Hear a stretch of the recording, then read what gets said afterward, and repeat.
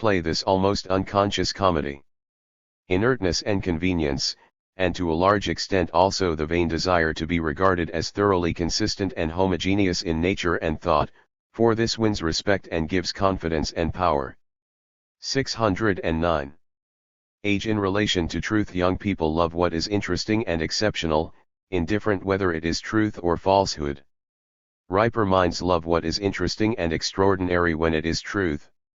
Matured minds, finally, love truth even in those in whom it appears plain and simple and is found tiresome by ordinary people, because they have observed that truth is in the habit of giving utterance to its highest intellectual verities with all the appearance of simplicity. 610. Men as bad poets. Just as bad poets seek a thought to fit the rhyme in the second half of the verse, so men in the second half of life, having become more scrupulous, are in the habit of seeking pursuits, positions, and conditions which suit those of their earlier life, so that outwardly all sounds well, but their life is no longer ruled and continuously determined anew by a powerful thought. In place thereof there is merely the intention of finding a rhyme. 611. Ennui and plain necessity compels us to work, with the product of which the necessity is appeased. The ever-new awakening of necessity, however, accustoms us to work. But in the intervals in which necessity is appeased and asleep, as it were, we are attacked by ennui. What is this? In a word, it is the habituation to work, which now makes itself felt as a new and additional necessity. It will be all the stronger the more a person has been accustomed to work, perhaps, even, the more a person has suffered from necessities. In order to escape ennui, a man either works beyond the extent of his former necessities, or he invents play, that is to say, work that is only intended to appease the general necessity for work. He who has become satiated with play, and has no new necessities impelling him to work, is sometime attacked by the longing for a third state, which is related to play as gliding is to dancing, as dancing is to walking, a blessed, tranquil movement. It is the artist's and philosopher's vision of happiness. 612. Lessons from pictures. If we look at a series of pictures of ourselves, from the time of later childhood to the time of mature manhood, we discover with pleased surprise that the man bears more resemblance to the child than to the youth, that probably, therefore, in accordance with this fact, there has been in the interval a temporary alienation of the fundamental character, over which the collected, concentrated force of the man has again become master. With this observation this other is also in accordance, namely, that all strong influences of passions, teachers, and political events, which in our youthful years draw us hither and thither, seem later on to be referred back again to a fixed standard. Of course they still continue to exist and operate within us, but our fundamental sentiments and opinions have now the upper hand, and use their influence perhaps as a source of strength, but are no longer merely regulative, as was perhaps the case in our 20s. Thus even the thoughts and sentiments of the man appear more in accordance with those of his childish years, and this objective fact expresses itself in the above-mentioned subjective fact. 613. The tone of voice of different ages. The tone in which youths speak, praise, blame, and versify, displeases an older person because it is too loud, and yet at the same time dull and confused like a sound in a vault, which acquires such a loud ring owing to the emptiness, for most of the thought of youths does not gush forth out of the fullness of their own nature, but is the accord and the echo of what has been thought, said, praised, or blamed around them. As their sentiments, however, their inclinations and aversions, resound much more forcibly than the reasons thereof, there is heard, whenever they divulge these sentiments, the dull, clanging tone which is a sign of the absence or scarcity of reasons. The tone of riper age is rigorous, abruptly concise, moderately loud, but, like everything distinctly articulated, is heard very far off.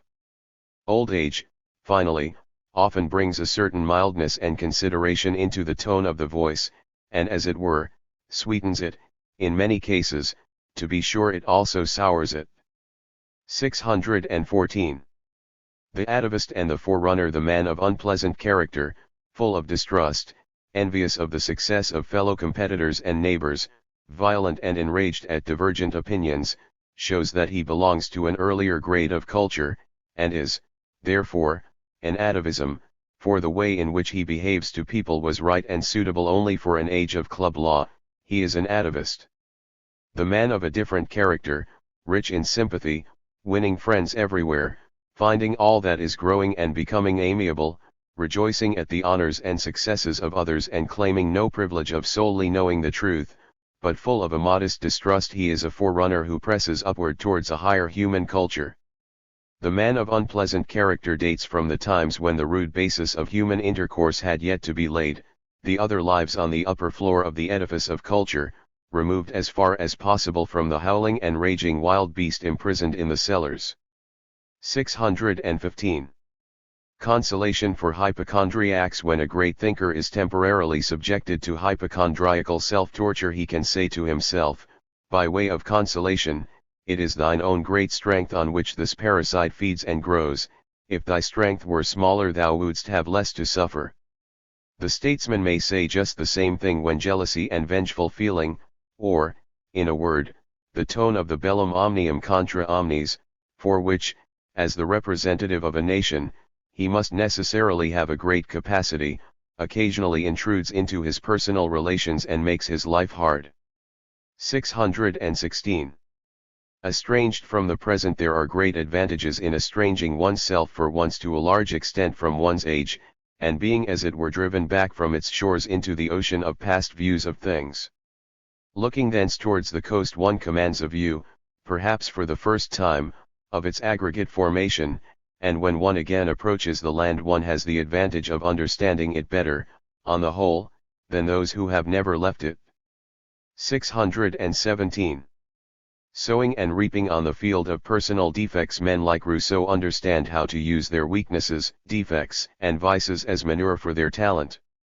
When Rousseau bewails the corruption and degeneration of society as the evil results of culture, there is a personal experience at the bottom of it, the bitterness which gives sharpness to his general condemnation and poisons the arrows with which he shoots. He unburdens himself first as an individual, and thinks of getting a remedy which, while benefiting society directly, will also benefit himself indirectly by means of society. 618. Philosophically minded. We usually endeavor to acquire one attitude of mind, one set of opinions for all situations and events of life. It is mostly called being philosophically minded. But for the acquisition of knowledge it may be of greater importance not to make ourselves thus uniform, but to hearken to the low voice of the different situations in life. These bring their own opinions with them. We thus take an intelligent interest in the life and nature of many persons by not treating ourselves as rigid, persistent single individuals. 619. In the fire of contempt it is a fresh step towards independence when one first dares to give utterance to opinions which it is considered as disgraceful for a person to entertain. Even friends and acquaintances are then accustomed to grow anxious. The gifted nature must also pass through this fire, it afterwards belongs far more to itself. 620. Self-sacrifice. In the event of choice, a great sacrifice is preferred to a small one, because we compensate ourselves for the great sacrifice by self-admiration, which is not possible in the case of a small one. 621. Love as an artifice. Whoever really wishes to become acquainted with something new, whether it be a person, an event, or a book, does well to take up the matter with all possible love, and to avert his eye quickly from all that seems hostile, objectionable, and false therein, in fact to forget such things, so that, for instance, he gives the author of a book the best start possible, and straightway, just as in a race, longs with beating heart that he may reach the goal. In this manner one penetrates to the heart of the new thing, to its moving point, and this is called becoming acquainted with it. This stage having been arrived at, the understanding afterwards makes its restrictions. The overestimation and the temporary suspension of the critical pendulum were only artifices to lure forth the soul of the matter. 622. Thinking too well and too ill of the world. Whether we think too well or too ill of things, we always have the advantage of deriving therefrom a greater pleasure, for with a too good preconception we usually put more sweetness into things, experiences, than they actually contain. A too bad preconception causes a pleasant disappointment. The pleasantness that lay in the things themselves is increased by the pleasantness of the surprise. A gloomy temperament, however, will have the reverse experience in both cases. 623. Profound people. Those whose strength lies in the deepening of impressions, they are usually called profound people, are relatively self-possessed and decided in all sudden emergencies, for in the first moment the impression is still shallow, it only then becomes deep. Long foreseen, long expected events or persons, however, excite such natures most, and make them almost incapable of eventually having presence of mind on the arrival thereof. 624. Intercourse with the higher self. Everyone has his good day, when he finds his higher self, and true humanity demands that a person shall be estimated according to the state and not according to his workdays of constraint and bondage. A painter, for instance, should be appraised and honored according to the most exalted vision he could see and represent. But men themselves commune very differently with this their higher self, and are frequently their own play actors, in so far as they repeatedly imitate what they are in those moments. Some stand in awe and humility before their ideal, and would fain deny it. They are afraid of their higher self because, when it speaks pretentiously. Besides, it has a ghost-like freedom of coming and staying away just as it pleases. On that account it is often called a gift of the gods, while in fact everything else is a gift of the gods, of chance. This, however, is the man himself. 625. Lonely people. Some people are so much accustomed to being alone in self-communion that they do not at all compare themselves with others, but spin out their soliloquizing life in a quiet, happy mood, conversing pleasantly, and even hilariously, with themselves. If, however, they are brought to the point of comparing themselves with others, they are inclined to a brooding underestimation of their own worth, so that they have first to be compelled by others to form once more a good and just opinion of themselves, and even from this acquired opinion they will always want to subtract and abate something. We must not, therefore, grudge certain persons their loneliness or foolishly commiserate them on that account, as is so often done. 626. Without melody. There are persons to whom a constant repose in themselves and the harmonious ordering of all their capacities is so natural that every definite activity is repugnant to them. They resemble music which consists of nothing but prolonged, harmonious accords, without even the tendency to an organized and animated melody showing itself. All external movement serves only to restore to the boat its equilibrium on the sea of harmonious euphony. Modern men usually become excessively impatient when they meet such natures, who will never be anything in the world, only it is not allowable to say of them that they are nothing. But in certain moods the sight of them raises the unusual question, why should there be melody at all? Why should it not suffice us when life mirrors itself peacefully in a deep lake? The Middle Ages were richer in such natures than our times. How seldom one now meets with anyone who can live on so peacefully and happily with himself even in the midst of the crowd, saying to himself, like Goethe, the best thing of all is the deep calm in which I live and grow in opposition to the world, and gain what it cannot take away from me with fire and sword. 627. To live and experience. If we observe how some people can deal with their experiences, their unimportant, everyday experiences, so that these become soil which yields fruit thrice a year, whilst others, and how many, are driven through the surf of the most exciting adventures, the most diversified movements of times and peoples, and yet always remain light, always remain on the surface, like cork, we are finally tempted to divide mankind into a minority, minimality, of those who know how to make much out of little, and a majority of those who know how to make little out of much. Indeed, we even meet with the counter-sorcerers who, instead of making the world out of nothing, make a nothing out of the world. 628. Seriousness in play. In Genoa one evening, in the twilight, I heard from a tower a long chiming of bells. It was never like to end, and sounded as if insatiable above the noise of the streets, out into the evening sky and sea air, so thrilling, and at the same time so childish and so sad. I then remembered the words of Plato, and suddenly felt the force of them in my heart. Human matters, one and all, are not worthy of great seriousness, nevertheless. 629. Conviction and justice. The requirement that a person must afterwards, when cool and sober, stand by what he says, promises, and resolves during passion, is one of the heaviest burdens that weigh upon mankind. To have to acknowledge for all future time the consequences of anger, of fiery revenge, of enthusiastic devotion, may lead to a bitterness against these feelings proportionate to the idolatry with which they are idolized, especially by artists. These cultivate to its full extent the esteem of the passions, and have always done so. To be sure, they also glorify the terrible satisfaction of the passions which a person affords himself, the outbreaks of vengeance, with death, mutilation, or voluntary banishment in their train, and the resignation of the broken heart. In any case they keep alive curiosity about the passions. It is as if they said, without passions you have no experience whatever.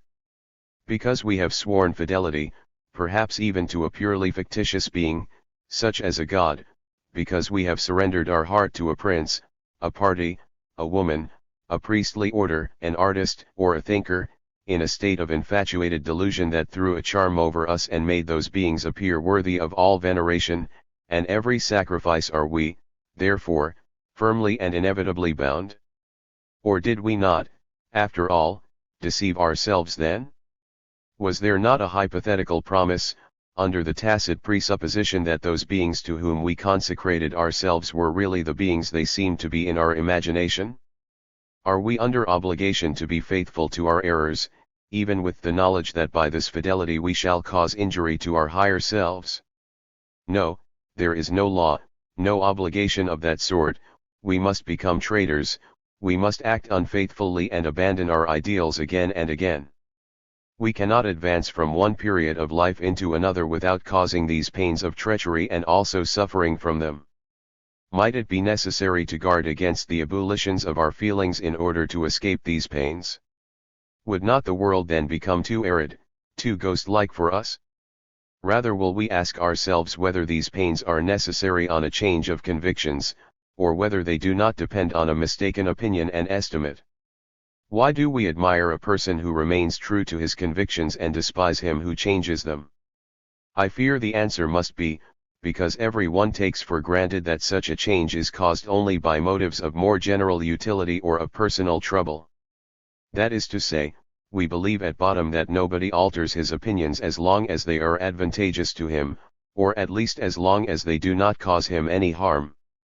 If it is so, however, it furnishes a bad proof of the intellectual significance of all convictions. Let us once examine how convictions arise, and let us see whether their importance is not greatly overestimated. It will thereby be seen that the change of convictions also is in all circumstances judged according to a false standard, that we have hitherto been accustomed to suffer too much from this change. 630. Conviction is belief in the possession of absolute truth on any matter of knowledge. This belief takes it for granted, therefore, that there are absolute truths, also, that perfect methods have been found for attaining to them, and finally, that everyone who has convictions makes use of these perfect methods. All three notions show at once that the man of convictions is not the man of scientific thought. He seems to us still in the age of theoretical innocence, and is practically a child, however grown up he may be.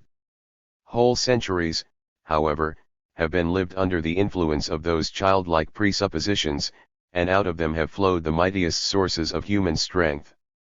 The countless numbers who sacrificed themselves for their convictions believed they were doing it for the sake of absolute truth. They were all wrong, however. Probably no one has ever sacrificed himself for truth. At least, the dogmatic expression of the faith of any such person has been unscientific or only partly scientific. But really, people wanted to carry their point because they believed that they must be in the right.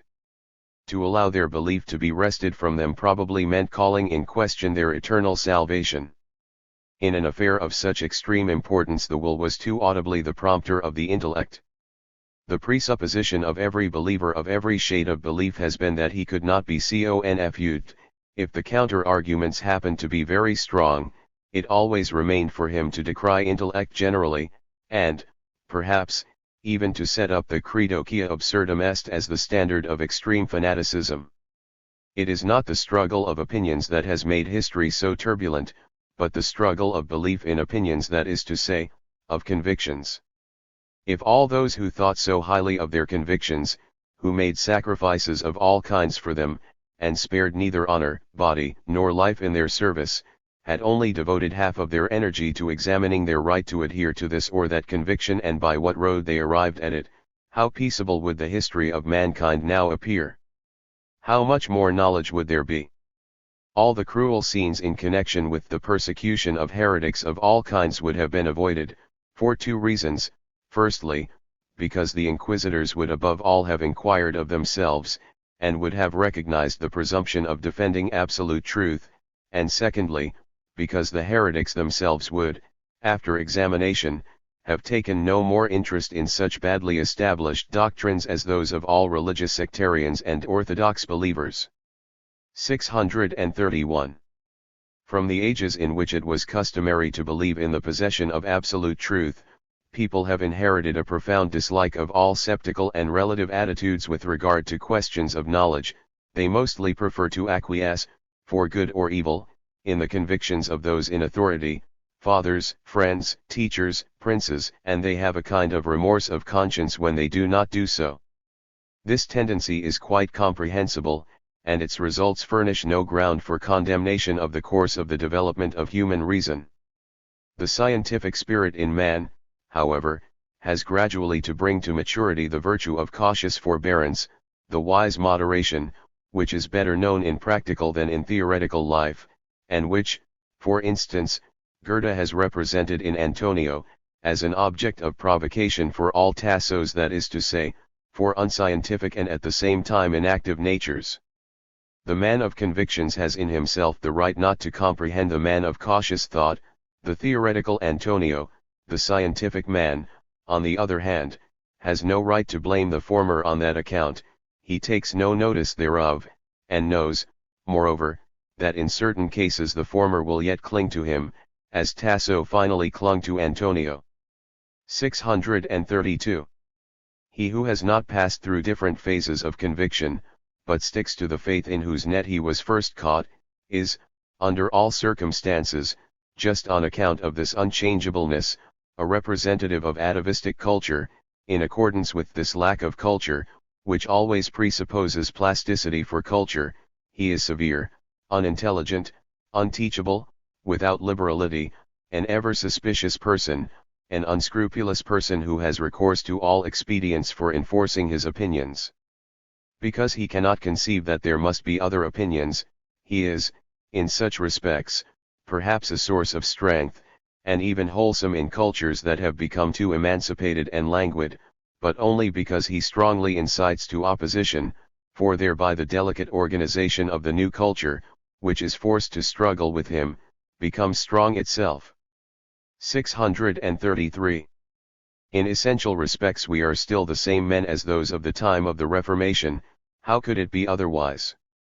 But the fact that we no longer allow ourselves certain means for promoting the triumph of our opinions distinguishes us from that age, and proves that we belong to a higher culture.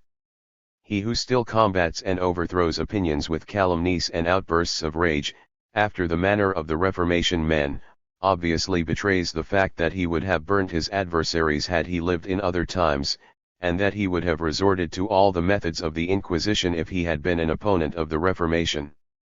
The Inquisition was rational at that time, for it represented nothing else than the universal application of martial law, which had to be proclaimed throughout the entire domain of the Church, and which, like all martial law, gave a right to the extremist methods, under the presupposition, of course, which we now no longer share with those people, that the Church possessed truth and had to preserve it at all costs, and at any sacrifice, for the salvation of mankind. Now, however, one does not so readily concede to anyone that he possesses the truth. Strict methods of investigation have diffused enough of distrust and precaution, so that everyone who violently advocates opinions in word and deed is looked upon as an enemy of our modern culture, or, at least, as an atavist. As a matter of fact, the pathos that man possesses truth is now of very little consequence in comparison with the certainly milder and less noisy pathos of the search for truth, which is never weary of learning afresh and examining anew. 634. Moreover, the methodical search for truth is itself the outcome of those ages in which convictions were at war with each other. If the individual had not cared about his truth, that is to say, about carrying his point, there would have been no method of investigation. Thus, however, by the eternal struggle of the claims of different individuals to absolute truth, people went on step by step to find irrefragable principles according to which the rights of the claims could be tested and the dispute settled. At first people decided according to authorities, later on they criticized one another's ways and means of finding the presumed truth. In the interval there was a period when people deduced the consequences of the adverse theory, and perhaps found them to be productive of injury and unhappiness, from which it was then to be inferred by everyone that the conviction of the adversary involved an error. The personal struggle of the thinker at last so sharpened his methods that real truths could be discovered, and the mistakes of former methods exposed before the eyes of all. 635. On the whole, scientific methods are at least as important results of investigation as any other results, for the scientific spirit is based upon a knowledge of method, and if the methods were lost, all the results of science could not prevent the renewed prevalence of superstition and absurdity. Clever people may learn as much as they like of the results of science, but one still notices in their conversation, and especially in the hypotheses they make, that they lack the scientific spirit. They have not the instinctive distrust of the devious courses of thinking which, in consequence of long training, has taken root in the soul of every scientific man. It is enough for them to find any kind of hypothesis on a subject, they are then all on fire for it, and imagine the matter is thereby settled. To have an opinion is with them equivalent to immediately becoming fanatical for it, and finally taking it to heart as a conviction. In the case of an unexplained matter they become heated for the first idea that comes into their head which has any resemblance to an explanation, a course from which the worst results constantly follow, especially in the field of politics. On that account everybody should nowadays have become thoroughly acquainted with at least one science, for then surely he knows what is meant by method, and how necessary is the extremest carefulness. To women in particular this advice is to be given at present, as to those who are irretrievably the victims of all hypotheses, especially when these have the appearance of being witty, attractive, enlivening, and invigorating. Indeed, on close inspection one sees that by far the greater number of educated people still desire convictions from a thinker and nothing but convictions, and that only a small minority want certainty. The former want to be forcibly carried away in order thereby to obtain an increase of strength. The latter few have the real interest which disregards personal advantages and the increase of strength also. The former class, who greatly predominate, are always reckoned upon when the thinker comports himself and labels himself as a genius, and thus views himself as a higher being to whom authority belongs. In so far as genius of this kind upholds the ardor of convictions, and arouses distrust of the cautious and modest spirit of science, it is an enemy of truth, however much it may think itself the wooer thereof. 636. There is, certainly, also an entirely different species of genius, that of justice, and I cannot make up my mind to estimate it lower than any kind of philosophical, political, or artistic genius. Its peculiarity is to go, with heartfelt aversion, out of the way of everything that blinds and confuses people's judgment of things. It is consequently an adversary of convictions, for it wants to give their own to all, whether they be living or dead, real or imaginary, and for that purpose it must know thoroughly. It therefore places everything in the best light and goes around it with careful eyes. Finally, it will even give to its adversary the blind or short-sighted conviction, as men call it among women it is called faith, what is due to conviction for the sake of truth. 637. Opinions evolve out of passions, indolence of intellect allows those to congeal into convictions. He, however, who is conscious of himself as a free, restless, lively spirit can prevent this congelation by constant change, and if he is altogether a thinking snowball, he will not have opinions in his head at all, but only certainties and properly estimated probabilities. But we, who are of a mixed nature, alternately inspired with ardor and chilled through and through by the intellect, want to kneel before justice, as the only goddess we acknowledge. The fire in us generally makes us unjust, and impure in the eyes of our goddess. In this condition we are not permitted to take her hand, and the serious smile of her approval never rests upon us. We reverence her as the veiled Isis of our life, with shame we offer her our pain as penance and sacrifice when the fire threatens to burn and consume us. It is the intellect that saves us from being utterly burnt and reduced to ashes.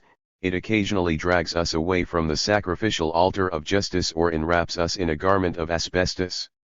Liberated from the fire, and impelled by the intellect, we then pass from opinion to opinion, through the change of parties, as noble betrayers of all things that can in any way be betrayed and nevertheless without a feeling of guilt. 638. The wanderer, he who has attained intellectual emancipation to any extent cannot, for a long time, regard himself otherwise than as a wanderer on the face of the earth, and not even as a traveler towards a final goal, for there is no such thing. But he certainly wants to observe and keep his eyes open to whatever actually happens in the world, therefore he cannot attach his heart too firmly to anything individual. He must have in himself something wandering that takes pleasure in change and transitoriness. To be sure, such a man will have bad nights, when he is weary and finds the gates of the town that should offer him rest closed. Perhaps he may also find that, as in the east, the desert reaches to the gates, that wild beasts howl far and near, that a strong wind arises, and that robbers take away his beasts of burden. Then the dreadful night closes over him like a second desert upon the desert, and his heart grows weary of wandering. Then when the morning sun rises upon him, glowing like a deity of anger, when the town is opened, he sees perhaps in the faces of the dwellers therein still more desert, uncleanliness, deceit, and insecurity than outside the gates, and the day is almost worse than the night.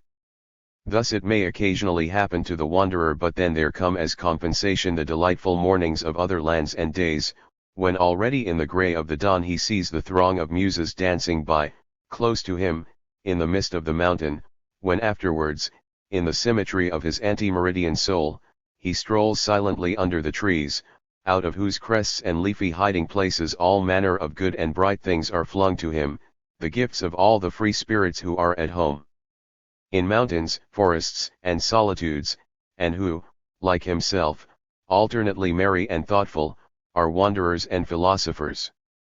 Born of the secrets of the early dawn, they ponder the question how the day, between the hours of 10 and 12, can have such a pure, transparent, and gloriously cheerful countenance.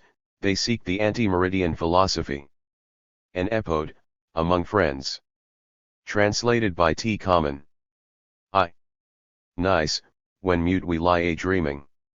Nicer still when we are laughing, 'neath the sky heaven's chariot speeding, on the moss the book a-reading, sweetly loud with friends all laughing joyous, with white teeth a-gleaming.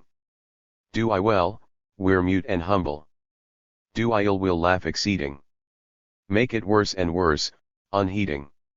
Worse proceeding, more laughs needing. Till into the grave we stumble. Friends. Yeah. So shall it obtain? Amen. Till we meet again. 2. No excuses need be started. Give, ye glad ones, open-hearted, to this foolish book before you, ear and heart and lodging meet. Trust me, 'twas not meant to bore you, though of folly I may treat. What I find, seek, and am needing, was it e'er in book for reading? Honor now fools in my name. Learn from out this book by reading, how our sense from reason came. Thus, my friends, shall it obtain? Amen. Till we meet again. Part 2. Translator's Introduction. The publication of Human, All Too Human extends over the period 1878 to 1880. Of the two divisions which constitute the second part, Miscellaneous Maxims and Opinions appeared in 1879, and The Wanderer and His Shadow in 1880, Nietzsche being then in his 36th year. The preface was added in 1886. The whole book forms Nietzsche's first lengthy contribution to literature. His previous works comprise only the philological treatises, The Birth of Tragedy, and the essays on Strauss, Schopenhauer, and Wagner in Thoughts Out of Season. With the volumes of Human, All Too Human, Nietzsche appears for the first time in his true colors as philosopher. His purely scholarly publications, his essays in literary and musical criticism, especially the essay on Richard Wagner at Bayreuth, had, of course, foreshadowed his work as a thinker. These efforts, however, had been mere fragments, from which hardly anyone could observe that a new philosophical star had arisen on the horizon. But by 1878 the period of transition had definitely set in. Outwardly, the new departure is marked by Nietzsche's resignation in that year of his professorship at Bale, a resignation due partly to ill health, and partly to his conviction that his was a voice that should speak not merely to students of philology, but to all mankind. Nietzsche himself characterizes Human, All Too Human as the monument of a crisis. He might as fitly have called it the first fruits of a new harvest. Now, for the first time, he practices the form which he was to make so peculiarly his own. We are told, and we may well believe, that the book came as a surprise even to his most intimate friends. Wagner had already seen how matters stood at the publication of the first part, and the gulf between the two probably widened on the appearance of the second part. Several aphorisms are here, varying in length as in subject, and ranging over the whole human province: the emotions and aspirations, the religions and cultures and philosophies, the arts and literatures and politics of mankind. Equally varied is the range of style, the incisive epigram and the passage of pure poetry jostling each other on the same page. In this curious power of alternating between cynicism and lyricism, Nietzsche appears as the prose counterpart of Heine. One or two of the aphorisms are of peculiar interest to English readers. The essay, as it may almost be called, on Sterne, p. 60, number 113, does ample justice, if not more than justice, to that wayward genius. The allusion to Milton, p. 77, number 150, will come as somewhat of a shock to English readers, especially to those who hold that in Milton art triumphed over Puritanism. It should be remembered, however, that Nietzsche's view coincides with Goethe's. The dictum that Shakespeare's gold is to be valued for its quantity rather than its quality, p. 81, number 162, also betrays a certain exclusiveness, a legacy from that 18th-century France which appealed so strongly to Nietzsche on its intellectual side. To Nietzsche, as to Voltaire, Shakespeare is after all the great barbarian. The title of the book may be explained from a phrase in Thus Spake Zarathustra: verily, even the greatest I found all too human. The keynote of these volumes is indeed disillusion and destruction. Nor is this to be wondered at, for all men must sweep away the rubbish before they can build. Hence we find here little of the constructive philosophy of Nietzsche so far as he had a constructive philosophy. The Superman appears but faintly, the doctrine of eternal recurrence not at all. For this very reason, Human, All Too Human is perhaps the best starting point for the study of Nietzsche. The difficulties in style and thought of the later work, difficulties that at times become well nigh insuperable in Thus Spake Zarathustra, are here practically absent. The book may, in fact, almost be described as popular, bearing the same relation to Nietzsche's later productions as Wagner's Tannhauser and Lohengrin bear to The Ring. The translator's thanks are due to Mr. Thomas Common for his careful revision of the manuscript and many valuable suggestions. PVC. Preface. 1. One should only speak where one cannot remain silent, and only speak of what one has conquered. The rest is all chatter, literature, bad breeding. My writings speak only of my conquests, I am in them, with all that is hostile to me, ego ipsissimus, or, if a more haughty expression be permitted, ego ipsissimum. It may be guessed that I have many below me. But first I always needed time, convalescence, distance, separation, before I felt the stirrings of a desire to flay, despoil, lay bare, represent, or whatever one likes to call it, for the additional knowledge of the world, something that I had lived through and outlived, something done or suffered. Hence all my writings with one exception, important, it is true must be antedated, they always tell of a behind me. Some even, like the first 3 thoughts out of season, must be thrown back before the period of creation and experience of a previously published book, the birth of tragedy in the case cited, as anyone with subtle powers of observation and comparison could not fail to perceive. That wrathful outburst against the Germanism, smugness, and raggedness of speech of old David Strauss, the contents of the first thought out of season, gave vent to feelings that had inspired me long before, as a student, in the midst of German culture and cultured Philistinism. I claim the paternity of the now much used and misused phrase cultured Philistinism.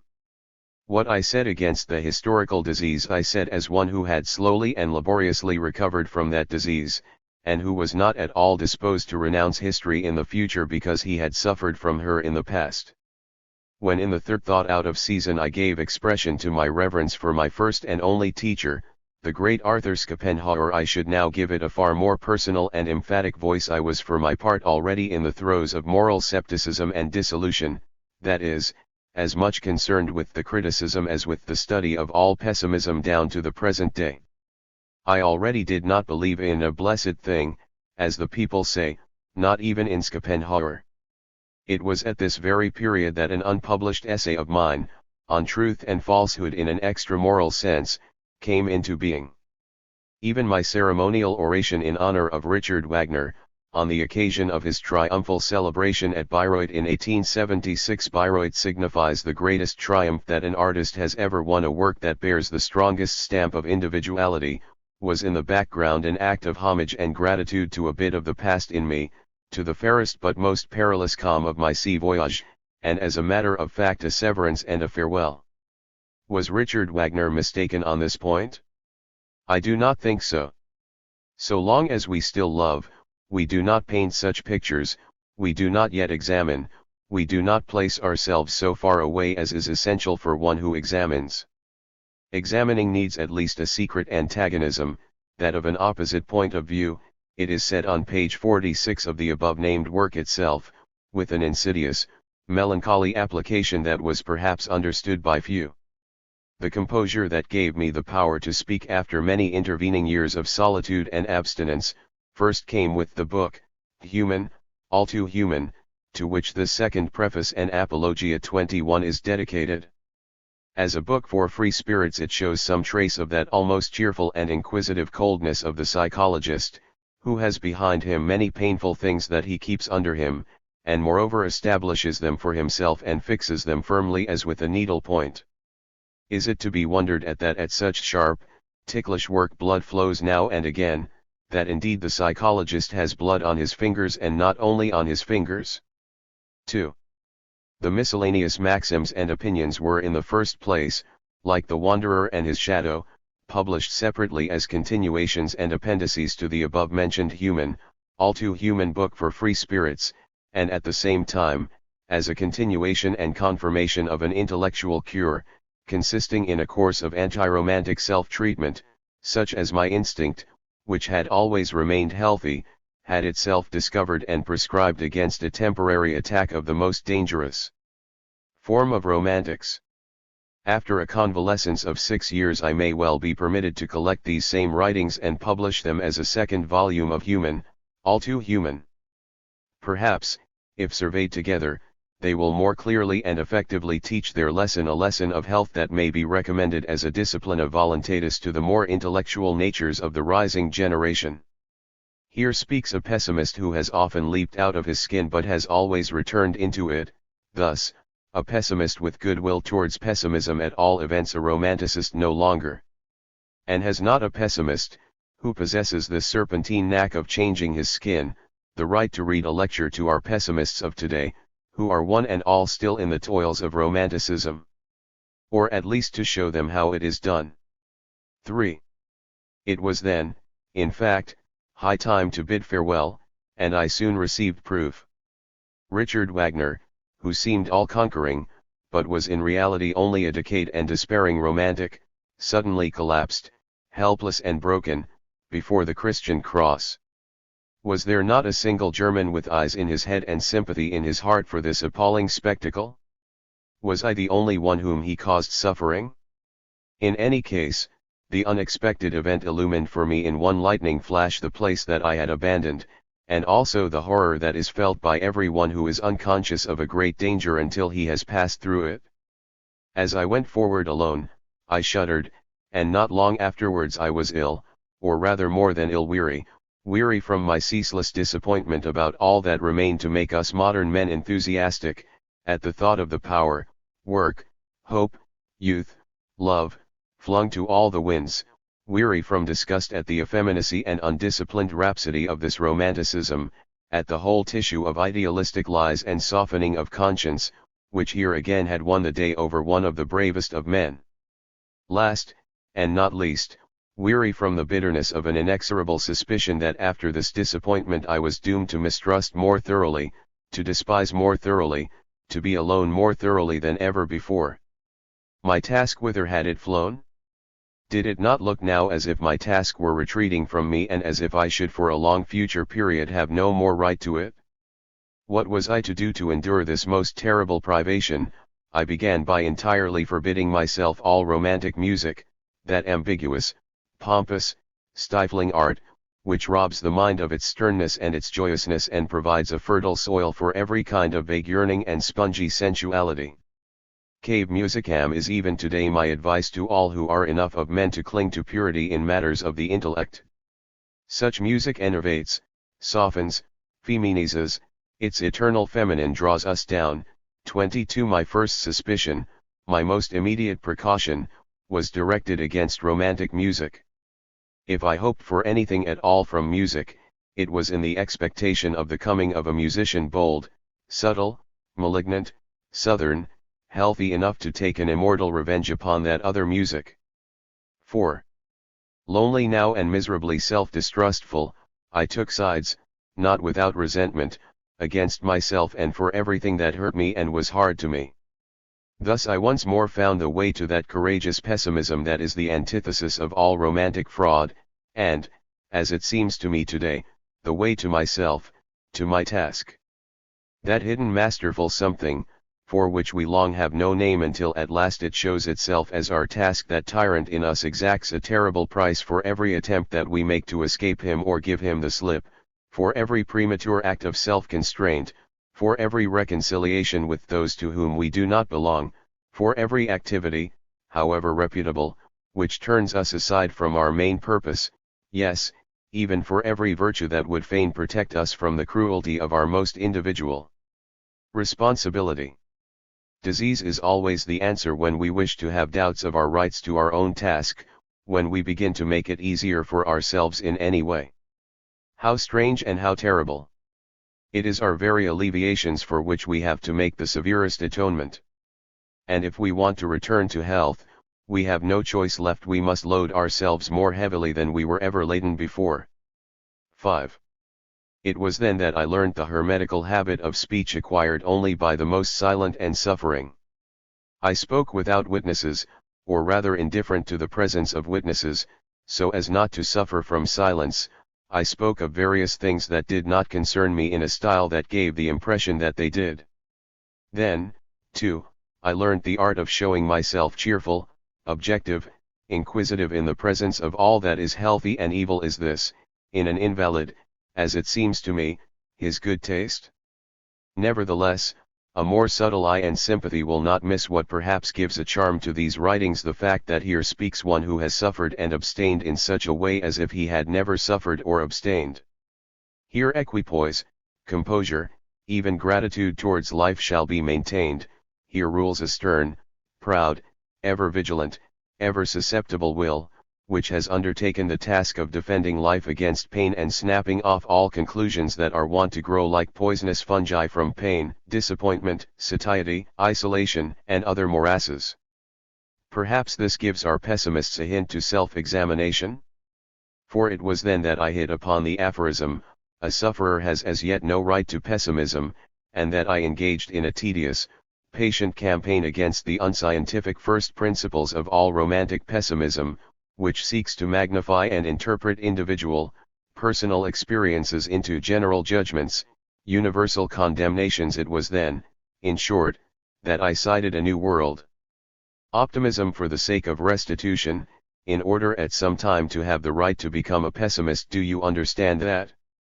Just as a physician transfers his patient to totally strange surroundings, in order to displace him from his entire past, his troubles, friends, letters, duties, stupid mistakes, and painful memories, and teaches him to stretch out hands and senses towards new nourishment, a new sun, a new future, so I, as physician and invalid in one, forced myself into an utterly different and untried zone of the soul, and particularly into an absorbing journey to a strange land, a strange atmosphere, into a curiosity for all that was strange. A long process of roaming, seeking, changing followed, a distaste for fixity of any kind, a dislike for clumsy affirmation and negation, and at the same time a dietary and discipline which aimed at making it as easy as possible for the soul to fly high, and above all constantly to fly away. In fact, a minimum of life, an unfettering from all coarser forms of sensuality, an independence in the midst of all marks of outward disfavor, together with the pride in being able to live in the midst of all this disfavor, a little cynicism perhaps, a little of the tub of Diogenes, a good deal of whimsical happiness, whimsical gaiety, much calm, light, subtle folly, hidden enthusiasm, all this produced in the end a great spiritual strengthening, a growing joy and exuberance of health. Life itself rewards us for our tenacious will to life, for such a long war as I waged against the pessimistic weariness of life, even for every observant glance of our gratitude, glances that do not miss the smallest, most delicate, most fugitive gifts. In the end we receive life's great gifts, perhaps the greatest it can bestow. We regain our task. 6. Should my experience the history of an illness and a convalescence, for it resulted in a convalescence, be only my personal experience, and merely just my human, all too human? Today I would fain believe the reverse, for I am becoming more and more confident that my books of travel were not penned for my sole benefit, as appeared for a time to be the case. May I, after 6 years of growing assurance, send them once more on a journey for an experiment. May I commend them particularly to the ears and hearts of those who are afflicted with some sort of a past, and have enough intellect left to suffer even intellectually from their past. But above all would I commend them to you whose burden is heaviest, you choice spirits, most encompassed with perils, most intellectual, most courageous, who must be the conscience of the modern soul and as such be versed in its science. 23. In whom is concentrated all of disease, poison, or danger that can exist today, whose lot decrees that you must be more sick than any individual because you are not mere individuals, whose consolation it is to know and, to walk the path to a new health, a health of tomorrow and the day after, you men of destiny, triumphant, conquerors of time, the healthiest and the strongest, you good Europeans. 7. To express finally in a single formula my opposition to the romantic pessimism of the abstinent, the unfortunate, the conquered, there is a will to the tragic and to pessimism, which is a sign as much of the severity as of the strength of the intellect, taste, emotion, conscience. With this will in our hearts we do not fear, but we investigate ourselves the terrible and the problematical elements characteristic of all existence. Behind such a will stand courage and pride and the desire for a really great enemy. That was my pessimistic outlook from the first, a new outlook, methinks, an outlook that even at this day is new and strange. To this moment I hold to it firmly and, if it will be believed, not only for myself but occasionally against myself. You would prefer to have that proved first? Well, what else does all this long preface prove? Sils Maria, Upper Engadine. September, 1886. Part I. Miscellaneous Maxims and Opinions. 1. To the disillusioned in philosophy, if you hitherto believed in the highest value of life and now find yourselves disillusioned, must you immediately get rid of life at the lowest possible price? 2. Overnice. One can even become overnice as regards the clearness of concepts. How disgusted one is then at having truck with the half-clear, the hazy, the aspiring, the doubting. How ridiculous and yet not mirth-provoking is their eternal fluttering and straining without ever being able to fly or to grasp. 3. The wooers of reality. He who realizes at last how long and how thoroughly he has been befooled, embraces out of spite even the ugliest reality. So that in the long run of the world's history the best men have always been wooers of reality, for the best have always been longest and most thoroughly deceived. 4. Advance of free thinking. The difference between past and present free thinking cannot better be characterized than by that aphorism for the recognition and expression of which all the fearlessness of the 18th century was needed, and which even then, if measured by our modern view, sinks into an unconscious naivete. I mean Voltaire's aphorism, Croyez moi, mon ami, l'erreur aussi son mérite. 5. A hereditary sin of philosophers. Philosophers have at all times appropriated and corrupted the maxims of censors of men, moralists, by taking them over without qualification and trying to prove as necessary what the moralists only meant as a rough indication or as a truth suited to their fellow countrymen or fellow townsmen for a single decade. Moreover, the philosophers thought that they were thereby raising themselves above the moralists. Thus it will be found that the celebrated teachings of Schopenhauer as to the supremacy of the will over the intellect, of the immutability of character, the negativity of pleasure, all errors, in the sense in which he understands them, rest upon principles of popular wisdom enunciated by the moralists. Take the very word will, which Schopenhauer twisted so as to become a common denotation of several human conditions and with which he filled a gap in the language, to his own great advantage, in so far as he was a moralist, for he became free to speak of the will as Pascal had spoken of it. In the hands of its creator, Schopenhauer's will, through the philosophic craze for generalization, already turned out to be a bane to knowledge. For this will was made into a poetic metaphor, when it was held that all things in nature possess will. Finally, that it might be applied to all kinds of disordered mysticism, the word was misused by a fraudulent convention. So now all our fashionable philosophers repeat it and seem to be perfectly certain that all things have a will and are in fact one will. According to the description generally given of this all one will, this is much as if one should positively try to have the stupid devil for one's God. 6. Against visionaries. The visionary denies the truth to himself, the liar only to others. 7. Enmity to light. If we make it clear to anyone that, strictly, he can never speak of truth, but only of probability and of its degrees, we generally discover, from the undisguised joy of our pupil, how greatly men prefer the uncertainty of their intellectual horizon, and how in their heart of hearts they hate truth because of its definiteness. Is this due to a secret fear felt by all that the light of truth may at some time be turned too brightly upon themselves? To their wish to be of some consequence, and accordingly their concealment from the world of what they are? Or is it to be traced to their horror of the all too brilliant light, to which their crepuscular, easily dazzled, bat-like souls are not accustomed, so that hate it they must? 8. Christian scepticism. Pilate, with his question, "What is truth?" is now gleefully brought on the scene as an advocate of Christ, in order to cast suspicion on all that is known or knowable as being mere appearance, and to erect the cross on the appalling background of the impossibility of knowledge. 9. Natural law, a phrase of superstition. When you talk so delightedly of nature acting according to law, you must either assume that all things in nature follow their law from a voluntary obedience imposed by themselves, in which case you admire the morality of nature, or you are enchanted with the idea of a creative mechanician, who has made a most cunning watch with human beings as accessory ornaments. Necessity, through the expression, conformity to law, then becomes more human and a coin of refuge in the last instance for mythological reveries. 10.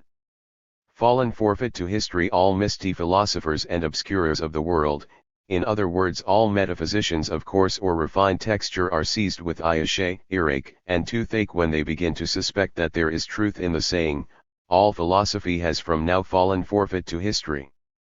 In view of their aches and pains we may pardon them for throwing stones and filth at him who talks like this, but this teaching may itself thereby become dirty and disreputable for a time and lose in effect. 11. The pessimist of the intellect, he whose intellect is really free, will think freely about the intellect itself, and will not shut his eyes to certain terrible aspects of its source and tendency.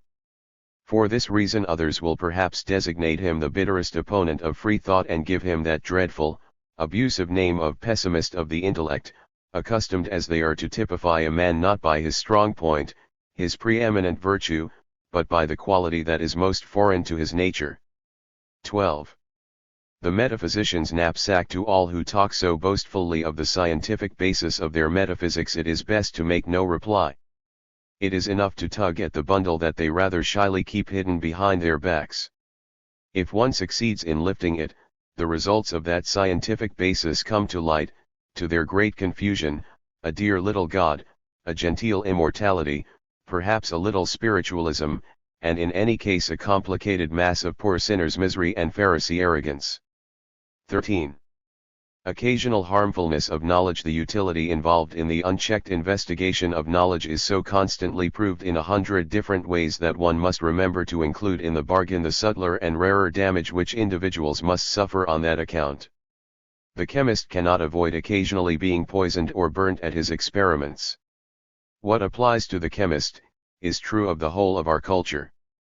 This, it may be added, clearly shows that knowledge should provide itself with healing balsam against burns and should always have antidotes ready against poisons. 14. The craving of the Philistine. The Philistine thinks that his most urgent need is a purple patch or turban of metaphysics, nor will he let it slip. Yet he would look less ridiculous without this adornment. 15.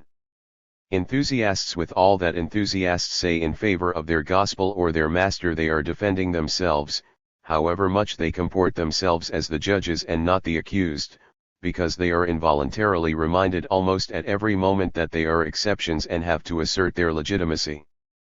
16. The good seduces to life. All good things, even all good books that are written against life, are strong means of attraction to life. 17. The happiness of the historian. When we hear the hair-splitting metaphysicians and prophets of the afterworld speak, we others feel indeed that we are the poor in spirit, but that ours is the heavenly kingdom of change, with spring and autumn, summer and winter, and theirs the afterworld, with its grey, everlasting frosts and shadows. Thus soliloquized a man as he walked in the morning sunshine, a man who in his pursuit of history has constantly changed not only his mind but his heart.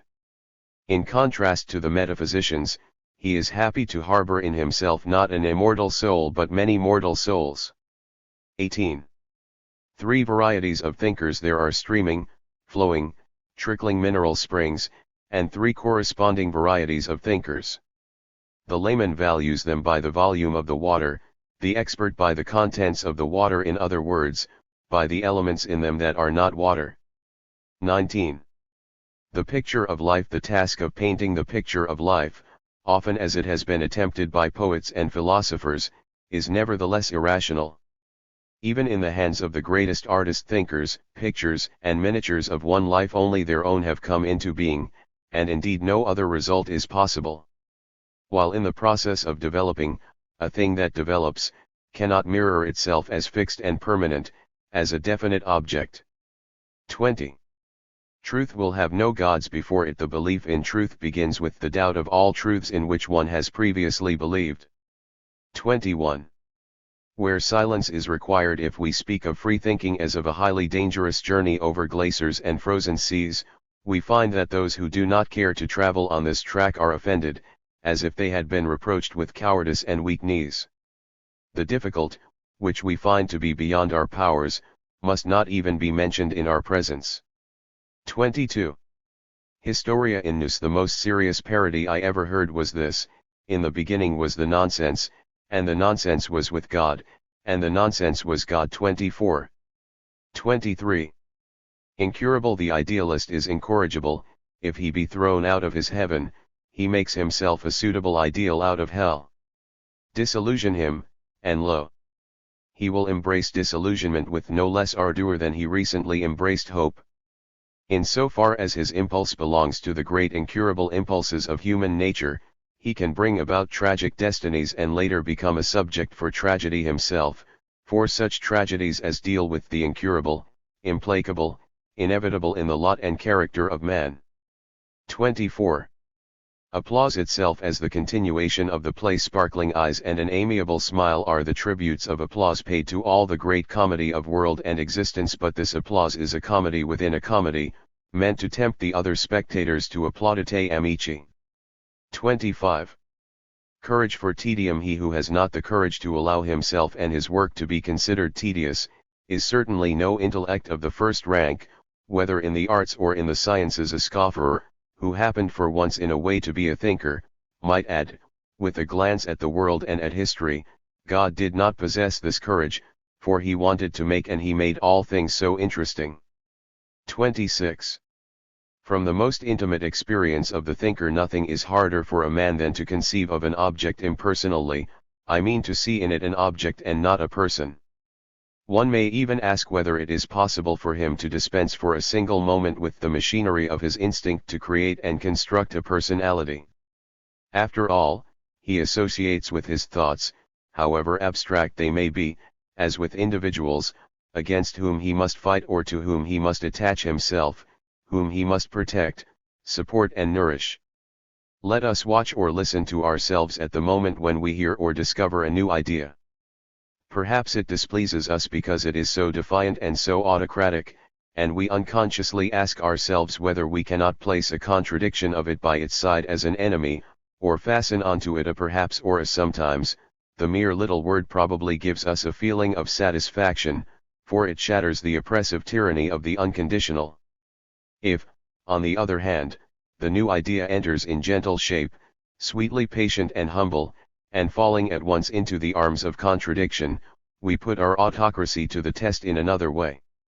Can we not come to the aid of this weak creature, stroke it and feed it, give it strength and fullness and truth and even unconditionality? Is it possible for us to show ourselves parental or chivalrous or compassionate towards our idea? Then again, we see here a judgment and there a judgment, sundered from each other, never looking at or making any movement towards each other. So we are tickled by the thought, whether it be not here feasible to make a match, to draw a conclusion, with the anticipation that if a consequence follows this conclusion, it is not only the two judgments united in wedlock but the matchmakers that will gain honor. If, however, we cannot acquire a hold upon that thought either on the path of defiance and ill will or on that of goodwill, if we hold it to be true, then we submit to it and do homage to it as a leader and a prince, give it a chair of honor, and speak not of it without a flourish of trumpets, for we are bright in its brightness. Woe to him who tries to dim this brightness. Perhaps we ourselves one day grow suspicious of our idea. Then we, the indefatigable kingmakers of the history of the intellect, cast it down from its throne and immediately exalt its adversary. Surely if this be considered and thought out a little further, no one will speak of an absolute impulse to knowledge. Why, then, does man prefer the true to the untrue, in this secret combat with thought personalities, in this generally clandestine matchmaking of thoughts, constitution founding of thoughts, child rearing of thoughts, nursing and almsgiving of thoughts? For the same reason that he practices honesty in intercourse with real persons, now from habit, heredity, and training, originally because the true, like the fair and the just, is more expedient and more reputable than the untrue. For in the realm of thought it is difficult to assume a power and glory that are built on error or on falsehood. The feeling that such an edifice might at some time collapse is humiliating to the self-esteem of the architect. He is ashamed of the fragility of the material, and, as he considers himself more important than the rest of the world, he would fain construct nothing that is less durable than the rest of the world. In his longing for truth he embraces the belief in a personal immortality, the most arrogant and defiant idea that exists, closely allied as it is to the underlying thought, pereat mundus, dum ego salvus sim. His work has become his ego, he transforms himself into the imperishable with its universal challenge. It is his immeasurable pride that will only employ the best and hardest stones for the work truths, or what he holds for such. Arrogance has always been justly called the vice of the sage, yet without this vice, fruitful in impulses, truth, and her status on earth would be in a parlous plight. In our propensity to fear our thoughts, concepts, and words, and yet to honor ourselves in them, unconsciously to ascribe to them the power of rewarding, despising, praising, and blaming us, and so to associate with them as with free intellectual personalities, as with independent powers, as with our equals, herein lie the roots of the remarkable phenomenon which I have called intellectual conscience. Thus something of the highest moral species has bloomed from a black root. 27.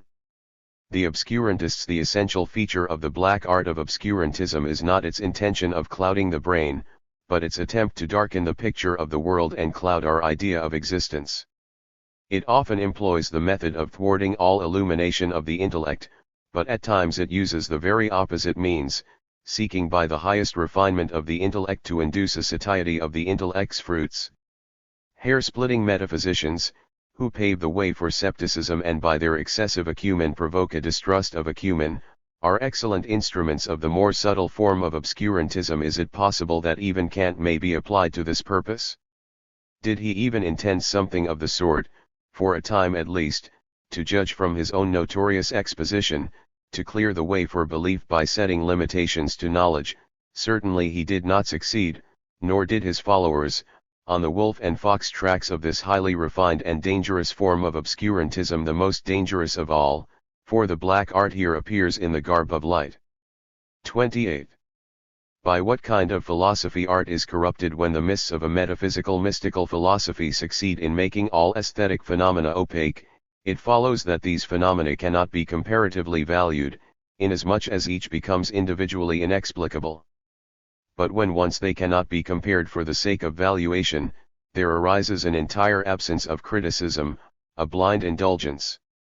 From this source springs a continual diminution of the enjoyment of art, which is only distinguished from the crude satisfaction of a need by the highest refinement of taste and appreciation. The more taste diminishes, the more does the desire for art change and revert to a vulgar hunger, which the artist henceforth seeks to appease by ever coarser fare. 29. On Gethsemane, the most painful thing a thinker can say to artists is, "Could ye not watch with me 1 hour?" 30. At the loom there are many, artists and women, for instance, who work against the few that take a pleasure in untying the knot of things and unraveling their woof. The former always want to weave the woof together again and entangle it, and so turn the conceived into the unconceived and if possible inconceivable. Whatever the result may be, the woof and knot always look rather untidy, because too many hands are working and tugging at them.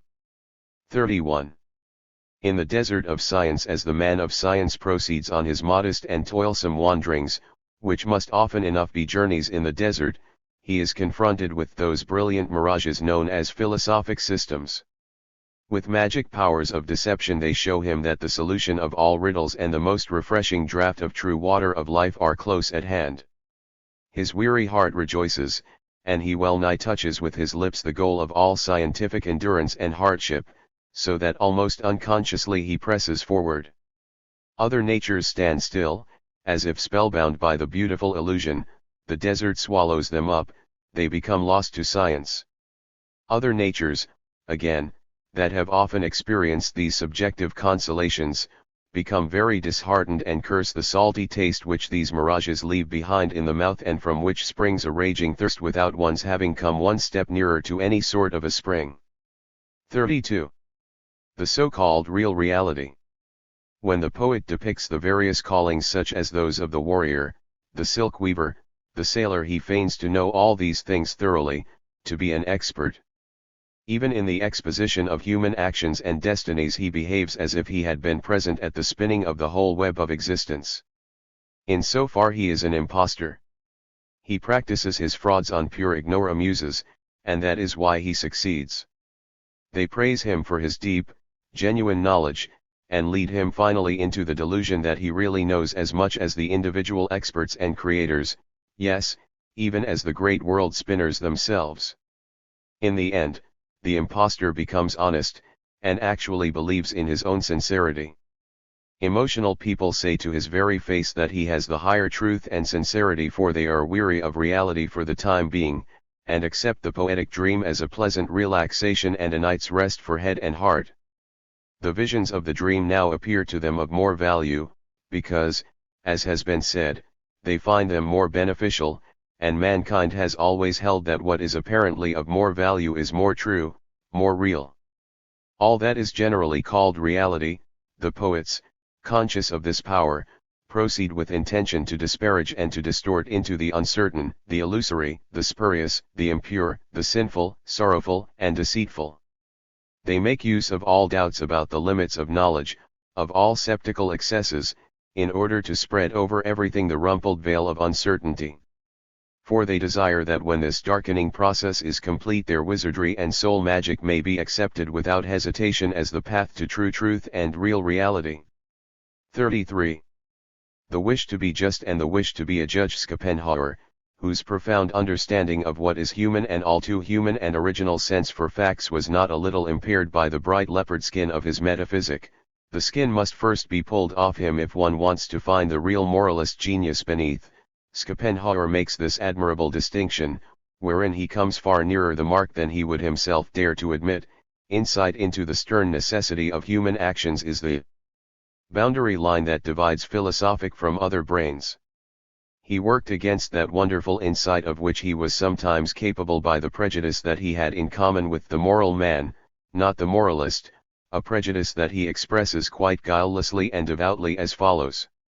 The ultimate and true explanation of the inner being of the entirety of things must of necessity be closely connected with that about the ethical significance of human actions. This connection is not necessary at all. Such a connection must rather be rejected by that principle of the stern necessity of human actions, that is, the unconditioned non-freedom and non-responsibility of the will. Philosophic brains will accordingly be distinguished from others by their disbelief in the metaphysical significance of morality.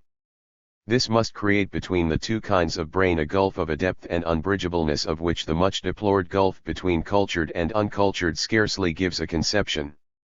It is true that many back doors, which the philosophic brains, like Schopenhauer's own, have left for themselves, must be recognized as useless. None leads into the open, into the fresh air of the free will, but every door through which people had slipped hitherto showed behind it once more the gleaming brass wall of fate. For we are in a prison, and can only dream of freedom, not make ourselves free. That the recognition of this fact cannot be resisted much longer is shown by the despairing and incredible postures and grimaces of those who still press against it and continue their wrestling bout with it. Their attitude at present is something like this: so no one is responsible for his actions, and all is full of guilt and the consciousness of guilt. But someone must be the sinner. If it is no longer possible or permissible to accuse and sentence the individual, the one poor wave in the inevitable rough and tumble of the waves of development, well, then, let this stormy sea, this development itself, be the sinner. Here is free will. This totality can be accused and sentenced, can atone and expiate. So let God be the sinner and man his redeemer. Let the world's history be guilt, expiation, and self-murder. Let the evildoer be his own judge, the judge his own hangman. This Christianity strained to its limits, for what else is it, is the last thrust in the fencing match between the teaching of unconditioned morality and the teaching of unconditioned non-freedom. It would be quite horrible if it were anything more than a logical pose, a hideous grimace of the underlying thought, perhaps the death convulsion of the heart that seeks a remedy in its despair, the heart to which delirium whispers, "Behold, thou art the Lamb which taketh away the sin of God." This error lies not only in the feeling, "I am responsible," but just as much in the contradiction, "I am not responsible, but someone must be." That is simply not true. Hence the philosopher must say, like Christ, "Judge not," and the final distinction between the philosophic brains and the others would be that the former wish to be just and the latter wish to be judges. 34. Sacrifice. You hold that sacrifice is the hallmark of moral action. Just consider whether in every action that is done with deliberation, in the best as in the worst, there be not a sacrifice. 35. Against the triers of the reins of morality one must know the best and the worst that a man is capable of in theory and in practice before one can judge how strong his moral nature is and can be. But this is an experiment that one can never carry out. 36. Serpent's tooth. Whether we have a serpent's tooth or not we cannot know before someone has set his heel upon our necks. A wife or a mother could say, until someone has put his heel upon the neck of our darling, our child. Our character is determined more by the absence of certain experiences than by the experiences we have undergone. 37. Deception. In love we forget and purposely banish from our minds a good deal of our past. In other words, we wish our picture, that beams at us from the past, to belie us, to flatter our vanity. We are constantly engaged in this self-deception. And you who talk and boast so much of self-oblivion in love, of the absorption of the ego in the other person, you hold that this is something different? So you break the mirror, throw yourselves into another personality that you admire, and enjoy the new portrait of your ego, though calling it by the other person's name. And this whole proceeding is not to be thought self-deception, self-seeking. You marvelous beings, it seems to me that those who hide something of themselves from themselves, or hide their whole selves from themselves, are alike committing a theft from the treasury of knowledge. It is clear, then, against what transgression the maxim "know thyself" is a warning. 38. To the denier of his vanity, he who denies his own vanity usually possesses it in so brutal a form that he instinctively shuts his eyes to avoid the necessity of despising himself. 39. Why the stupid so often become malignant. To those arguments of our adversary against which our head feels too weak, our heart replies by throwing suspicion on the motives of his arguments. 40. The art of moral exceptions. An art that points out and glorifies the exceptional cases of morality where the good becomes bad and the unjust just should rarely be given a hearing, just as now and again we buy something from gypsies, with the fear that they are diverting to their own pockets much more than their mere profit from the purchase. 41. Enjoyment and non-enjoyment of poisons. The only decisive argument that has always deterred men from drinking a poison is not that it is deadly, but that it has an unpleasant taste. 42. The world without consciousness of sin. If men only committed such deeds as do not give rise to a bad conscience, the human world would still look bad and rascally enough, but not so sickly and pitiable as at present. Enough wicked men without conscience have existed at all times, and many good honest folk lack the feeling of pleasure in a good conscience. 43. The conscientious. It is more convenient to follow one's conscience than one's intelligence, for at every failure conscience finds an excuse and an encouragement in itself. That is why there are so many conscientious and so few intelligent people. 44. Opposite means of avoiding bitterness. One temperament finds it useful to be able to give vent to its disgust in words, being made sweeter by speech. Another reaches its full bitterness only by speaking out.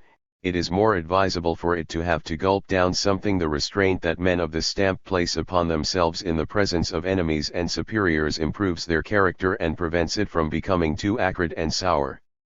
45. Not to be too dejected to get bed sores is unpleasant, but no proof against the merits of the cure that prescribes that you should take to your bed. Men who have long lived outside themselves, and have at last devoted themselves to the inward philosophic life, know that one can also get sores of character and intellect. This, again, is on the whole no argument against the chosen way of life, but necessitates a few small exceptions and apparent relapses. 46. The human thing in itself. The most vulnerable and yet most unconquerable of things is human vanity, nay, through being wounded its strength increases and can grow to giant proportions. 47. The farce of many industrious persons. By an excess of effort they win leisure for themselves, and then they can do nothing with it but count the hours until the tale is ended. 48.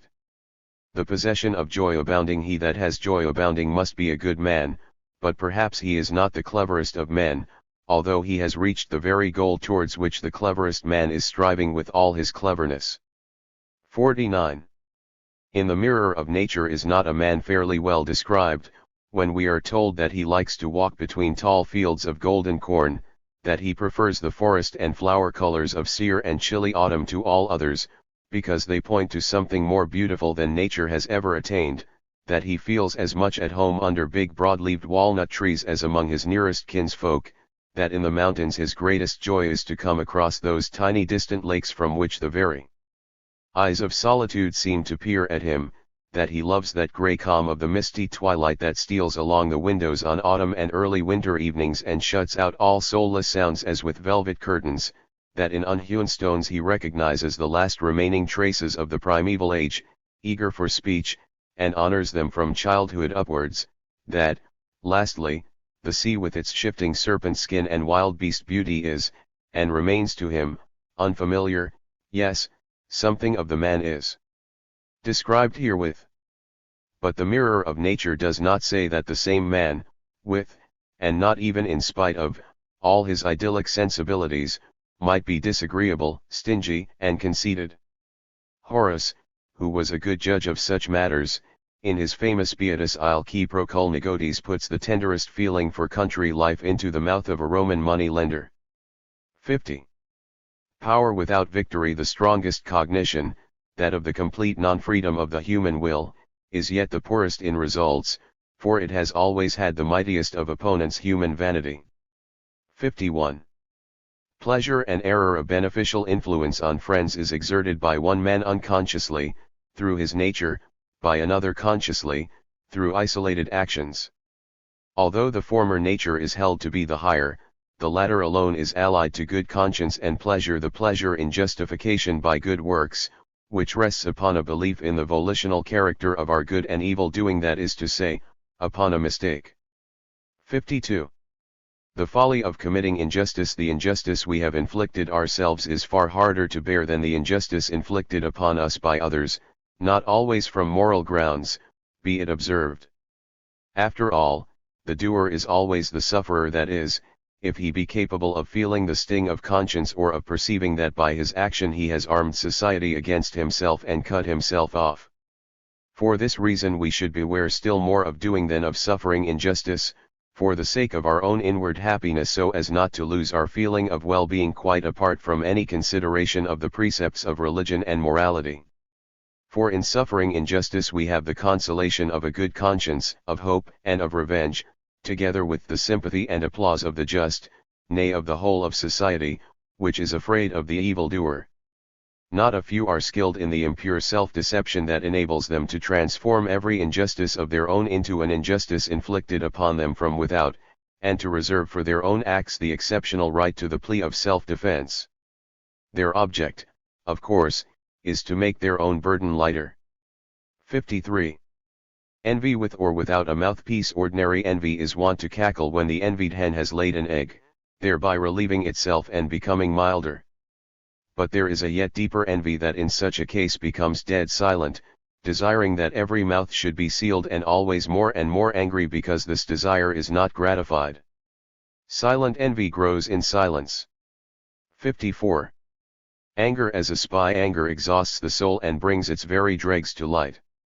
Hence, if we know no other means of gaining certainty, we must understand how to arouse anger in our dependents and adversaries, in order to learn what is really done and thought to our detriment. 55.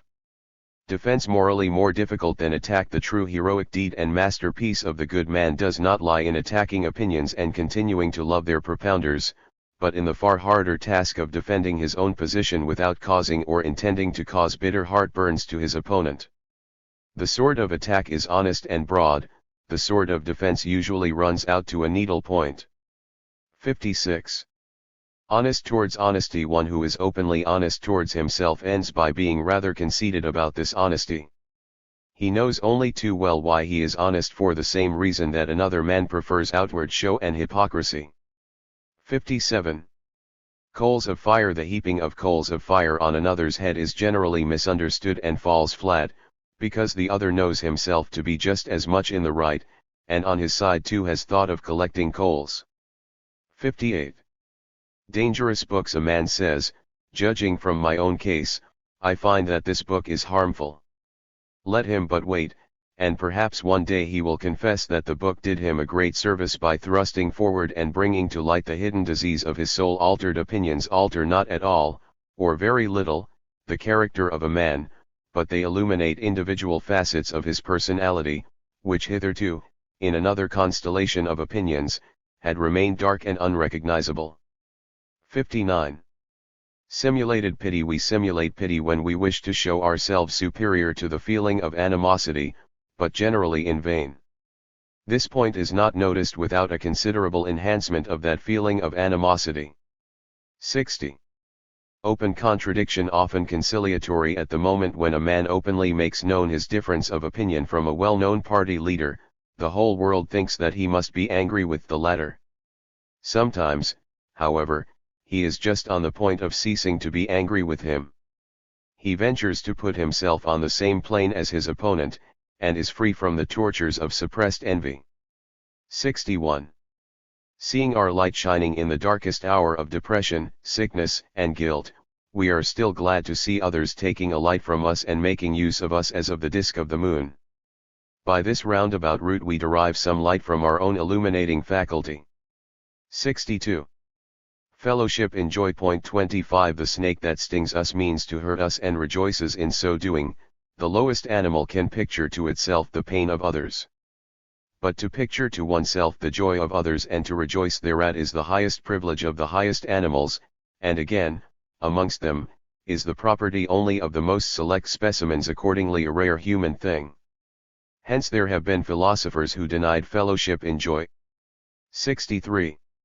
Supplementary pregnancy. Those who have arrived at works and deeds are in an obscure way, they know not how, all the more pregnant with them, as if to prove supplementarily that these are their children and not those of chance. 64. Hard-hearted. From vanity. Just as justice is so often a cloak for weakness, so men who are fairly intelligent, but weak, sometimes attempt dissimulation from ambitious motives and purposely show themselves unjust and hard, in order to leave behind them the impression of strength. 65. Humiliation. If in a large sack of profit we find a single grain of humiliation, we still make a wry face even at our good luck. 66. Extreme herostratism. 26. There might be herostatuses who set fire to their own temple, in which their images are honored. 67. A world of diminutives. The fact that all that is weak and in need of help appeals to the heart induces in us the habit of designating by diminutive and softening terms all that appeals to our hearts, and accordingly making such things weak and clinging to our imaginations. 68. The bad characteristic of sympathy. Sympathy has a peculiar impudence for its companion. 4. Wishing to help at all costs, sympathy is in no perplexity either as to the means of assistance or as to the nature and cause of the disease, and goes on courageously administering all its quack medicines to restore the health and reputation of the patient. 69. Importunacy. There is even an importunacy in relation to works, and the act of associating oneself from early youth on an intimate footing with the illustrious works of all times evinces an entire absence of shame. Others are only importunate from ignorance, not knowing with whom they have to do. For instance, classical scholars young and old in relation to the works of the Greeks. 70. The will is ashamed of the intellect. In all coolness we make reasonable plans against our passions. But we make the most serious mistake in this connection in being often ashamed, when the design has to be carried out, of the coolness and calculation with which we conceived it. So we do just the unreasonable thing, from that sort of defiant magnanimity that every passion involves. 71. Why the sceptics offend morality. He who takes his morality solemnly and seriously is enraged against the sceptics in the domain of morals. For where he lavishes all his force, he wishes others to marvel but not to investigate and doubt. Then there are natures whose last shred of morality is just the belief in morals.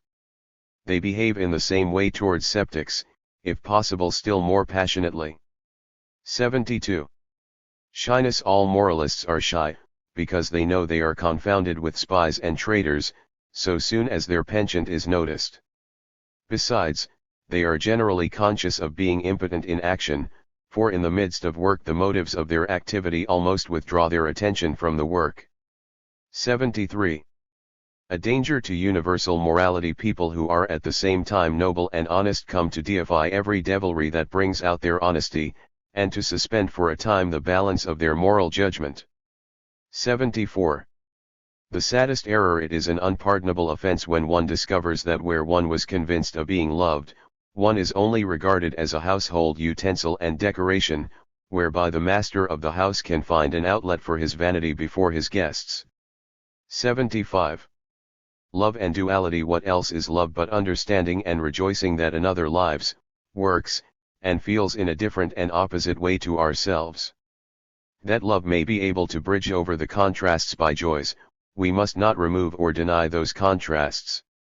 Even self-love presupposes an irreconcilable duality, or plurality, in one person. 76. Signs from dreams. What one sometimes does not know and feel accurately in waking hours, whether one has a good or a bad conscience as regards some person, is revealed completely and unambiguously by dreams. 77.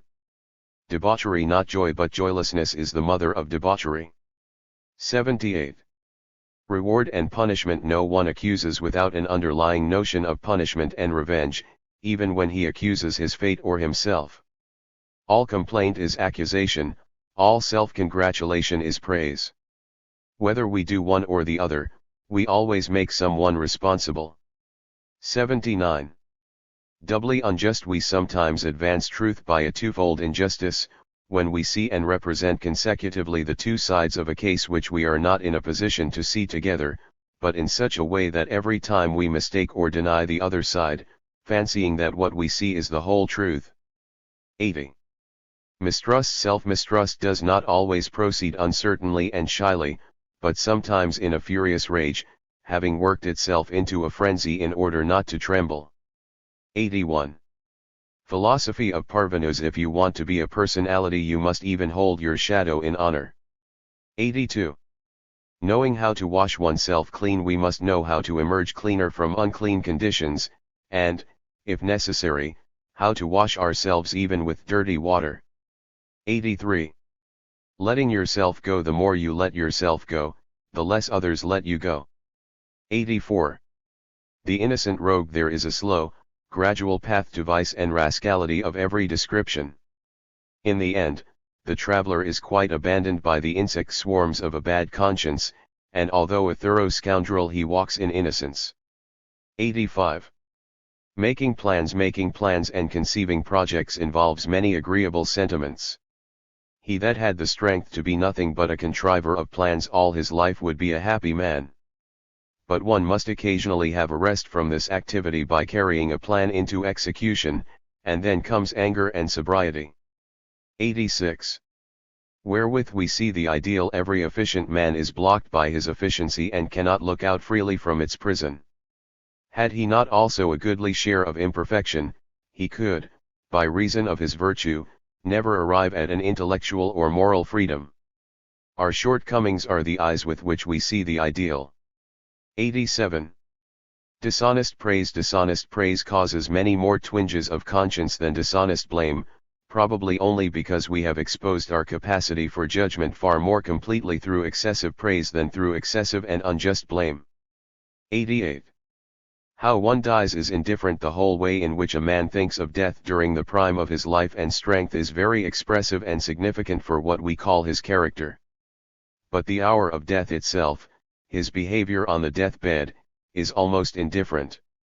The exhaustion of waning life, especially when old people die, the irregular or insufficient nourishment of the brain during this last period, the occasionally violent pain, the novel and untried nature of the whole position, and only too often the ebb and flow of superstitious impressions and fears, as if dying were of much consequence and meant the crossing of bridges of the most terrible kind. All this forbids our using death as a testimony concerning the living. Nor is it true that the dying man is generally more honest than the living.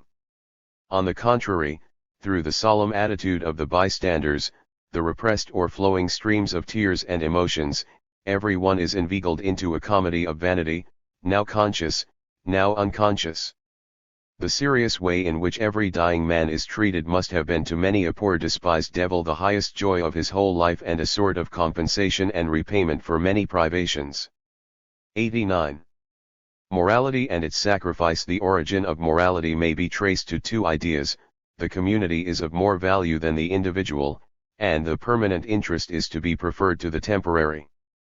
The conclusion drawn is that the permanent interest of the community is unconditionally to be set above the temporary interest of the individual, especially his momentary well-being, but also his permanent interest and even the prolongation of his existence. Even if the individual suffers by an arrangement that suits the mass, even if he is depressed and ruined by it, morality must be maintained and the victim brought to the sacrifice. Such a trend of thought arises, however, only in those who are not the victims, for in the victim's case it enforces the claim that the individual might be worth more than the many, and that the present enjoyment, the moment in paradise, 27 should perhaps be rated higher than a tame succession of untroubled or comfortable circumstances. But the philosophy of the sacrificial victim always finds voice too late, and so victory remains with morals and morality, which are really nothing more than the sentiment for the whole concept of morals under which one lives and has been reared not as an individual but as a member of the whole, as a cipher in a majority. Hence it constantly happens that the individual makes himself into a majority by means of his morality. 90. The good and the good conscience. You hold that all good things have at all times had a good conscience. Science, which is certainly a very good thing, has come into the world without such a conscience and quite free from all pathos, rather clandestinely, by roundabout ways, walking with shrouded or masked face like a sinner, and always with the feeling at least of being a smuggler. Good conscience has bad conscience for its stepping stone, not for its opposite. For all that is good has at one time been new and consequently strange, against morals, immoral, and has gnawed like a worm at the heart of the fortunate discoverer. 91. Success sanctifies the intentions. We should not shrink from treading the road to a virtue, even when we see clearly that nothing but egotism, and accordingly utility, personal comfort, fear, considerations of health, reputation, or glory, are the impelling motives. These motives are styled ignoble and selfish. Very well, but if they stimulate us to some virtue, for example, self-denial, dutifulness, order, thrift, measure, and moderation, let us listen to them, whatever their epithets may be.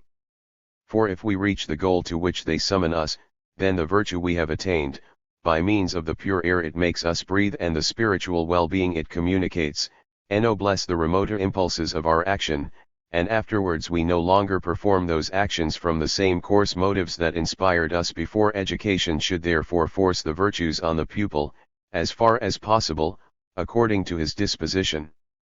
Then virtue, the sunshine and summer atmosphere of the soul, can contribute her own share of work and add mellowness and sweetness. 92. Dabblers in Christianity, not Christians. So that is your Christianity, to annoy humanity you praise God and his saints, and again when you want to praise humanity you go so far that God and his saints must be annoyed. I wish you would at least learn Christian manners, as you are so deficient in the civility of the Christian heart. 93. The religious and irreligious impression of nature. A true believer must be to us an object of veneration, but the same holds good of a true, sincere, convinced unbeliever. With men of the latter stamp we are near to the high mountains where mighty rivers have their source, and with believers we are under vigorous, shady, restful trees. 94. Judicial murder. The two greatest judicial murders 28 in the world's history are, to speak without exaggeration, concealed and well-concealed suicide. In both cases a man willed to die, and in both cases he let his breast be pierced by the sword in the hand of human injustice. 95. Love. The finest artistic conception wherein Christianity had the advantage over other religious systems lay in one word: love. Hence it became the lyric religion, whereas in its two other creations Semitism bestowed heroico-epical religions upon the world. In the word love there is so much meaning, so much that stimulates and appeals to memory and hope, that even the meanest intelligence and the coldest heart feel some glimmering of its sense. The cleverest woman and the lowest man think of the comparatively unselfish moments of their whole life, even if with them eros never soared high, and the vast number of beings who miss love from their parents or children or sweethearts, especially those whose sexual instincts have been refined away, have found their heart's desire in Christianity. 96. The fulfillment of Christianity. In Christianity there is also an Epicurean trend of thought, starting from the idea that God can only demand of man, his creation and his image, what it is possible for man to fulfill, and accordingly that Christian virtue and perfection are attainable and often attained. Now, for instance, the belief in loving one's enemies, even if it is only a belief or fancy, and by no means a psychological reality, a real love, gives unalloyed happiness, so long as it is genuinely believed. As to the reason of this, psychologist and Christian might well differ. Hence earthly life, through the belief, I mean the fancy, that it satisfies not only the injunction to love our enemies, but all the other injunctions of Christianity, and that it has really assimilated and embodied in itself the divine perfection according to the command, "Be perfect as your Father in heaven is perfect," might actually become a holy life. Thus error can make Christ's promise come true. 97. Of the future of Christianity we may be allowed to form a conjecture as to the disappearance of Christianity and as to the places where it will be the slowest to retreat, if we consider where and for what reasons Protestantism spread with such startling rapidity. As is well known, Protestantism promised to do far more cheaply all that the old Church did, without costly masses, pilgrimages, and priestly pomp and circumstance. It spread particularly among the northern nations, which were not so deeply rooted as those of the South in the old Church's symbolism and love of ritual. In the South the more powerful pagan religion survived in Christianity, whereas in the North Christianity meant an opposition to and a break with the old-time creed, and hence was from the first more thoughtful and less sensual, but for that very reason, in times of peril, more fanatical and more obstinate. If from the standpoint of thought we succeed in uprooting Christianity, we can at once know the point where it will begin to disappear, the very point at which it will be most stubborn in defense. In other places it will bend but not break, lose its leaves but burst into leaf afresh, because the senses, and not thought, have gone over to its side. But it is the senses that maintain the belief that with all its expensive outlay the Church is more cheaply and conveniently managed than under the stern conditions of work and wages. Yet what does one hold leisure, or semi-idleness, to be worth, when once one has become accustomed to it? The senses plead against a de-Christianist world, saying that there would be too much work to do in it and an insufficient supply of leisure. They take the part of magic, that is, they let God work himself, Ormus nos, Deus laboret. 98. Theatricality and honesty of unbelievers. There is no book that contains in such abundance or expresses so faithfully all that man occasionally finds salutary ecstatic inward happiness, ready for sacrifice or death in the belief in and contemplation of his truth, as the book that tells of Christ. From that book a clever man may learn all the means whereby a book can be made into a world book, a vade mecum for all, and especially that master means of representing everything as discovered, nothing as future and uncertain. All influential books try to leave the same impression, as if the widest intellectual horizon were circumscribed here, and as if about the sun that shines here every constellation visible at present or in the future must revolve. Must not then all purely scientific books be poor in influence on the same grounds as such books are rich in influence? Is not the book fated to live humble and among humble folk, in order to be crucified in the end and never resurrected? In relation to what the religious inform us of their knowledge and their Holy Spirit, are not all upright men of science poor in spirit? Can any religion demand more self-denial and draw the selfish out of themselves more inexorably than science? This and similar things we may say, in any case with a certain theatricality, when we have to defend ourselves against believers, for it is impossible to conduct a defense without a certain amount of theatricality. But between ourselves our language must be more honest, and we employ a freedom that those believers are not even allowed, in their own interests, to understand. Away, then, with the monastic cowl of self-denial, with the appearance of humility. Much more and much better so rings our truth. If science were not linked with the pleasure of knowledge, the utility of the thing known, What should we care for science? If a little faith, love, and hope did not lead our souls to knowledge, what would attract us to science? And if in science the ego means nothing, still the inventive, happy ego, every upright and industrious ego, means a great deal in the republic of the men of science. The homage of those who pay homage, the joy of those whom we wish well or honor, in some cases glory and a fair share of immortality, is the personal reward for every suppression of personality, to say nothing here of meaner views and rewards, although it is just on this account that the majority have sworn and always continue to swear fidelity to the laws of the Republic and of science. If we had not remained in some degree unscientific, what would science matter to us? Taking everything together and speaking in plain language, to a purely knowing being knowledge would be indifferent. Not the quality but the quantity of faith and devoutness distinguishes us from the pious, the believers. We are content with less. But should one of them cry out to us, "Be content and show yourselves contented," we could easily answer, as a matter of fact, we do not belong to the most discontented class. But you, if your faith makes you happy, show yourselves to be happy. Your faces have always done more harm to your faith than our reasons. If that glad message of your Bible were written in your faces, you would not need to demand belief in the authority of that book in such stiff-necked fashion. Your words, your actions should continually make the Bible superfluous. In fact, through you a new Bible should continually come into being. As it is, your apologia for Christianity is rooted in your unchristianity, and with your defense you write your own condemnation. If you, however, should wish to emerge from your dissatisfaction with Christianity, you should ponder over the experience of 2000 years, which, clothed in the modest form of a question, may be voiced as follows: if Christ really intended to redeem the world, may he not be said to have failed? 99.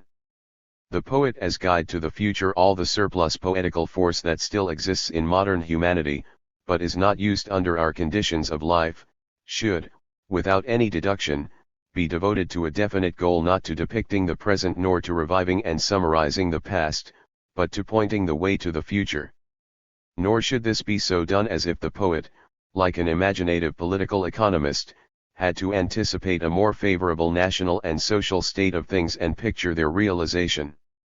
Rather will he, just as the earlier poets portrayed the images of the gods, portray the fair images of men. He will divine those cases where, in the midst of our modern world and reality, which will not be shirked or repudiated in the usual poetic fashion, a great, noble soul is still possible, where it may be embodied in harmonious, equable conditions, where it may become permanent, visible, and representative of a type, and so, by the stimulus to imitation and envy, help to create the future. The poems of such a poet would be distinguished by appearing secluded and protected from the heated atmosphere of the passions. The irremediable failure, the shattering of all the strings of the human instrument, the scornful laughter and gnashing of teeth, and all tragedy and comedy in the usual old sense, would appear by the side of this new art as mere archaic lumber, a blurring of the outlines of the world picture. Strength, kindness, gentleness, purity, and an unsought, innate moderation in the personalities and their action, a levelled soil, giving rest and pleasure to the foot, a shining heaven mirrored in faces and events, science and art welded into a new unity, the mind living together with her sister, the soul, without arrogance or jealousy, and enticing from contrasts the grace of seriousness, not the impatience of discord. All this would be the general environment, the background on which the delicate differences of the embodied ideals would make the real picture, that of ever-growing human majesty. Many roads to this poetry of the future start from Goethe, but the quest needs good pathfinders and above all a far greater strength than is possessed by modern poets, who unscrupulously represent the half-animal and the immaturity and intemperance that are mistaken by them for power and naturalness. 100. The Muse as Penthesilea. 29. Better to rot than to be a woman without charm. When once the Muse thinks thus, the end of her art is again at hand. But it can be a tragic and also a comic finale. 101. The circuitous path to the beautiful. If the beautiful is to be identified with that which gives pleasure, and thus sang the Muses once, the useful is often the necessary circuitous path to the beautiful, and has a perfect right to spurn the short-sighted censure of men who live for the moment, who will not wait, and who think that they can reach all good things without ever taking a circuitous path. 102. An excuse for many a transgression. The ceaseless desire to create, the eternal looking outward of the artist, hinders him from becoming better and more beautiful as a personality, unless his craving for glory be great enough to compel him to exhibit in his relations with other men a growth corresponding to the growing beauty and greatness of his works. In any case he has but a limited measure of strength, and how could the proportion of strength that he spends on himself be of any benefit to his work, or vice versa? 103. Satisfying the best people. If we have satisfied the best people of our time with our art, it is a sign that we shall not satisfy the best people of the succeeding period. We have indeed lived for all time, and the applause of the best people ensures our fame. 30. 104. Of one substance. If we are of one substance with a book or a work of art, we think in our heart of hearts that it must be excellent, and are offended if others find it ugly, overspiced, or pretentious. 105. Speech and emotion. That speech is not given to us to communicate our emotions may be seen from the fact that all simple men are ashamed to seek for words to express their deeper feelings. These feelings are expressed only in actions, and even here such men blush if others seem to divine their motives. After all, among poets, to whom God generally denies the shame, the more noble are more monosyllabic in the language of emotion, and evince a certain constraint, whereas the real poets of emotion are for the most part shameless in practical life. 106. A mistake about a privation. He that has not for a long time been completely weaned from an art, and is still always at home in it, has no idea how small a privation it is to live without that art. 107. 3/4 strength. The work that is meant to give an impression of health should be produced with 3/4, at the most, of the strength of its creator. If he has gone to his farthest limit, the work excites the observer and disconcerts him by its tension. All good things have something lazy about them and lie like cows in the meadow. 108. Refusing to have hunger as a guest. As refined fare serves a hungry man as well as and no better than coarser food, the more pretentious artist will not dream of inviting the hungry man to his meal. 109. Living without art and wine. It is with works of art as with wine. It is better if one can do without both and keep to water, and if from the inner fire and inner sweetness of the soul the water spontaneously changes again into wine. 110. The pirate genius in art, who even knows how to deceive subtle minds, arises when someone unscrupulously and from youth upwards regards all good things, that are not protected by law, as the property of a particular person, as his legitimate spoil. Now all the good things of past ages and masters lie free around us, hedged about and protected by the reverential awe of the few who know them. To these few our robber genius, by the force of his impudence, bids defiance and accumulates for himself a wealth that once more calls forth homage and awe. 111. To the poets of great towns. In the gardens of modern poetry it will clearly be observed that the sewers of great towns are too near. With the fragrance of flowers is mingled something that betrays abomination and putrescence. With pain I ask, must you poets always request wit and dirt to stand godfather, when an innocent and beautiful sensation has to be christened by you? Are you obliged to dress your noble goddess in a hood of devilry and caricature? But whence this necessity, this obligation? The reason is because you live too near the sewers. 112. Of the salt of speech no one has ever explained why the Greek writers, having at command such an unparalleled wealth and power of language, made so sparing a use of their resources that every post-classical Greek book appears by comparison crude, overcolored, and extravagant. It is said that towards the North Polar ice and in the hottest countries salt is becoming less and less used, whereas on the other hand the dwellers on the plains and by the coast in the more temperate zones use salt in great abundance. Is it possible that the Greeks from a twofold reason, because their intellect was colder and clearer but their fundamental passionate nature far more tropical than ours, did not need salt and spice to the same extent that we do? 113. The freest writer in a book for free spirits. One cannot avoid mention of Lawrence Sterne, the man whom Goethe honored as the freest spirit of his century. May he be satisfied with the honor of being called the freest writer of all times, in comparison with whom all others appear stiff, square-toed, intolerant, and downright boorish. In his case we should not speak of the clear and rounded but of the endless melody, if by this phrase we arrive at a name for an artistic style in which the definite form is continually broken, thrust aside and transferred to the realm of the indefinite, so that it signifies one and the other at the same time. Sterne is the great master of double entendre, this phrase being naturally used in a far wider sense than is commonly done when one applies it to sexual relations. We may give up for lost the reader who always wants to know exactly what Sterne thinks about a matter, and whether he be making a serious or a smiling face, for he can do both with one wrinkling of his features. He can be and even wishes to be right and wrong at the same moment, to interweave profundity and farce. His digressions are at once continuations and further developments of the story. His maxims contain a satire on all that is sententious. His dislike of seriousness is bound up with a disposition to take no matter merely externally and on the surface. So in the proper reader he arouses a feeling of uncertainty whether he be walking, lying, or standing, a feeling most closely akin to that of floating in the air. He, the most versatile of writers, communicates something of this versatility to his reader. Yes, Sterne unexpectedly changes the parts, and is often as much reader as author, his book being like a play within a play, a theater audience before another theater audience.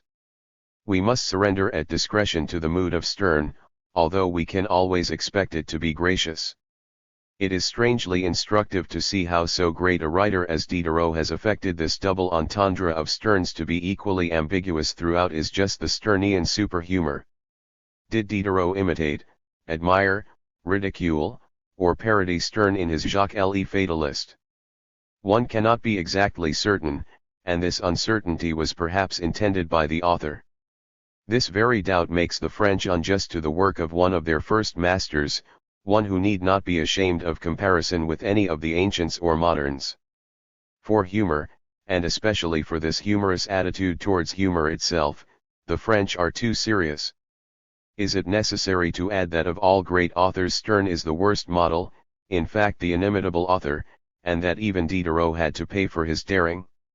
What the worthy Frenchmen and before them some Greeks and Romans aimed at and attained in prose is the very opposite of what Sterne aims at and attains.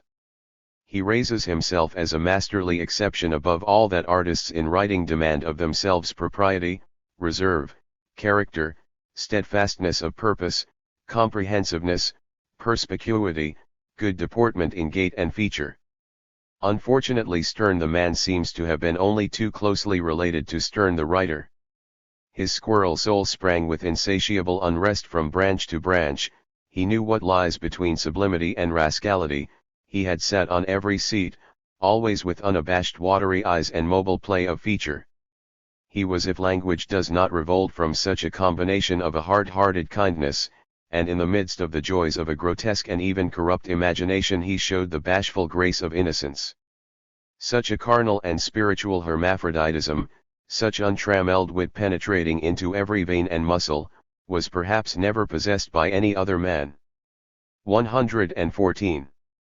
A choice reality. Just as the good prose writer only takes words that belong to the language of daily intercourse, though not by a long way all its words whence arises a choice style, so the good poet of the future will only represent the real and turn his eyes away from all fantastic, superstitious, half-voiced, forgotten stories, to which earlier poets devoted their powers. Only reality, though by a long way not every reality but a choice reality. 115. Degenerate species of art side by side with the genuine species of art, those of great repose and great movement, there are degenerate species, weary, blasé art and excited art. Both would have their weakness taken for strength and wish to be confounded with the genuine species. 116. A hero impossible from lack of color. The typical poets and artists of our age like to compose their pictures upon a background of shimmering red, green, gray, and gold, on the background of nervous sensuality, a condition well understood by the children of this century. The drawback comes when we do not look at these pictures with the eyes of our century.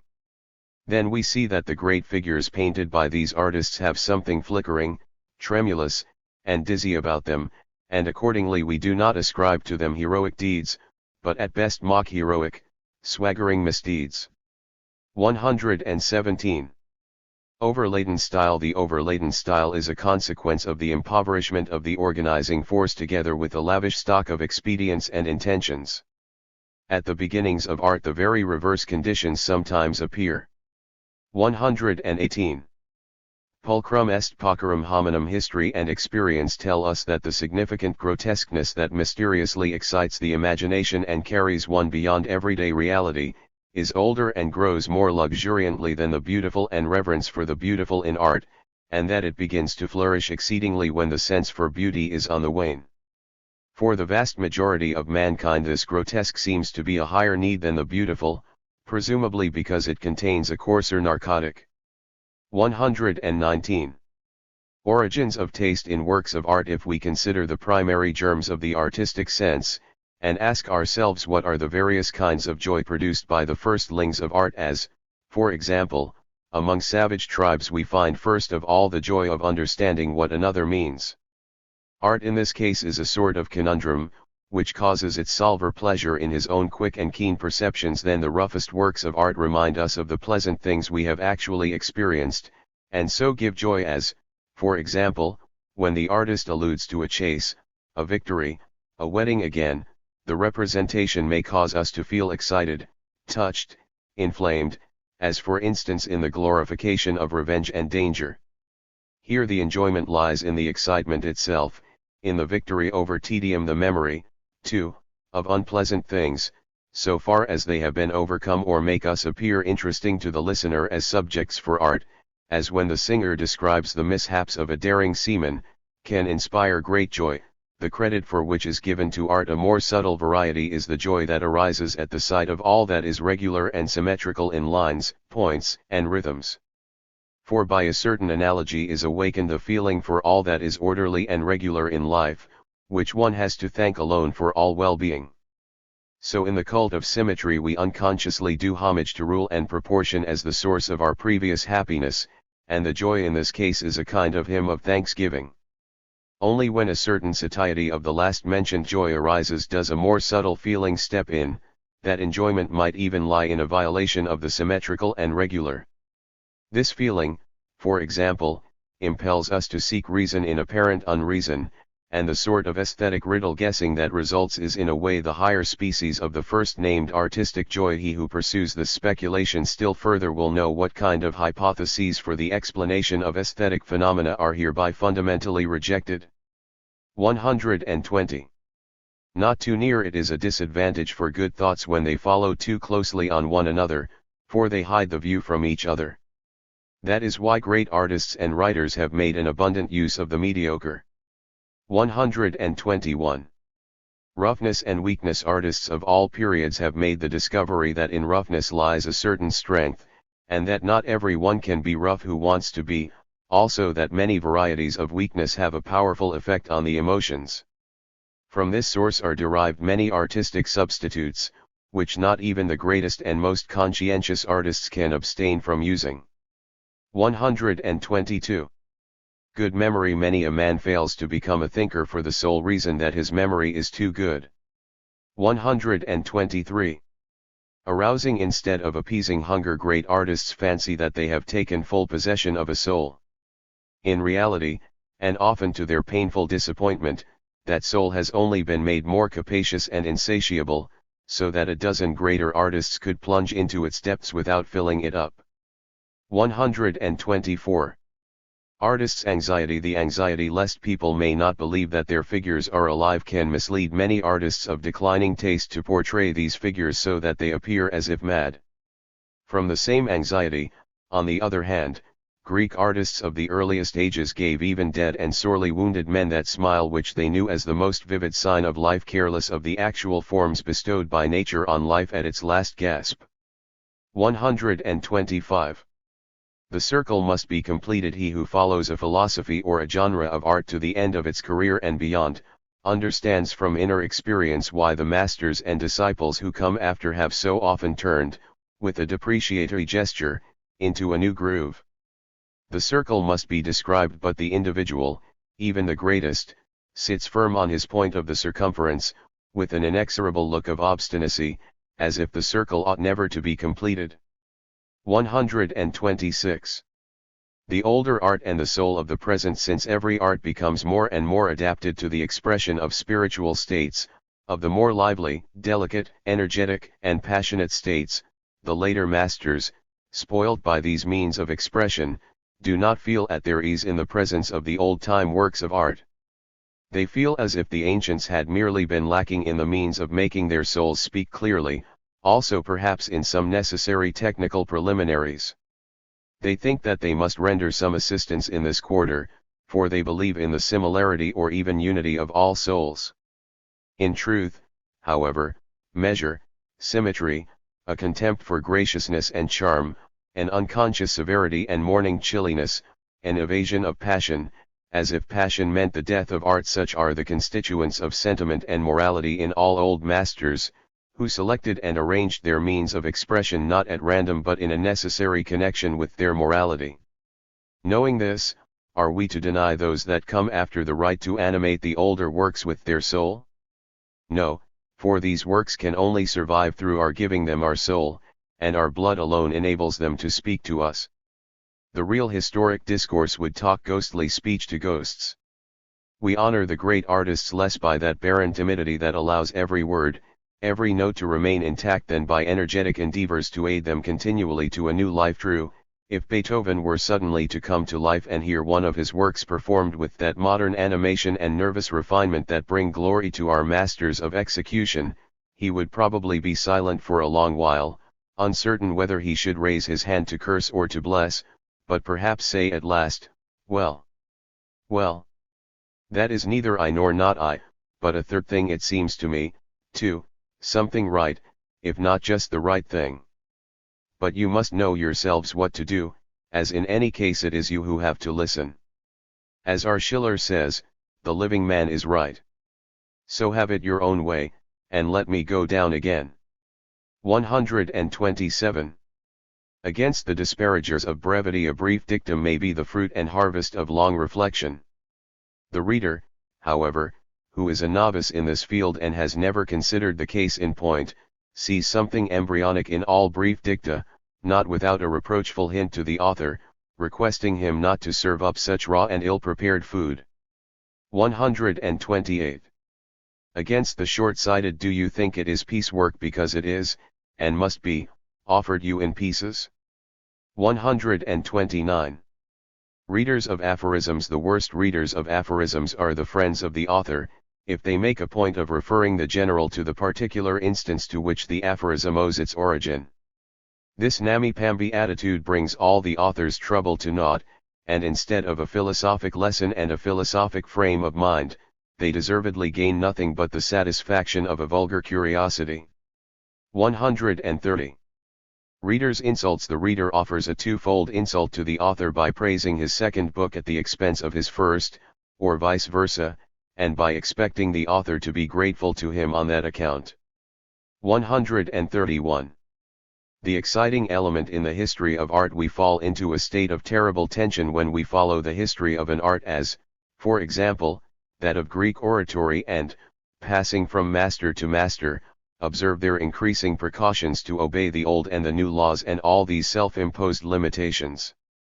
We see that the bow must snap, and that the so-called loose composition, with the wonderful means of expression smothered and concealed, in this particular case the florid style of Asianism, was once necessary and almost beneficial. 132. To the great in art, that enthusiasm for some object which you, O great man, introduce into this world causes the intelligence of the many to be stunted. The knowledge of this fact spells humiliation. but the enthusiast wears his hump with pride and pleasure, and you have the consolation of feeling that you have increased the world's happiness. 133. Conscienceless aesthetes. The real fanatics of an artistic school are perhaps those utterly inartistic natures that are not even grounded in the elements of artistic study and creation, but are impressed with the strongest of all the elementary influences of an art. For them there is no aesthetic conscience, hence nothing to hold them back from fanaticism. 134. How the soul should be moved by the new music. The artistic purpose followed by the new music, in what is now forcibly but none too lucidly termed endless melody, can be understood by going into the sea, gradually losing one's firm tread on the bottom, and finally surrendering unconditionally to the fluid element. One has to swim. In the previous, older music one was forced, with delicate or stately or impassioned movement, to dance. The measure necessary for dancing, the observance of a distinct balance of time and force in the soul of the hearer, imposed a continual self-control.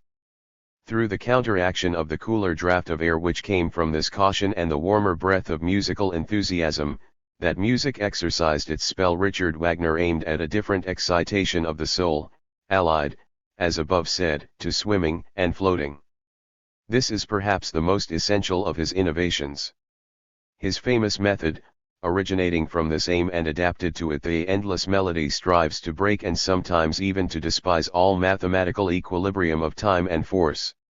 He is only too rich in the invention of such effects, which sound to the old school like rhythmic paradoxes and blasphemies. He dreads petrifaction, crystallization, the development of music into the architectural. He accordingly sets up a 3-time rhythm in opposition to the double time, not infrequently introduces 5-time and 7-time, immediately repeats a phrase, but with a prolation, so that its time is again doubled and trebled. From an easy-going imitation of such art may arise a great danger to music, for by the side of the superabundance of rhythmic emotion demoralization and decadence lurk in ambush. The danger will become very great if such music comes to associate itself more and more closely with the quite naturalistic art of acting and pantomime, trained and dominated by no higher plastic models, an art that knows no measure in itself and can impart no measure to the kindred element, the all too womanish nature of music. 135. Poet and reality. The muse of the poet who is not in love with reality will not be reality, and will bear him children with hollow eyes and all too tender bones. 136. Means and end in art. The end does not justify the means, but holy means can justify the end. 137. The worst readers are those who act like plundering soldiers. They take out some things that they might use, cover the rest with filth and confusion, and blaspheme about the whole. 138. Signs of a good writer. Good writers have 2 things in common: they prefer being understood to being admired, and they do not write for the critical and overshrewd reader. 139. The mixed species in art bear witness to their author's distrust of their own strength. They seek auxiliary powers, advocates, hiding places, such is the case with the poet who calls in philosophy, the musician who calls in the drama, and the thinker who calls in rhetoric to his aid. 140. Shutting one's mouth. When his book opens its mouth, the author must shut his. 141. Badges of rank. All poets and men of letters who are in love with the superlative want to do more than they can. 142. Cold books. The deep thinker reckons on readers who feel with him the happiness that lies in deep thinking. Hence a book that looks cold and sober, if seen in the right light, may seem bathed in the sunshine of spiritual cheerfulness and become a genuine soul comforter. 143. A knack of the slow wit. The slow wit thinker generally allies himself with loquacity and ceremoniousness. By the former he thinks he is gaining mobility and fluency, by the latter he gives his peculiarity the appearance of being a result of free will and artistic purpose, with a view to dignity, which needs slow movement. 144. Le style Baroque. 31. He who as thinker and writer is not born or trained to dialectic and the consecutive arrangement of ideas, will unconsciously turn to the rhetoric and dramatic forms. For, after all, his object is to make himself understood and to carry the day by force, and he is indifferent whether, as shepherd, he honestly guides to himself the hearts of his fellow men, or, as robber, he captures them by surprise. This is true of the plastic arts as of music, where the feeling of insufficient dialectic or a deficiency in expression or narration, together with an urgent, overpowerful impulse to form, gives birth to that species of style known as Baroque. Only the ill-educated and the arrogant will at once find a depreciatory force in this word. The Baroque style always arises at the time of decay of a great art, when the demands of art in classical expression have become too great. It is a natural phenomenon which will be observed with melancholy, for it is a forerunner of the night, but at the same time with admiration for its peculiar compensatory arts of expression and narration. To this style belongs already a choice of material and subjects of the highest dramatic tension, at which the heart trembles even when there is no art, because heaven and hell are all too near the emotions. Then, the oratory of strong passion and gestures, of ugly sublimity, of great masses, in fact of absolute quantity per esse, as is shown in Michelangelo, the father or grandfather of the Italian Baroque stylists, the lights of dusk, illumination and conflagration playing upon those strongly molded forms, ever new ventures in means and aims, strongly underscored by artists for artists, while the layman must fancy he sees an unconscious overflowing of all the horns of plenty of an original nature art. All these characteristics that constitute the greatness of that style are neither possible nor permitted in the earlier anti-classical and classical periods of a branch of art. Such luxuries hang long on the tree like forbidden fruit. Just now, when music is passing into this last phase, we may learn to know the phenomenon of the Baroque style in peculiar splendor, and, by comparison, find much that is instructive for earlier ages. For from Greek times onward there has often been a Baroque style, in poetry, oratory, prose writing, sculpture, and, as is well known, in architecture. This style, though wanting in the highest nobility the nobility of an innocent, unconscious, triumphant perfection, has nevertheless given pleasure to many of the best and most serious minds of their time. Hence, as aforesaid, it is presumptuous to depreciate it without reserve, however happy we may feel because our taste for it has not made us insensible to the purer and greater style. 145. The value of honest books. Honest books make the reader honest, at least by exciting his hatred and aversion, which otherwise cunning cleverness knows so well how to conceal. Against a book, however, we let ourselves go, however restrained we may be in our relations with men. 146. How art makes partisans. Individual fine passages, an exciting general tenor, a moving and absorbing finale. So much of a work of art is accessible even to most laymen. In an art period when it is desired to win over the great majority of the laymen to the side of the artists and to make a party perhaps for the very preservation of art, the creative artist will do well to offer nothing more than the above. Then he will not be a squanderer of his strength, in spheres where no one is grateful to him. For to perform the remaining functions, the imitation of nature in her organic development and growth, would in that case be like sowing seeds in water. 147. Becoming great to the detriment of history. Every later master who leads the taste of art lovers into his channel unconsciously gives rise to a selection and revaluation of the older masters and their works. Whatever in them is conformable and akin to him, and anticipates and foreshadows him, appears henceforth as the only important element in them and their works, a fruit in which a great error usually lies hidden like a worm. 148. How an epoch becomes lured to art. If we teach people by all the enchantments of artists and thinkers to feel reverence for their defects, their intellectual poverty, their absurd infatuations and passions, as it is quite possible to do, if we show them only the lofty side of crime and folly, only the touching and appealing element in weakness and flabbiness and blind devotion, that too has often enough been done. We have employed the means for inspiring even an unphilosophical and inartistic age with an ecstatic love of philosophy and art, especially of thinkers and artists as personalities, and, in the worst case, perhaps with the only means of defending the existence of such tender and fragile beings. 149. Criticism and joy. Criticism, one-sided and unjust as well as intelligent criticism, gives so much pleasure to him who exercises it that the world is indebted to every work and every action that inspires much criticism and many critics. For criticism draws after it a glittering train of joyousness, wit, self-admiration, pride, instruction, designs of improvement. The God of joy created the bad and the mediocre for the same reason that he created the good. 150. Beyond his limits. When an artist wants to be more than an artist, for example, the moral awakener of his people, he at last falls in love, as a punishment, with a monster of moral substance. The muse laughs, for, though a kind-hearted goddess, she can also be malignant from jealousy. Milton and Klopstock are cases in point. 151. A glass eye. The tendency of a talent towards moral subjects, characters, motives, towards the beautiful soul of the work of art, is often only a glass eye put on by the artist who lacks a beautiful soul. It may result, though rarely, that his eye finally becomes living nature, if indeed it be nature with a somewhat troubled look. But the ordinary result is that the whole world thinks it sees nature where there is only cold glass. 152.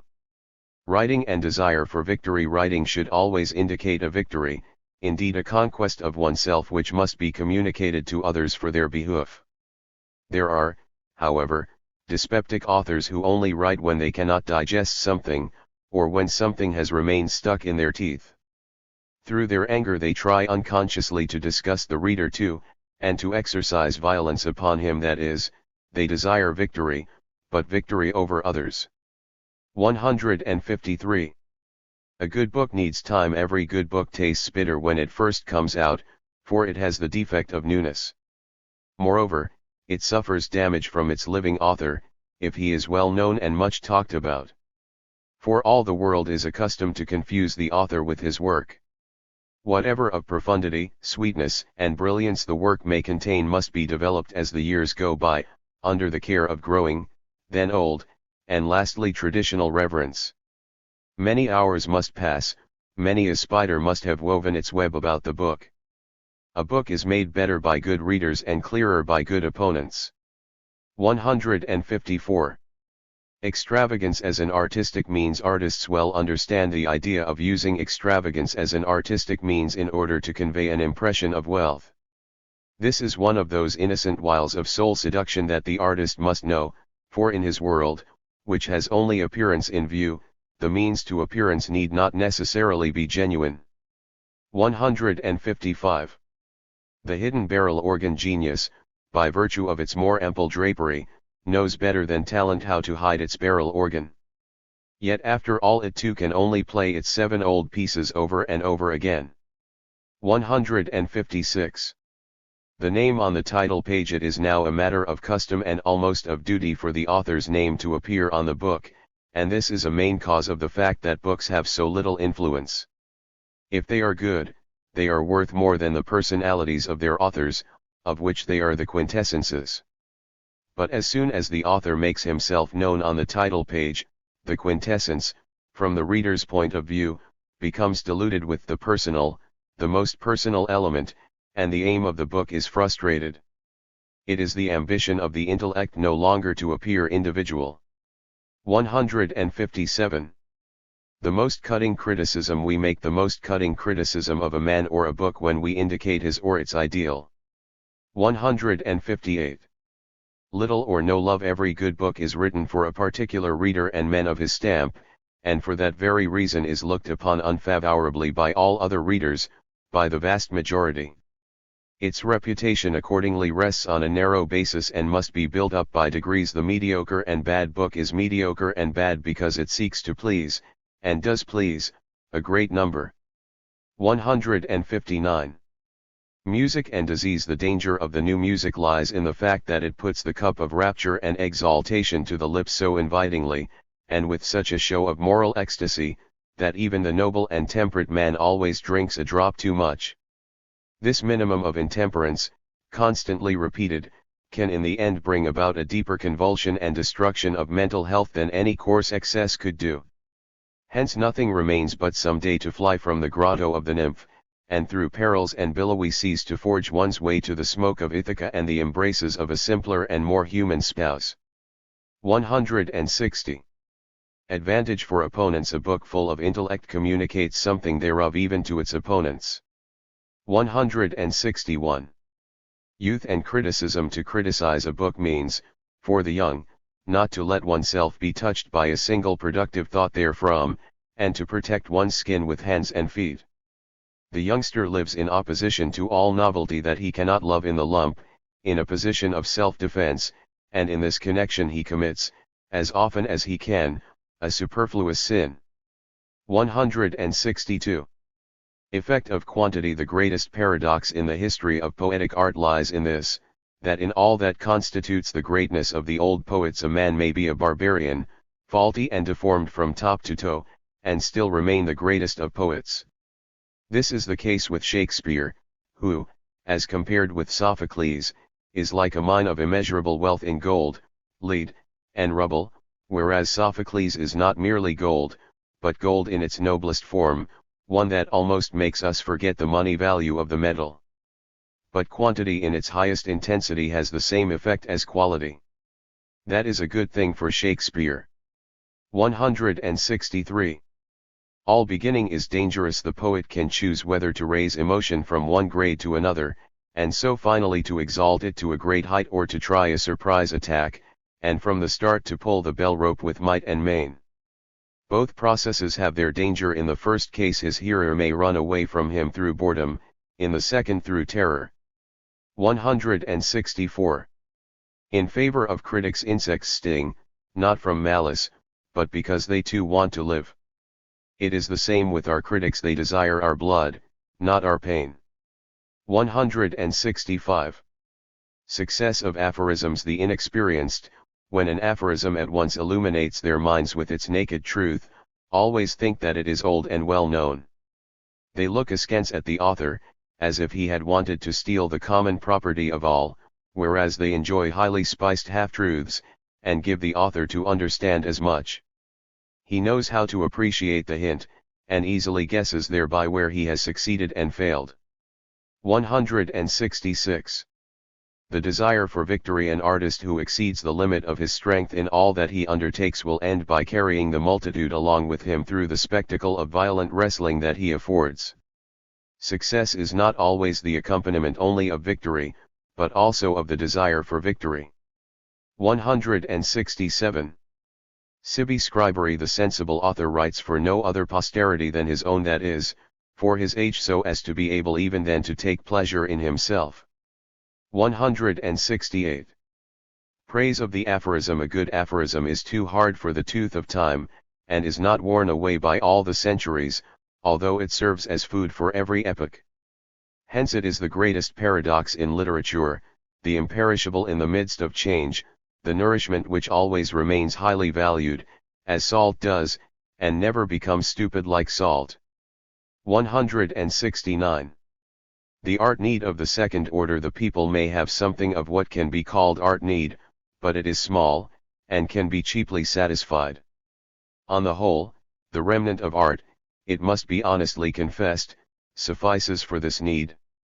Let us consider, for example, the kind of melodies and songs in which the most vigorous, unspoiled, and true-hearted classes of the population find genuine delight. Let us live among shepherds, cowherds, peasants, huntsmen, soldiers, and sailors, and give ourselves the answer. And in the country town, just in the houses that are the homes of inherited civic virtue, is it not the worst music at present produced that is loved and, one might say, cherished? He who speaks of deeper needs and unsatisfied yearnings for art among the people, as it is a crank or an impostor.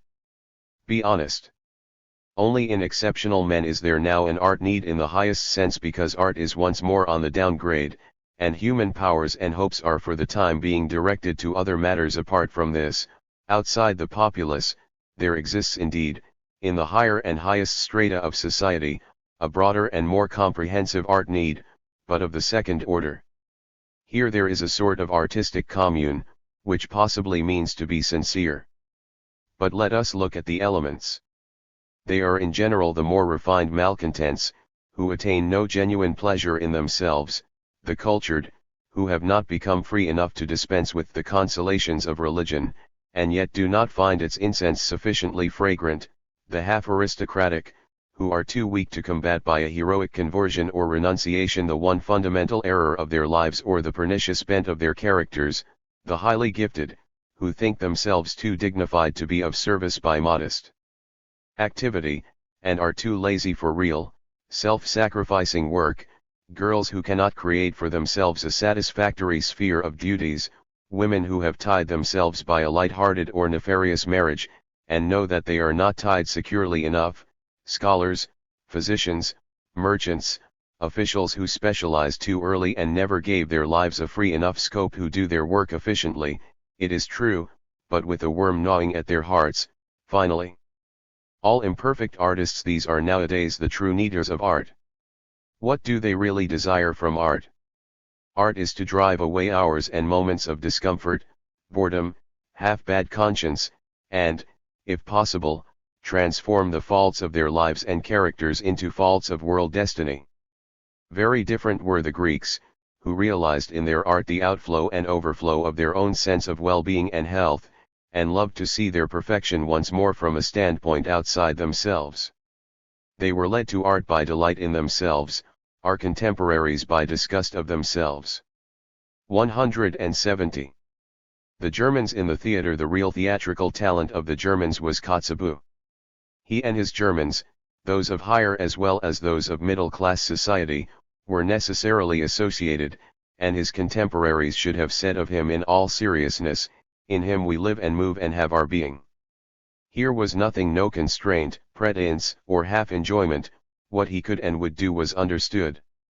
Yes, until now the honest theatrical success on the German stage has been in the hands of the shamefaced or unashamed heirs of Kotzebue's methods and influence, that is, as far as comedy still flourishes at all.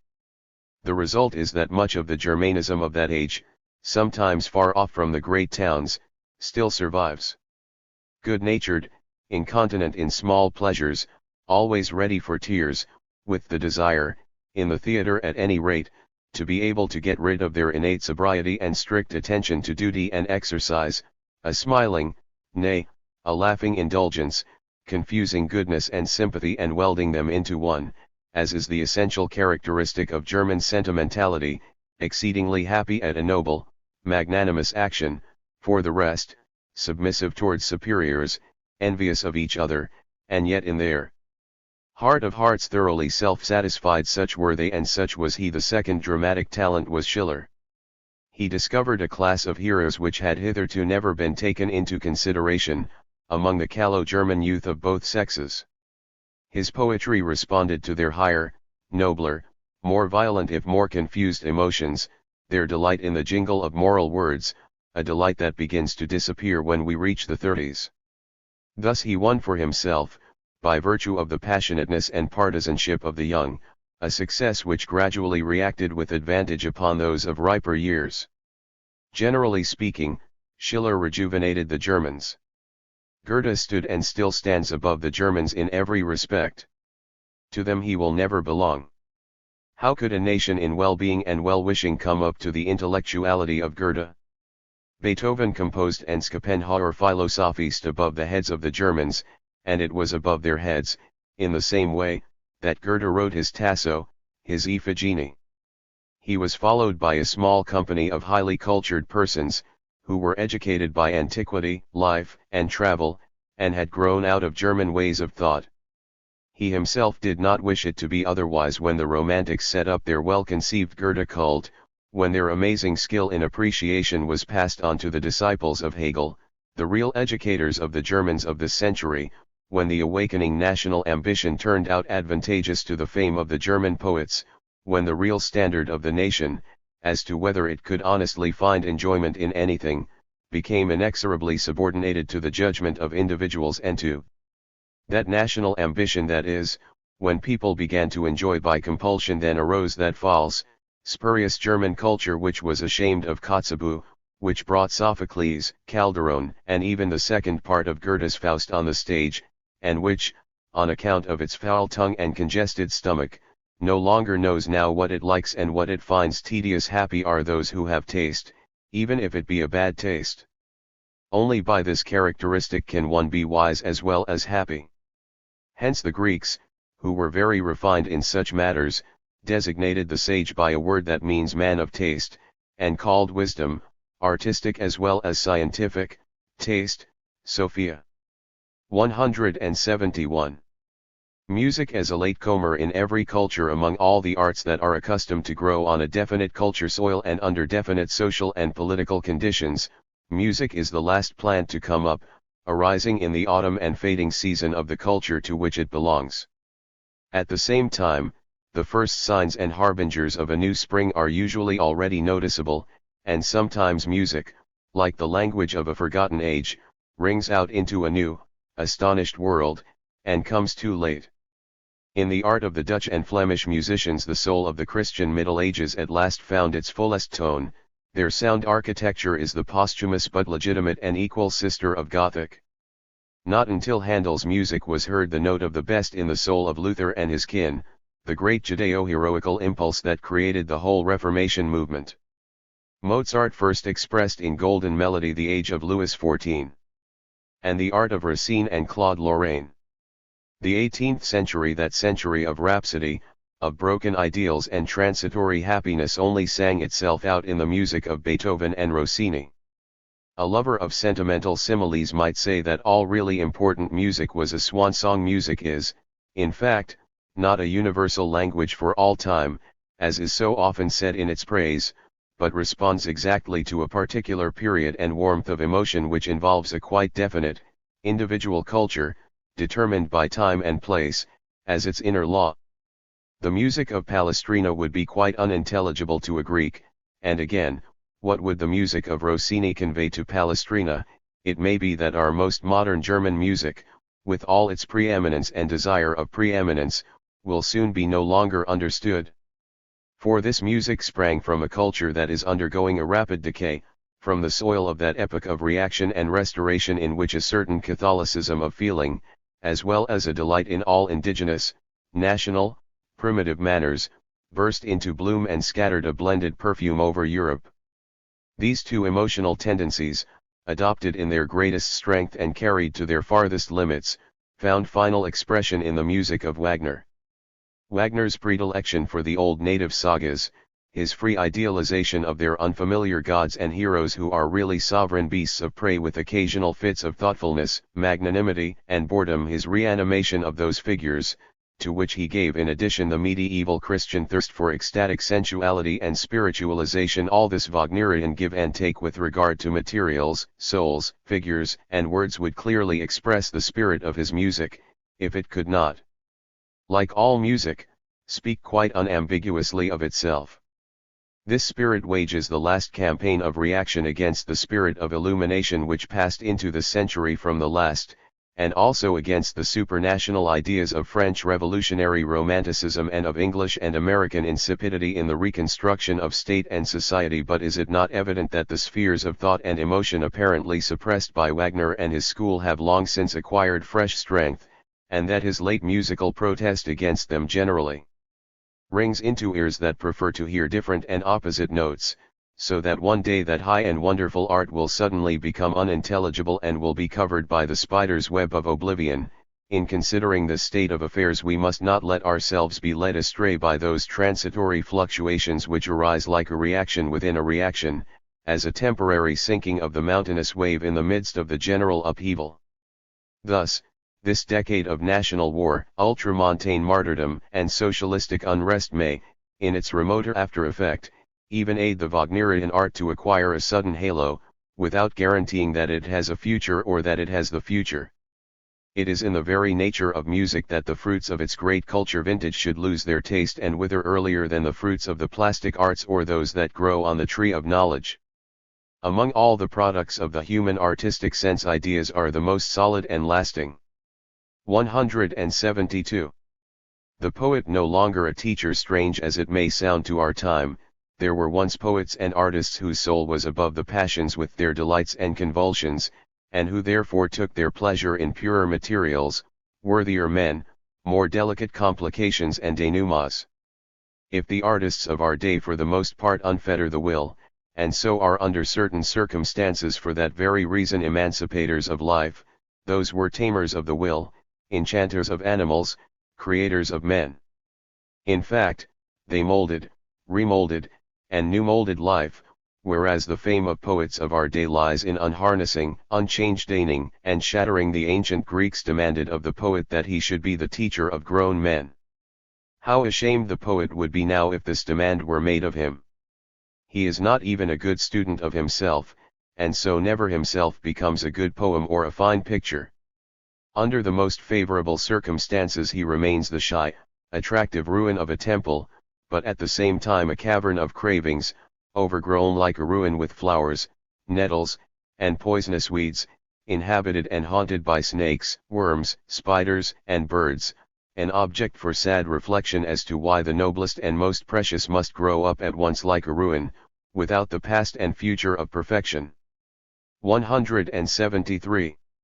Looking forward and backward, an art like that which streams out of Homer, Sophocles, Theocritus, Calderon, Racine, Goethe, as the superabundance of a wise and harmonious conduct of life, that is the true art, at which we grasp when we have ourselves become wiser and more harmonious.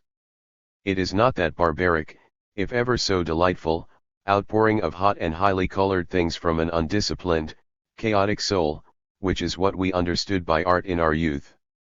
It is obvious from the nature of the case that for certain periods of life an art of overstrain, excitement, antipathy to the orderly, monotonous, simple, logical, is an inevitable need, to which artists must respond, lest the soul of such periods should unburden itself in other ways, through all kinds of disorder and impropriety. Hence youths, as they generally are, full, fermenting, tortured above all things by boredom, and women who lack work that fully occupies their soul, require that art of delightful disorder. All the more violently on that account are they inflamed with a desire for satisfaction without change, happiness without stupor and intoxication. 174. Against the art of works of art, art is above all and first of all meant to embellish life, to make us ourselves endurable and if possible agreeable in the eyes of others. With this task in view, art moderates us and holds us in restraint, creates forms of intercourse, binds over the uneducated to laws of decency, cleanliness, politeness, well-timed speech, and silence. Hence art must conceal or transfigure everything that is ugly, the painful, terrible, and disgusting elements which in spite of every effort will always break out afresh in accordance with the very origin of human nature. Art has to perform this duty especially in regard to the passions and spiritual agonies and anxieties, and to cause the significant factor to shine through unavoidable or unconquerable ugliness. To this great, super-great task the so-called art proper, that of works of art, is a mere accessory. A man who feels within himself a surplus of such powers of embellishment, concealment, and transfiguration will finally seek to unburden himself of this surplus in works of art. The same holds good, under special circumstances, of a whole nation, but as a rule we nowadays begin art at the end, hang on to its tail, and think that works of art constitute art proper, and that life should be improved and transformed by this means. Fools that we are! If we begin a dinner with dessert, and try sweet after sweet, small wonder that we ruin our digestions and even our appetites for the good, hearty, nourishing meal to which art invites us. 175. Continued existence of art. Why, really, does a creative art nowadays continue to exist? Because the majority who have hours of leisure, and such an art is for them only, think that they cannot fill up their time without music, theaters, and picture galleries, novels and poetry. Granted that one could keep them from this indulgence, either they would strive less eagerly for leisure, and the invidious side of the rich would be less common, a great gain for the stability of society, or they would have leisure, but would learn to reflect on what can be learned and unlearned, on their work, for instance, their associations, the pleasure they could bestow. All the world, with the exception of the artist, would in both cases reap the advantage. Certainly, there are many vigorous, sensible readers who could take objection to this. Still, it must be said on behalf of the coarse and malignant that the author himself is concerned with this protest, and that there is in his book much to be read that is not actually written down therein. 176.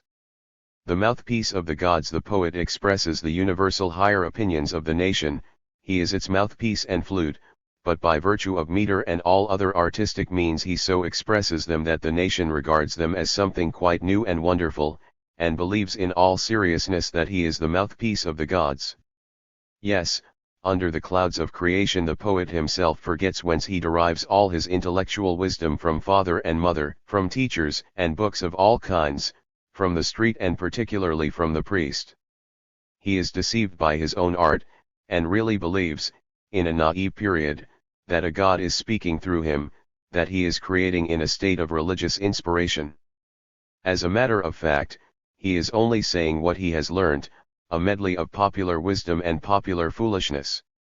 Hence, so far as a poet is really vox populi, he is held to be vox dei. 177.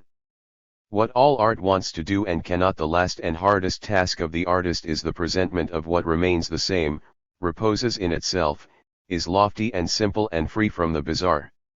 Hence the noblest forms of moral perfection are rejected as inartistic by weaker artists, because the sight of these fruits is too painful for their ambition.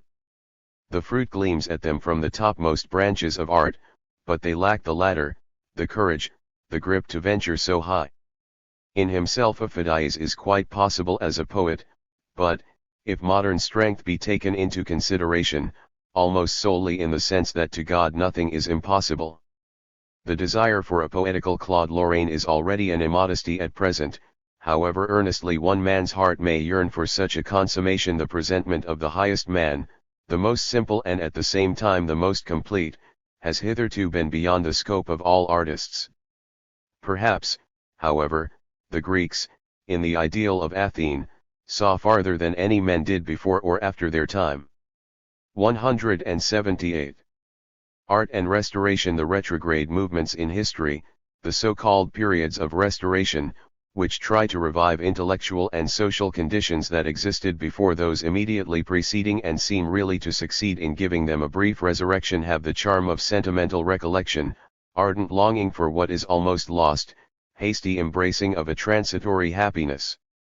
It is on account of this strange trend towards seriousness that in such transient and almost dreamy periods art and poetry find a natural soil, just as the tenderest and rarest plants grow on mountain slopes of steep declivity. Thus many a good artist is unwittingly impelled to a restoration way of thinking in politics and society, for which, on his own account, he prepares a quiet little corner and garden.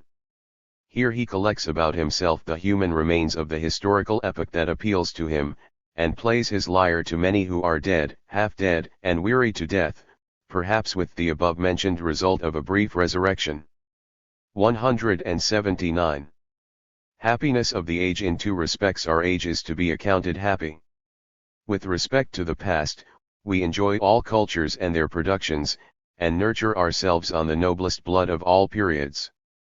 We stand sufficiently near to the magic of the forces from whose womb these periods are born to be able in passing to submit to their spell with pleasure and terror, whereas earlier cultures could only enjoy themselves, and never looked beyond themselves, but were rather overarched by a bell of broader or narrower dome, through which indeed light streamed down to them, but which their gaze could not pierce.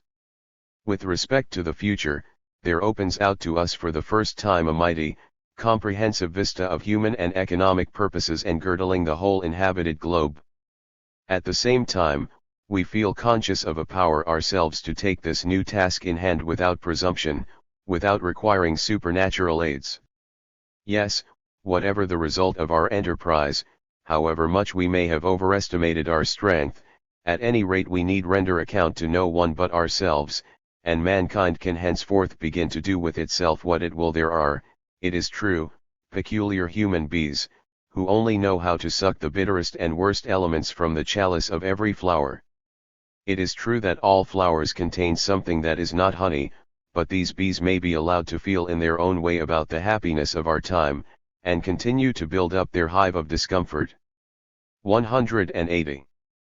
A vision hours of instruction and meditation for adults, even the most mature, and such institutions visited without compulsion but in accordance with the moral injunction of the whole community, the churches as the meeting places most worthy and rich in memories for the purpose, at the same time daily festivals in honor of the reason that is attained and attainable by man, a newer and fuller budding and blooming of the ideal of the teacher, in which the clergyman, the artist, and the physician, the man of science and the sage are blended, and their individual virtues should come to the fore as a collective virtue in their teaching itself, in their discourses, in their method. This is my ever-recurring vision, of which I firmly believe that it has raised a corner of the veil of the future.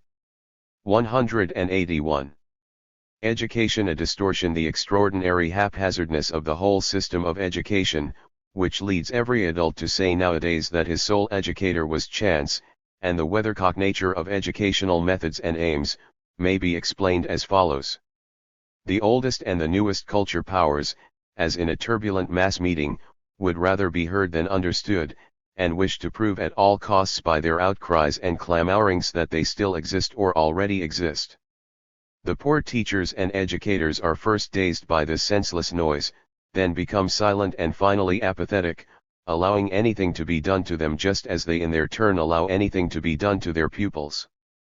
They are not trained themselves, so how are they to train others? They are themselves no straight-growing, vigorous, succulent trees, and he who wishes to attach himself to them must wind and bend himself and finally become distorted and deformed as they. 182. Philosophers and artists of the age. Rhapsody and frigidity, burning desires, and waning of the heart's glow. This wretched medley is to be found in the picture of the highest European society of the present day.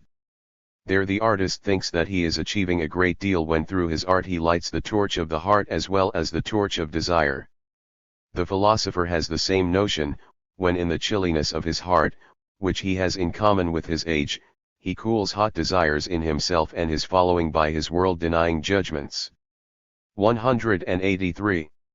Not to be a soldier of culture without necessity. At last people are learning what it costs us so dear not to know in our youth that we must first do superior actions and secondly seek the superior wherever and under whatever names it is to be found, that we must at once go out of the way of all badness and mediocrity without fighting it, and that even doubt as to the excellence of a thing, such as quickly arises in one of practiced taste, should rank as an argument against it and a reason for completely avoiding it.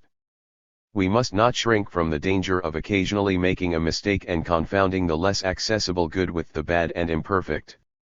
Only he who can do nothing better should attack the world's evils as the soldier of culture. But those who should support culture and spread its teachings ruin themselves if they go about armed, and by precautions, night watches, and bad dreams turn the peace of their domestic and artistic life into sinister unrest. 184. How natural history should be expounded. Natural history, like the history of the war and victory of moral and intellectual forces in the campaign against anxiety, self-delusion, laziness, superstition, folly, should be so expounded that every reader or listener may be continually aroused to strive after mental and physical health and soundness, after the feeling of joy, and be awakened to the desire to be the heir and continuator of mankind, to an ever nobler adventurous impulse. Hitherto natural history has not found its true language, because the inventive and eloquent artists who are needed for this purpose never rid themselves of a secret mistrust of it, and above all never wish to learn from it a thorough lesson. Nevertheless, it must be conceded to the English that their scientific manuals for the lower strata of the people have made admirable strides towards that ideal. But then such books are written by their foremost men of learning, full, complete, and inspiring natures, and not, as among us, by mediocre investigators. 185. Genius in humanity. If genius, according to Schopenhauer's observation, lies in the coherent and vivid recollection of our own experience, A striving towards genius in humanity collectively might be deduced from the striving towards knowledge of the whole historic past, which is beginning to mark off the modern age more and more as compared with earlier ages, and has for the first time broken down the barriers between nature and spirit, men and animals, morality and physics. A perfectly conceived history would be cosmic self-consciousness. 186. The cult of culture on great minds is bestowed the terrifying all too human of their natures, their blindnesses, deformities, and extravagances, so that their more powerful, easily all too powerful influence may be continually held within bounds through the distrust aroused by such qualities. For the sum total of all that humanity needs for its continued existence is so comprehensive, and demands powers so diverse and so numerous, that for every one-sided predilection, whether in science or politics or art or commerce, to which such natures would persuade us, mankind as a whole has to pay a heavy price. It has always been a great disaster to culture when human beings are worshipped. In this sense we may understand the precept of Mosaic law which forbids us to have any other gods but God. Side by side with the cult of genius and violence we must always place, as its complement and remedy, the cult of culture. This cult can find an intelligent appreciation even for the material, the inferior, the mean, the misunderstood, the weak, the imperfect, the one-sided, the incomplete, the untrue, the apparent, even the wicked and horrible, and can grant them the concession that all this is necessary for the continued harmony of all things human, attained by amazing toil and strokes of luck, and just as much the work of cyclopes and ants as of geniuses, shall never be lost. How, indeed, could we dispense with that deep, universal, and often uncanny bass, without which, after all, melody cannot be melody? 187. The antique world and pleasure. The man of the antique world understood better how to rejoice, we understand better how to grieve less. They continually found new motives for feeling happy, for celebrating festivals, being inventive with all their wealth of shrewdness and reflection. We, on the other hand, concentrate our intellect rather on the solving of problems which have in view painlessness and the removal of sources of discomfort. With regard to suffering existence, the ancients sought to forget or in some way to convert the sensation into a pleasant one, thus trying to supply palliatives. We attack the causes of suffering, and on the whole prefer to use prophylactics. Perhaps we are only building upon a foundation whereon a later age will once more set up the temple of joy. 188. The Muses as liars. We know how to tell many lies, so sang the Muses once, when they revealed themselves to Hesiod. The conception of the artist as deceiver, once grasped, leads to important discoveries. 189. How paradoxical Homer can be! Is there anything more desperate, more horrible, more incredible, shining over human destiny like a winter sun, than that idea of Homer's? So the decree of the gods willed it, and doomed man to perish, that it might be a matter for song even to distant generations. In other words, we suffer and perish so that poets may not lack material, and this is the dispensation of those very gods of Homer who seem much concerned about the joyousness of generations to come, but very little about us men of the present. To think that such ideas should ever have entered the head of a Greek. 190. Supplementary justification of existence. Many ideas have come into the world as errors and fancies but have turned out truths, because men have afterwards given them a genuine basis to rest upon. 191. Pro and con necessary. He who has not realized that every great man must not only be encouraged but also, for the sake of the common welfare, opposed, is certainly still a great child or himself a great man. 192.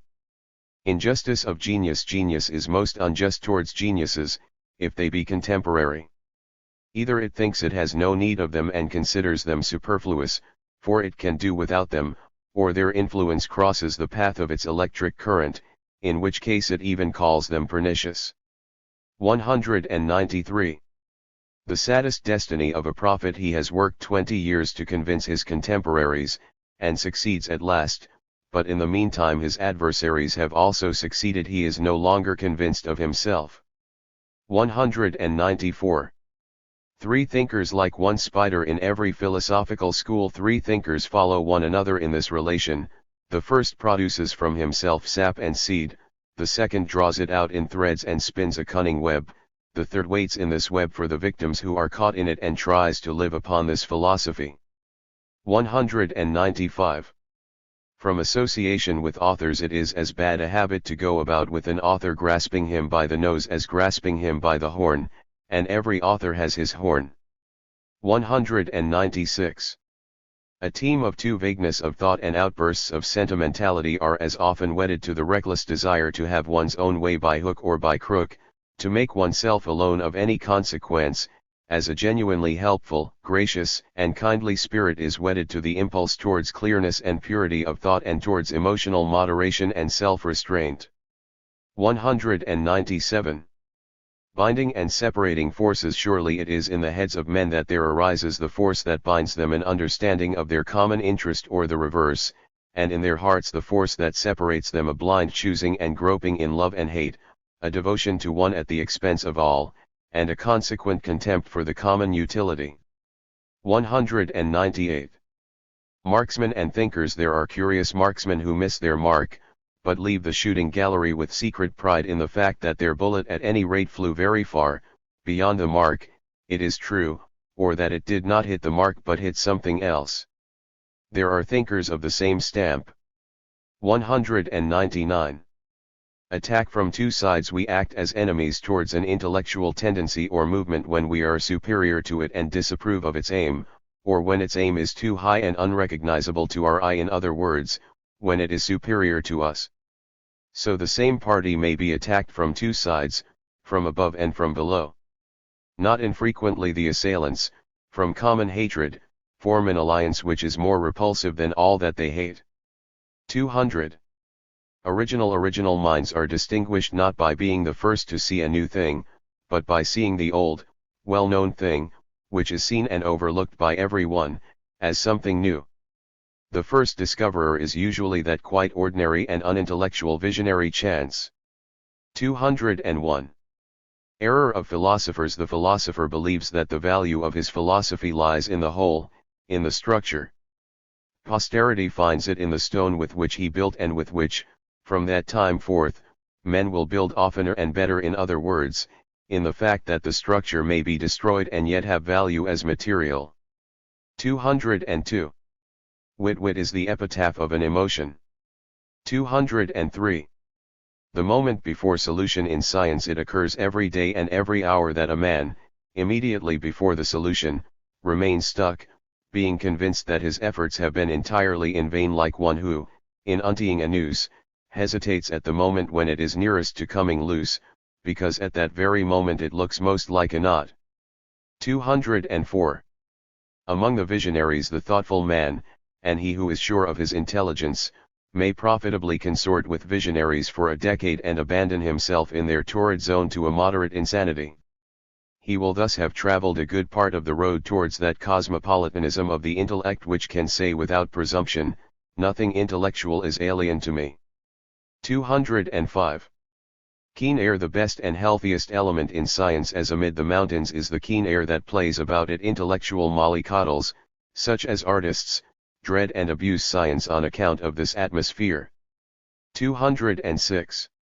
Why savants are nobler than artists. Science requires nobler natures than does poetry, natures that are more simple, less ambitious, more restrained, calmer, that think less of posthumous fame and can bury themselves in studies which, in the eye of the many, scarcely seem worthy of such a sacrifice of personality.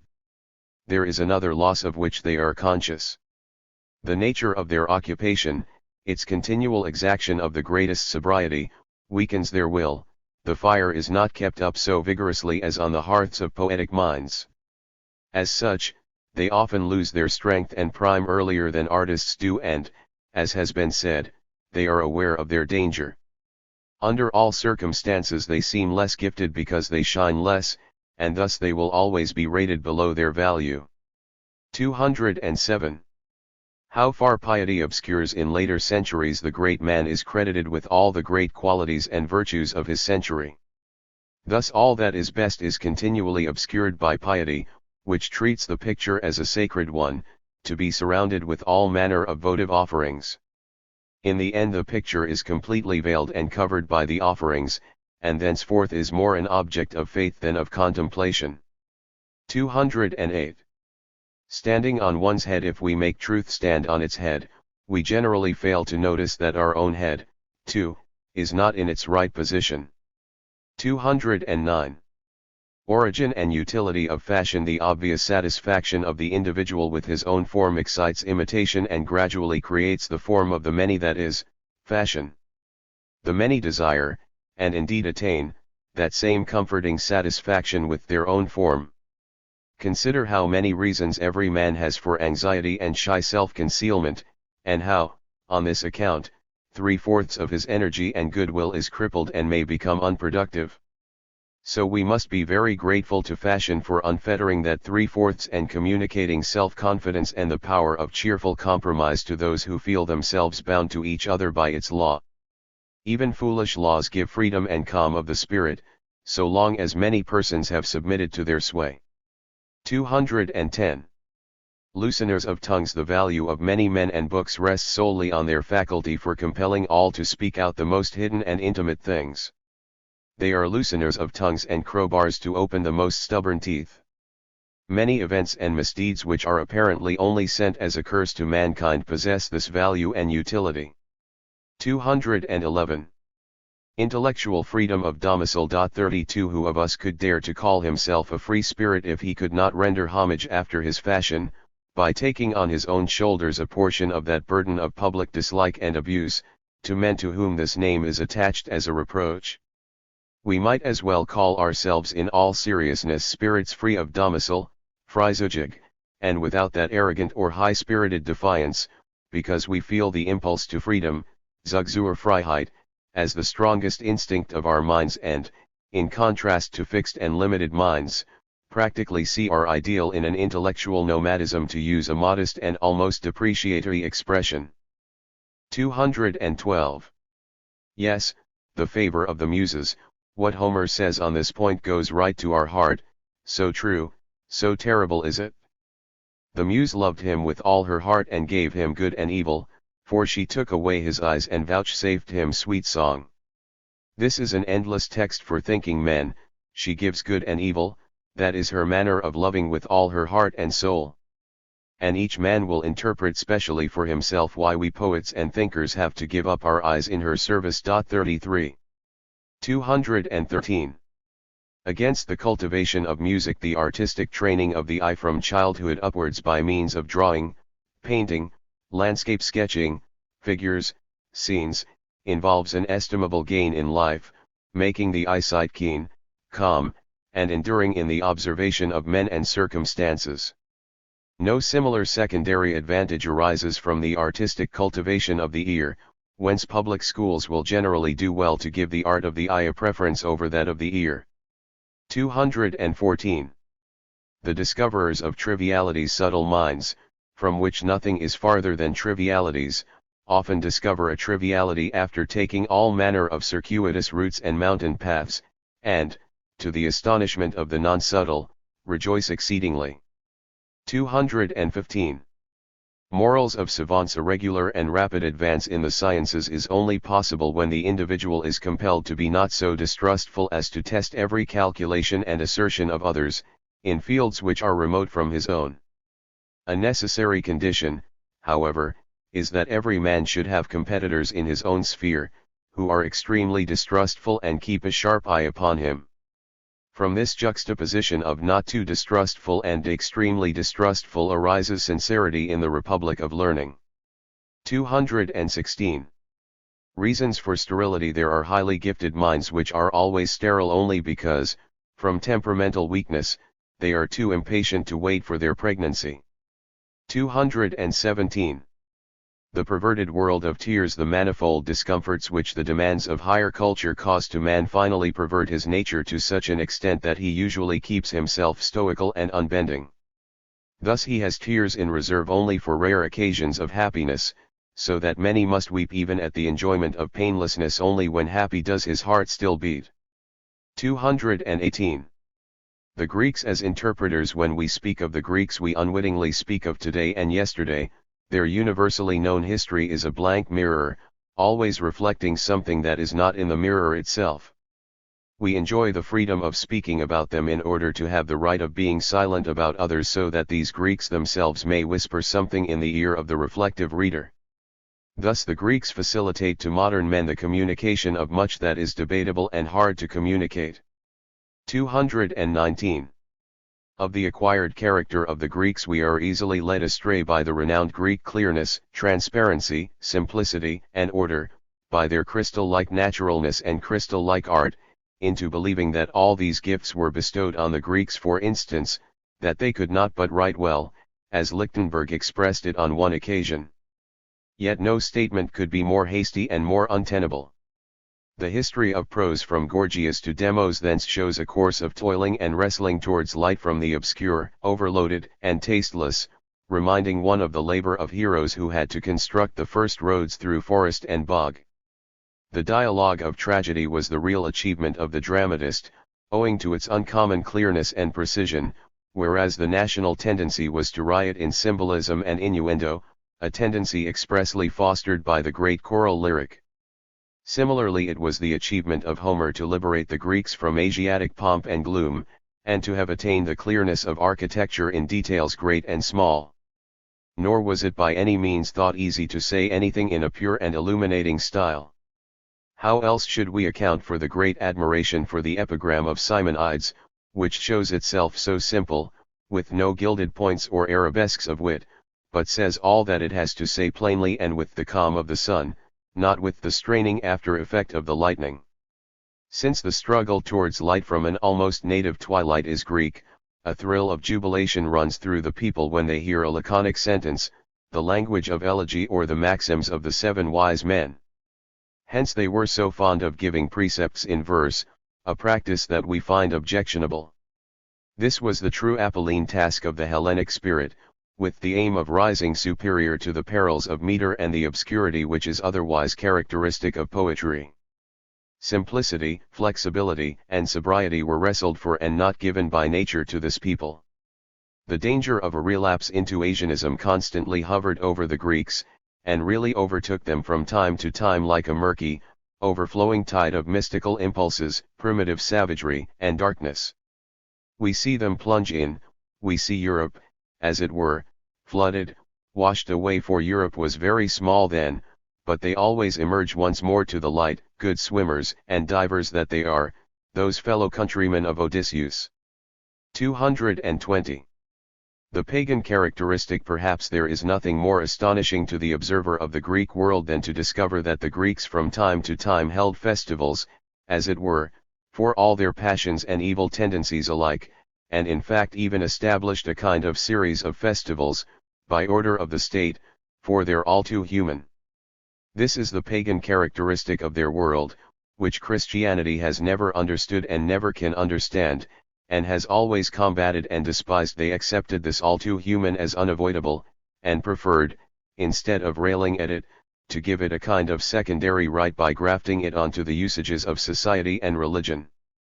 All in man that has power they called divine, and wrote it on the walls of their heaven. They do not deny this natural instinct that expresses itself in evil characteristics, but regulate and limit it to definite cults and days, so as to turn those turbulent streams into as harmless a course as possible, after devising sufficient precautionary measures. That is the root of all the moral broad-mindedness of antiquity. To the wicked, the dubious, the backward, the animal element, as to the barbaric, pre-Hellenic, and Asiatic, which still lived in the depths of Greek nature, they allowed a moderate outflow, and did not strive to destroy it utterly.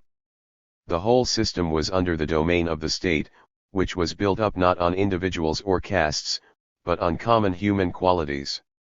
In the structure of the state the Greeks show that wonderful sense for typical facts which later on enabled them to become investigators of nature, historians, geographers, and philosophers. It was not a limited moral law of priests or castes, which had to decide about the constitution of the state and state worship, but the most comprehensive view of the reality of all that is human. Whence do the Greeks derive this freedom, this sense of reality? perhaps from Homer and the poets who preceded him. For just those poets whose nature is generally not the most wise or just possess, in compensation, that delight in reality and activity of every kind, and prefer not to deny even evil. It suffices for them if evil moderates itself, does not kill or inwardly poison everything. In other words, they have similar ideas to those of the founders of Greek constitutions, and were their teachers and forerunners. 221. Exceptional Greeks in Greece, deep, thorough, serious minds were the exception. The national instinct tended rather to regard the serious and thorough as a kind of grimace. To borrow forms from a foreign source, not to create but to transform into the fairest shapes, that is Greek.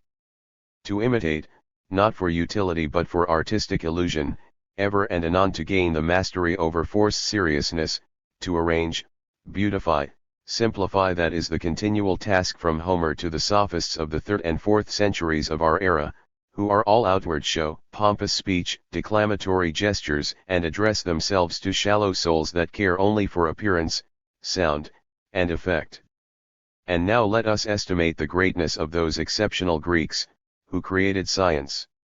Whoever tells of them, tells the most heroic story of the human mind. 222.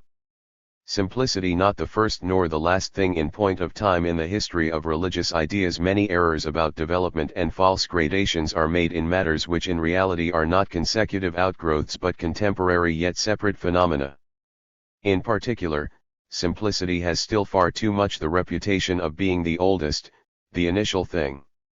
Much that is human arises by subtraction and division, and not merely by doubling, addition, and unification. For instance, men still believe in a gradual development of the idea of God from those unwieldy stones and blocks of wood up to the highest forms of anthropomorphism.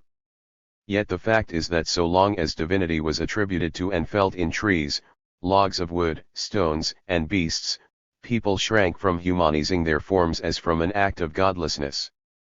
First of all, poets, apart from all considerations of cult and the ban of religious shame, have had to make the inner imagination of man accustomed and compliant to this notion. Wherever more pious periods and phases of thought gained the upper hand, this liberating influence of poets fell into the background, and sanctity remained, after as before, on the side of the monstrous, uncanny, quite peculiarly inhuman. And then, much of what the inner imagination ventures to picture to itself would exert a painful influence if externally and corporeally represented. The inner eye is far bolder and more shameless than the outer, whence the well-known difficulty and, to some extent, impossibility, of working epic material into dramatic form. The religious imagination for a long time entirely refuses to believe in the identity of God with an image. The image is meant to fix the noumen of the deity, actually and specifically, although in a mysterious and not altogether intelligible way. The oldest image of the gods is meant to shelter and at the same time to hide for the god, to indicate him but not to expose him to view. No Greek really looked upon his Apollo as a pointed pillar of wood, his Eros as a lump of stone. These were symbols, which were intended to inspire dread of the manifestation of the god. It was the same with those blocks of wood out of which individual limbs, generally in excessive number, were fashioned with the scantiest of carving, as, for instance, a Laconian Apollo with 4 hands and 4 ears. In the incomplete, symbolical, or excessive lies a terrible sanctity, which is meant to prevent us from thinking of anything human or similar to humanity.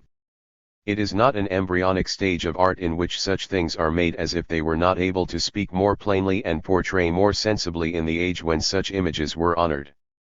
Rather, men are afraid of just one thing direct speaking out. Just as the cella hides and conceals in a mysterious twilight, yet not completely, the Holy of Holies, the real noumen of the deity, just as, again, the peripteric temple hides the cella, protecting it from indiscreet eyes as with a screen and a veil, yet not completely so it is with the image of the deity, and at the same time the concealment of the deity only when outside the cult. In the profane world of athletic contest, the joy in the victor had risen so high that the ripples thus started, reacted upon the lake of religious emotion, was the statue of the victor set up before the temple.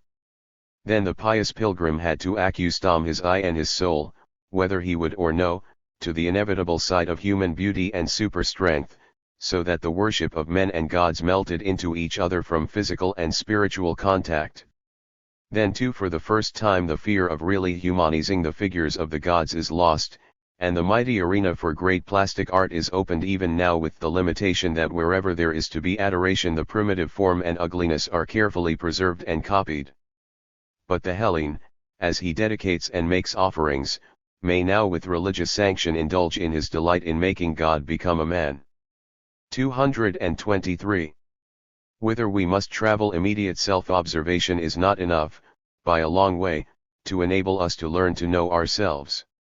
We need history, for the past continues to flow through us in 100 channels. We ourselves are, after all, nothing but our own sensation at every moment of this continued flow. Even here, when we wish to step down into the stream of our apparently most peculiar and personal development, Heraclitus' aphorism, "You cannot step twice into the same river," holds good. This is a piece of wisdom which has, indeed, gradually become trite, but nevertheless has remained as strong and true as it ever was. It is the same with the saying that, in order to understand history, we must scrutinize the living remains of historical periods, that we must travel, as old Herodotus traveled, to other nations, especially to those so-called savage or half-savage races in regions where man has doffed or not yet donned European garb. For they are ancient and firmly established steps of culture on which we can stand. There is, however, a more subtle art and aim in traveling, which does not always necessitate our passing from place to place and going thousands of miles away. Very probably the last 3 centuries, in all their colorings and refractions of culture, survive even in our vicinity, only they have to be discovered. In some families, or even in individuals, the strata are still superimposed on each other, beautifully and perceptibly. In other places there are dispersions and displacements of the structure which are harder to understand. Certainly in remote districts, in less known mountain valleys, circumscribed communities have been able more easily to maintain an admirable pattern of a far older sentiment, a pattern that must here be investigated. On the other hand, it is improbable that such discoveries will be made in Berlin, where man comes into the world washed out and sapless. He who after long practice of this art of travel has become a hundred-eyed Argus will accompany his his ego everywhere, and in Egypt and Greece, Byzantium and Rome, France and Germany, in the age of wandering or settled races, in Renaissance or Reformation, at home and abroad, in sea, forest, plant, and mountain, will again light upon the travel adventure of this ever-growing, ever-altered ego. Thus self-knowledge becomes universal knowledge as regards the entire past, and, by another chain of observation, which can only be indicated here, self-direction and self-training in the freest and most far-seeing spirits might become universal direction as regards all future humanity. 224. Bomb and poison. We cannot ponder too deeply on this fact. Christianity is the religion of antiquity grown old. It presupposes to generate old culture stocks, and on them it had, and still has, power to work like bomb. There are periods when ears and eyes are full of slime, so that they can no longer hear the voice of reason and philosophy or see the wisdom that walks in bodily shape, whether it bears the name of Epictetus or of Epicurus. Then, perhaps, the erection of the martyr's cross and the trumpet of the Last Judgment may have the effect of still inspiring such races to end their lives decently. If we think of Juvenal's Rome, of that poisonous toad with the eyes of Venus, we understand what it means to make the sign of the cross before the world. We honor the silent Christian community and are grateful for its having stifled the Greco-Roman Empire. If, indeed, most men were then born in spiritual slavery, with the sensuality of old men, what a pleasure to meet beings who were more soul than body, and who seemed to realize the Greek idea of the shades of the underworld, shy, scurrying, chirping, kindly creatures, with a reversion on the better life, and therefore so unassuming, so secretly scornful, so proudly patient.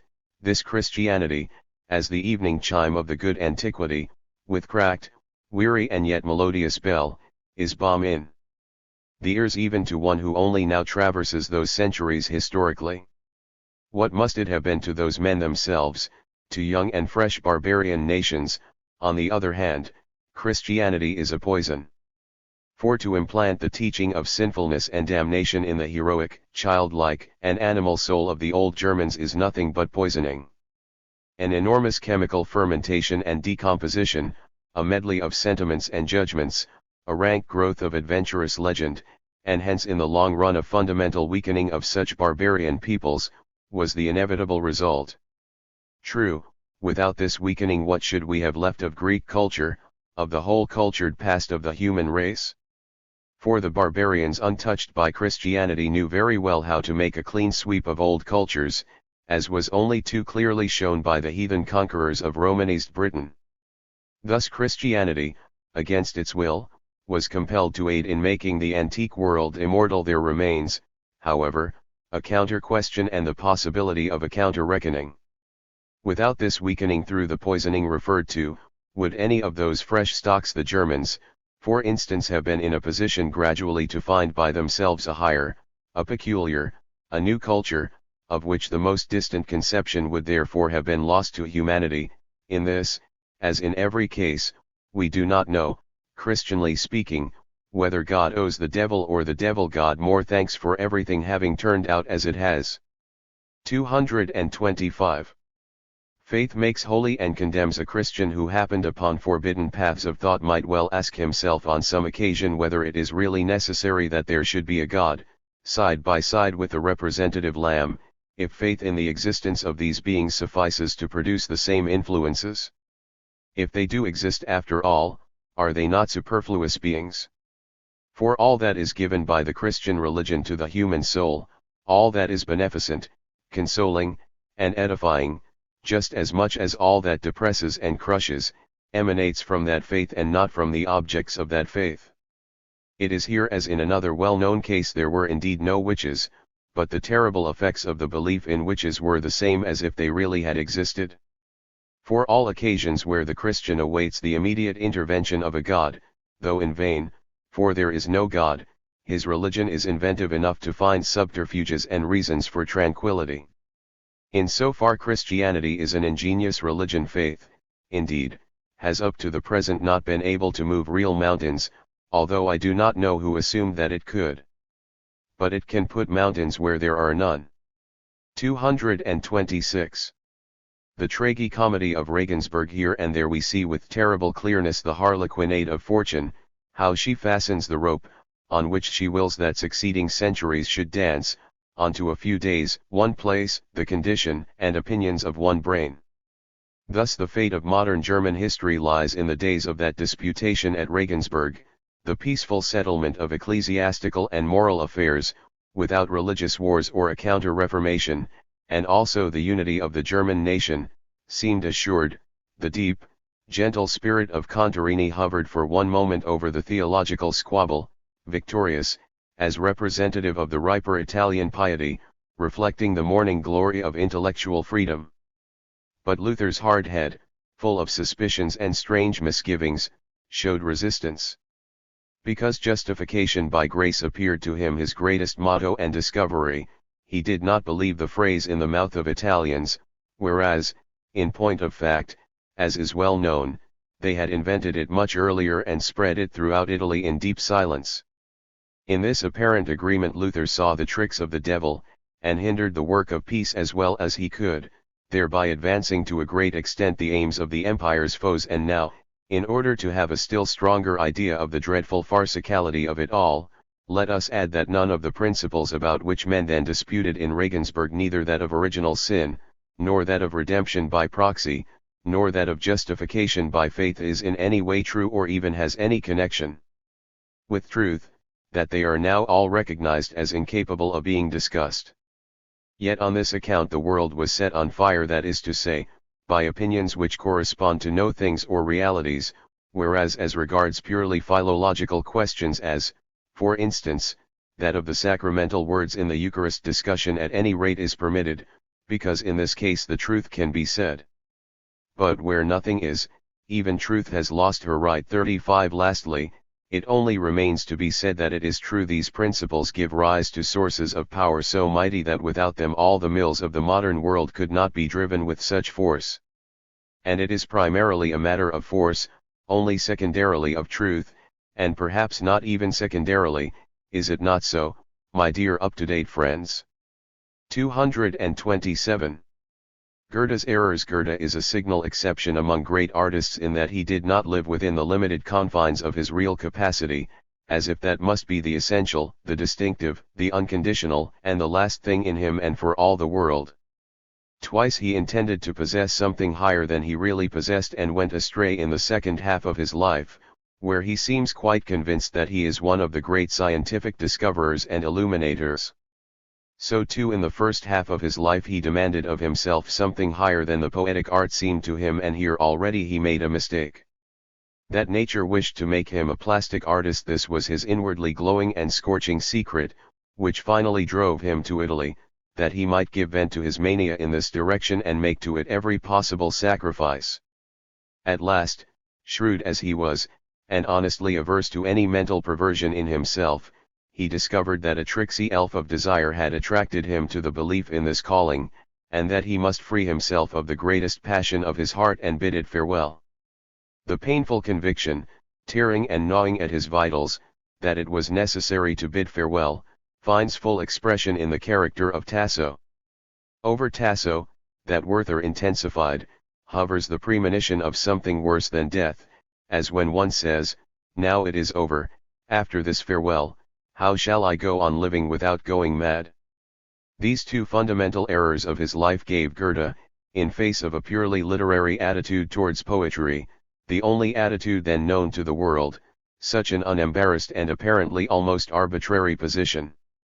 Not to speak of the period when Schiller, poor Schiller, who had no time himself and left no time to others, drove away his shy dread of poetry, his fear of all literary life and craftsmanship, Goethe appears like a Greek who now and then visits his beloved, doubting whether she be not a goddess to whom he can give no proper name.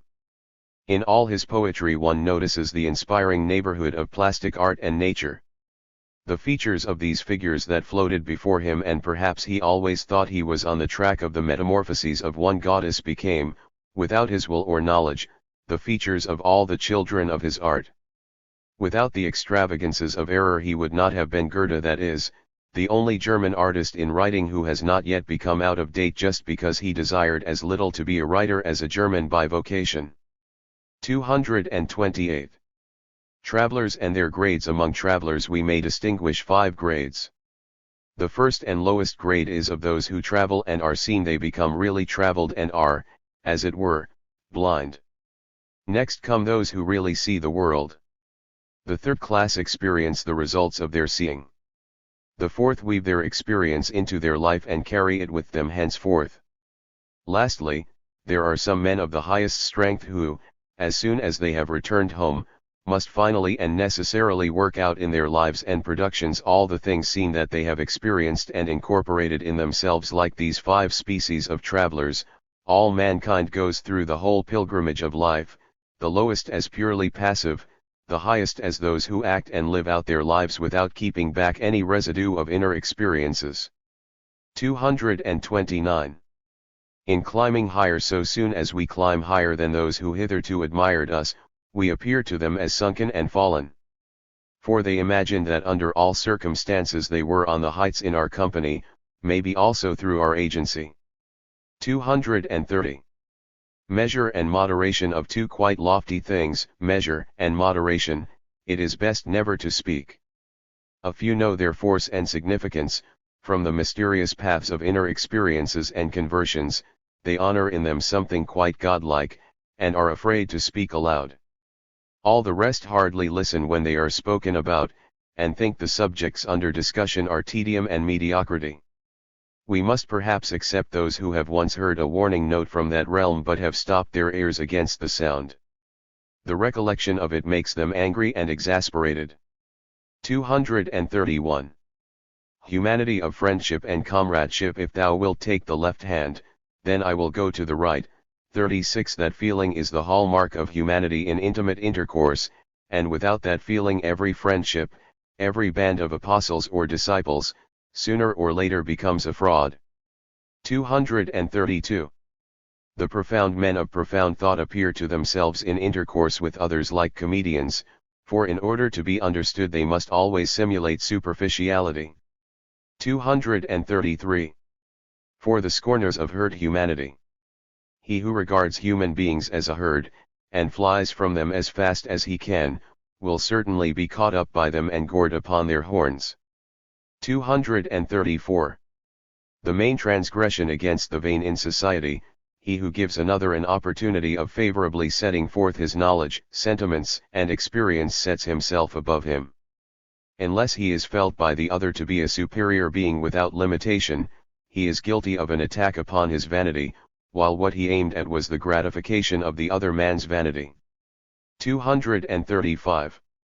Disappointment when a long life of action distinguished by speeches and writings gives publicity to a man's personality. Personal intercourse with him is generally disappointing on two grounds. Firstly, one expects too much from a brief period of intercourse, namely, all that the 1,001 opportunities of life can alone bring out. Secondly, no recognized person gives himself the trouble to woo recognition in individual cases. He is too careless, and we are at too high attention. 236. Two sources of kindness: to treat all men with equal good humor, and to be kind without distinction of persons, may arise as much from a profound contempt for mankind as from an ingrained love of humanity. 237. The wanderer in the mountains: to himself there are certain signs that you have gone farther and higher. There is a freer, wider prospect before you, the air blows cooler yet milder in your face, you have unlearned the folly of confounding mildness with warmth, your gait is more firm and vigorous, courage and discretion have waxed together. On all these grounds your journey may now be more lonely and in any case more perilous than heretofore, if indeed not to the extent believed by those who from the misty valley see you, the roamer, striding on the mountains. 238. With the exception of our neighbor, I admit that my head is set wrong on my neck only, for every other man, as is well known, knows better than I what I should do or leave alone. The only one who cannot help me is myself, poor beggar. Are we not all like statues on which false heads have been placed? Dear neighbor, ah no, you, just you, are the exception. 239. Caution: we must either not go about at all with people who are lacking in the reverence for personalities, or inexorably fetter them beforehand with the monocles of convention. 240. The wish to appear vain in conversation with strangers or little-known acquaintances, to express only selected thoughts, to speak of one's famous acquaintances, and important experiences and travels, is a sign that one is not proud, or at least would not like to appear proud. Vanity is the polite mask of pride. 241. Good friendship: a good friendship arises when the one man deeply respects the other, more even than himself, loves him also, though not so much as himself, and finally, to facilitate intercourse, knows how to add the delicate bloom and veneer of intimacy, but at the same time wisely refrains from a true, real intimacy, from the confounding of meum and tuum. 242. Friends as ghosts: if we change ourselves vitally, our friends, who have not changed, become ghosts of our own past, their voice sounds shadowy and dreadful to us, as if we heard our own voice speaking, but younger, harder, less mellow. 243. One eye and two glances: the same people whose eyes naturally plead for favors and indulgences are accustomed, from their frequent humiliations and cravings for revenge, to assume a shameless glance as well. 244. The haze of distance: a child throughout life: that sounds very touching, but is only the verdict from the distance. Seen and known close at hand, he is always called puerile throughout life. 245. Advantage and disadvantage in the same misunderstanding: the mute perplexity of the subtle brain is usually understood by the non-subtle as a silent superiority, and is much dreaded, whereas the perception of perplexity would produce goodwill. 246. The sage giving himself out to be a fool. The philanthropy of the sage sometimes makes him decide to pretend to be excited, enraged, or delighted, so that he may not hurt his surroundings by the coldness and rationality of his true nature. 247. Forcing oneself to attention. So soon as we note that anyone in intercourse and conversation with us has to force himself to attention, we have adequate evidence that he loves us not, or loves us no longer. 248. The way to a Christian virtue. Learning from one's enemies is the best way to love them, for it inspires us with a grateful mood towards them. 249. Stratagem of the importunate. The importunate man gives us gold coins as change for our convention coins, and thereby tries to force us afterwards to treat our convention as an oversight and him as an exception. 250. Reason for dislike. We become hostile to many an artist or writer, not because we notice in the end that he has duped us, but because he did not find more subtle means necessary to entrap us. 251. In parting, not by the way one soul approaches another, but by the way it separates, do I recognize its relationship and homogeneity with the other. 252. Silentium. We must not speak about our friends, or we renounce the sentiment of friendship. 253. Impoliteness. Impoliteness is often the sign of a clumsy modesty, which when taken by surprise loses its head and would fain hide the fact by means of rudeness. 254. Honesty's miscalculation. Our newest acquaintances are sometimes the first to learn what we have hitherto kept dark. We have the foolish notion that our proof of confidence is the strongest fetter wherewith to hold them fast. But they do not know enough about us to feel so strongly the sacrifice involved in our speaking out, and betray our secrets to others without any idea of betrayal. Hereby we possibly lose our old friends. 255. In the antechamber of favor. All men whom we let stand long in the antechamber of our favor get into a state of fermentation or become bitter. 256. Warning to the despised. When we have sunk unmistakably in the estimation of mankind, we should cling tooth and nail to modesty in intercourse, or we shall betray to others that we have sunk in our own estimation as well. Cynicism in intercourse is a sign that a man, when alone, treats himself too as a dog. 257. Ignorance. Often ennobles with regard to the respect of those who pay respect. It is an advantage ostensibly not to understand certain things. Ignorance, too, confers privileges. 258. The opponent of grace. The impatient and arrogant man does not care for grace, feeling it to be a corporeal, visible reproach against himself. For grace is heartfelt toleration in movement and gesture. 259. On seeing again. When old friends see each other again after a long separation, it often happens that they affect an interest in matters to which they have long since become indifferent. Sometimes both remark this, but dare not raise the veil from a mournful doubt. Hence arise conversations as in the realm of the dead. 260. Making friends only with the industrious. The man of leisure is dangerous to his friends, for, having nothing to do, he talks of what his friends are doing or not doing, interferes, and finally makes himself a nuisance. The clever man will only make friends with the industrious. 261. One weapon twice as much as two. It is an unequal combat when one man defends his cause with head and heart, the other with head alone. The first has sun and wind against him, as it were, and his two weapons interfere with each other. He loses the prize in the eyes of truth. True, the victory of the second, with his one weapon, is seldom a victory after the hearts of all the other spectators, and makes him unpopular. 262. Depth and troubled waters. The public easily confounds him who fishes in troubled waters with him who pumps up from the depths. 263.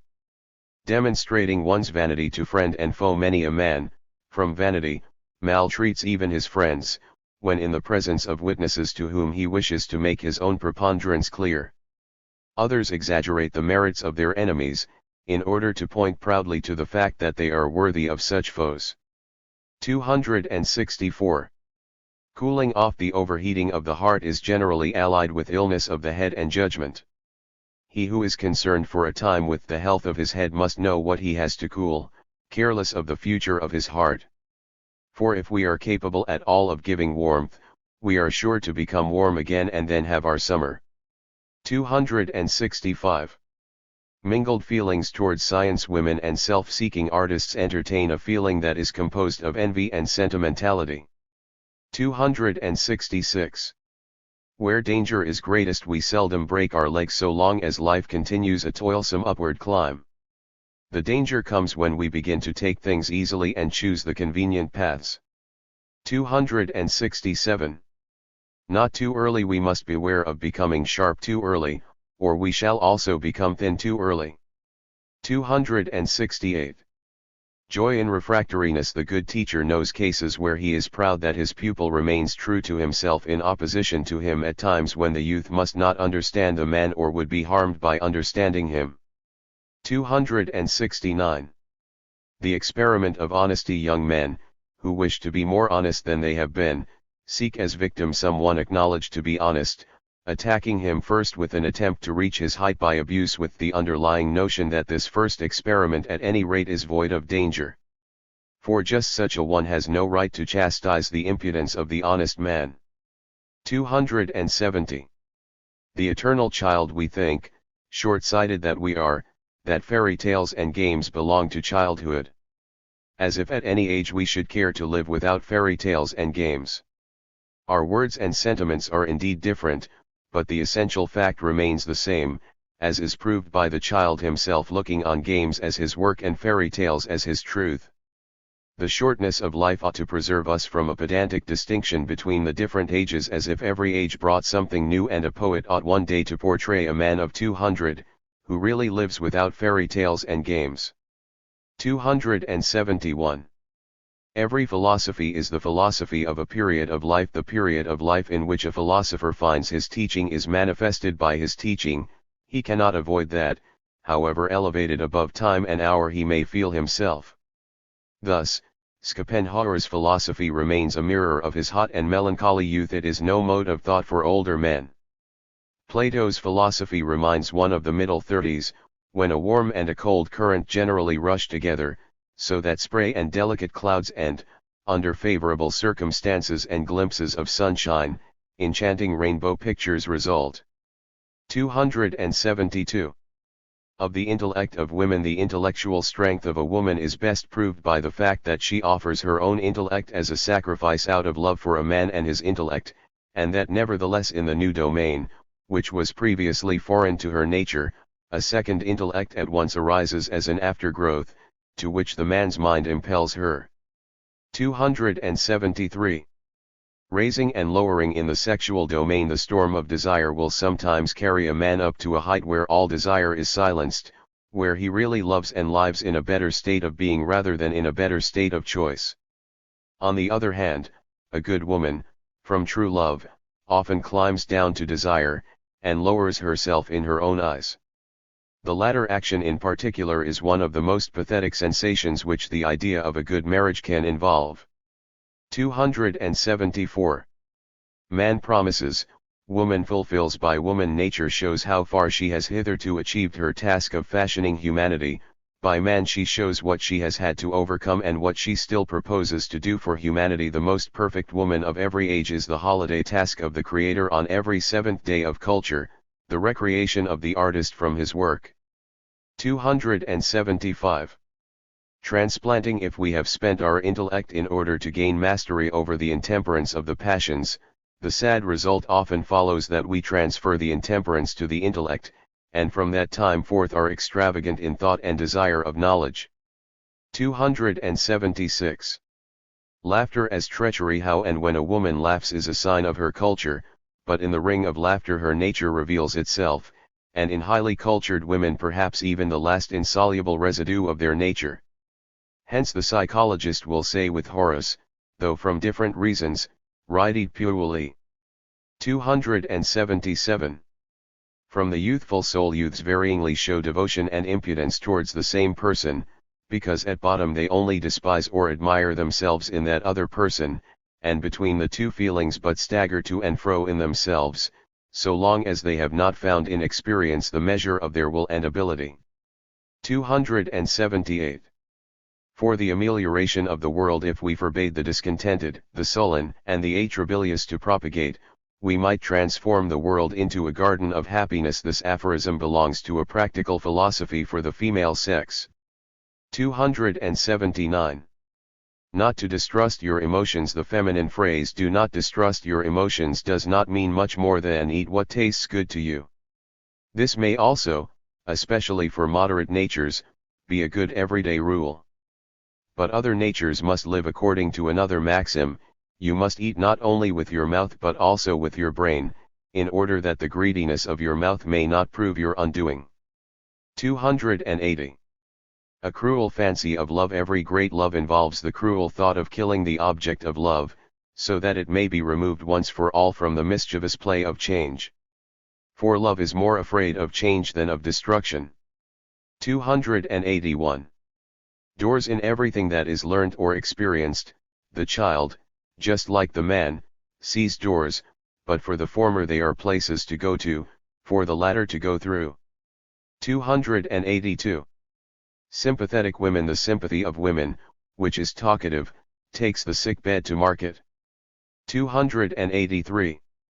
Early merit. He who acquires merit early in life tends to forget all reverence for age and old people, and accordingly, greatly to his disadvantage, excludes himself from the society of the mature, those who confer maturity. Thus, in spite of his early merit, he remains green, importunate, and boyish longer than others. 284. Souls all of a piece. Women and artists think that where we do not contradict them we cannot. Reverence on 10 counts and silent disapproval on 10 others appears to them an impossible combination, because their souls are all of a piece. 285. Young talents. With respect to young talents, we must strictly follow Goethe's maxim, that we should often avoid harming error in order to avoid harming truth. Their condition is like the diseases of pregnancy, and involves strange appetites. These appetites should be satisfied and humored as far as possible, for the sake of the fruit they may be expected to produce.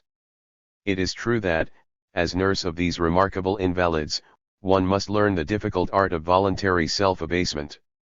286. Disgust with truth. Women are so constituted that all truth, in relation to men, love, children, society, aim of life, disgusts them, and that they try to be revenged on everyone who opens their eyes. 287. The source of great love. Whence arises the sudden passion of a man for a woman, a passion so deep, so vital?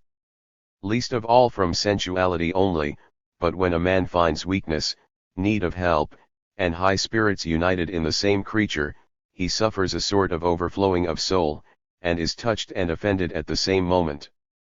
At this point arises the source of great love. 288. Cleanliness in the child. The sense for cleanliness should be fanned into a passion, and then later on he will raise himself, in ever new phases, to almost every virtue, and will finally appear, in compensation for all talent, as a shining cloud of purity, temperance, gentleness, and character, happy in himself and spreading happiness around. 289. Of vain old men. Profundity of thought belongs to youth, clarity of thought to old age. When, in spite of this, old men sometimes speak and write in the manner of the profound, they do so from vanity, imagining that they thereby assume the charm of juvenility, enthusiasm, growth, apprehensiveness, hopefulness. 290. Enjoyment of novelty. Men use a new lesson or experience later on as a plowshare or perhaps also as a weapon, women at once make it into an ornament. 291. How both sexes behave when in the right. If it is conceded to a woman that she is right, she cannot deny herself the triumph of setting her heel on the neck of the vanquished, she must taste her victory to the full. On the other hand, man towards man in such a case is ashamed of being right. But then man is accustomed to victory, with woman it is an exception. 292. Abnegation in the will to beauty. In order to become beautiful, a woman must not desire to be considered pretty. That is to say, in 99 out of 100 cases where she could please she must scorn and put aside all thoughts of pleasing. Only then can she ever reap the delight of him whose soul's portal is wide enough to admit the great. 293. Unintelligible, unendurable. A youth cannot understand that an old man has also had his delights, his dawns of feeling, his changings and sorrowings of thought. It offends him to think that such things have existed before. But it makes him very bitter to hear that, to become fruitful, he must lose those buds and dispense with their fragrance. 294. The party with the air of martyrdom. Every party that can assume an air of martyrdom wins good-natured souls over to its side and thereby itself acquires an air of good nature greatly to its advantage. 295. Assertions surer than arguments. An assertion has, with the majority of men at any rate, more effect than an argument, for arguments provoke mistrust. Hence demagogues seek to strengthen the arguments of their party by assertions. 296. The best concealers. All regularly successful men are profoundly cunning in making their faults and weaknesses look like manifestations of strength. This proves that they must know their defects uncommonly well. 297. From time to time he sat in the city gateway and said to one who passed through that this was the city gate. The latter replied that this was true, but that one must not be too much in the right if one expected to be thanked for it. Oh, answered the other, I don't want thanks, but from time to time it is very pleasant not merely to be in the right but to remain in the right. 298. Virtue was not invented by the Germans. Goethe's nobleness and freedom from envy, Beethoven's fine hermetical resignation, Mozart's cheerfulness and grace of heart, Handel's unbending manliness and freedom under the law, Bach's confident and luminous inner life, such as does not even need to renounce glamour and success. Are these qualities peculiarly German? If they are not, they at least prove to what goal Germans should strive and to what they can attain. 299.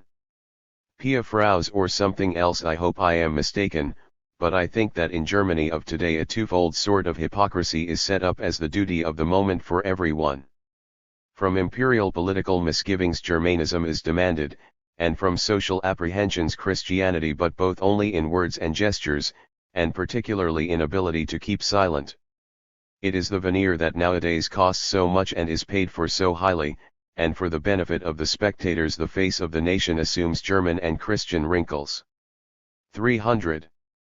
How far even in the good the half may be more than the whole in all things that are constructed to last and demand the service of many hands, much that is less good must be made a rule, although the organizer knows what is better and harder very well.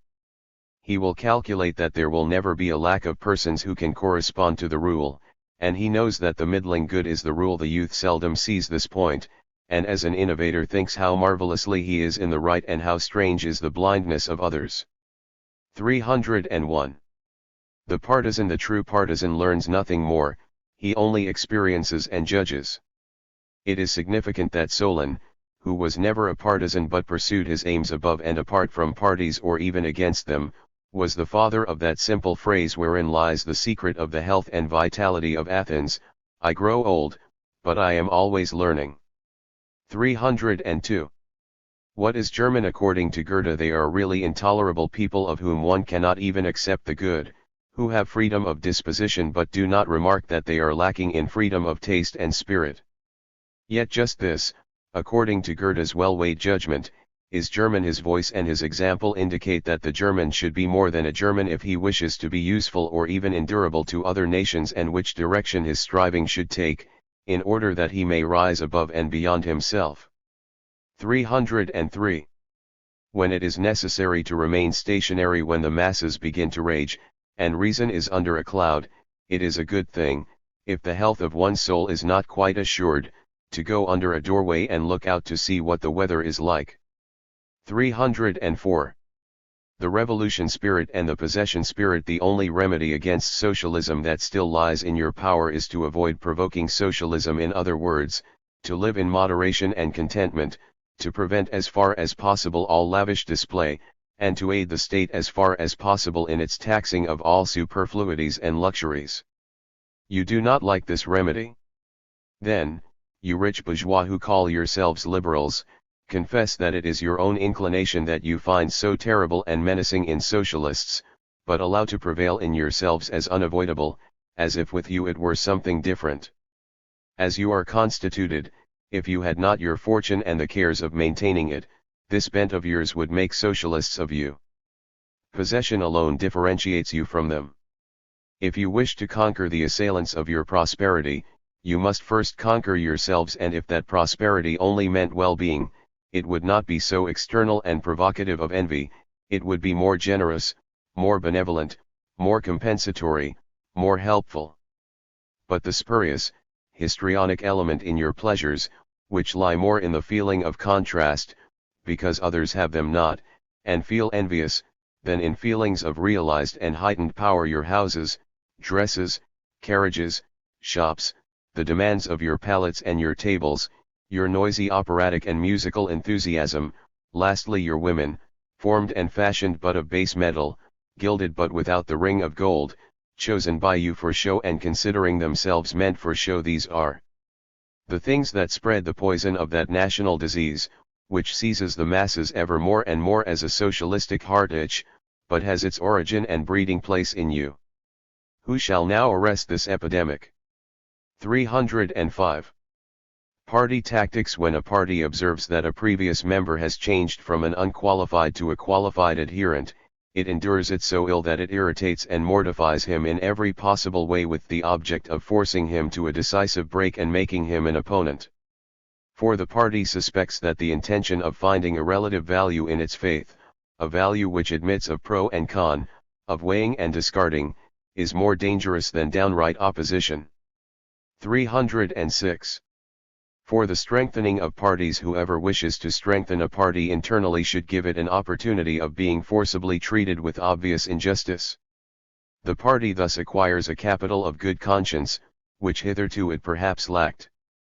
307.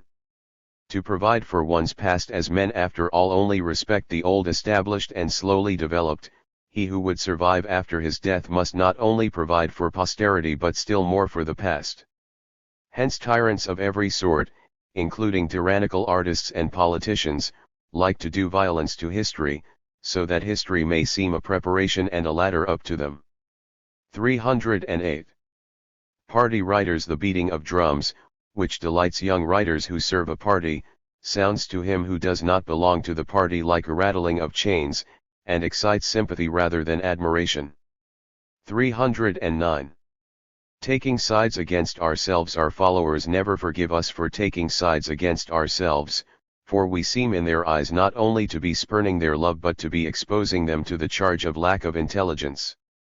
310. Danger in wealth. Only a man of intellect should hold property, otherwise property is dangerous to the community.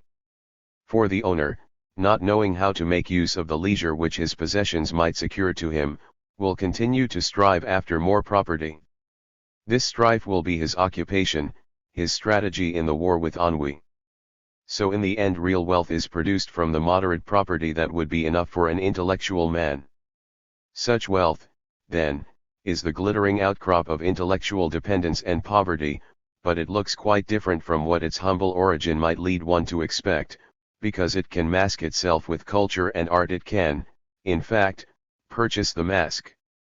Hence it excites envy in the poor and uncultured, who at bottom always envy culture and see no mask in the mask, and gradually paves the way for a social revolution.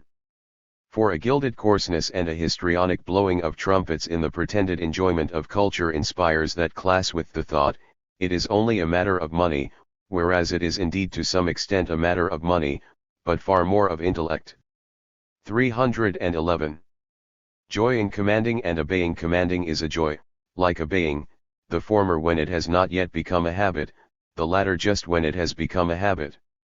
Old servants under new masters advance each other mutually in giving pleasure. 312. Ambition for a forlorn hope. There is an ambition for a forlorn hope which forces a party to place itself at the post of extreme danger. 313. When asses are needed we shall not move the crowd to cry Hosanna, until we have ridden into the city upon an ass. 314.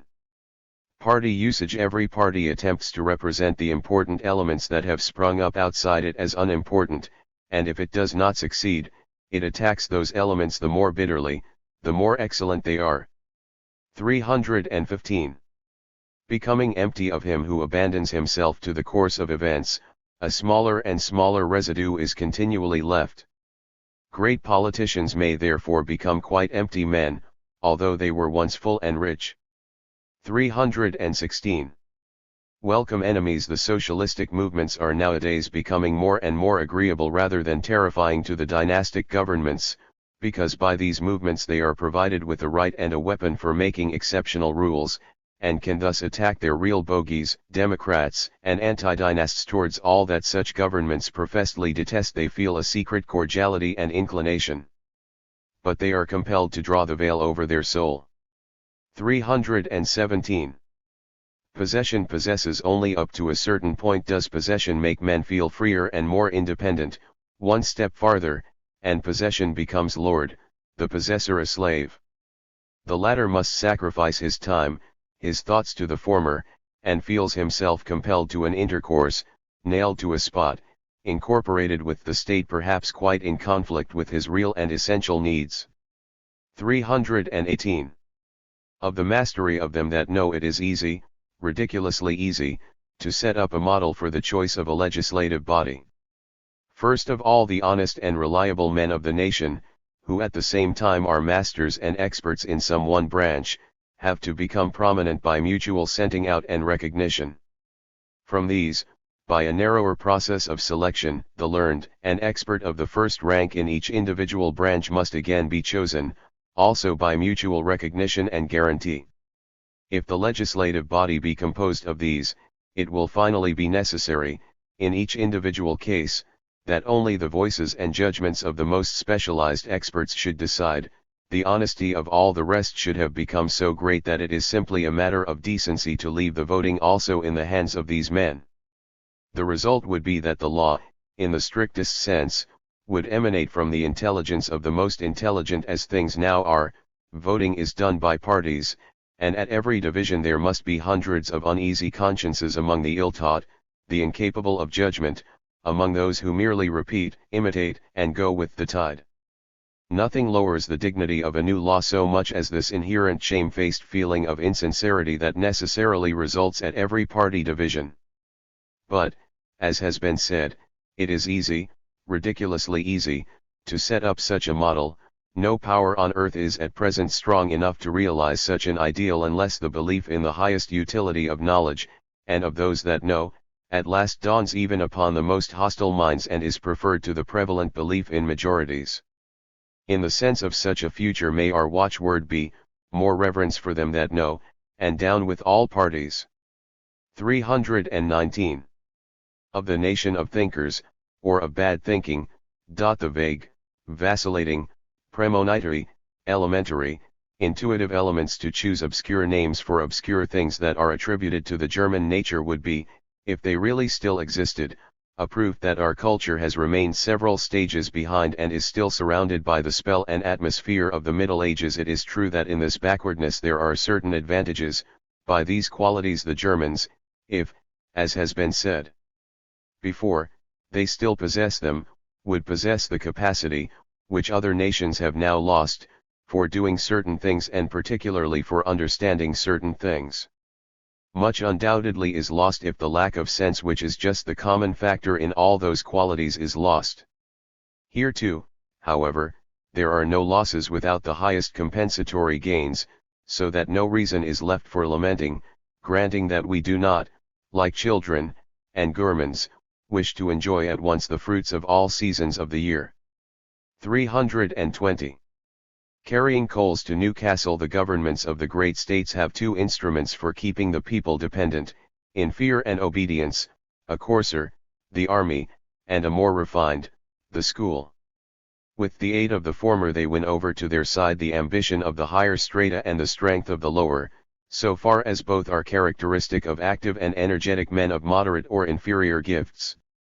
With the aid of the latter they win over gifted poverty, especially the intellectually pretentious semi-poverty of the middle classes. Above all, they make teachers of all grades into an intellectual court looking unconsciously towards the heights. By putting obstacle after obstacle in the way of private schools and the wholly distasteful individual tuition, they secure the disposal of a considerable number of educational posts, towards which numerous hungry and submissive eyes are turned to an extent 5 times as great as can ever be satisfied.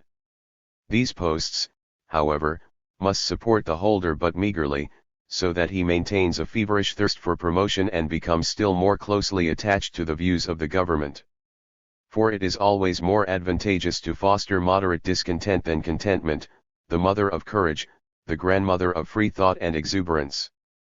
By means of this physically and mentally bridled body of teachers, the youth of the country is as far as possible raised to a certain level of culture that is useful to the state and arranged on a suitable sliding scale. Above all, the immature and ambitious minds of all classes are almost imperceptibly imbued with the idea that only a career which is recognized and hallmarked by the state can lead immediately to social distinction. The effect of this belief in government examinations and titles goes so far that even men who have remained independent and have risen by trade or handicraft still feel a pang of discontent in their hearts until their position too is marked and acknowledged by a gracious bestowal of rank and orders from above, until one becomes a somebody. Finally, the state connects all these hundreds of offices and posts in its hands with the obligation of being trained and hallmarked in these state schools if one ever wishes to enter this charmed circle. Honor in society, daily bread, the possibility of a family, protection from above, the feeling of community in a common culture, all this forms a network of hopes into which every young man walks. How should he feel the slightest breath of mistrust? In the end, perhaps, the obligation of being a soldier for 1 year has become with every one, after the lapse of a few generations, an unreflecting habit, an understood thing, with an eye to which we construct the plan of our lives quite early. Then the state can venture on the master stroke of weaving together school and army, talent, ambition, and strength by means of common advantages, that is, by attracting the more highly gifted on favorable terms to the army and inspiring them with the military spirit of joyful obedience, so that finally, perhaps, they become attached permanently to the flag and endow it by their talents with an ever new and more brilliant luster. Then nothing more is wanted but an opportunity for great wars. These are provided from professional reasons, and so in all innocence, by diplomats, aided by newspapers and stock exchanges. For the nation, as a nation of soldiers, need never be supplied with a good conscience in war it has won already. 321. The press. If we consider how even today all great political transactions glide upon the stage secretly and stealthily, how they are hidden by unimportant events, and seem small when close at hand, how they only show their far-reaching effect, and leave the soil still quaking, long after they have taken place, what significance can we attach to the press in its present position, with its daily expenditure of lung power in order to bawl, to deafen, to excite, to terrify? Is it anything more than an everlasting false alarm, which tries to lead our ears and our wits into a false direction? 322. After a great event, a nation and a man whose soul has come to light through some great event generally feel the immediate need of some act of childishness or coarseness, as much from shame as for purposes of recreation. 323. To be a good German means to de-Germanise oneself. National differences consist, far more than has hitherto been observed, only in the differences of various grades of culture, and are only to a very small extent permanent, nor even that in a strict sense. For this reason all arguments based on national character are so little binding on one who aims at the alteration of convictions, in other words, at culture. If, for instance, we consider all that has already been German, we shall improve upon the hypothetical question, what is German, by the counter question, what is now German, and every good German will answer it practically, by overcoming his German characteristics. For when a nation advances and grows, it bursts the girdle previously given to it by its national outlook. When it remains stationary or declines, its soul is surrounded by a fresh girdle, and the crust, as it becomes harder and harder, builds a prison around, with walls growing ever higher. Hence if a nation has much that is firmly established, this is a sign that it wishes to petrify and would like to become nothing but a monument. This happened, from a definite date, in the case of Egypt. So he who is well disposed towards the Germans may for his part consider how he may more and more grow out of what is German. The tendency to be un-German has therefore always been a mark of efficient members of our nation. 324. Foreignisms. A foreigner who traveled in Germany found favor or the reverse by certain assertions of his, according to the districts in which he stayed. All intelligent Suabians, he used to say, are coquettish. The other Suabians still believed that Uhland was a poet and Goethe immoral. The best about German novels now in vogue was that one need not read them, for one knew already what they contained. The native of Berlin seemed more good-humored than the South German, for he was all too fond of mocking, and so could endure mockery himself, which the South German could not. The intellect of the Germans was kept down by their beer and their newspapers. He recommended them tea and pamphlets.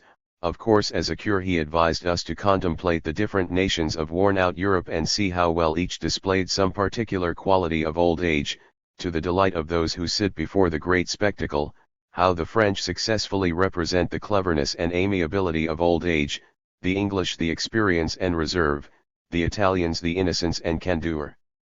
Can the other masks of old age be wanting? Where is the proud old man, the domineering old man, the covetous old man?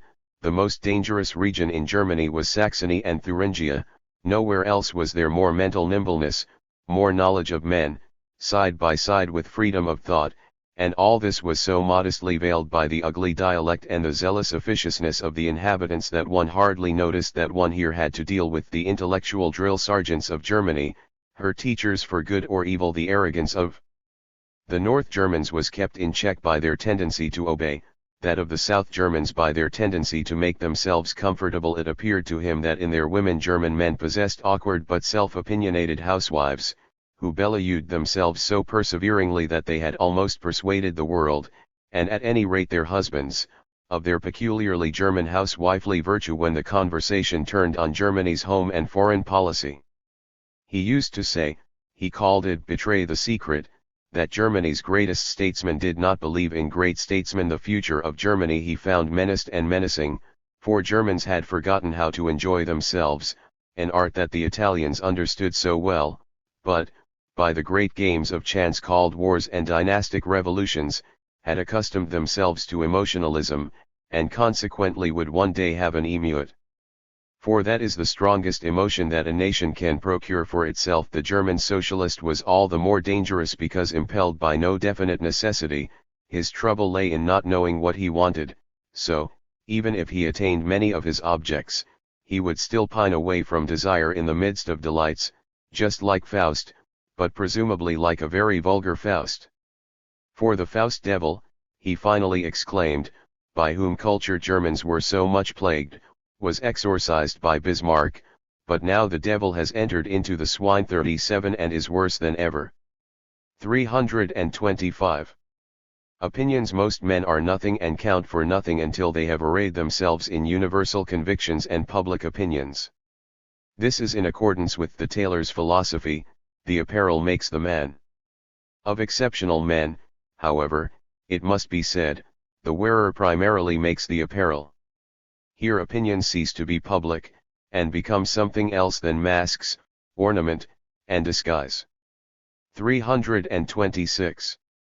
Two kinds of sobriety. In order not to confound the sobriety arising from mental exhaustion with that arising from moderation, one must remark that the former is peevish, the latter cheerful. 327. Debasement of joy. To call a thing good not a day longer than it appears to us good, and above all not a day earlier. That is the only way to keep joy pure. Otherwise, joy all too easily becomes insipid and rotten to the taste, and counts, for whole strata of the people, among the adulterated foodstuffs. 328. The scapegoat of virtue. When a man does his very best, those who mean well towards him, but are not capable of appreciating him, speedily seek a scapegoat to immolate, thinking it is the scapegoat of sin but it is the scapegoat of virtue. 329.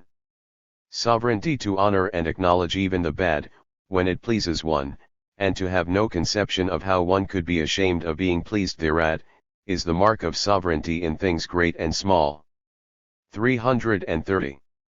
Influence a phantom, not a reality. The man of mark gradually learns that so far as he has influence he is a phantom in other brains, and perhaps he falls into a state of subtle vexation of soul, in which he asks himself whether he must not maintain this phantom of himself for the benefit of his fellow men.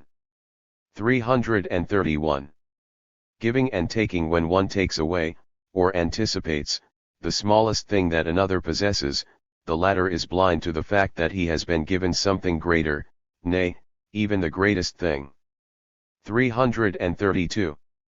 Good plowland. All rejection and negation betoken a deficiency in fertility. If we were good plowland, we should allow nothing to be unused or lost, and in everything, event, or person we should welcome manure, rain, or sunshine. 333. Intercourse as an enjoyment. If a man renounces the world and intentionally lives in solitude, he may come to regard intercourse with others, which he enjoys but seldom, as a special delicacy. 334. To know how to suffer in public we must advertise our misfortunes and from time to time heave audible sighs and show visible marks of impatience. For if we could let others see how assured and happy we are in spite of pain and privation, how envious and ill-tempered they would become at the sight, but we must take care not to corrupt our fellow men. Besides, if they knew the truth, they would levy a heavy toll upon us. At any rate our public misfortune is our private advantage. 335. Warmth on the heights. On the heights it is warmer than people in the valleys suppose, especially in winter. The thinker recognizes the full import of the simile. 336. To will the good and be capable of the beautiful. It is not enough to practice the good, one must have willed it, and, as the poet says, include the Godhead in our will. But the beautiful we must not will, we must be capable of it, in innocence and blindness, without any psychical curiosity. He that lights his lantern to find perfect men should remember the token by which to know them. They are the men who always act for the sake of the good and in so doing always attain to the beautiful without thinking of the beautiful. Many better and nobler men, from impotence or from want of beauty in their souls, remain unrefreshing and ugly to behold, with all their good will and good works. They rebuff and injure even virtue through the repulsive garb in which their bad taste arrays her. 337. Danger of renunciation. We must beware of basing our lives on too narrow a foundation of appetite.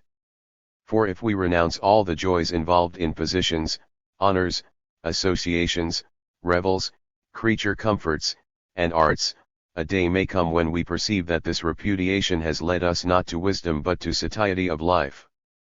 338. Final opinion on opinions. Either we should hide our opinions or hide ourselves behind our opinions. Whoever does otherwise, does not know the way of the world, or belongs to the order of pious fire-eaters. 339. Gaudium Sagitter. Joy must contain edifying and healing forces for the moral nature of man. Otherwise, how comes it that our soul, as soon as it basks in the sunshine of joy, unconsciously vows to itself, I will be good, I will become perfect, and is at once seized by a premonition of perfection that is like a shudder of religious awe. 340. To one who is praised. So long as you are praised, believe that you are not yet on your own course but on that of another. 341. Loving the master. The apprentice and the master love the master in different ways. 342. All too beautiful and human nature is too beautiful for thee, poor mortal, one often feels. But now and then, at a profound contemplation of all that is human, in its fullness, vigor, tenderness, and complexity, I have felt as if I must say, in all humility, man also is too beautiful for the contemplation of man. Nor did I mean the moral man alone, but every one. 343.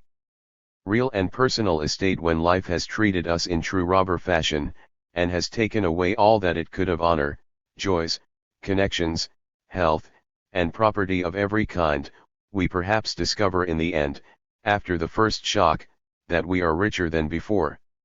For now we know for the first time what is so peculiarly ours that no robber hand can touch it, and perhaps, after all the plunder and devastation, we come forward with the airs of a mighty real estate owner. 344. Involuntarily idealized. The most painful feeling that exists is finding out that we are always taken for something higher than we really are. For we must thereby confess to ourselves, there is in you some element of fraud, your speech, your expression, your bearing, your eye, your dealings, and this deceitful something is as necessary as your usual honesty, but constantly destroys its effect and its value. 345. Idealist and liar. We must not let ourselves be tyrannized even by that finest faculty of idealizing things, otherwise, truth will one day part company from us with the insulting remark, "Thou arch liar, what have I to do with thee?" 346. Being misunderstood. When one is misunderstood generally, it is impossible to remove a particular misunderstanding. This point must be recognized, to save superfluous expenditure of energy in self-defense. 347. The water drinker speaks. Go on drinking your wine, which has refreshed you all your life. What affair is it of yours if I have to be a water drinker? Are not wine and water peaceable, brotherly elements, that can live side by side without mutual recriminations? 348. From cannibal country in solitude the lonely man is eaten up by himself, among crowds by the many. Choose which you prefer. 349. The freezing point of the will. Sometime the hour will come at last, the hour that will envelop you in the golden cloud of painlessness, when the soul enjoys its own weariness and, happy in patient playing with patience, resembles the waves of a lake, which on a quiet summer day, in the reflection of a many-hued evening sky, sip at the shore and again are hushed without end, without purpose, without satiety, without need, all calm, rejoicing in change, all ebb and flow of nature's pulse. Such is the feeling and talk of all invalids, but if they attain that hour, a brief period of enjoyment is followed by ennui. But this is the thawing wind of the frozen wool, which awakes, stirs, and once more begets desire upon desire. Desire is a sign of convalescence or recovery. 350. The disclaimed ideal. It happens sometimes by an exception that a man only reaches the highest when he disclaims his ideal. For this ideal previously drove him onward too violently, so that in the middle of the track he regularly got out of breath and had to rest. 351. A treacherous inclination. It should be regarded as a sign of an envious but aspiring man, when he feels himself attracted by the thought that with regard to the eminent there is but one salvation, love. 352. Staircase happiness. Just as the wit of many men does not keep pace with opportunity, so that opportunity has already passed through the door while wit still waits on the staircase outside, so others have a kind of staircase happiness, which walks too slowly to keep pace with swift-footed time. The best that it can enjoy of an experience, of a whole span of life, falls to its share long afterwards, often only as a weak, spicy fragrance, giving rise to longing and sadness, as if it might have been possible some time or other to drink one's fill of this element, but now it is too late. 353. Worms. The fact that an intellect contains a few worms does not detract from its ripeness. 354. The seat of victory. A good seat on horseback robs an opponent of his courage, the spectator of his heart. Why attack such a man? Sit like one who has been victorious. 355. Danger in admiration. From excessive admiration for the virtues of others one can lose the sense of one's own, and finally, through lack of practice, lose these virtues themselves, without retaining the alien virtues as compensation. 356. Uses of sickliness. He who is often ill not only has a far greater pleasure in health, on account of his so often getting well, but acquires a very keen sense of what is healthy or sickly in actions and achievements, both his own and others. Thus, for example, it is just the writers of uncertain health, among whom, unfortunately, nearly all great writers must be classed, who are wont to have a far more even and assured tone of health in their writings, because they are better versed than are the physically robust in the philosophy of psychical health and convalescence, and in their teachers' morning, sunshine, forest, and fountain. 357. Disloyalty a condition of mastery. It cannot be helped. Every master has but one pupil, and he becomes disloyal to him, for he also is destined for mastery. 358. Never in vain. In the mountains of truth you never climb in vain. Either you already reach a higher point today, or you exercise your strength in order to be able to climb higher tomorrow. 359. Through grey window panes is what you see. Through this window of the world, so beautiful that you do not wish to look through any other window, and even try to prevent others from so doing. 360. A sign of radical changes when we dream of persons long forgotten or dead. It is a sign that we have suffered radical changes, and that the soil on which we live has been completely undermined. The dead rise again, and our antiquity becomes modernity. 361. Medicine of the soul. To lie still and think little is the cheapest medicine for all diseases of the soul, and, with the aid of goodwill, becomes pleasanter every hour that it is used. 362. Intellectual order of precedence. You rank far below others when you try to establish the exception and they the rule. 363. The fatalist. You must believe in fate. Science can compel you thereto. All that develops in you out of that belief, cowardice, devotion, or loftiness, and uprightness, bears witness to the soil in which the grain was sown, but not to the grain itself, for from that seed anything and everything can grow. 364. The reason for much fretfulness. He that prefers the beautiful to the useful in life will undoubtedly, like children who prefer sweetmeats to bread, destroy his digestion and acquire a very fretful outlook on the world. 365. Excess as a remedy. We can make our own talent once more acceptable to ourselves by honoring and enjoying the opposite talent for some time. To excess. Using excess as a remedy is one of the more refined devices in the art of life. 366. Will a self. Active, successful natures act, not according to the maxim, know thyself, but as if always confronted with the command, will a self, so you will become a self. Fate seems always to have left them a choice. Inactive, contemplative natures, on the other hand, reflect on how they have chosen their self once for all at their entry into life. 367. To live as far as possible without a following. How small is the importance of followers we first grasp when we have ceased to be the followers of our followers. 368. Obscuring oneself. We must understand how to obscure ourselves in order to get rid of the gnat swarms of pestering admirers. 369. Ennui. There is an ennui of the most subtle and cultured brains, to which the best that the world can offer has become stale. Accustomed to eat ever more and more recherché fare and to feel disgust at coarser diet, they are in danger of dying of hunger. For the very best exists but in small quantities, and has sometimes become inaccessible or hard as stone, so that even good teeth can no longer bite it. 370. The danger in admiration. The admiration of a quality or of an art may be so strong as to deter us from aspiring to possess that quality or art. 371. What is required of art? One man wants to enjoy himself by means of art, another for a time to get out of or above himself. To meet both requirements there exists a twofold species of artists. 372. Secessions. Whoever secedes from us offends not us, perhaps, but certainly our adherents. 373. After death. It is only long after the death of a man that we find it inconceivable that he should be missed. In the case of really great men, only after decades. Those who are honest usually think when anyone dies that he is not much missed, and that the pompous funeral oration is a piece of hypocrisy. Necessity first teaches the necessariness of an individual, and the proper epitaph is a belated sigh. 374.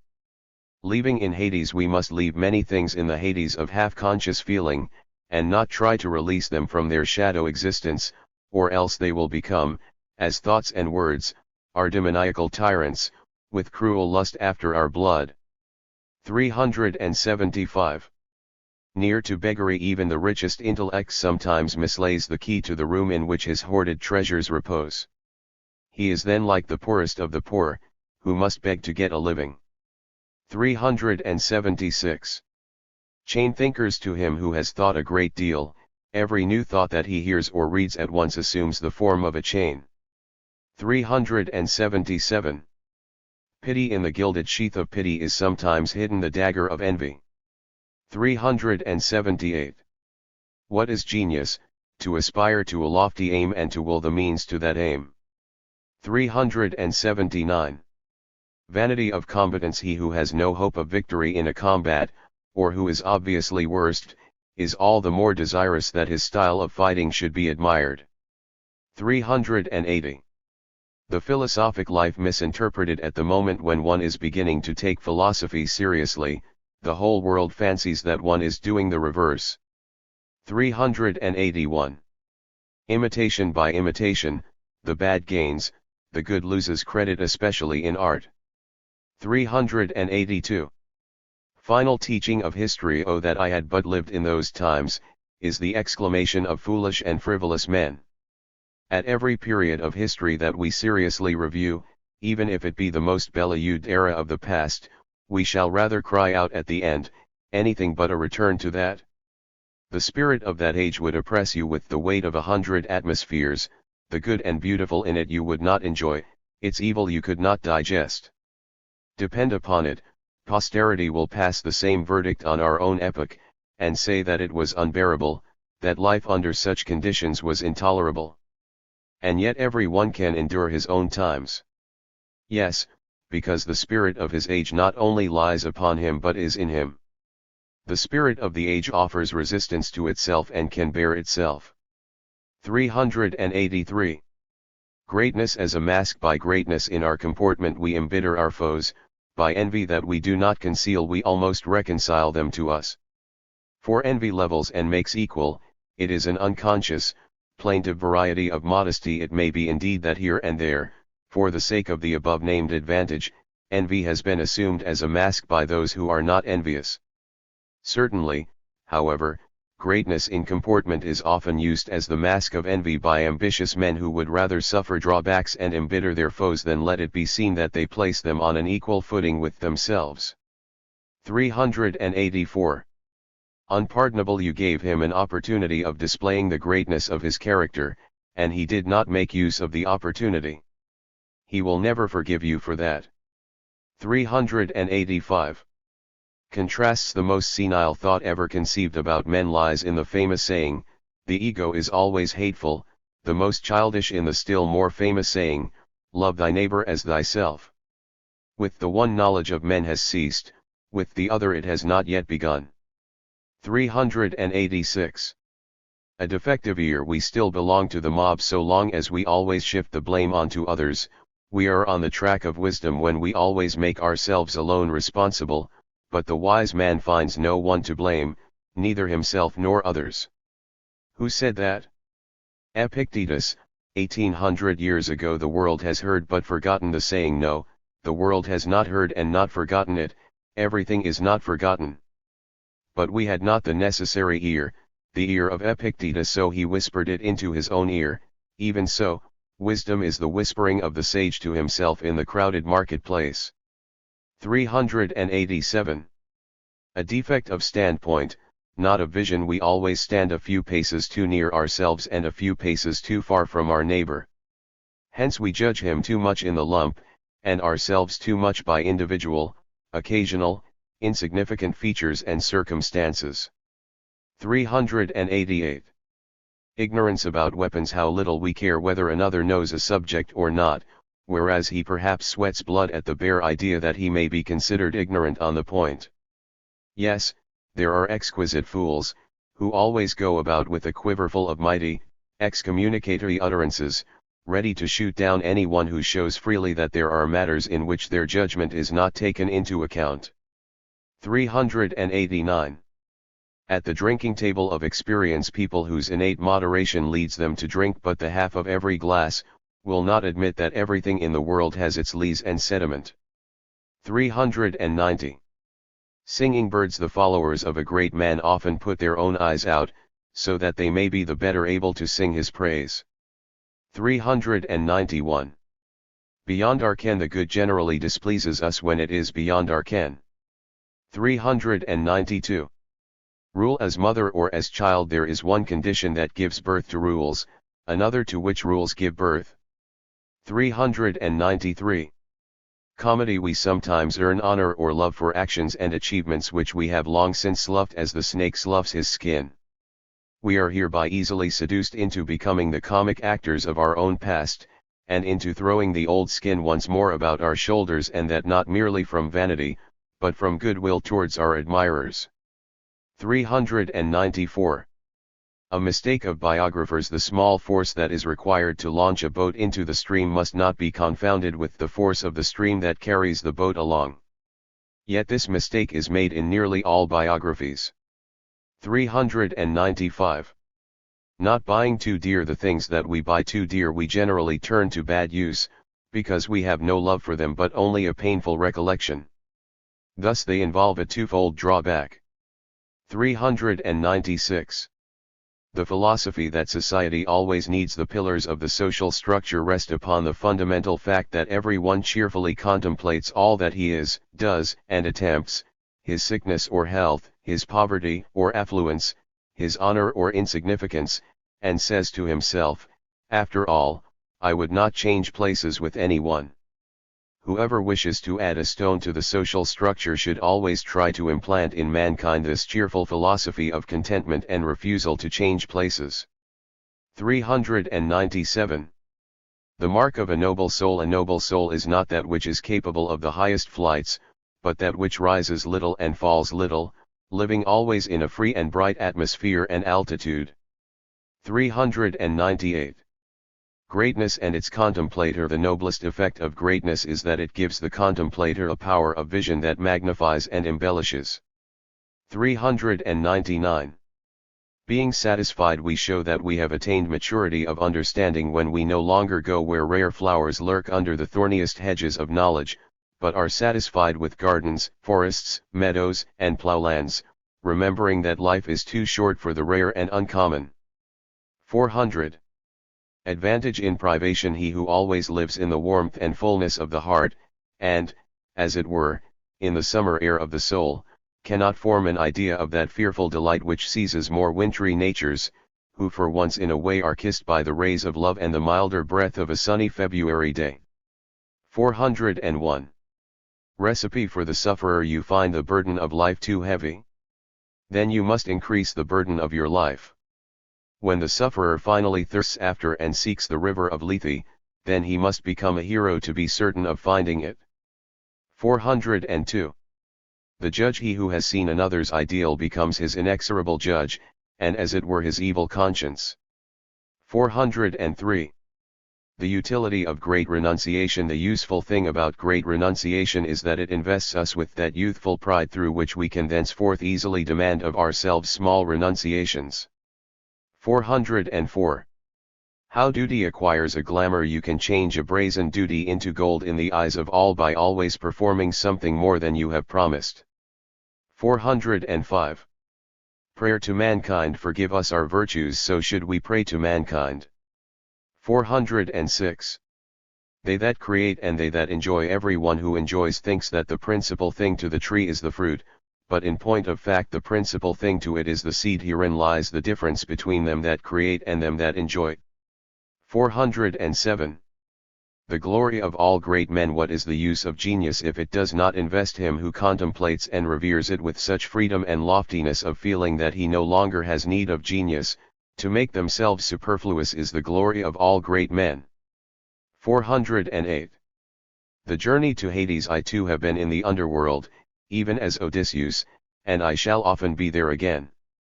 Not sheep alone have I sacrificed, that I might be able to converse with a few dead souls, but not even my own blood have I spared.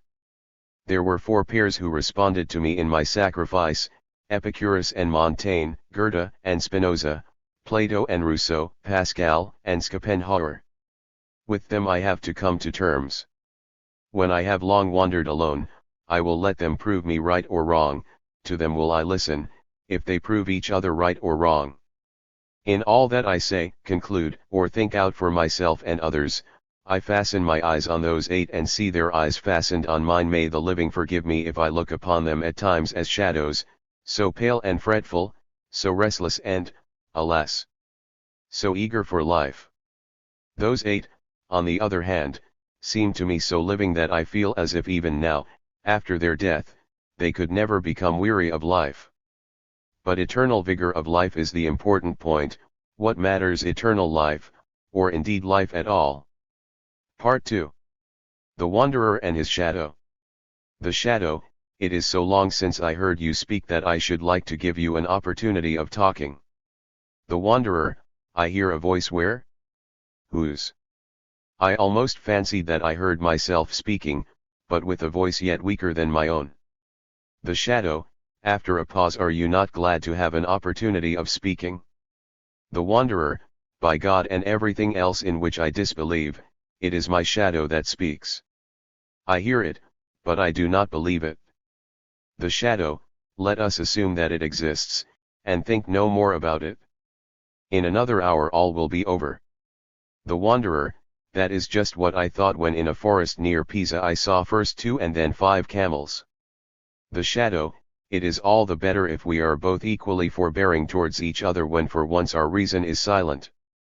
Thus we shall avoid losing our tempers in conversation, and shall not at once apply mutual thumbscrews in the event of any word sounding for once unintelligible to us. If one does not know exactly how to answer, it is enough to say something.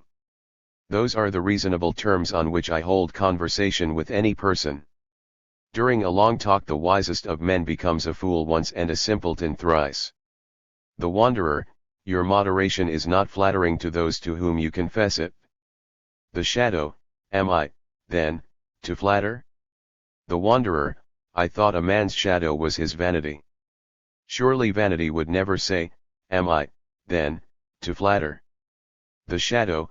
Nor does human vanity, so far as I am acquainted with it, ask, as I have done twice, whether it may speak. It simply speaks. The Wanderer. Now I see for the first time how rude I am to you, my beloved Shadow.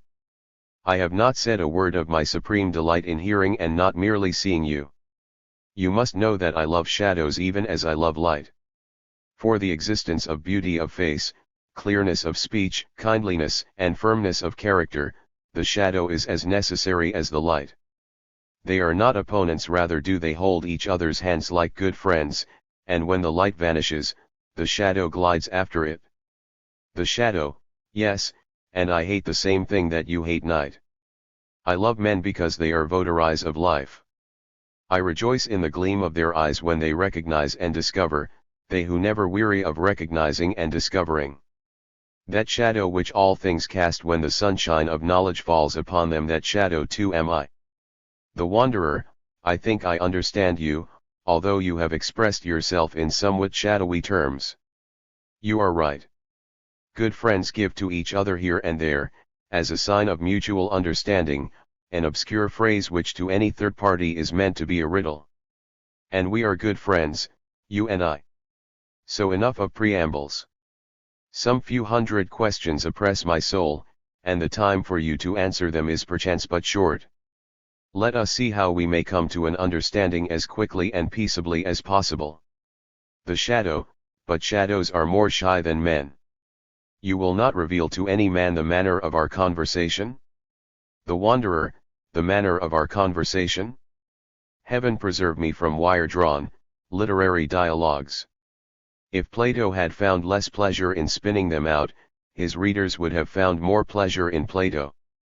A dialogue that in real life is a source of delight, when turned into writing and read, is a picture with nothing but false perspectives.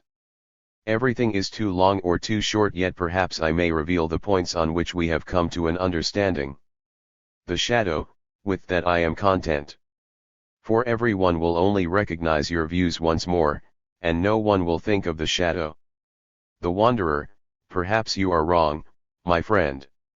Hitherto they have observed in my views more of the shadow than of me. The shadow, more of the shadow than of the light. Is that possible? The wanderer, be serious, dear fool. My very first question demands seriousness. 1.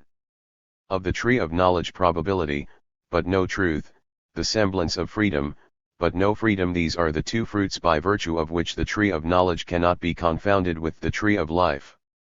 2. The world's reason that the world is not the abstract essence of an eternal reasonableness is sufficiently proved by the fact that that bit of the world which we know, I mean our human reason, is none too reasonable. And if this is not eternally and wholly wise and reasonable, the rest of the world will not be so either.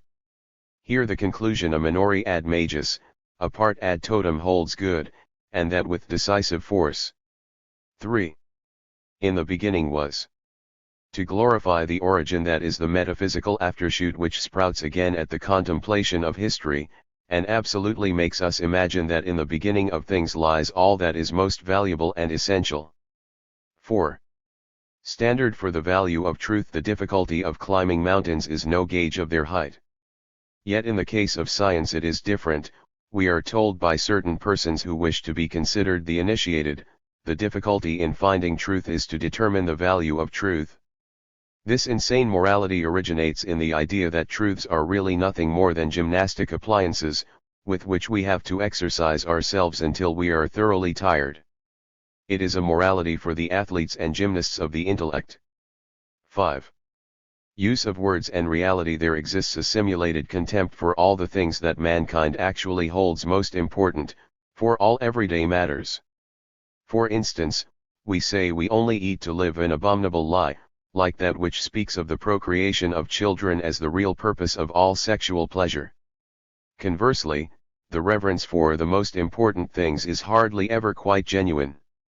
The priests and metaphysicians have indeed accustomed us to a hypocritically exaggerated use of words regarding these matters, but they have not altered the feeling that these most important things are not so important as those despised everyday matters.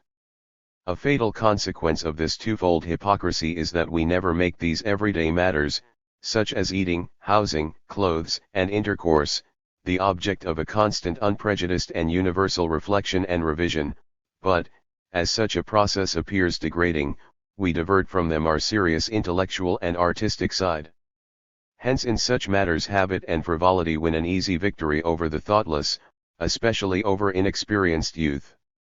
On the other hand, our continual transgressions of the simplest laws of body and mind reduce us all, young and old, to a disgraceful state of dependence and servitude, I mean to that fundamentally superfluous dependence upon physicians, teachers, and clergymen, whose dead weight still lies heavy upon the whole of society. 6. Earthly infirmities and their main cause. If we look about us, we are always coming across men who have eaten eggs all their lives without observing that the oblong shape tastes the best, who do not know that a thunderstorm is beneficial to the stomach, that perfumes are most fragrant in cold, clear air, that our sense of taste varies in different parts of our mouths, that every meal at which we talk well or listen well does harm to the digestion. If we are not satisfied with these examples of defective powers of observation, we shall concede all the more readily that the everyday matters are very imperfectly seen and rarely observed by the majority. Is this a matter of indifference? Let us remember, after all, that from this defect are derived nearly all the bodily and spiritual infirmities of the individual. Ignorance of what is good and bad for us, in the arrangement of our mode of life, the division of our day, the selection of our friends and the time we devote to them, in business and leisure, commanding and obeying, our feeling for nature and for art, our eating, sleeping, and meditation, ignorance and lack of keen perceptions in the smallest and most ordinary details, this it is that makes the world a vale of tears for so many. Let us not say that here as everywhere the fault lies with human unreason. Of reason there is enough and to spare, but it is wrongly directed and artificially diverted from these little intimate things.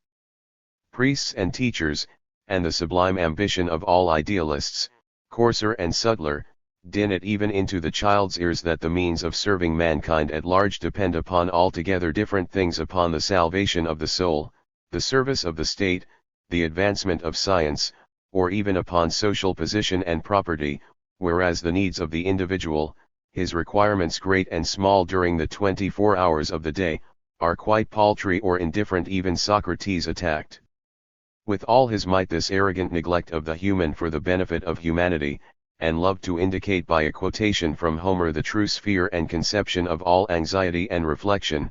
All that really matters, he said, is the good and evil hap I find at home. 7. Two means of consolation. Epicurus, the sole comforter of later antiquity, said, with that marvelous insight which to this very day is so rarely to be found, that for the calming of the spirit the solution of the final and ultimate theoretical problems is by no means necessary. Hence, instead of raising a barren and remote discussion of the final question, whether the gods existed, it sufficed him to say to those who were tormented by fear of the gods, if there are gods, they do not concern themselves with us. The latter position is far stronger and more favorable, for, by conceding a few points to the other, one makes him readier to listen and to take to heart. But as soon as he sets about proving the opposite, that the gods do concern themselves with us, into what thorny jungles of error must the poor man fall, quite of his own accord, and without any cunning on the part of his interlocutor. The latter must only have enough subtlety and humanity to conceal his sympathy with this tragedy. Finally, the other comes to feel disgust the strongest argument against any proposition discussed with his own hypothesis. He becomes cold, and goes away in the same frame of mind as the pure atheist who says, "What do the gods matter to me? The devil take them." In other cases, especially when a half-physical, half-moral assumption had cast a gloom over his spirit, Epicurus did not refute the assumption. He agreed that it might be true, but that there was a second assumption to explain the same phenomenon, and that it could perhaps be maintained in other ways. The plurality of hypotheses, for example, that concerning the origin of conscientious scruples, suffices even in our time to remove from the soul the shadows that arise so easily from pondering over a hypothesis which is isolated, merely visible, and hence overvalued 100-fold. Thus whoever wishes to console the unfortunate, the criminal, the hypochondriac, the dying, may call to mind the two soothing suggestions of Epicurus, which can be applied to a great number of problems. In their simplest form they would run: firstly, granted the thing is so, it does not concern us; secondly, the thing may be so, but it may also be otherwise. 8. In the night, so soon as night begins to fall, our sensations concerning everyday matters are altered. There is the wind, prowling as if on forbidden paths, whispering as if in search of something, fretting because he cannot find it. There is the lamplight, with its dim red glow, its weary look, unwillingly fighting against night, a sullen slave to wakeful man. There are the breathings of the sleeper, with their terrible rhythm, to which an ever-recurring care seems to blow the trumpet melody. We do not hear it, but when the sleeper's bosom heaves we feel our heartstrings tighten, and when the breath sinks and almost dies away into a deathly stillness, we say to ourselves, "Rest a while, poor troubled spirit." All living creatures bear so great a burden that we wish them an eternal rest. Night invites to death. If human beings were deprived of the sun and resisted night by means of moonlight and oil lamps, what a philosophy would cast its veil over them! We already see only too plainly how a shadow is thrown over the spiritual and intellectual nature of man by that moiety of darkness and sunlessness that envelopes life. 9. Origin of the doctrine of free will. Necessity sways one man in the shape of his passions, another as a habit of hearing and obeying, a third as a logical conscience, a fourth as a caprice and a mischievous delight in evasions. These four, however, seek the freedom of their will at the very point where they are most securely fettered. It is as if the silkworm sought freedom of will in spinning. What is the reason? Clearly this, that every one thinks himself most free where his vitality is strongest. Hence, as I have said, now in passion, now in duty, now in knowledge, now in caprice. A man unconsciously imagines that where he is strong, Where he feels most thoroughly alive, the element of his freedom must lie. He thinks of dependence and apathy, independence and vivacity as forming inevitable pairs. Thus an experience that a man has undergone in the social and political sphere is wrongly transferred to the ultimate metaphysical sphere. There the strong man is also the free man, there the vivid feeling of joy and sorrow, the high hopes, the keen desires, the powerful hates are the attributes of the ruling, independent natures, while the thrall and the slave live in a state of dazed oppression. The doctrine of free will is an invention of the ruling classes. 10. Absence of feeling of new chains. So long as we do not feel that we are in some way dependent, we consider ourselves independent, a false conclusion that shows how proud man is, how eager for dominion. For he hereby assumes that he would always be sure to observe and recognize dependence so soon as he suffered it, the preliminary hypothesis being that he generally lives in independence, and that, should he lose that independence for once in a way, he would immediately detect a contrary sensation. Suppose, however, the reverse to be true, that he is always living in a complex state of dependence, but thinks himself free where, through long habit, he no longer feels the weight of the chain.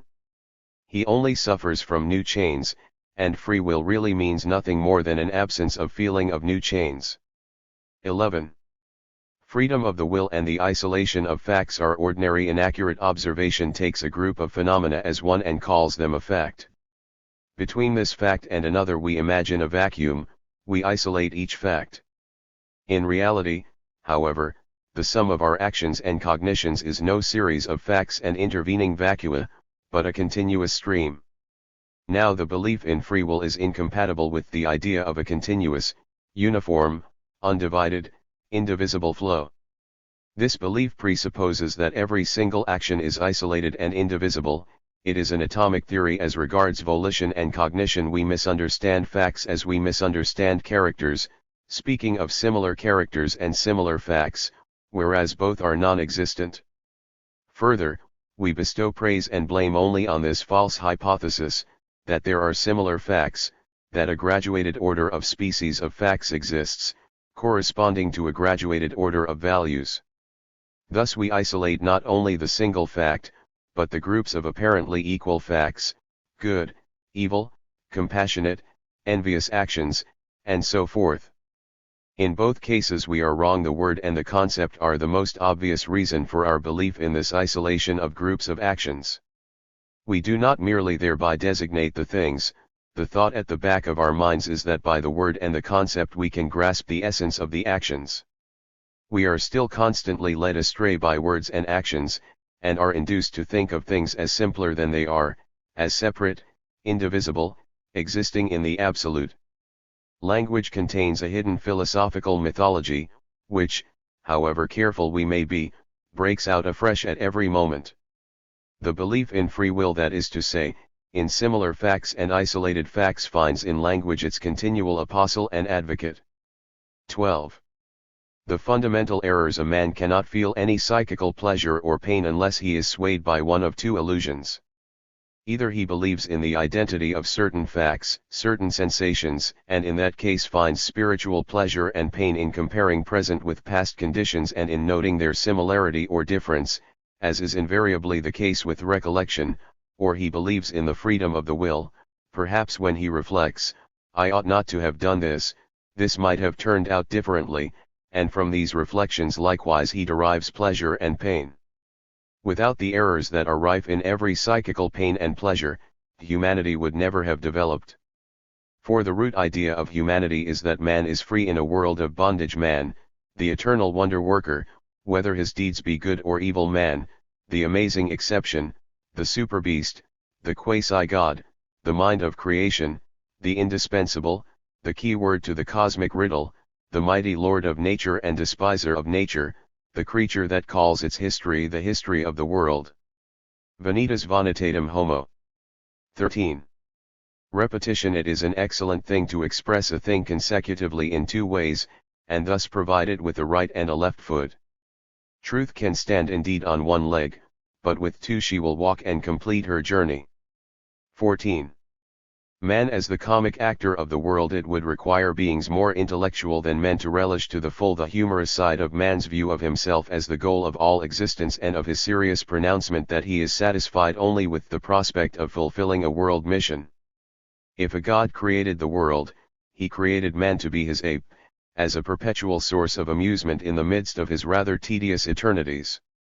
The music of the spheres surrounding the world would then presumably be the mocking laughter of all the other creatures around mankind. God in his boredom uses pain for the tickling of his favorite animal, in order to enjoy his proudly tragic gestures and expressions of suffering, and, in general, the intellectual inventiveness of the vainest of his creatures as inventor of this inventor. For he who invented man as a joke had more intellect and more joy in intellect than has man even here, where our human nature is willing to humble itself. Our vanity again plays us a trick, in that we men should like in this vanity at least to be quite marvelous and incomparable. Our uniqueness in the world. Oh, what an improbable thing it is! Astronomers, who occasionally acquire a horizon outside our world, give us to understand that the drop of life on the earth is without significance for the total character of the mighty ocean of birth and decay, that countless stars present conditions for the generation of life similar to those of the earth, and yet these are but a handful in comparison with the endless number that have never known, or have long been cured, of the eruption of life, that life on each of these stars, measured by the period of its existence, has been but an instant, a flicker, with long intervals afterwards, and thus in no way the aim and final purpose of their existence. Possibly the ant in the forest is quite as firmly convinced that it is the aim and purpose of the existence of the forest, as we are convinced in our imaginations, almost unconsciously, that the destruction of mankind involves the destruction of the world. It is even modesty on our part to go no farther than this, and not to arrange a universal twilight of the world and the gods as the funeral ceremony of the last man. Even to the eye of the most unbiased astronomer a lifeless world can scarcely appear otherwise than as a shining and swinging star wherein man lies buried. 15. The modesty of man. How little pleasure is enough for the majority to make them feel that life is good. How modest is man! 16. Where indifference is necessary, nothing would be more perverse than to wait for the truths that science will finally establish concerning the first and last things, and until then to think, and especially to believe, in the traditional way, as one is so often advised to do. The impulse that bids us seek nothing but certainties in this domain is a religious offshoot, nothing better, a hidden and only apparently sceptical variety of the metaphysical need, the underlying idea being that for a long time no view of these ultimate certainties will be obtainable, and that until then the believer has the right not to trouble himself about the whole subject. We have no need of these certainties about the farthermost horizons in order to live a full and efficient human life, any more than the ant needs them in order to be a good ant. Rather must we ascertain the origin of that troublesome significance that we have attached to these things for so long. For this we require the history of ethical and religious sentiments, since it is only under the influence of such sentiments that these most acute problems of knowledge have become so weighty and terrifying. Into the outermost regions to which the mental eye can penetrate, without ever penetrating into them, we have smuggled such concepts as guilt and punishment, everlasting punishment, too. The darker those regions, the more careless we have been. For ages men have let their imaginations run riot where they could establish nothing, and have induced posterity to accept these fantasies as something serious and true, with this abominable lie as their final trump card, that faith is worth more than knowledge. What we need now in regard to these ultimate things is not knowledge as against faith, but indifference as against faith and pretended knowledge in these matters. Everything must lie nearer to us than what has hitherto been preached to us as the most important thing. I mean the questions: what end does man serve? What is his fate after death? How does he make his peace with God, and all the rest of that bag of tricks? The problems of the dogmatic philosophers, be they idealists, materialists, or realists, concern us as little as do these religious questions. They all have the same object in view: to force us to a decision in matters where neither faith nor knowledge is needed. It is better even for the most ardent lover of knowledge that the territory open to investigation and to reason should be encircled by a belt of fog-laden, treacherous marshland, a strip of ever-watery, impenetrable, and interminable country. It is just by the comparison with the realm of darkness on the edge of the world of knowledge that the bright, accessible region of that world rises in value. We must once more become good friends of the everyday matters, and not, as hitherto, despise them and look beyond them at clouds and monsters of the night. In forests and caverns, in marshy tracts and under dull skies, on the lowest rungs of the ladder of culture, man has lived for eons, and lived in poverty. There he has learned to despise the present, his neighbors, his life, and himself, and we, the inhabitants of the brighter fields of nature and mind, still inherit in our blood some taint of this contempt for everyday matters. 17. Profound interpretations. He who has interpreted a passage in an author more profoundly than was intended, has not interpreted the author but has obscured him. Our metaphysicians are in the same relation, or even in a worse relation, to the text of nature. For, to apply their profound interpretations, they often alter the text to suit their purpose or, in other words, corrupt the text. A curious example of the corruption and obscuration of an author's text is furnished by the ideas of Schopenhauer on the pregnancy of women. The sign of a continuous will to life in time, he says, is copulation, the sign of the light of knowledge which is associated anew with this will and holds the possibility of a deliverance, and that too in the highest degree of clearness, is the renewed incarnation of the will to life. This incarnation is betokenned by pregnancy, which is therefore frank and open, and even proud, whereas copulation hides itself like a criminal. He declares that every woman, if surprised in the sexual act, would be likely to die of shame, but displays her pregnancy without a trace of shame, nay even with a sort of pride. Now, firstly, this condition cannot easily be displayed more aggressively than it displays itself, and when Schopenhauer gives prominence only to the intentional character of the display, he is fashioning his text to suit the interpretation. Moreover, his statement of the universality of the phenomenon is not true. He speaks of every woman. Many women, especially the younger, often appear painfully ashamed of their condition, even in the presence of their nearest kinsfolk. And when women of riper years, especially in the humbler classes, do actually appear proud of their condition, it is because they would give us to understand that they are still desirable to their husbands. That a neighbor on seeing them or a passing stranger should say or think, "Can it be possible?" That is an alms always acceptable to the vanity of women of low mental capacity. In the reverse instance, to conclude from Schopenhauer's proposition, the cleverest and most intelligent women would tend more than any to exult openly in their condition. For they have the best prospect of giving birth to an intellectual prodigy, in whom the will can once more negative itself for the universal good. Stupid women, on the other hand, would have every reason to hide their pregnancy more modestly than anything they hide. It cannot be said that this view corresponds to reality. Granted, however, that Schopenhauer was right on the general principle that women show more self-satisfaction when pregnant than at any other time, a better explanation than this lies to hand. One might imagine the clucking of a hen even before she lays an egg, saying, "Look, look! I shall lay an egg. I shall lay an egg." 18. The modern Diogenes. Before we look for man, we must have found the lantern. Will it have to be the cynic's lantern? 19. Moralists must now put up with being rated as immoralists, because they dissect morals. He, however, who would dissect must kill, but only in order that we may know more, judge better, live better, not in order that all the world may dissect. Unfortunately, men still think that every moralist in his every action must be a pattern for others to imitate. They confound him with the preacher of morality. The older moralists did not dissect enough and preached too often, whence that confusion and the unpleasant consequences for our latter-day moralists are derived. 20. A caution against confusion. There are moralists who treat the strong, noble, self-denying attitude of such beings as the heroes of Plutarch, or the pure, enlightened, warmth-giving state of soul peculiar to truly good men and women, as difficult scientific problems.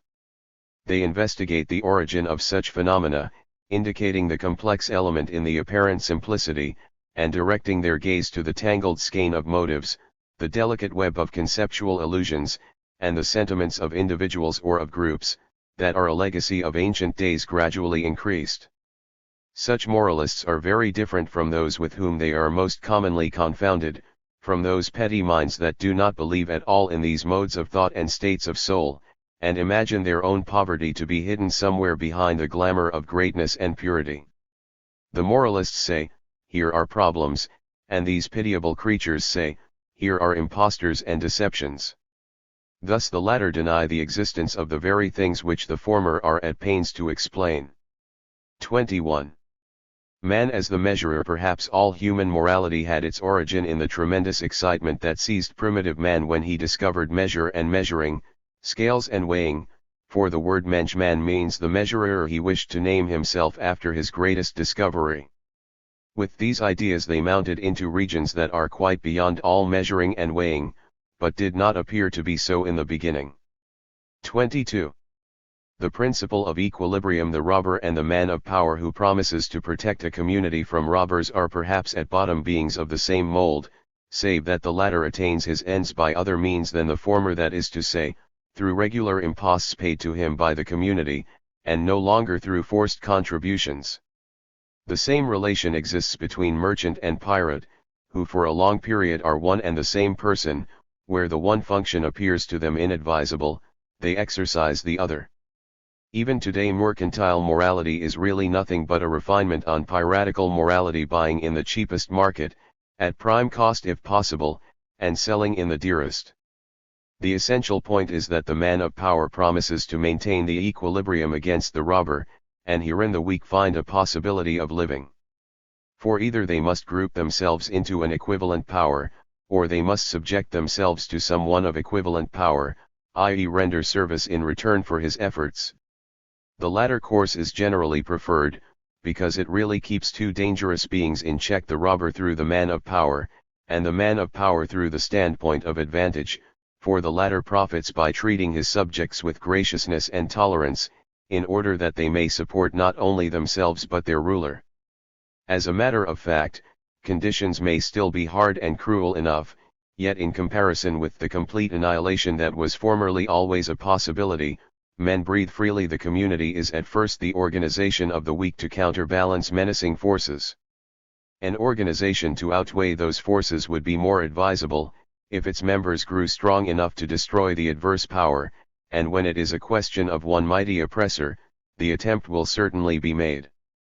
But if the one man is the head of a clan, or if he has a large following, a rapid and decisive annihilation is improbable, and a long or permanent feud is only to be expected. This feud, however, involves the least desirable condition for the community, for it thereby loses the time to provide for its means of subsistence with the necessary regularity, and sees the product of all work hourly threatened. Hence the community prefers to raise its power of attack and defense to the exact plane on which the power of its dangerous neighbor stands, and to give him to understand that an equal weight now lies in its own side of the scale, so why not be good friends? Thus equilibrium is a most important conception for the understanding of the ancient doctrines of law and morals. Equilibrium is, in fact, the basis of justice. When justice in ruder ages says, an eye for an eye, a tooth for a tooth, it presupposes the attainment of this equilibrium and tries to maintain it by means of this compensation, so that, when crime is committed, the injured party will not take the revenge of blind anger. By means of the jus talionis the equilibrium of the disturbed relations of power is restored, for in such primitive times an eye or an arm more means a bit more power, more weight in a community where all consider themselves equal. Disgrace and punishment await crime, that is, violations of the principle of equilibrium. Disgrace is thrown into the scale as a counterweight against the encroaching individual, who has gained profit by his encroachment, and now suffers losses, through disgrace, which annul and outweigh the previous profits. Punishment, in the same way, sets up a far greater counterweight against the preponderance which every criminal hopes to obtain: imprisonment as against a deed of violence, restitution and fines as against theft. Thus the sinner is reminded that his action has excluded him from the community and from its moral advantages, since the community treats him as an inferior, a weaker brother, an outsider.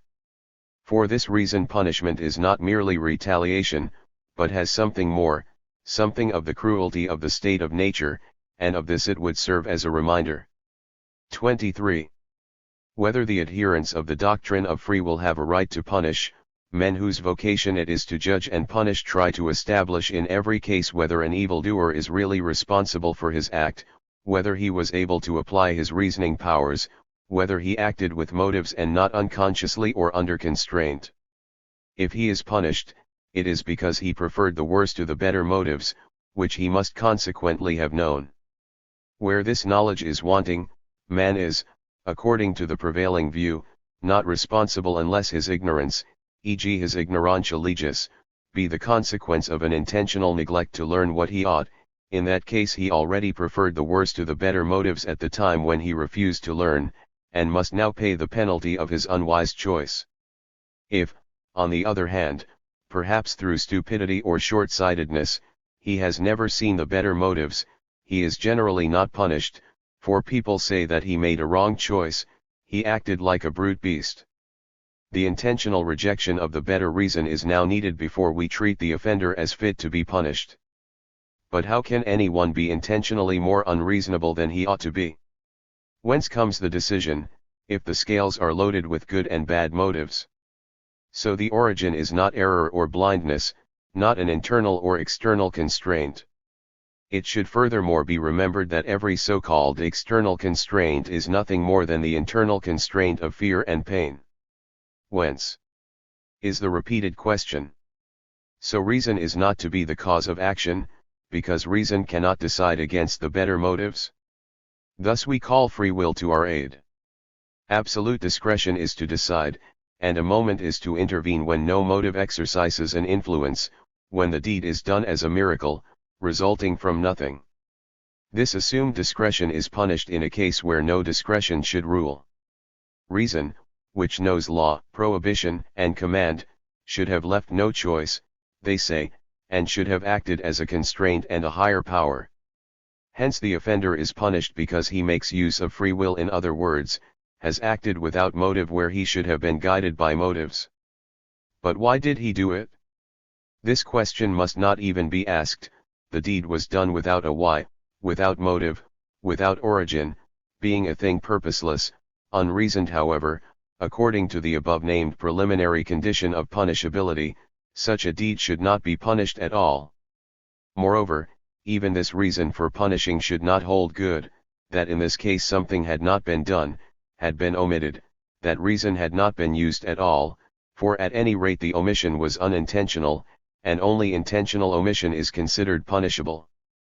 The offender has indeed preferred the worse to the better motives, but without motive and purpose, he has indeed failed to apply his reason, but not exactly with the object of not applying it. The very assumption made in the case of punishable crime, that the criminal intentionally renounced his reason, is removed by the hypothesis of free will. According to your own principles, you must not punish, you adherents of the doctrine of free will. These principles are, however, nothing but a very marvelous conceptual mythology, and the hen that hatched them has brooded on her eggs far away from all reality. 24. Judging the criminal and his judge. The criminal, who knows the whole concatenation of circumstances, does not consider his acts so far beyond the bounds of order and comprehension as does his judge.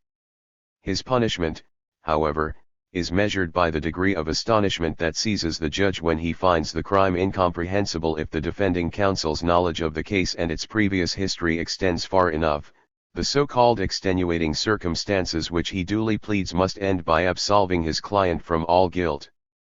Or, to put it more plainly, the advocate will, step by step, tone down and finally remove the astonishment of the judge, by forcing every honest listener to the tacit avowal, he was bound to act as he did, and if we punished, we should be punishing eternal necessity. Measuring the punishment by the degree of knowledge we possess or can obtain of the previous history of the crime is that not in conflict with all equity. 25. Exchange and equity. In an exchange, the only just and honest course would be for either party to demand only so much as he considers his commodity to be worth, allowance being made for trouble in acquisition, scarcity, time spent and so forth, besides the subjective value. As soon as you make your price bear a relation to the other's need, you become a refined sort of robber and extortioner. If money is the sole medium of exchange, we must remember that a shilling is by no means the same thing in the hands of a rich heir, a farm laborer, a merchant, and a university student. It would be equitable for everyone to receive much or little for his money, according as he has done much or little to earn it. In practice, as we all know, the reverse is the case. In the world of high finance, the shilling of the idle rich man can buy more than that of the poor, industrious man. 26. Legal conditions as means law, where it rests upon contracts between equals, holds good so long as the power of the parties to the contract remains equal or similar. Wisdom created law to end all feuds and useless expenditure among men on an equal footing. Quite as definite an end is put to this waste, however, when one party has become decidedly weaker than the other. Subjection enters and law ceases, but the result is the same as that attained by law. For now it is the wisdom of the superior which advises to spare the inferior and not uselessly to squander his strength. Thus the position of the inferior is often more favorable than that of the equal. Hence legal conditions are temporary means counseled by wisdom, and not ends. 27. Explanation of malicious joy. Malicious joy arises when a man consciously finds himself in evil plight and feels anxiety or remorse or pain. The misfortune that overtakes B makes him equal to A, and A is reconciled and no longer envious. If A is prosperous, he still hoards up in his memory B's misfortune as a capital, so as to throw it in the scale as a counterweight when he himself suffers adversity. In this case too he feels malicious joy, Schadenfreude. The sentiment of equality thus applies its standard to the domain of luck and chance. Malicious joy is the commonest expression of victory and restoration of equality, even in a higher state of civilization.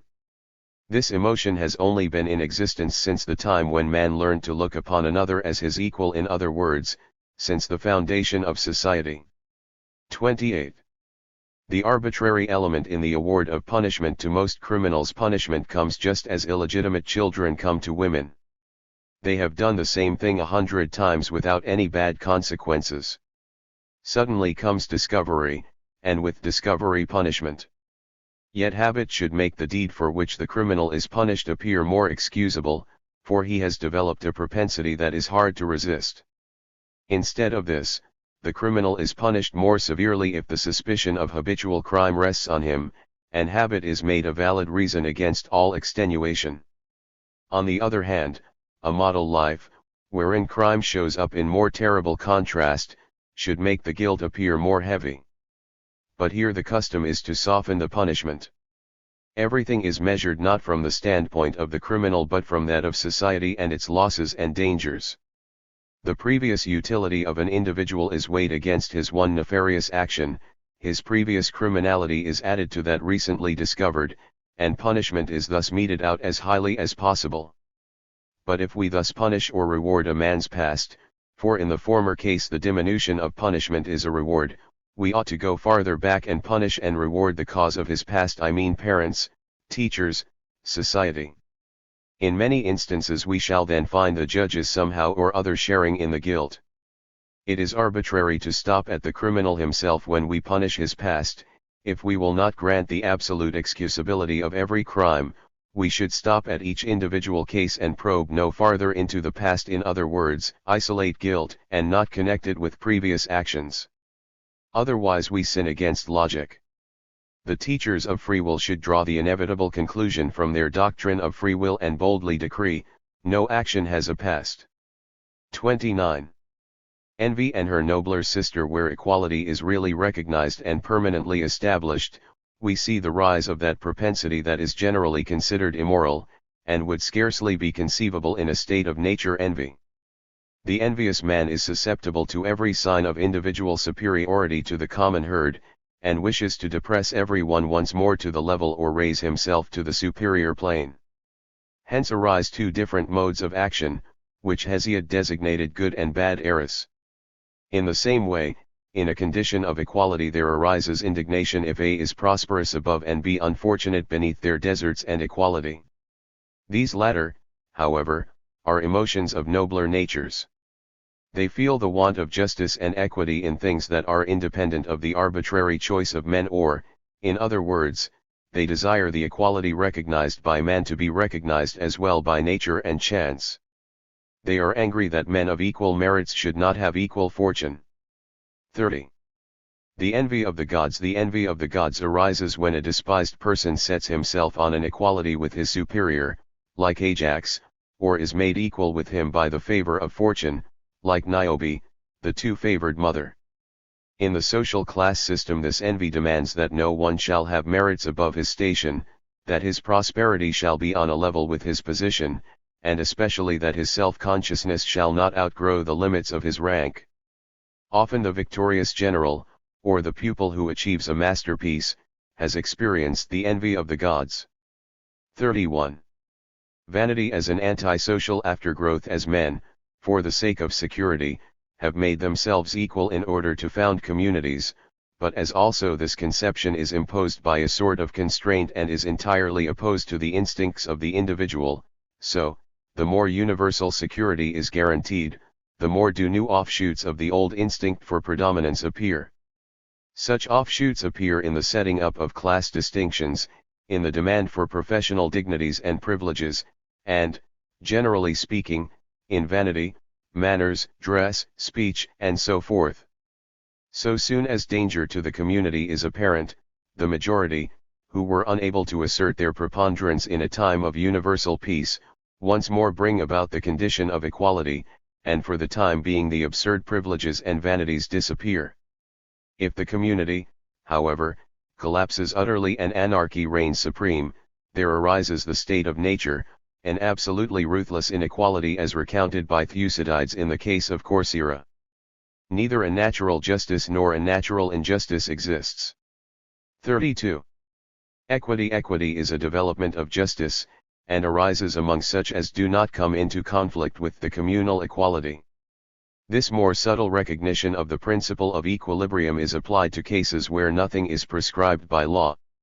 Equity looks forwards and backwards, its maxim being, do unto others as you would that they should do unto you. Aequum means, this principle is conformable to our equality, it tones down even our small differences to an appearance of equality, and expects us to be indulgent in cases where we are not compelled to pardon. 33. Elements of revenge. The word revenge is spoken so quickly that it almost seems as if it could not contain more than one conceptual and emotional root. Hence we are still at pains to find this root. Our economists, in the same way, have never wearied of scenting a similar unity in the word value, and of hunting after the primitive root idea of value. As if all words were not pockets, into which this or that or several things have been stuffed at once. So revenge is now one thing, now another, and sometimes more composite. Let us first distinguish that defensive counterblow, which we strike, almost unconsciously, even at inanimate objects, such as machinery in motion, that have hurt us. The notion is to set a check to the object that has hurt us, by bringing the machine to a stop. Sometimes the force of this counterblow, in order to attain its object, will have to be strong enough to shatter the machine. If the machine be too strong to be disorganized by one man, the latter will all the same strike the most violent blow he can as a sort of last attempt. We behave similarly towards persons who hurt us, at the immediate sensation of the hurt. If we like to call this an act of revenge, well and good, but we must remember that here self-preservation alone has set its cogwheels of reason in motion, and that after all we do not think of the doer of the injury but only of ourselves. We act without any idea of doing injury in return, only with a view to getting away safe and sound. It needs time to pass in thought from oneself to one's adversary and ask oneself at what point he is most vulnerable. This is done in the second variety of revenge, the preliminary idea of which is to consider the vulnerability and susceptibility of the other. The intention then is to give pain. On the other hand, the idea of securing himself against further injury is in this case so entirely outside the avenger's horizon, that he almost regularly brings about his own further injury and often foresees it in cold blood. If in the first sort of revenge it was the fear of a second blow that made the counter blow as strong as possible, in this case there is an almost complete indifference to what one's adversary will do. The strength of the counter blow is only determined by what he has already done to us. Then what has he done? What profit is it to us if he is now suffering, after we have suffered through him? This is a case of readjustment, whereas the first act of revenge only serves the purpose of self-preservation. It may be that through our adversary we have lost property, rank, friends, children. These losses are not recovered by revenge. The readjustment only concerns a subsidiary loss which is added to all the other losses. The revenge of readjustment does not preserve one from further injury, it does not make good the injury already suffered except in one case. If our honor has suffered through our adversary, revenge can restore it. But in any case honor has suffered an injury if intentional harm has been done us, because our adversary proved thereby that he was not afraid of us. By revenge we prove that we are not afraid of him either, and herein lies the settlement, the readjustment. The intention of showing their complete lack of fear goes so far in some people that the dangers of revenge, loss of health or life or other losses, are in their eyes an indispensable condition of every vengeful act. Hence they practice the duel, although the law also offers them aid in obtaining satisfaction for what they have suffered. They are not satisfied with the safe means of recovering their honor, because this would not prove their fearlessness. In the first named variety of revenge it is just fear that strikes the counter blow. In the second case it is the absence of fear, which, as has been said, wishes to manifest itself in the counter blow. Thus nothing appears more different than the motives of the two courses of action which are designated by the one word revenge. Yet it often happens that the avenger is not precisely certain as to what really prompted his deed. Perhaps he struck the counter blow from fear and the instinct of self-preservation, but in the background, when he has time to reflect upon the standpoint of wounded honor, he imagines that he has avenged himself for the sake of his honor. This motive is in any case more reputable than the other. An essential point is whether he sees his honor injured in the eyes of others, the world, or only in the eyes of his offenders. In the latter case he will prefer secret, in the former open revenge. Accordingly, as he enters strongly or feebly into the soul of the doer and the spectator, his revenge will be more bitter or more tame. If he is entirely lacking in this sort of imagination, he will not think at all of revenge, as the feeling of honor is not present in him, and accordingly cannot be wounded. In the same way, he will not think of revenge if he despises the offender and the spectator, because as objects of his contempt they cannot give him honor, and accordingly cannot rob him of honor. Finally, he will forego revenge in the not uncommon case of his loving the offender. It is true that he then suffers loss of honor in the other's eyes, and will perhaps become less worthy of having his love returned. But even to renounce all requital of love is a sacrifice that love is ready to make when its only object is to avoid hurting the beloved object. This would mean hurting oneself more than one is hurt by the sacrifice. Accordingly, every one will avenge himself, unless he be bereft of honor or inspired by contempt or by love for the offender. Even if he turns to the law courts, he desires revenge as a private individual, but also, as a thoughtful, prudent man of society, he desires the revenge of society upon one who does not respect it. Thus by legal punishment private honor as well as that of society is restored. That is to say, punishment is revenge. Punishment undoubtedly contains the first mentioned element of revenge, in as far as by its means society helps to preserve itself, and strikes a counter blow in self-defense. Punishment desires to prevent further injury, to scare other offenders. In this way the two elements of revenge, different as they are united in punishment, and this may perhaps tend most of all to maintain the above-mentioned confusion of ideas, thanks to which the individual avenger generally does not know what he really wants. 34. The virtues that damage us as members of communities. We think we have no right to exercise certain virtues which afford us great honor and some pleasure as private individuals, for example, indulgence and favor towards miscreants of all kinds, in short, every mode of action whereby the advantage of society would suffer through our virtue. No bench of judges, face to face with its conscience, may permit itself to be gracious. This privilege is reserved for the king as an individual, and we are glad when he makes use of it, proving that we should like to be gracious individually, but not collectively. Society recognizes only the virtues profitable to her, or at least not injurious to her, virtues like justice, which are exercised without loss, or, in fact, at compound interest. The virtues that damage us cannot have originated in society, because even now opposition to them arises in every small society that is in the making. Such virtues are therefore those of men of unequal standing, invented by the superior individuals. They are the virtues of rulers, and the idea underlying them is, I am mighty enough to put up with an obvious loss, that is a proof of my power. Thus they are virtues closely akin to pride. 35. The casuistry of advantage. There would be no moral casuistry if there were no casuistry of advantage. The most free and refined intelligence is often incapable of choosing between two alternatives in such a way that his choice necessarily involves the greater advantage. In such cases we choose because we must, and afterwards often feel a kind of emotional seasickness. 36. Turning hypocrite. Every beggar turns hypocrite, like everyone who makes his living out of indigence, be it personal or public. The beggar does not feel want nearly so keenly as he must make others feel it, if he wishes to make a living by mendicancy. 37. A sort of cult of the passions. You hypochondriacs, you philosophic blindworms, talk of the formidable nature of human passions, in order to inveigh against the dreadsomeness of the whole world's structure. As if the passions were always and everywhere formidable.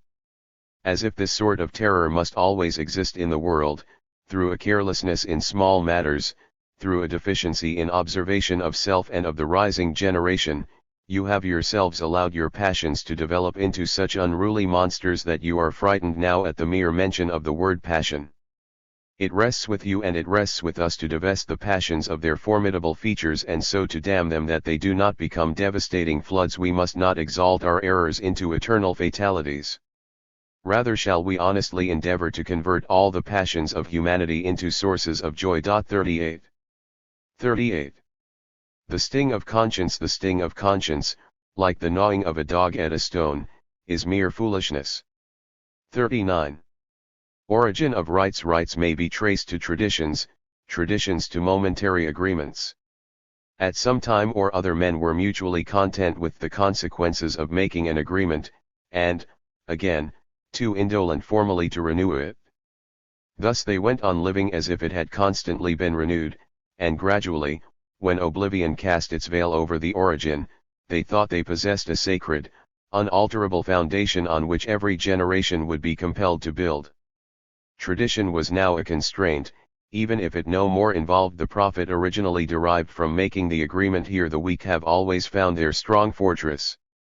They are inclined to immortalize the momentary agreement, the single act of favor shown towards them. 40. The significance of oblivion in moral sentiment. The same actions that in primitive society first aimed at the common advantage were later on performed from other motives, from fear or reverence of those who demanded and recommended them, or from habit, because men had seen them done about them from childhood upwards, or from kindness, because the practicing of them caused delight and approving looks on all sides, or from vanity, because they were praised. Such actions, in which the fundamental motive, that of utility, has been forgotten, are then called moral, not, indeed, because they are done from those other motives, but because they are not done with the conscious purpose of utility. Whence the hatred of utility that suddenly manifests itself here, and by which all praiseworthy actions formally exclude all actions for the sake of utility. Clearly society, the rallying point of all morality and of all maxims in praise of moral action, has had to battle too long and too fiercely with the selfishness and obstinacy of the individual not to rate every motive morally higher than utility. Hence it looks as if morals had not sprung from utility, whereas in fact morals are originally the public utility, which had great difficulty in prevailing over the interests of the unit and securing a loftier reputation. 41. The heirs to the wealth of morality. Even in the domain of morals there is an inherited wealth, which is owned by the gentle, the good-tempered, the compassionate, the indulgent. They have inherited from their forefathers their gentle mode of action, but not common sense, the source of that mode of action. The pleasant thing about this wealth is that one must always bestow and communicate a portion of it, if its presence is to be felt at all. Thus this wealth unconsciously aims at bridging the gulf between the morally rich and the morally poor, and, what is its best and most remarkable feature, not for the sake of a future mean between rich and poor, but for the sake of a universal prosperity and superfluity. Such may be the prevailing view of inherited moral wealth, but it seems to me that this view is maintained more in majorum gloriam of morality than in honor of truth.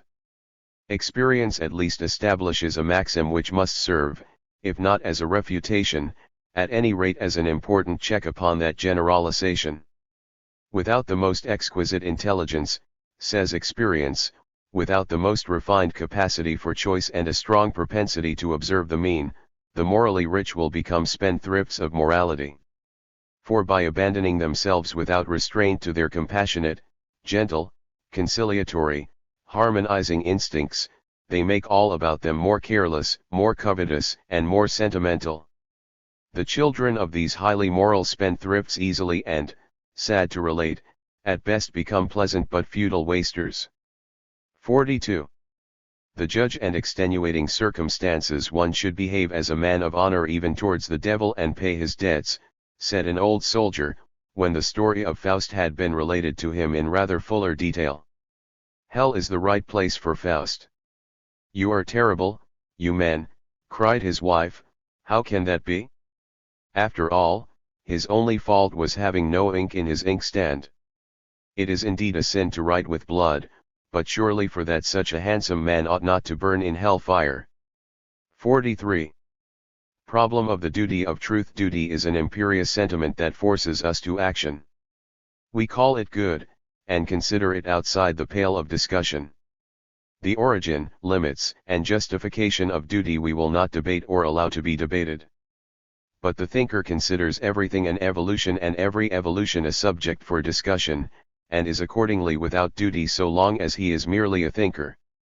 As such, he would not recognize the duty of seeing and speaking the truth, he would not feel the sentiment at all. He asks, whence comes it and whither will it go? But even this questioning appears to him questionable.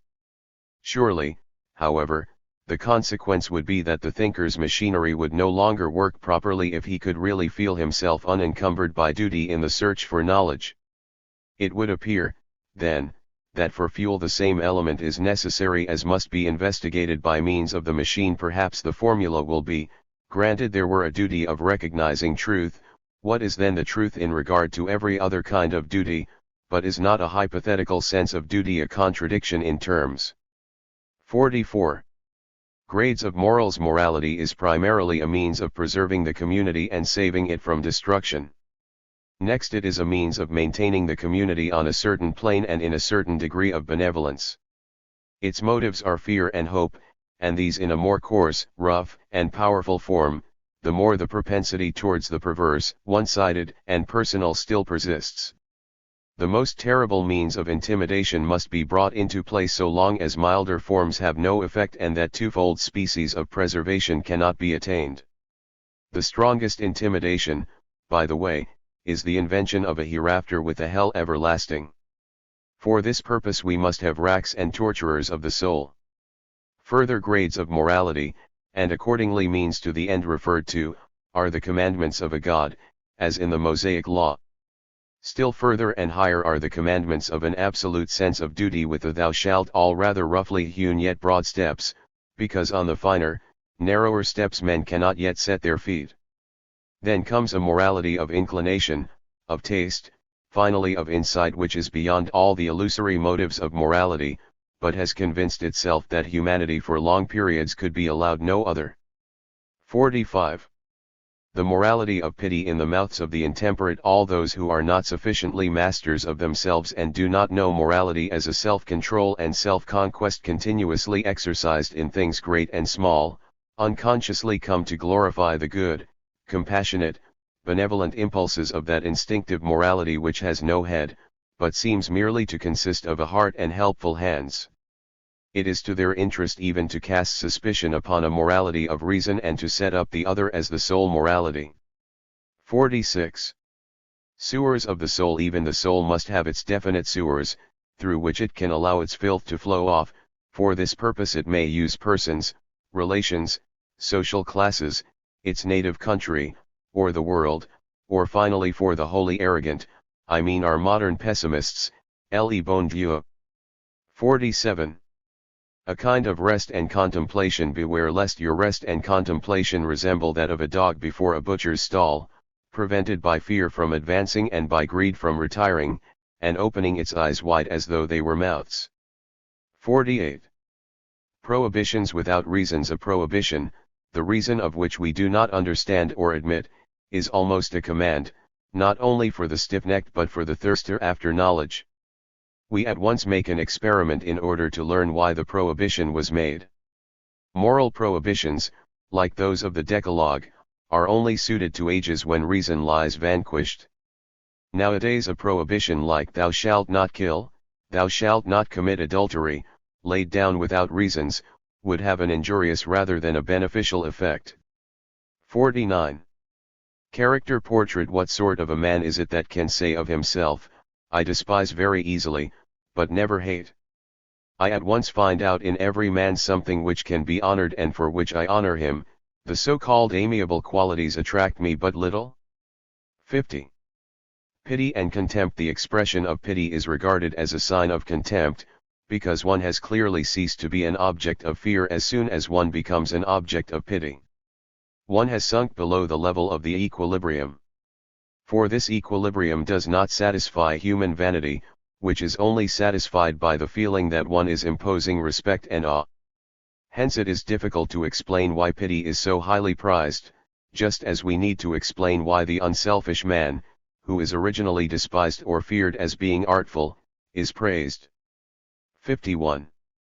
The capacity of being small. We must be as near to flowers, grasses, and butterflies as a child, that is, not much bigger than they. We adults have grown up beyond them and have to stoop to them. I think the grasses hate us when we confess our love for them. He who would have a share in all good things must understand at times how to be small. 52. The sum total of conscience. The sum total of our conscience is all that has regularly been demanded of us, without reason, in the days of our childhood, by people whom we respected or feared. From conscience comes that feeling of obligation, this I must do, this omit, which does not ask, why must I?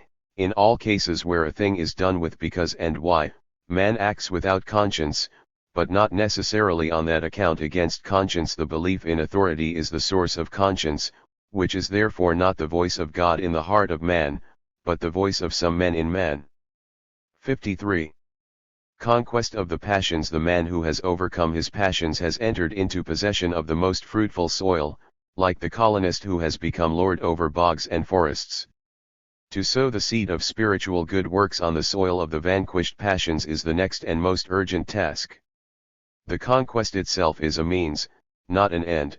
If it be not so regarded, all kind of weeds and devil's crop quickly spring up upon the fertile soil that has been cleared, and soon the growth is all wilder and more luxuriant than before.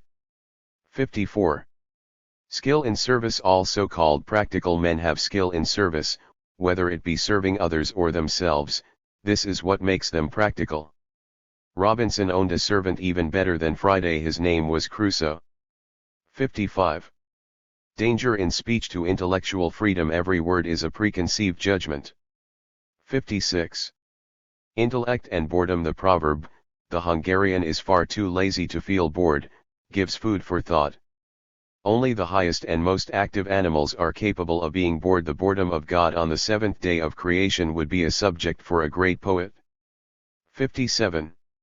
Intercourse with animals. The origin of our morality may still be observed in our relations with animals. Where advantage or the reverse do not come into play, we have a feeling of complete irresponsibility. For example, we kill or wound insects or let them live, and as a rule think no more about it. We are so clumsy that even our gracious acts towards flowers and small animals are almost always murderous. This does not in the least detract from our pleasure in them. Today is the festival of the small animals, the most sultry day of the year. There is a swarming and crawling around us, and we, without intention, but also without reflection, crush here and there a little fly or winged beetle. If animals do us harm, we strive to annihilate them in every possible way. The means are often cruel enough, even without our really intending them to be so. It is the cruelty of thoughtlessness. If they are useful, we turn them to advantage, until a more refined wisdom teaches us that certain animals amply reward a different mode of treatment, that of tending and breeding. Here responsibility first arises. Torturing is avoided in the case of the domestic animal. One man is indignant if another is cruel to his cow, quite in accordance with the primitive communal morality, which sees the commonwealth in danger whenever an individual does wrong. He who perceives any transgression in the community fears indirect harm to himself. Thus we fear in this case for the quality of meat, agriculture, and means of communication if we see the domestic animals ill-treated. Moreover, he who is harsh to animals awakens a suspicion that he is also harsh to men who are weak, inferior, and incapable of revenge. He is held to be ignoble and deficient in the finer form of pride. Thus arises a foundation of moral judgments and sentiments, but the greatest contribution is made by superstition. Many animals incite men by glances, tones, and gestures to transfer themselves into them in imagination, and some religions teach us, under certain circumstances, to see in animals the dwelling place of human and divine souls, whence they recommend a nobler caution or even a reverential awe in intercourse with animals.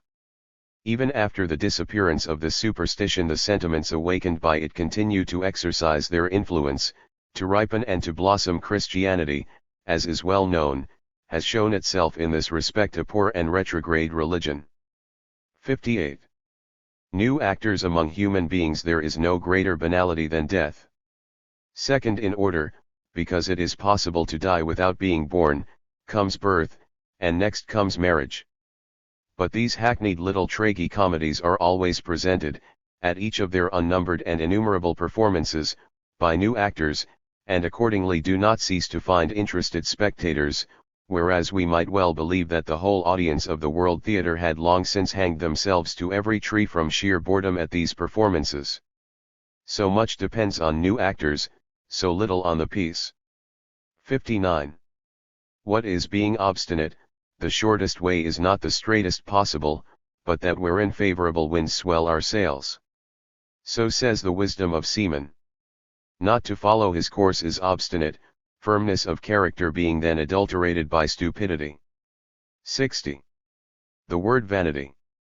It is annoying that certain words, with which we moralists positively cannot dispense, involve in themselves a kind of censorship of morals, dating from the times when the most ordinary and natural impulses were denounced. Thus that fundamental conviction that on the waves of society we either find navigable waters or suffer shipwreck far more through what we appear than through what we are, a conviction that must act as guiding principle of all action in relation to society, is branded with the general word vanity. In other words, one of the most weighty and significant of qualities is branded with an expression which denotes it as essentially empty and negative. A great thing is designated by a diminutive, I, even slandered by the strokes of caricature. There is no help for it, we must use such words, but then we must shut our ears to the insinuations of ancient habits. 61. The fatalism of the Turk. The fatalism of the Turk has this fundamental defect, that it contrasts man and fate as two distinct things. Man, says this doctrine, may struggle against fate and try to baffle it, but in the end fate will always gain the victory. Hence the most rational course is to resign oneself or to live as one pleases. As a matter of fact, every man is himself a piece of fate. When he thinks that he is struggling against fate in this way, fate is accomplishing its ends even in that struggle. The combat is a fantasy, but so is the resignation in fate. All these fantasies are included in fate. The fear felt by most people of the doctrine that denies the freedom of the will is a fear of the fatalism of the Turk.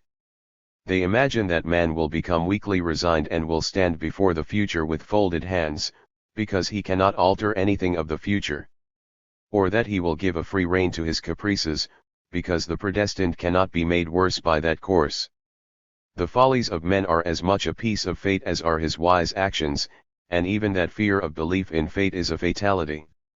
You yourself, you poor timid creature, are that indomitable Moira, which rules even the gods.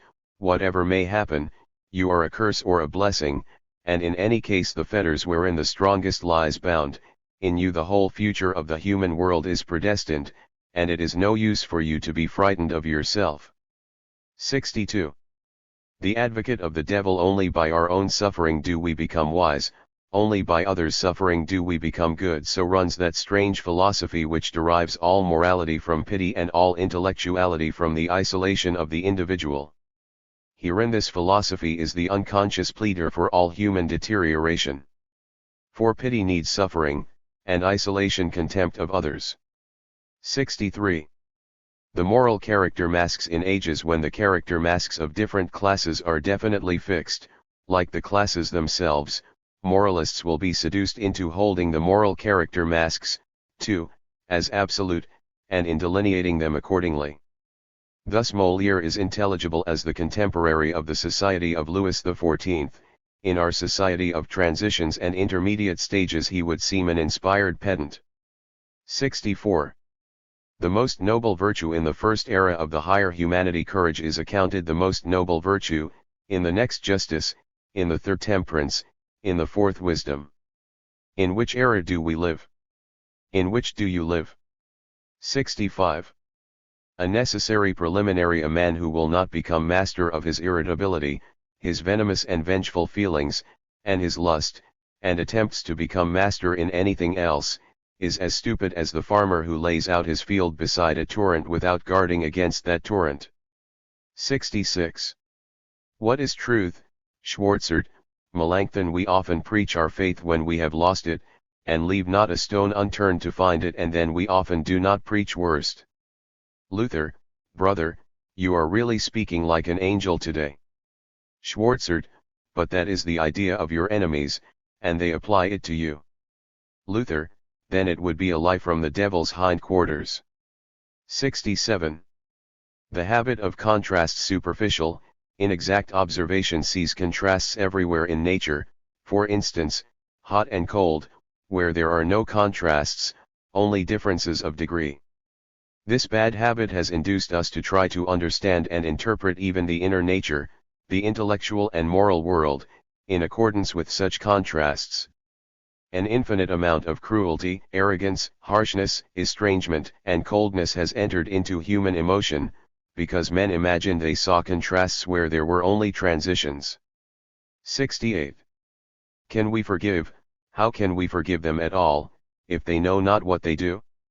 We have nothing to forgive. But does a man ever fully know what he is doing? And if this point at least remains always debatable, men never have anything to forgive each other, and indulgence is for the reasonable man an impossible thing. Finally, if the evildoers had really known what they did, we should still only have a right to forgive if we had a right to accuse and to punish. But we have not that right. 69. Habitual shame. Why do we feel shame when some virtue or merit is attributed to us which, as the saying goes, we have not deserved? Because we appear to have intruded upon a territory to which we do not belong, from which we should be excluded, as from a holy place or holy of holies, which ought not to be trodden by our foot. Through the errors of others we have, nevertheless, penetrated to it, and we are now swayed partly by fear, partly by reverence, partly by surprise.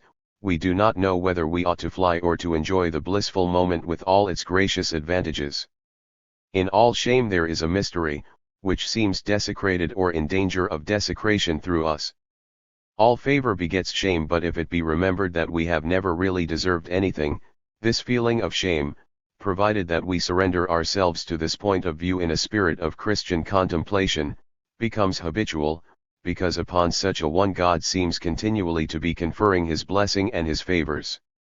Apart from this Christian interpretation, the state of habitual shame will be possible even to the entirely godless sage, who clings firmly to the basic non-responsibility and non-meritoriousness of all action and being. If he be treated as if he had deserved this or that, he will seem to have won his way into a higher order of beings, who do actually deserve something, who are free and can really bear the burden of responsibility for their own volition and capacity. Whoever says to him, "You have deserved it," appears to cry out to him, "You are not a human being, but a god." 70.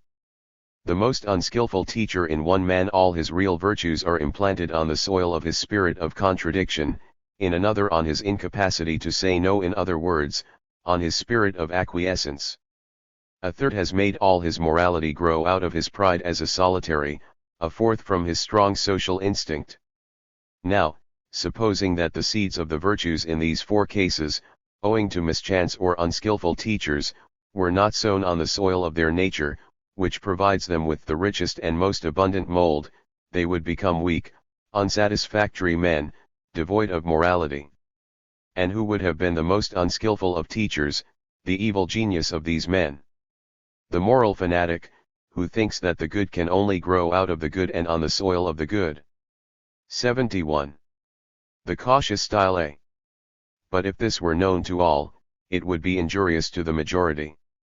You yourself call your opinions dangerous to those in danger, and yet you make them public? B. I write so that neither the mob, nor the populi, nor the parties of all kinds can read me. So my opinions will never be public opinions. A. How do you write, then? B. Neither usefully nor pleasantly for the three classes I have mentioned. 72. Divine missionaries. Even Socrates feels himself to be a divine missionary, but I am not sure whether we should not here detect a tincture of that Attic irony and fondness for jesting whereby this odious, arrogant conception would be toned down. He talks of the fact without unction his images of the gadfly and the horse are simple and not sacerdotal. The real religious task which he has set himself to test God in 100 ways and see whether he spoke the truth betrays a bold and free attitude, in which the missionary walked by the side of his God. This testing of God is one of the most subtle compromises between piety and free thinking that has ever been devised. Nowadays we do not even need this compromise any longer. 73.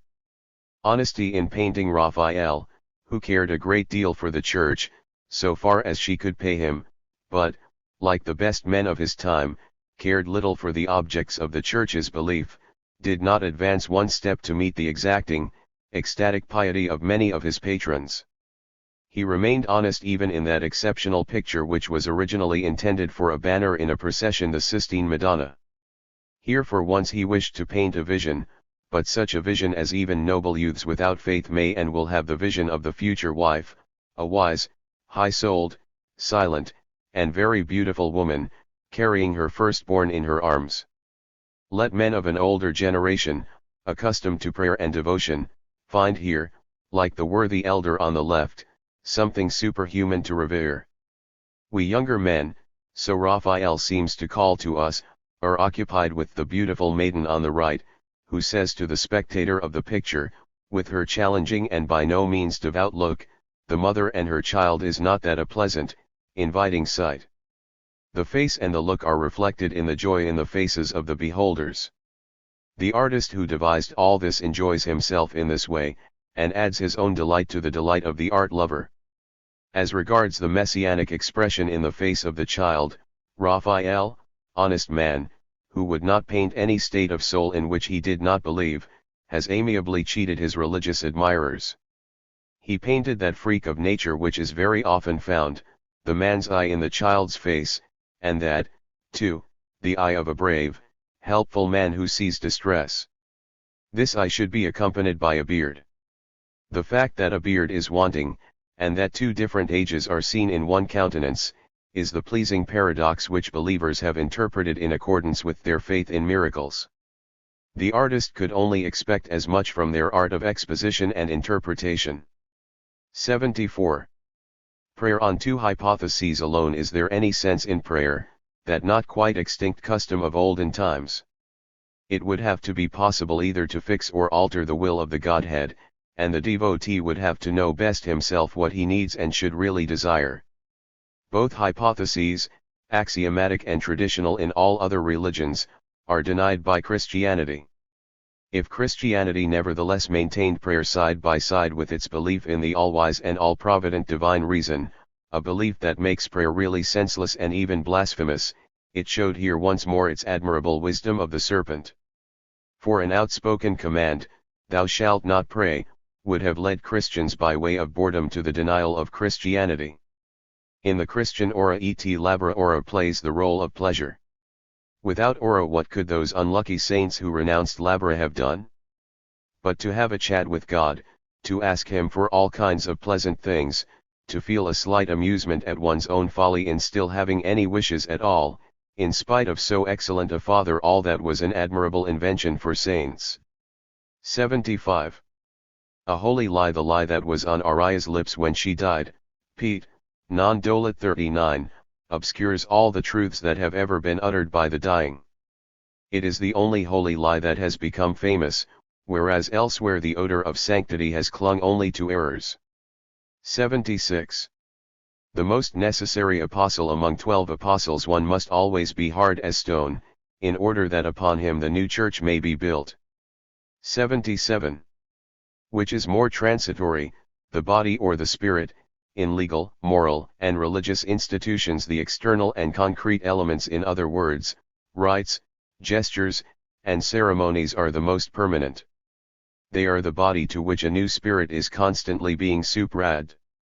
The cult, like an unchangeable text, is ever interpreted anew. Concepts and emotions are fluid, customs are solid. 78. The belief in disease. Qua disease, Christianity first painted the devil on the wall of the world. Christianity first brought the idea of sin into the world. The belief in the remedies, which is offered as an antidote, has gradually been shaken to its very foundations. But the belief in the disease, which Christianity has taught and propagated, still exists. 79. Speech and writings of religious men. If the priest's style and general expression, both in speaking and writing, do not clearly betray the religious man, we need no longer take his views upon religion and his pleading for religion seriously. These opinions have become powerless for him if, judging by his style, he has at command irony, arrogance, malice, hatred, and all the changing eddies of mood. Just like the most irreligious of men, how far more powerless will they be for his hearers and readers. In short, he will serve to make the latter still more irreligious. 80. The danger in personality. The more God has been regarded as a personality in himself, the less loyal have we been to him. Men are far more attached to their thought images than to their best beloved. That is why they sacrifice themselves for state, church, and even for God, so far as he remains their creation, their thought, and is not too much looked upon as a personality. In the latter case they almost always quarrel with him. After all, it was the most pious of men who let slip that bitter cry, "My God, why hast thou forsaken me?" 81. Worldly justice. It is possible to unhinge worldly justice with the doctrine of the complete non-responsibility and innocence of every man. An attempt has been made in the same direction on the basis of the opposite doctrine of the full responsibility and guilt of every man. It was the founder of Christianity who wished to abolish worldly justice and banish judgment and punishment from the world. For he understood all guilt as sin, that is, an outrage against God and not against the world. On the other hand, he considered every man in a broad sense, and almost in every sense, a sinner. The guilty, however, are not to be the judges of their peers, so his rules of equity decided. Thus all dispensers of worldly justice were in his eyes as culpable as those they condemned, and their air of guiltlessness appeared to him hypocritical and pharisaical. Moreover, he looked to the motives and not to the results of actions, and thought that only one was keen-sighted enough to give a verdict on motives, himself, or, as he expressed it, God. 82.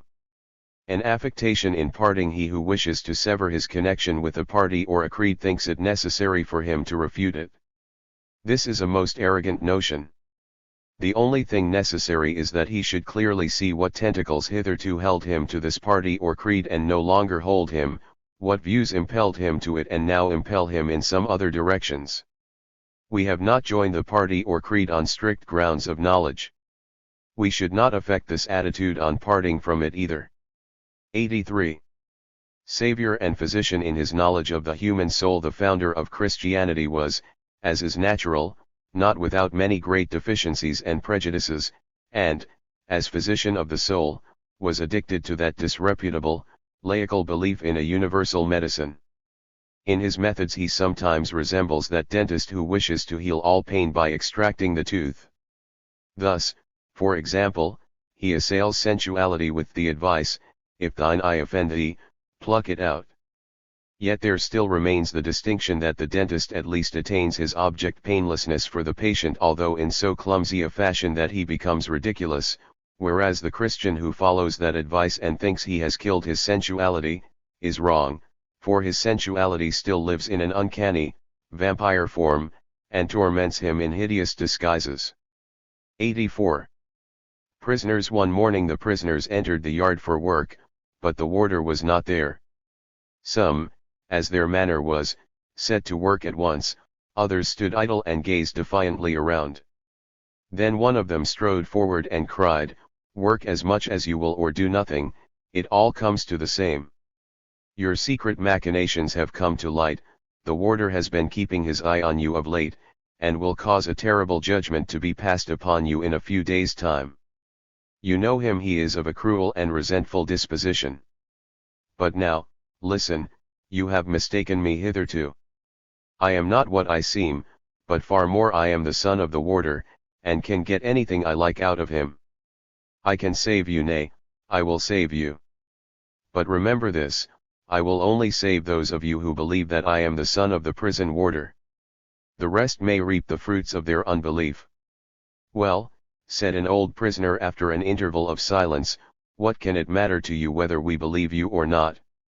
If you are really the son, and can do what you say, then put in a good word for us all. That would be a real kindness on your part. But have done with all talk of belief and unbelief. What is more," cried a younger man, "I don't believe him, he has only got a bee in his bonnet. I'll wager that in a week's time we shall find ourselves in the same place as we are today, and the warder will know nothing. And if the warder ever knew anything, he knows it no longer," said the last of the prisoners, coming down into the yard at that moment, "for he has just died suddenly." "Aha!" cried several in confusion, "aha! Sir son, how stands it now with your title? Are we by any chance your prisoners now?" "I told you," answered the man gently, "I will set free all who believe in me, as surely as my father still lives." The prisoners did not laugh, but shrugged their shoulders and left him to himself. 85. The persecutors of God. Paul conceived and Calvin followed up the idea that countless creatures have been predestined to damnation from time immemorial, and that this fair world was made in order that the glory of God might be manifested therein. So heaven and hell and mankind merely exist to satisfy the vanity of God. What a cruel, insatiable vanity must have smouldered in the soul of the first or second thinker of such a thought.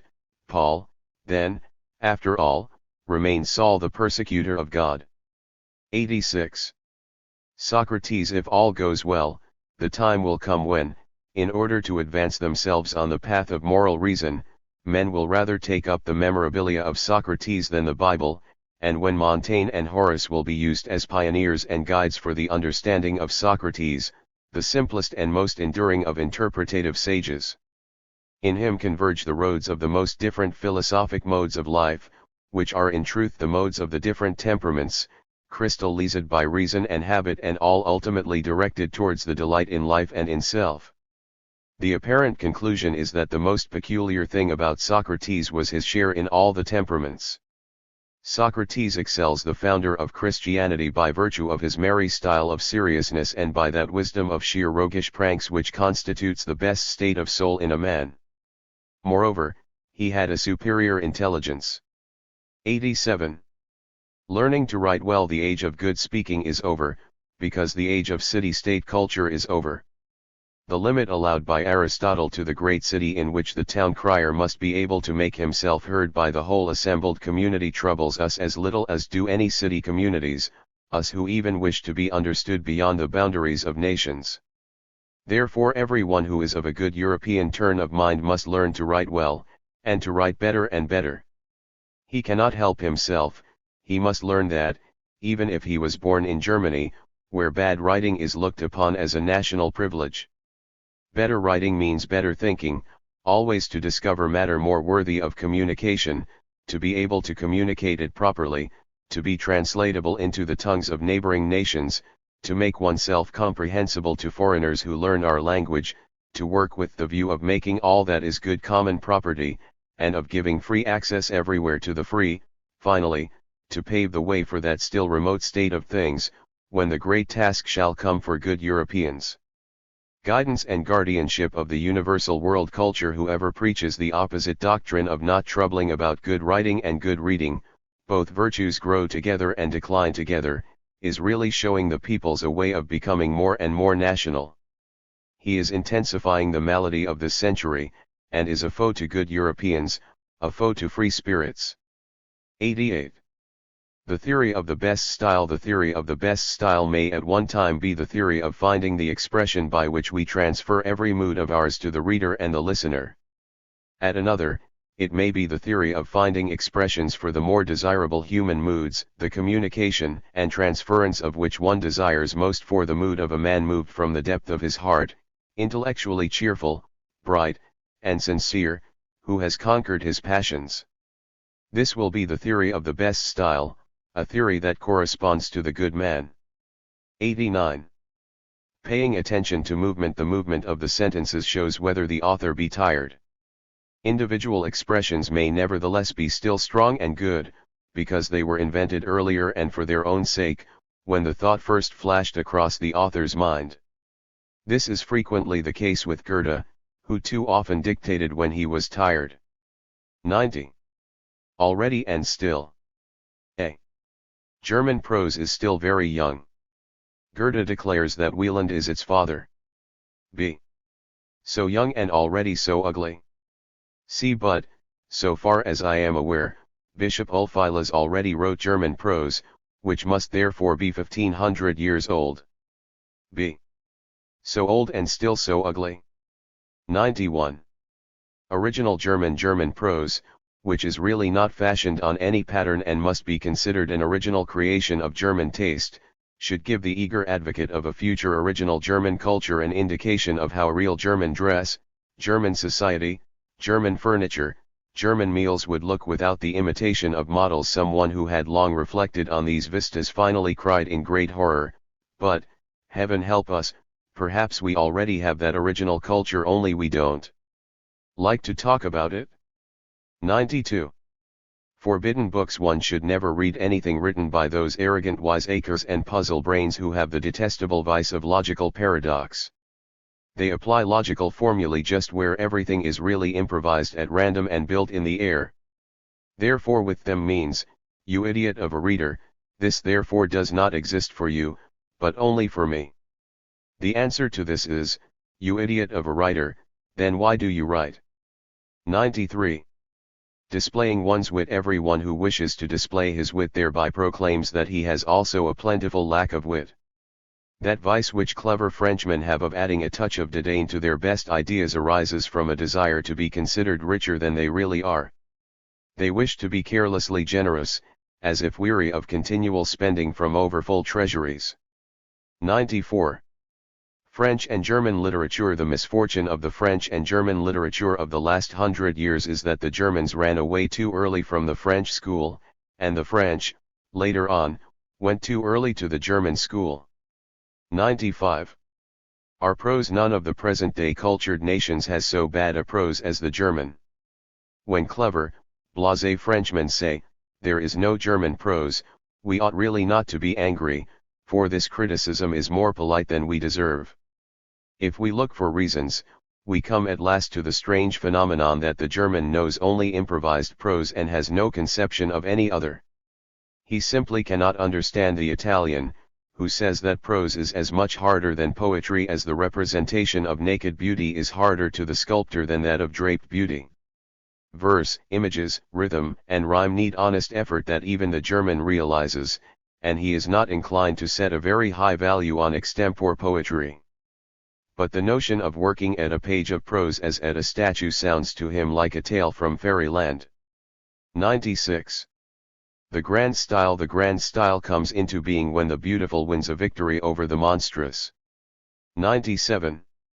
Dodging we do not realize, in the case of distinguished minds, wherein lies the excellence of their expression, their turn of phrase, until we can say what word every mediocre writer would inevitably have hit upon in expressing the same idea. All great artists, in steering their car, show themselves prone to dodge and leave the track, but never to fall over. 98. Something like bread neutralizes and takes out the taste of other food, and is therefore necessary to every long meal. In all works of art there must be something like bread, in order that they may produce divers effects. If these effects followed one another without occasional pauses and intervals, they would soon make us weary and provoke disgust. In fact, a long meal of art would then be impossible. 99. Jean-Paul knew a great deal, but had no science, understood all manner of tricks of art, but had no art, found almost everything enjoyable, but had no taste, possessed feeling and seriousness, but in dispensing them poured over them a nauseous sauce of tears, had even wit, but, unfortunately for his ardent desire for it, far too little, whence he drives the reader to despair by his very lack of wit. In short, he was the bright, rank-smelling weed that shot up overnight in the fair pleasaunces of Schiller and Goethe. He was a good, comfortable man, and yet a destiny in a dressing gown. 40. 100. Palette for opposites. In order to enjoy a work of the past as its contemporaries enjoyed it, one must have a palette for the prevailing taste of the age which it attacked. 101. Spirits of wine authors. Many writers are neither spirit nor wine, but spirits of wine. They can flare up, and then they give warmth. 102. The interpretative sense, the sense of taste, as the true interpretative sense, often talks the other senses over to its point of view and imposes upon them its laws and customs. At table one can receive disclosures about the most subtle secrets of the arts. It suffices to observe what tastes good and when and after what and how long it tastes good. 103. Lessing had a genuine French talent, and, as writer, went most assiduously to the French school. He knows well how to arrange and display his wares in his shop window. Without this true art his thoughts, like the objects of them, would have remained rather in the dark, nor would the general loss be great. His art, however, has taught many, especially the last generation of German scholars, and has given enjoyment to a countless number. It is true his disciples had no need to learn from him, as they often did. His unpleasant tone with its mingling of petulance and candor. Opinion is now unanimous on Lessing as lyric poet, and will some day be unanimous on Lessing as dramatic poet. 104. Undesirable readers. How an author is vexed by those stolid, awkward readers who always fall at every place where they stumble, and always hurt themselves when they fall. 105. Poets' thoughts. Real thoughts of real poets always go about with a veil on, like Egyptian women, only the deep eye of thought looks out freely through the veil. Poets' thoughts are as a rule not of such value as is supposed. We have to pay for the veil and for our own curiosity into the bargain. 106. Write simply and usefully. Transitions, details, color in depicting the passions. We make a present of all these to the author because we bring them with us and set them down to the credit of his book, provided he makes us some compensation. 107. Wieland wrote German better than anyone else, and had the genuine adequacies and inadequacies of the master. His translations of the letters of Cicero and Lucian are the best in the language. His ideas, however, add nothing to our store of thought. We can endure his cheerful moralities as little as his cheerful immoralities, for both are very closely connected. The men who enjoyed them were at bottom better men than we are, but also a good deal heavier. They needed an author of this sort. The Germans did not need Goethe, and therefore cannot make proper use of him. We have only to consider the best of our statesmen and artists in this light. None of them had or could have had Goethe as their teacher. 108. Rare festivals, pithy conciseness, repose, and maturity. Where you find these qualities in an author, cry halt and celebrate a great festival in the desert. It will be long before you have such a treat again. 109. The treasure of German prose, apart from Goethe's writings and especially Goethe's Conversations with Eckermann, the best German book in existence. What German prose literature remains that is worth reading over and over again?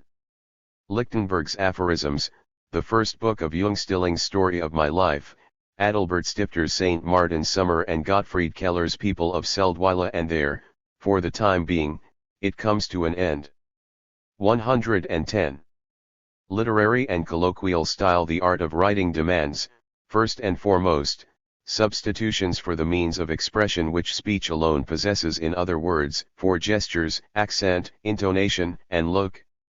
Hence literary style is quite different from colloquial style, and far more difficult, because it has to make itself as intelligible as the latter with fewer accessories. Demos thence delivered his speeches differently from what we read. He worked them up for reading purposes. Cicero's speeches ought to be Demosthenised with the same object, for at present they contain more of the Roman forum than we can endure. 111. Caution in quotation. Young authors do not know that a good expression or idea only looks well among its peers, that an excellent quotation may spoil whole pages, nay the whole book, for it seems to cry warningly to the reader, "Mark you, I am the precious stone, and round about me is lead pale, worthless lead." Every word, every idea only desires to live in its own company. That is the moral of a choice style. 112. How should errors be enunciated? We may dispute whether it be more injurious for errors to be enunciated badly or as well as the best truths. It is certain that in the former case they are doubly harmful to the brain and are less easily removed from it. But, on the other hand, they are not so certain of effect as in the latter case. They are, in fact, less contagious. 113. Limiting and widening. Homer limited and diminished the horizon of his subject, but allowed individual scenes to expand and blossom out. Later, the tragedians are constantly renewing this process. Each takes his material in ever smaller and smaller fragments than his predecessor did, but each attains a greater wealth of blooms within the narrow hedges of these sequestered garden enclosures. 114. Literature and morality mutually explanatory. We can show from Greek literature by what forces the Greek spirit developed, how it entered upon different channels, and where it became enfeebled. All this also depicts to us how Greek morality proceeded, and how all morality will proceed, how it was at first a constraint and displayed cruelty, then became gradually milder, how a pleasure in certain actions, in certain forms and conventions arose, and from this again a propensity for solitary exercise, for solitary possession, how the track becomes crowded and overcrowded with competitors, how satiety enters in, new objects of struggle and ambition are sought, and forgotten aims are awakened to life, how the drama is repeated, and the spectators become altogether weary of looking on, because the whole gamut seems to have been run through, and then comes a stoppage, an expiration, and the rivulets are lost in the sand. The end, or at any rate an end, has come. 115. What landscapes give permanent delight? Such and such a landscape has features eminently suited for painting, but I cannot find the formula for it, it remains beyond my grasp as a whole. I notice that all landscapes which please me permanently have a simple geometrical scheme of lines underneath all their complexity. Without such a mathematical substratum no scenery becomes artistically pleasing. Perhaps this rule may be applied symbolically to human beings. 116. Reading aloud. The ability to read aloud involves of necessity the ability to declaim. Everywhere we must apply pale tints, but we must determine the degree of pallor in close relation to the richly and deeply colored background, that always hovers before our eyes and acts as our guide, in other words, in accordance with the way in which we should declaim the same passages. That is why we must be able to declaim. 117. The dramatic sense. He who has not the four subtler senses of art tries to understand everything with the fifth sense, which is the coarsest of all the dramatic sense. 118. Herder fails to be all that he made people think he was and himself wished to think he was. He was no great thinker or discoverer, no newly fertile soil with the unexhausted strength of a virgin forest. But he possessed in the highest degree the power of scenting the future. He saw and picked the first fruits of the seasons earlier than all others, and they then believed that he had made them grow. Between darkness and light, youth and age, his mind was like a hunter on the watch, looking everywhere for transitions, depressions, convulsions, the outward and visible signs of internal growth. The unrest of spring drove him to and fro, but he was himself not the spring at times. Indeed, he had some inkling of this, and yet would fain not have believed it. He, the ambitious priest, who would have so gladly been the intellectual pope of his epoch. This is his despair. He seems to have lived long as a pretender to several kingdoms or even to a universal monarchy. He had his following which believed in him, among others the young Goethe. But whenever crowns were really distributed, he was passed over. Kant, Goethe, and then the first true German historians and scholars robbed him of what he thought he had reserved for himself, although in silence and secret he often thought the reverse. Just when he doubted in himself, he gladly clothed himself in dignity and enthusiasm. These were often in him mere garments, which had to hide a great deal and also to deceive and comfort him. He really had fire and enthusiasm, but his ambition was far greater. It blew impatiently at the fire, which flickered, crackled, and smoked. His style flickers, crackles, and smokes, but he yearned for the great flame which never broke out. He did not sit at the table of the genuine creators, and his ambition did not admit of his sitting modestly among those who simply enjoy. Thus he was a restless spirit, the taster of all intellectual dishes, which were collected by the Germans from every quarter and every age in the course of half a century. Never really happy and satisfied, Herder was also too often ill, and then at times envy sat by his bed, and hypocrisy paid her visit as well. He always had an air of being scarred and crippled, and he lacked simple, stalwart manliness more completely than any of the so-called classical writers. 119. Scent of words. Every word has its scent. There is a harmony and discord of sense, and so too of words. 120. The far-fetched style. The natural style is an offense to the lover of the far-fetched style. 121. Avow. I will never again read an author of whom one can suspect that he wanted to make a book, but only those writers whose thoughts unexpectedly became a book. 122. The artistic convention. 3/4 of Homer is convention, and the same is the case with all the Greek artists, who had no reason for falling into the modern craze for originality. They had no fear of convention, for after all convention was a link between them and their public. Conventions are the artistic means acquired for the understanding of the hearer, the common speech, learnt with much toil, whereby the artist can really communicate his ideas. All the more when he wishes, like the Greek poets and musicians, to conquer at once with each of his works. Since he is accustomed to compete publicly with one or two rivals, the first condition is that he must be understood at once, and this is only possible by means of convention. What the artist devises beyond convention he offers of his own free will and takes a risk, his success at best resulting in the setting up of a new convention.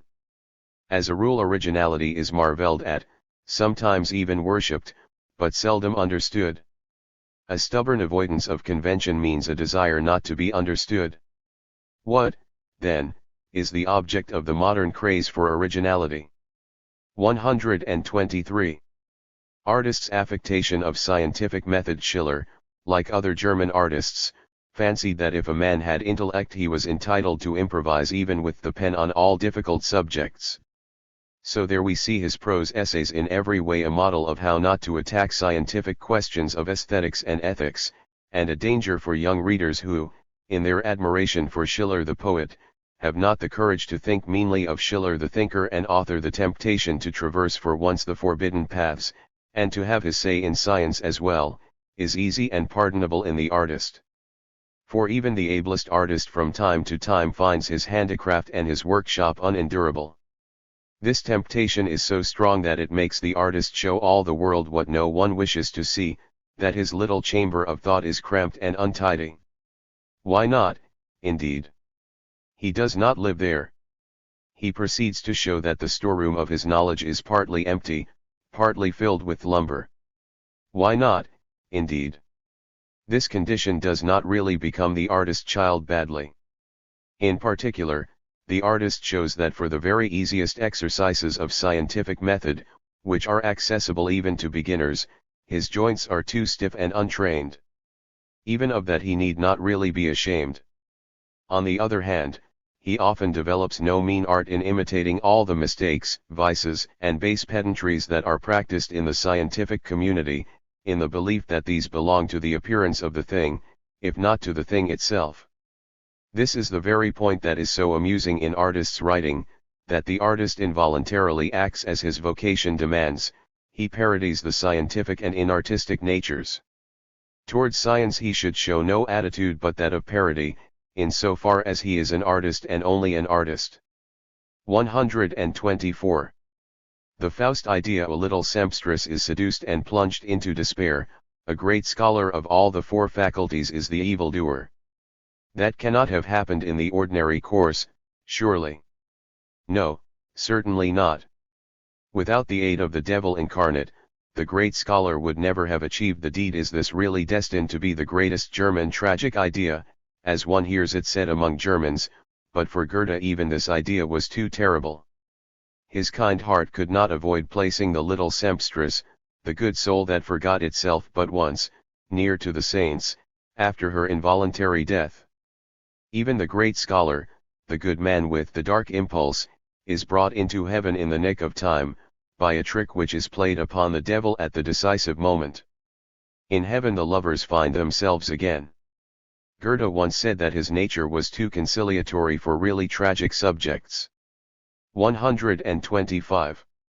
Are there German classics? Saint Beuve observes somewhere that the word classic does not suit the genius of certain literatures. For instance, nobody could talk seriously of German classics. What do our German publishers, who are about to add 50 more to the 50 German classics we are told to accept, say to that? Does it not almost seem as if one need only have been dead for the last 30 years, and lie a lawful prey to the public 41 in order to hear suddenly and unexpectedly the trumpet of resurrection as a classic? And this in an age and a nation where at least 5 out of the 6 great fathers of its literature are undoubtedly antiquated or becoming antiquated without there being any need for the age or the nation to be ashamed of this. For those writers have given way before the strength of our time. Let that be considered in all fairness. Goethe, as I have indicated, I do not include. He belongs to a higher species than national literatures, hence life, revival, and decay do not enter into the reckoning in his relations with his countrymen. He lived and now lives but for the few, for the majority he is nothing but a flourish of vanity which is trumpeted from time to time across the border into foreign ears. Goethe, not merely a great and good man, but a culture, is in German history an interlude without a sequel. Who, for instance, would be able to point to any trace of Goethe's influence in German politics of the last 70 years, whereas the influence, certainly of Schiller, and perhaps of Lessing, can be traced in the political world. But what of those 5 others?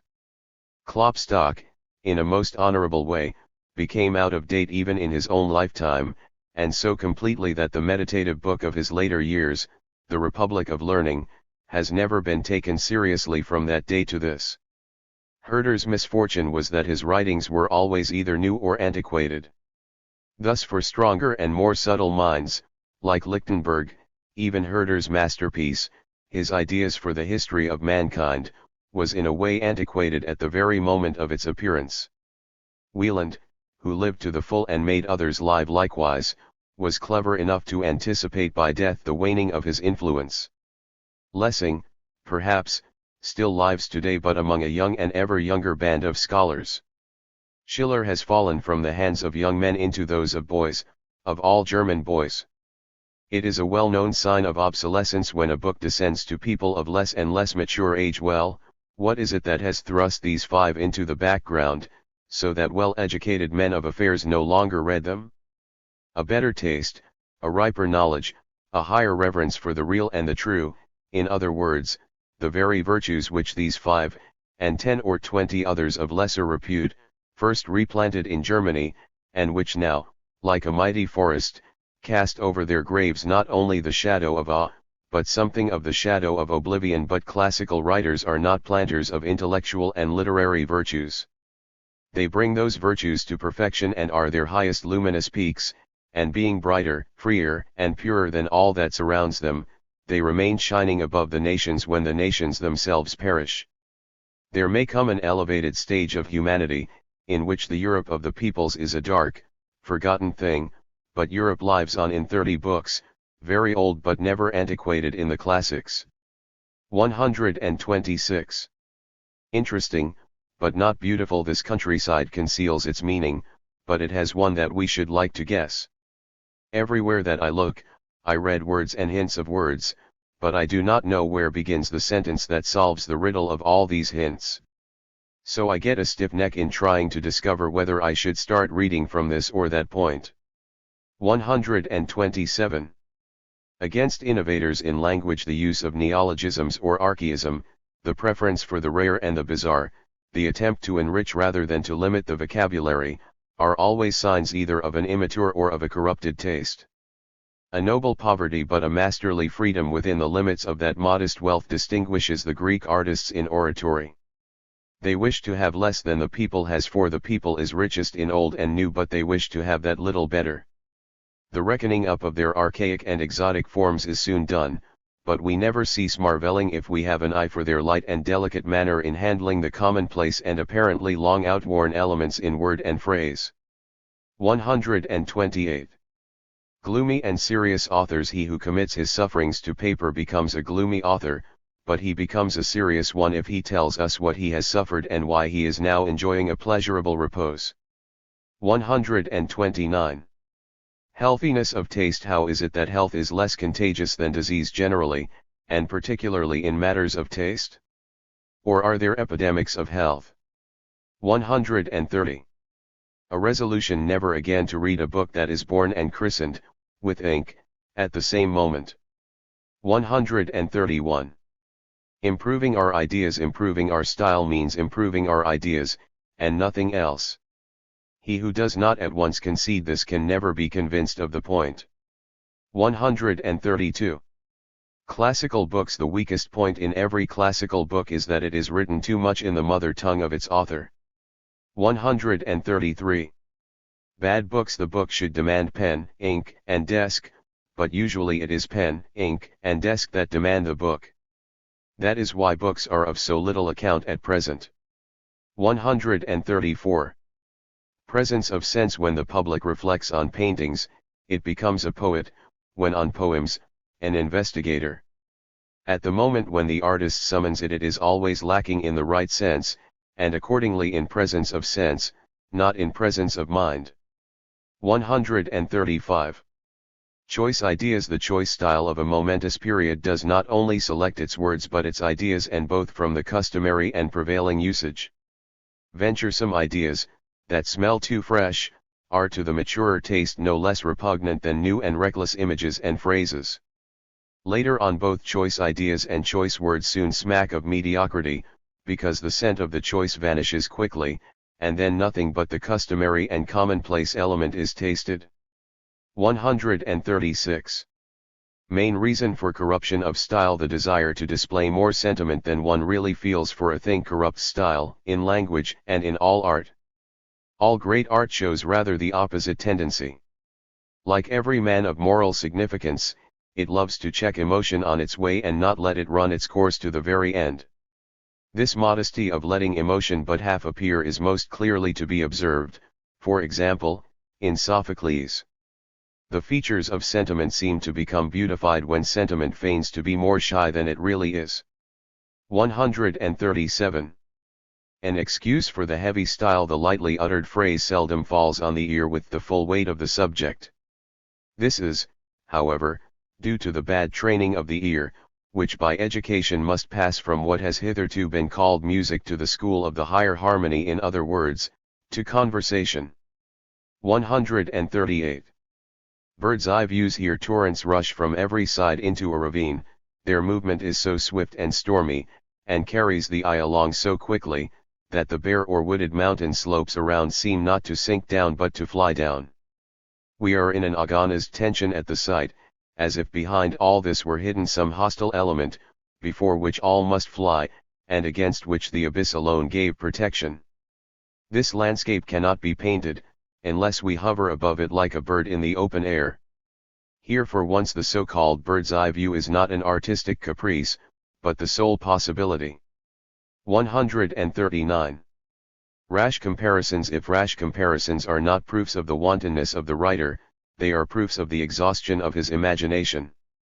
In any case they bear witness to his bad taste. 140.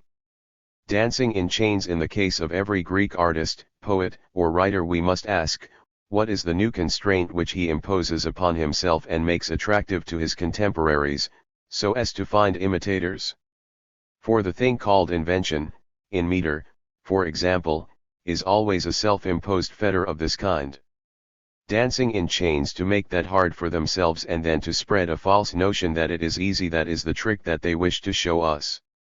Even in Homer we may perceive a wealth of inherited formulae and laws of epic narration, within the circle of which he had to dance, and he himself created new conventions for them that came after. This was the discipline of the Greek poets, first to impose upon themselves a manifold constraint by means of the earlier poets, then to invent in addition a new constraint, to impose it upon themselves and cheerfully to overcome it, so that constraint and victory are perceived and admired. 141. Author's copiousness. The last quality that a good author acquires is copiousness. Whoever has it to begin with will never become a good author. The noblest race horses are lean until they are permitted to rest from their victories. 142. Wheezing heroes. Poets and artists who suffer from a narrow chest of the emotions generally make their heroes wheeze. They do not know what easy breathing means. 143. The short-sighted. 42. The short-sighted are the deadly foes of all authors who let themselves go. These authors should know the wrath with which these people shut the book in which they observe that its creator needs 50 pages to express 5 ideas. And the cause of their wrath is that they have endangered what remains of their vision almost without compensation. A short-sighted person said, "All authors let themselves go. Even the Holy Ghost. Even the Holy Ghost." But he had a right to, for he wrote for those who had lost their sight altogether. 144. The style of immortality. Thucydides and Tacitus both imagined immortal life for their works when they executed them. That might be guessed, if not known otherwise, from their style. The one thought to give permanence to his ideas by salting them, the other by boiling them down, and neither, it seems, made a miscalculation. 145. Against images and similes. By images and similes we convince, but we do not prove. That is why science has such a horror of images and similes. Science does not want to convince or make plausible, and rather seeks to provoke cold distrust by its mode of expression, by the bareness of its walls. For distrust is the touchstone for the gold of certainty. 146. Caution. In Germany, he who lacks thorough knowledge should beware of writing. The good German does not say in that case he is ignorant, but he is of doubtful character. This hasty conclusion, by the way, does great credit to the Germans. 147. Painted skeletons. Painted skeletons are those authors who try to make up for their want of flesh by artistic colorings. 148. The grand style and something better. It is easier to learn how to write the grand style than how to write easily and simply. The reasons for this are inextricably bound up with morality. 149. Sebastian Bach. In so far as we do not hear Bach's music as perfect and experienced connoisseurs of counterpoint and all the varieties of the fugal style, and accordingly must dispense with real artistic enjoyment, we shall feel in listening to his music in Goethe's magnificent phrase as if we were present at God's creation of the world. In other words, we feel here that something great is in the making but not yet made. Our mighty modern music, which by conquering nationalities, the church, and counterpoint has conquered the world. In Bach there is still too much crude Christianity, crude Germanism, crude scholasticism. He stands on the threshold of modern European music, but turns from thence to look at the Middle Ages. 150. Handel, who in the invention of his music was bold, original, truthful, powerful, inclined to and akin to all the heroism of which a nation is capable, often proved stiff, cold, nay even weary of himself in composition. He applied a few well-tried methods of execution, wrote copiously and quickly, and was glad when he had finished, but that joy was not the joy of God and other creators in the eventide of their working day. 151.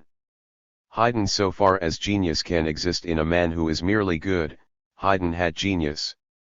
He went just as far as the limit which morality sets to intellect, and only wrote music that has no past. 152. Beethoven and Mozart. Beethoven's music often appears like a deeply emotional meditation on unexpectedly hearing once more a piece long thought to be forgotten, tonal innocence. It is music about music. In the song of the beggar and child in the street, in the monotonous airs of vagrant Italians, in the dance of the village inn or in carnival nights he discovers his melodies. He stores them together like a bee, snatching here and there some notes or a short phrase. To him these are hallowed memories of the better world. Like the ideas of Plato, Mozart stands in quite a different relation to his melodies. He finds his inspiration not in hearing music but in gazing at life, at the most stirring life of southern lands. He was always dreaming of Italy, when he was not there. 153. Recitative. Formerly recitative was dry, but now we live in the age of moist recitative. It has fallen into the water, and the waves carry it whithersoever they list. 154. Cheerful music. If for a long time we have heard no music, it then goes like a heavy southern wine all too quickly into the blood and leaves behind it a soul dazed with narcotics, half awake, longing for sleep. This is particularly the case with cheerful music, which inspires in us bitterness and pain, satiety and homesickness together, and forces us to sip again and again as at a sweetened draught of poison. The hall of gay, noisy merriment then seems to grow narrow, the light to lose its brightness and become browner. At last we feel as if this music were penetrating to a prison where a poor wretch cannot sleep for homesickness. 155. Franz Schubert, inferior as an artist to the other great musicians, had nevertheless the largest share of inherited musical wealth. He spent it with a free hand and a kind heart, so that for a few centuries musicians will continue to nibble at his ideas and inspirations. In his works we find a store of unused inventions. The greatness of others will lie in making use of those inventions. If Beethoven may be called the ideal listener for a troubadour, Schubert has a right to be called the ideal troubadour. 156. Modern musical execution. Great tragic or dramatic execution of music acquires its character by imitating the gesture of the great sinner, such as Christianity conceives and desires him, the slow-stepping, passionately brooding man, distracted by the agonies of conscience, now flying in terror, now clutching with delight, now standing still in despair, and all the other marks of great sinfulness. Only on the Christian assumption that all men are great sinners and do nothing but sin could we justify the application of this style of execution to all music. So far, music would be the reflection of all the actions and impulses of man, and would continually have to express by gestures the language of the great sinner. At such a performance, a listener who was not enough of a Christian to understand this logic might indeed cry out in horror, "For the love of heaven, how did sin find its way into music?" 157. Felix Mendelssohn's music is the music of the good taste that enjoys all the good things that have ever existed.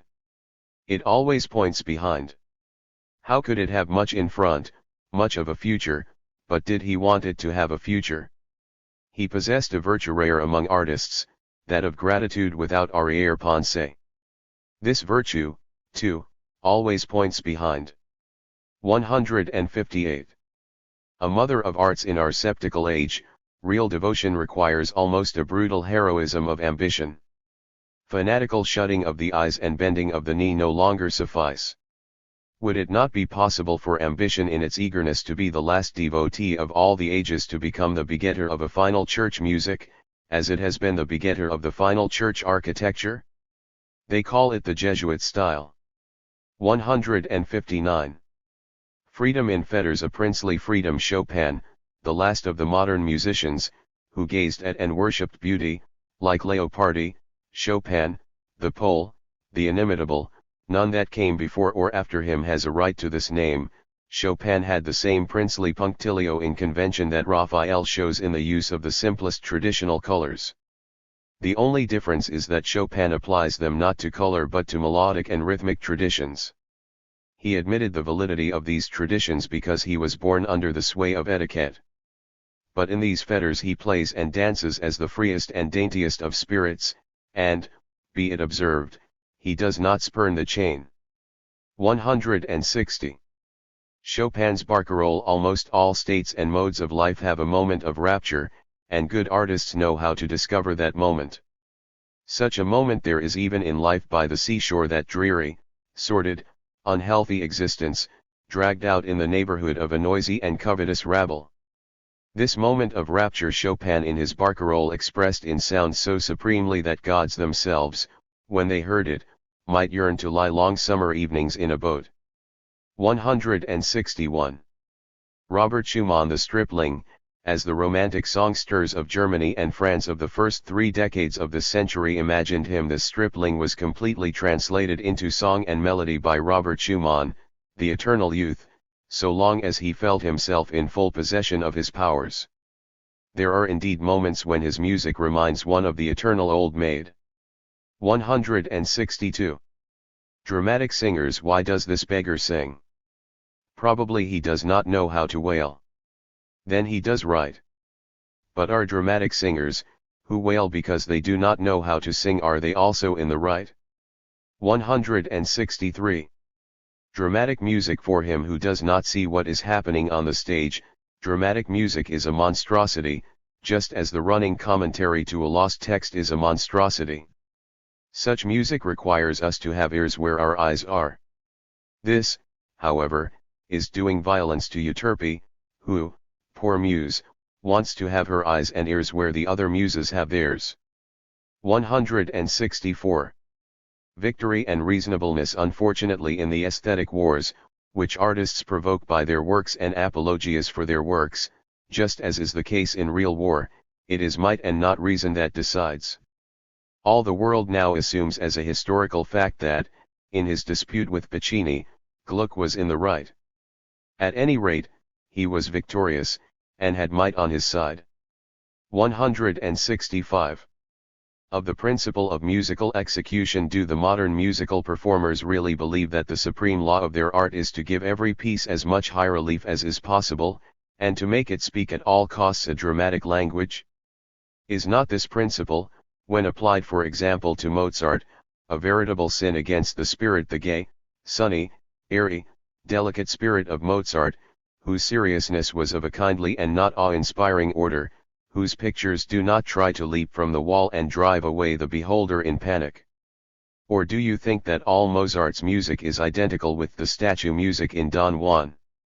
And not only Mozart's, but all music, you reply that the advantage of your principle lies in its greater effect. You would be right if there did not remain the counter question, on whom has the effect operated, and on whom should an artist of the first rank desire to produce his effect? Never on the populace. Never on the immature. Never on the morbidly sensitive. Never on the diseased. And above all never on the blasé.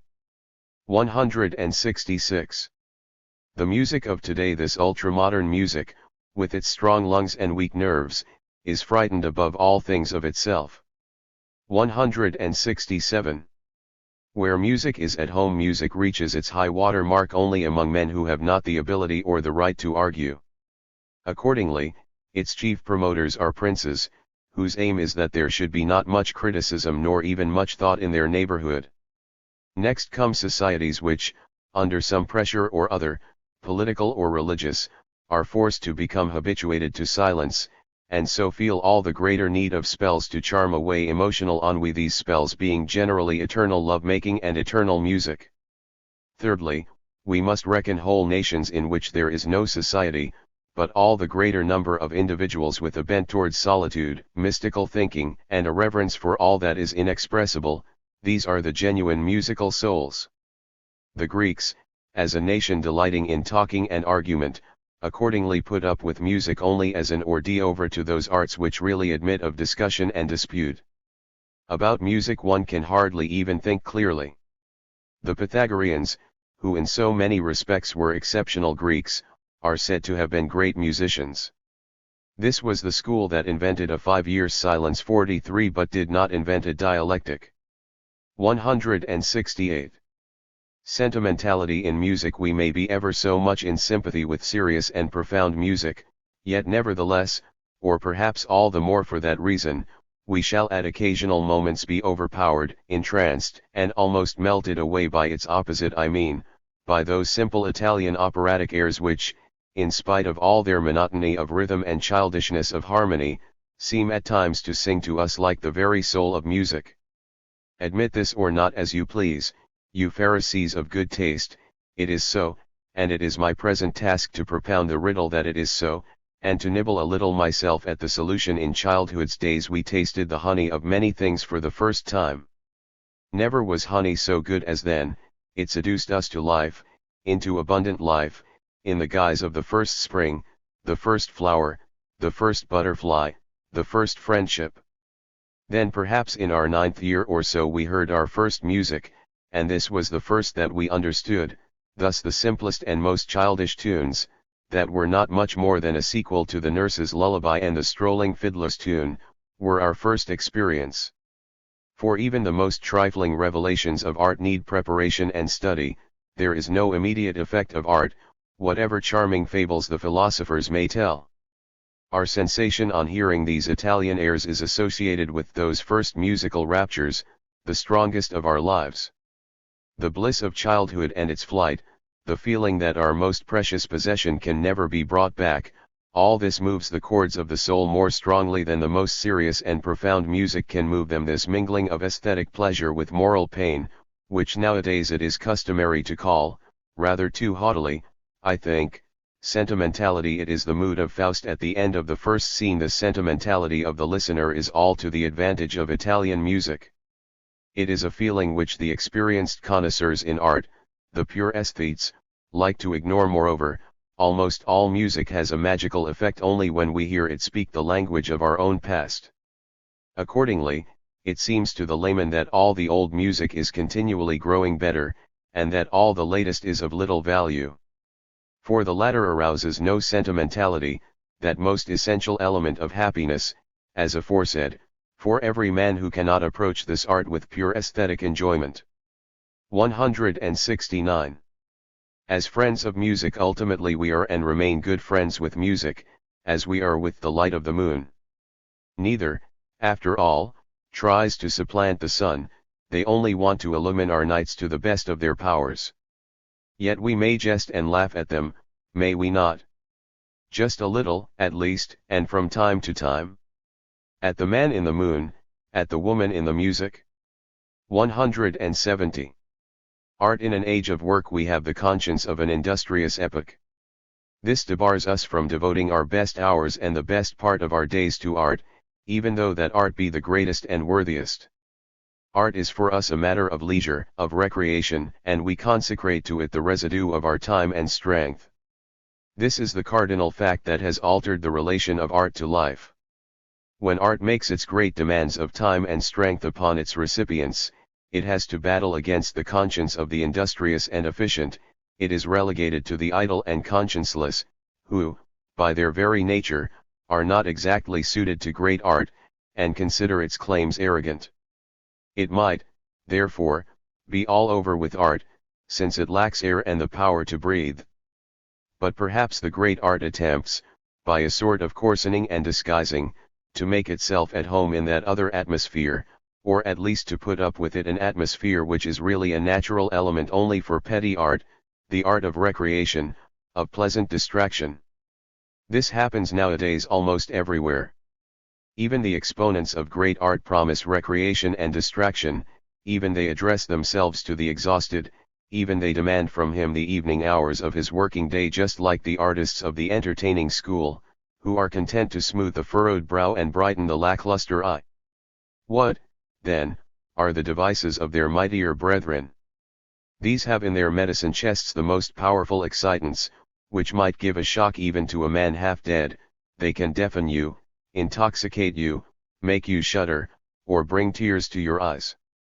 By this means they overpower the exhausted man and stimulate him for one night to an over-lively condition, to an ecstasy of terror and delight. This great art, as it now lives in opera, tragedy, and music, have we a right to be angry with it, because of its perilous fascination, as we should be angry with a cunning courtesan? Certainly not. It would far rather live in the pure element of morning calm, and would far rather make its appeal to the fresh, expectant, vigorous morning soul of the beholder or listener. Let us be thankful that it prefers living thus to vanishing altogether. But let us also confess that an era that once more introduces free and complete high days and holidays into life will have no use for our great art. 171. The employees of science and the others really efficient and successful men of science might be collectively called the employees. If in youth their acumen is sufficiently practiced, their memory is full, and hand and eye have acquired sureness, they are appointed by an older fellow craftsman to a scientific position where their qualities may prove useful. Later on, when they have themselves gained an eye for the gaps and defects in their science, they place themselves in whatever position they are needed. These persons all exist for the sake of science. But there are rarer spirits, spirits that seldom succeed or fully mature, for whose sake science exists, at least, in their view. They are often unpleasant, conceited, or cross-grained men, but almost always prodigies to a certain extent. They are neither employees nor employers, they make use of what those others have worked out and established, with a certain princely carelessness and with little and rare praise, just as if the others belonged to a lower order of beings. Yet they possess the same qualities as their fellow workers, and that sometimes in a less developed form. Moreover, they have a peculiar limitation, from which the others are free. This makes it impossible to put them into a place and to see in them useful tools. They can only live in their own air and on their own soil. This limitation suggests to them what elements of a science are theirs, in other words, what they can carry home into their house and atmosphere. They think that they are always collecting their scattered property. If they are prevented from building at their own nest, they perish like shelterless birds. The loss of freedom causes them to wilt away.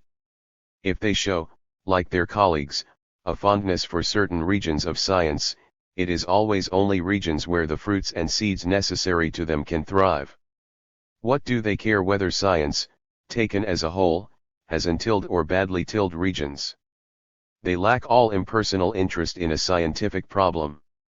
As they are themselves personal through and through, all their knowledge and ideas are remolded into a person, into a living complexity, with its parts interdependent, overlapping, jointly nurtured, and with a peculiar atmosphere and scent as a whole. Such natures, with their system of personal knowledge, produce the illusion that a science, or even the whole of philosophy, is finished and has reached its goal. The life in their system works this magic, which at times has been fatal to science and deceptive to the really efficient workers above described, and at other times, when drought and exhaustion prevailed, has acted as a kind of restorative, as if it were the air of a cool, refreshing resting place. These men are usually called philosophers. 172. Recognition of talent. As I went through the village of S, a boy began to crack his whip with all his might. He had made great progress in this art, and he knew it. I threw him a look of recognition. In reality it hurt me cruelly. We do the same in our recognition of many of the talents. We do good to them when they hurt us. 173. Laughing and smiling. The more joyful and assured the mind becomes, the more man loses the habit of loud laughter. In compensation, there is an intellectual smile continually bubbling up in him, a sign of his astonishment at the innumerable concealed delights of a good existence. 174. The talk of invalids. Just as in spiritual grief we tear our hair, strike our foreheads, lacerate our cheeks, or even, like Oedipus, gouge our eyes out, so against violent physical pain we call to our aid a bitter, violent emotion, through the recollection of slanderous and malignant people, through the denigration of our future, through the sword pricks and acts of malice which we mentally direct against the absent. And at times it is true that one devil drives out another, but then we have the other. Hence a different sort of talk, tending to alleviate pain, should be recommended. Invalids, reflections upon the kindnesses and courtesies that can be performed towards friend and foe. 175. Mediocrity as a mask. Mediocrity is the happiest mask which the superior mind can wear, because it does not lead the great majority, that is, the mediocre, to think that there is any disguise. Yet the superior mind assumes the mask just for their sake, so as not to irritate them, nay, often from a feeling of pity and kindness. 176. The patient. The pine tree seems to listen, the fir tree to wait, and both without impatience. They do not give a thought to the petty human being below who is consumed by his impatience and his curiosity. 177. The best joker. My favorite joke is the one that takes the place of a heavy and rather hesitating idea, and that at once beckons with its finger and winks its eye. 178. The accessories of all reverence. Wherever the past is revered, the over-cleanly and over-tidy people should not be admitted. Piety does not feel content without a little dust, dirt, and dross. 179. The great danger of savants. It is just the most thorough and profound savants who are in peril of seeing their life's goal set ever lower and lower, and, with a feeling of this in their minds, to become ever more discouraged and more unendurable in the latter half of their lives. At first they plunge into their science with spacious hopes and set themselves daring tasks, the ends of which are already anticipated by their imaginations. Then there are moments, as in the lives of the great maritime discoverers, knowledge, presentiment, and power raise each other higher and higher, until a new shore first dawns upon the eye in the far distance. But now the stern man recognizes more and more how important it is that the individual task of the inquirer should be limited as far as possible, so that it may be entirely accomplished and the intolerable waste of force from which earlier periods of science suffered may be avoided. In those days everything was done 10 times over, and then the 11th always had the last and best word. Yet the more the savant learns and practices this art of solving riddles in their entirety, the more pleasure he finds in so doing. But at the same time his demands upon what is here called entirety grow more exacting. He sets aside everything that must remain in this sense incomplete. He acquires a disgust and an acute scent for the half-soluble, for all that can only give a kind of certainty in a general and indefinite form. His youthful plans crumble away before his eyes. There remains scarcely anything but a few little knots, in untying which the master now takes his pleasure and shows his strength. Then, in the midst of all this useful, restless activity, he, now grown old, is suddenly then often overcome by a deep misgiving, a sort of torment of conscience. He looks upon himself as one changed, as if he were diminished, humbled, transformed into a dexterous dwarf.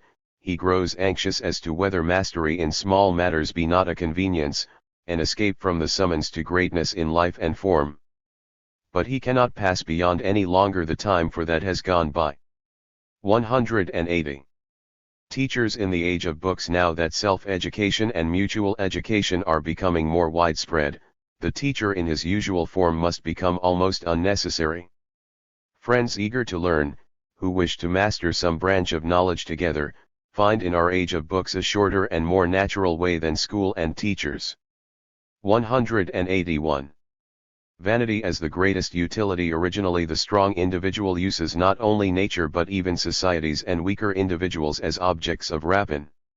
He exploits them, so far as he can, and then passes on. As he lives from hand to mouth, alternating between hunger and superfluity, he kills more animals than he can eat, and robs and maltreats men more than is necessary. His manifestation of power is at the same time one of revenge against his cramped and worried existence. Furthermore, he wishes to be held more powerful than he is, and thus misuses opportunities, the accretion of fear that he begets being an accretion of power.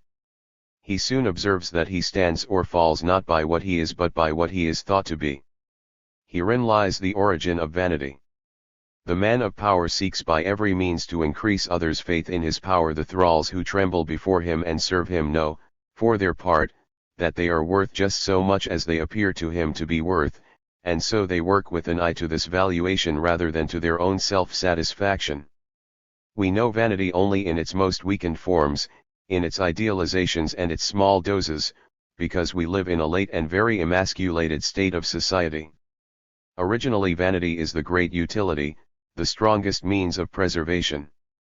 And indeed vanity will be greater, the cleverer the individual, because an increase in the belief in power is easier than an increase in the power itself, but only for him who has intellect or, as must be the case under primitive conditions, who is cunning and crafty. 182. Weather signs of culture. There are so few decisive weather signs of culture that we must be glad to have at least one unfailing sign at hand for use in house and garden.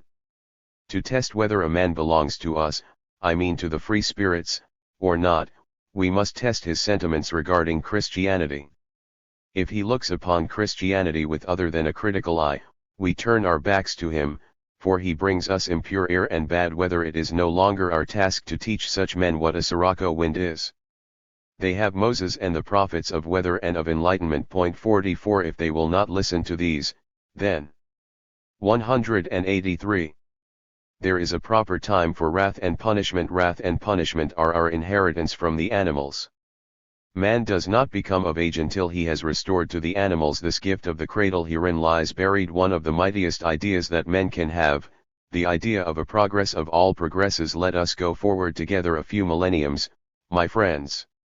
There is still reserved for mankind a great deal of joy, the very scent of which has not yet been wafted to the men of our day.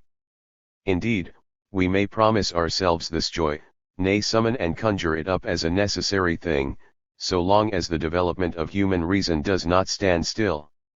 Some day we shall no longer be reconciled to the logical sin that lurks in all wrath and punishment, whether exercised by the individual or by society. Some day, when head and heart have learned to live as near together as they now are far apart. That they no longer stand so far apart as they did originally is fairly palpable from a glance at the whole course of humanity. The individual who can review a life of introspective work will become conscious of the rapprochement arrived at, with a proud delight at the distance he has bridged, in order that he may thereupon venture upon more ample hopes. 184. Origin of pessimists. A snack of good food often decides whether we are to look to the future with hollow eye or in hopeful mood. The same influence extends to the very highest and most intellectual states. Discontent and reviling of the world are for the present generation an inheritance from starveling ancestors. Even in our artists and poets we often notice that, however exuberant their life, they are not of good birth, and have often, from oppressed and ill-nourished ancestors, inherited in their blood and brain much that comes out as the subject and even the conscious coloring of their work. The culture of the Greeks is a culture of men of wealth, in fact, inherited wealth. For a few centuries they lived better than we do, better in every sense, in particular far more simply in food and drink. Then the brain finally became so well stored and subtle, and the blood flowed so quickly, like a joyous, clear wine, that the best in them came to light no longer as gloomy, distorted, and violent, but full of beauty and sunshine. 185. Of reasonable death. Which is more reasonable, to stop the machine when the works have done the task demanded of them, or to let it run on until it stands still of its own accord, in other words, is destroyed? Is not the latter a waste of the cost of upkeep, a misuse of the strength and care of those who serve? Are men not here throwing away that which would be sorely needed elsewhere? Is not a kind of contempt of the machines propagated, in that many of them are so uselessly tended and kept up? I am speaking of involuntary, natural, and voluntary, reasonable, death. Natural death is independent of all reason and is really an irrational death, in which the pitiable substance of the shell determines how long the kernel is to exist or not, in which, accordingly, the stunted, diseased and dull-wit jailer is lord, and indicates the moment at which his distinguished prisoner shall die. Natural death is the suicide of nature, in other words, the annihilation of the most rational being through the most irrational element that is attached thereto. Only through religious illumination can the reverse appear, for then, as is equitable, the higher reason, God, issues its orders, which the lower reason has to obey. Outside religious thought, natural death is not worth glorifying. The wise dispensation and disposal of death belongs to that now quite incomprehensible and immoral sounding morality of the future, the dawn of which it will be an ineffable delight to behold. 186. Retrograde influences all criminals force society back to earlier stages of culture than that in which they are placed for the time being. Their influence is retrograde. Let us consider the tools that society must forge and maintain for its defense: the cunning detectives, the jailers, the hangman. Nor should we forget the public counsel for prosecution and defense. Finally, we may ask ourselves whether the judge himself and punishment and the whole legal procedure are not oppressive rather than elevating in their reaction upon all who are not lawbreakers.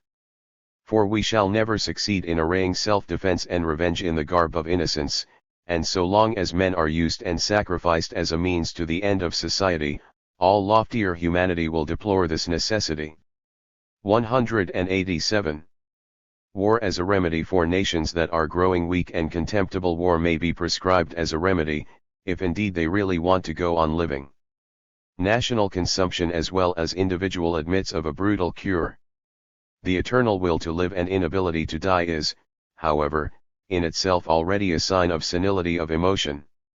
The more fully and thoroughly we live, the more ready we are to sacrifice life for a single pleasurable emotion. A people that lives and feels in this wise has no need of war. 188. Intellectual and physical transplantation as remedies. The different cultures are so many intellectual climates, every one of which is peculiarly harmful or beneficial to this or that organism. History as a whole, as the knowledge of different cultures, is the science of remedies, but not the science of the healing art itself. We still need a physician who can make use of these remedies, in order to send everyone temporarily or permanently to the climate that just suits him. To live in the present, within the limits of a single culture, is insufficient as a universal remedy. Too many highly useful kinds of men, who cannot breathe freely in this atmosphere, would perish. With the aid of history we must give them air and try to preserve them. Even men of lower cultures have their value. Add to this cure of intellects that humanity, on considerations of bodily health, must strive to discover by means of a medical geography what kinds of degeneration and disease are caused by each region of the earth, and conversely, what ingredients of health the earth affords, and then, gradually, nations, families, and individuals must be transplanted long and permanently. Enough for them to become masters of their inherited physical infirmities. The whole world will finally be a series of sanatoria. 189. Reason and the tree of mankind. What you all fear in your senile short-sightedness, regarding the overpopulation of the world, gives the more hopeful a mighty task. Man is some day to become a tree overshadowing the whole earth, with millions upon millions of buds that shall all grow to fruit side by side, and the earth itself shall be prepared for the nourishment of this tree. That the shoot, tiny as yet, may increase in sap and strength, that the sap may flow in countless channels for the nutrition of the whole and the parts. From these and similar tasks we must derive our standard for measuring whether a man of today is useful or worthless. The task is unspeakably great and adventurous, Let us all contribute our share to prevent the tree from rotting before its time. The historically trained mind will no doubt succeed in calling up the human activities of all the ages before its eyes, as the community of ants with its cunningly wrought mounds stands before our eyes. Superficially judged, mankind as a whole, like ant-kind, might admit of our speaking of instinct. On a closer examination we observe how whole nations, nay whole centuries, take pains to discover and test new means of benefiting the great mass of humanity, and thus finally the great common fruit tree of the world. Whatever injury the individual nations or periods may suffer in this testing process, they have each become wise through this injury, and from them the tide of wisdom slowly pours over the principles of whole races and whole epochs. Ants too go astray and make blunders. Through the folly of its remedies, mankind may well go to rack and ruin before the proper time. There is no sure guiding instinct for the former or the latter. Rather must we boldly face the great task of preparing the earth for a plant of the most ample and joyous fruitfulness, a task set by reason to reason. 190. The praise of disinterestedness and its origin. Between two neighboring chieftains there was a long-standing quarrel. They laid waste each other's territories, stole cattle, and burnt down houses, with an indecisive result on the whole, because their power was fairly equal. A third, who from the distant situation of his property was able to keep aloof from these feuds, yet had reason to dread the day when one of the two neighbors should gain a decisive preponderance, at last intervened between the combatants with ceremonial goodwill. Secretly he lent a heavy weight to his peace proposal by giving either to understand that he would henceforth join forces with the other against the one who strove to break the peace. They met in his presence.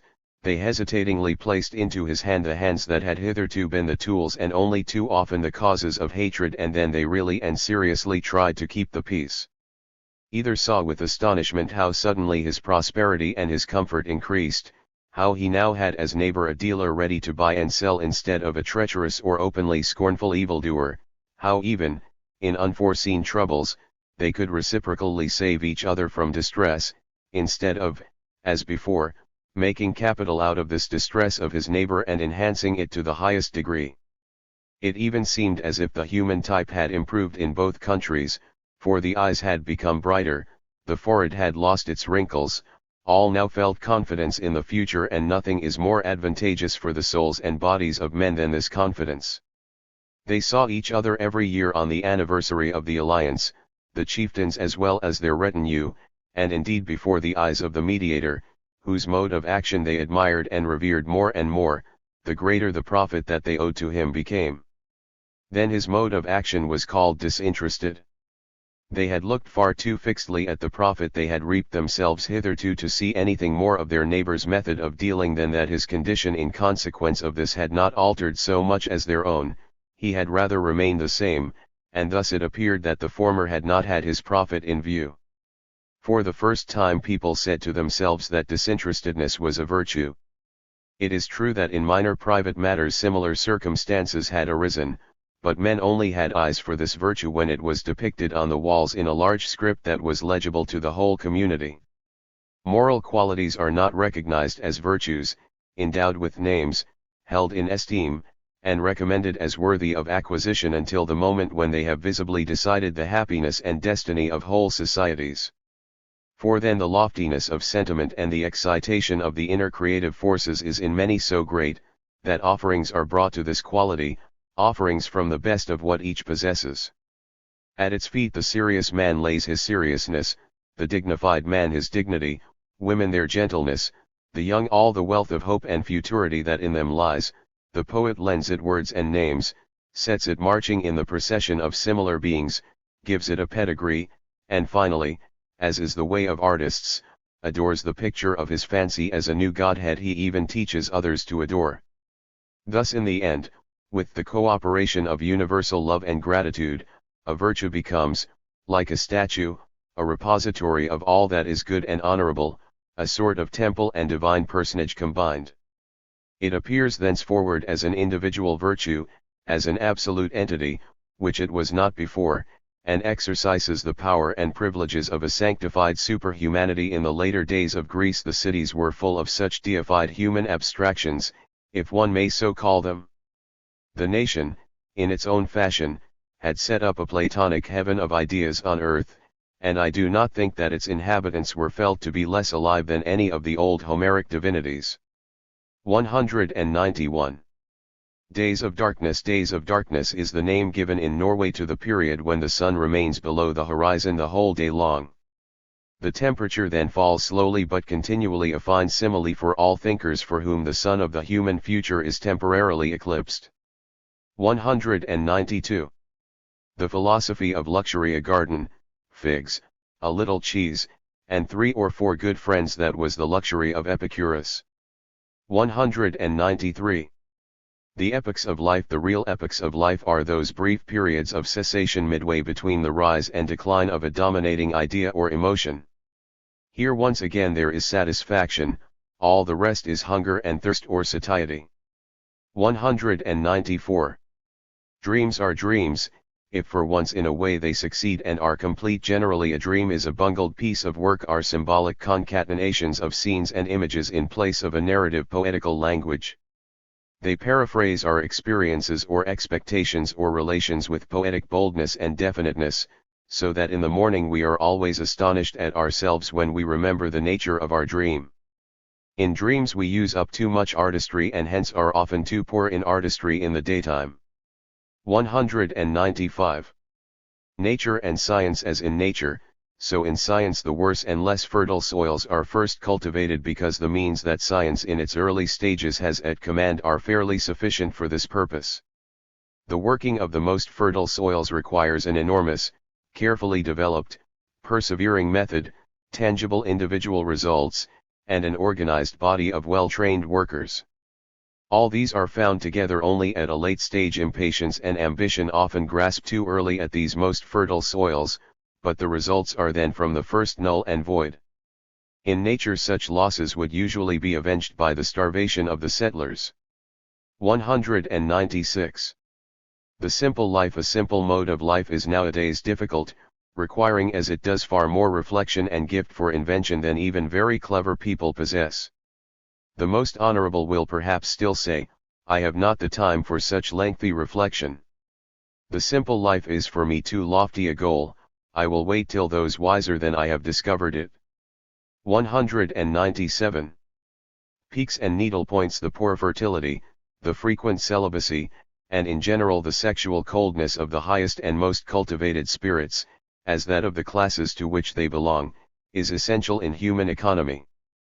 Intelligence recognizes and makes use of the fact that at an acme of intellectual development the danger of a neurotic offspring is very great. Such men are the peaks of mankind, they ought no longer to run out into needlepoints. 198. Natura non facit saltum. However strongly man may develop upwards and seem to leap from one contradiction to another, a close observation will reveal the dovetails where the new building grows out of the old. This is the biographer's task, he must reflect upon his subject on the principle that nature takes no jumps. 199. Clean, but he who clothes himself with rags washed clean dresses cleanly, to be sure, but is still ragged. 200.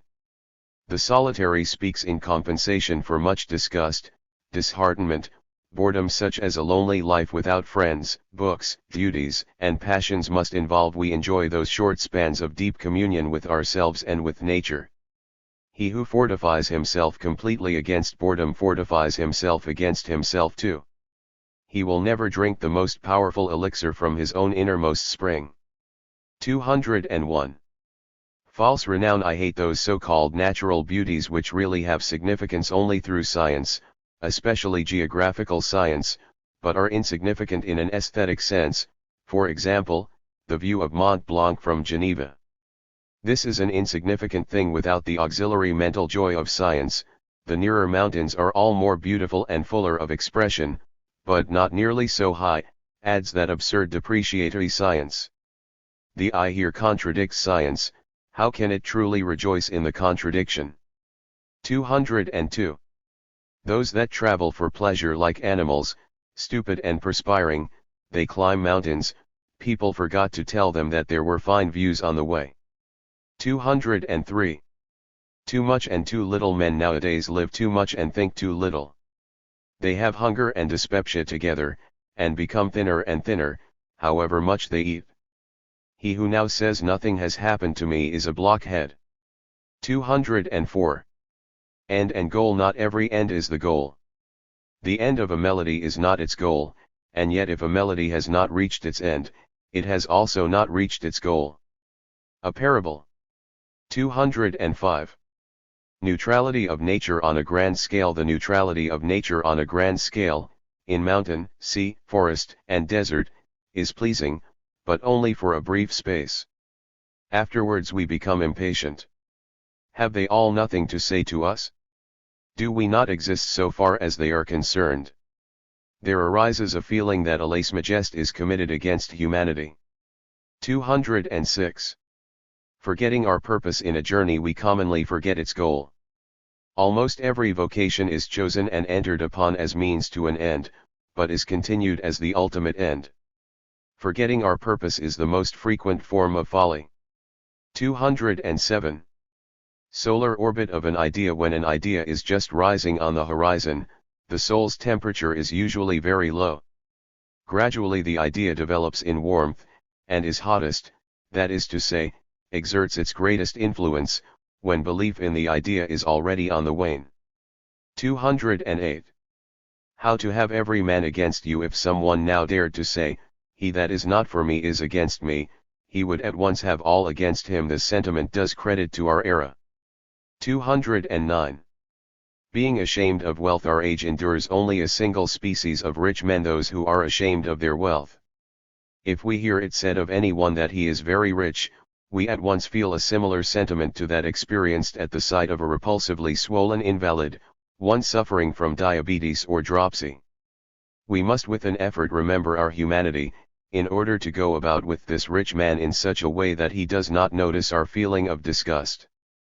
But as soon as he prides himself at all on his wealth, our feelings are mingled with an almost compassionate surprise at such a high degree of human unreason. We would fain raise our hands to heaven and cry, "Poor deformed and overburdened creature, fettered 100-fold, to whom every hour brings or may bring something unpleasant, in whose frame twitches every event that occurs in scores of countries, how can you make us believe that you feel at ease in your position? If you appear anywhere in public, we know that it is a sort of running the gauntlet amid countless glances that have for you only cold hate or importunity or silent scorn. You may earn more easily than others, but it is only a superfluous earning, which brings little joy, and the guarding of what you have earned is now, at any rate, a more troublesome business than any toilsome process of earning. You are continually suffering, because you are continually losing. What avails it you that they are always injecting you with fresh artificial blood? That does not relieve the pain of those cupping glasses that are fixed, forever fixed, on your neck, but, to be quite fair to you, it is difficult or perhaps impossible for you not to be rich. You must guard, you must earn more, the inherited bent of your character is the yoke fastened upon you.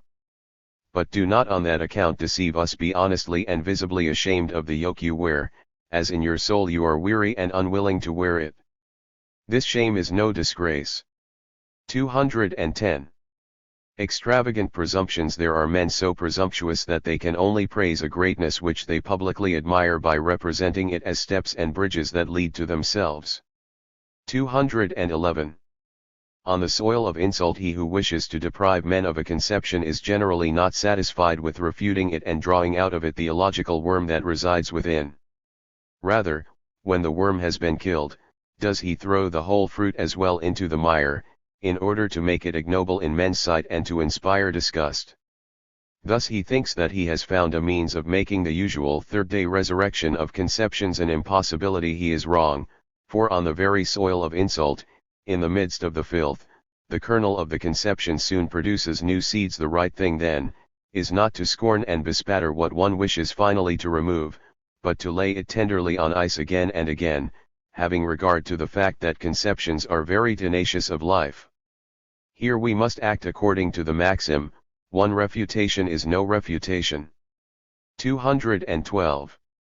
The lot of morality. Since spiritual bondage is being relaxed, morality, the inherited, traditional, instinctive mode of action in accordance with moral sentiments, is surely also on the decline. This, however, is not the case with the individual virtues, moderation, justice, repose, for the greatest freedom of the conscious intellect leads at some time, even unconsciously, back to these virtues, and then enjoins their practice as expedient. 213. The fanatic of distrust and his surety the elder, you wish to make the tremendous venture and instruct mankind in the great things. What is your surety? Pyrrho, it is this: I intend to warn men against myself, I intend to confess all the defects of my character quite openly, and reveal to the world my hasty conclusions, my contradictions, and my foolish blunders. Do not listen to me, I will say to them, until I have become equal to the meanest among you, nay, am even less than he. Struggle against truth as long as you can, from your disgust with her advocate. I shall be your seducer and betrayer if you find in me the slightest glimmering of respectability and dignity. The elder, you promise too much, you cannot bear this burden. Pyrrho, then I will tell men even that, and say that I am too weak, and cannot keep my promise. The greater my unworthiness, the more will they mistrust the truth, when it passes through my lips. The elder, you propose to teach distrust of truth? Pyrrho, yes, distrust as it never was yet on earth, distrust of anything and everything. This is the only road to truth. The right eye must not trust the left eye, and for some time light must be called darkness, this is the path that you must tread. Do not imagine that it will lead you to fruit trees and fair pastures. You will find on this road little hard grains. These are truths. For years and years you will have to swallow handfuls of lies, so as not to die of hunger, although you know that they are lies. But those grains will be sown and planted, and perhaps some day will come the harvest. No one may promise that day, unless he be a fanatic. The elder, friend.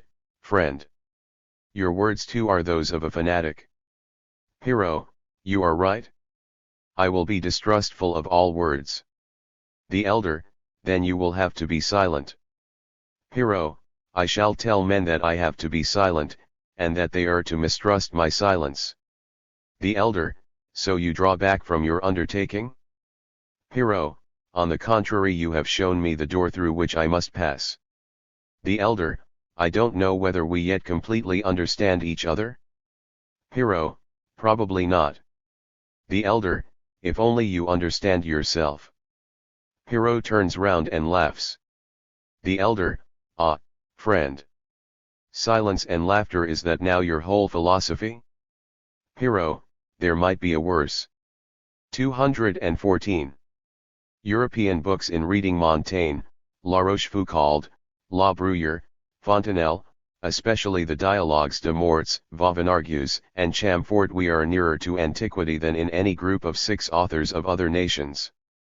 Through these 6 the spirit of the last centuries before Christ has once more come into being, and they collectively form an important link in the great and still continuous chain of the Renaissance. Their books are raised above all changes of national taste and philosophical nuances, from which as a rule every book takes and must take its hue in order to become famous.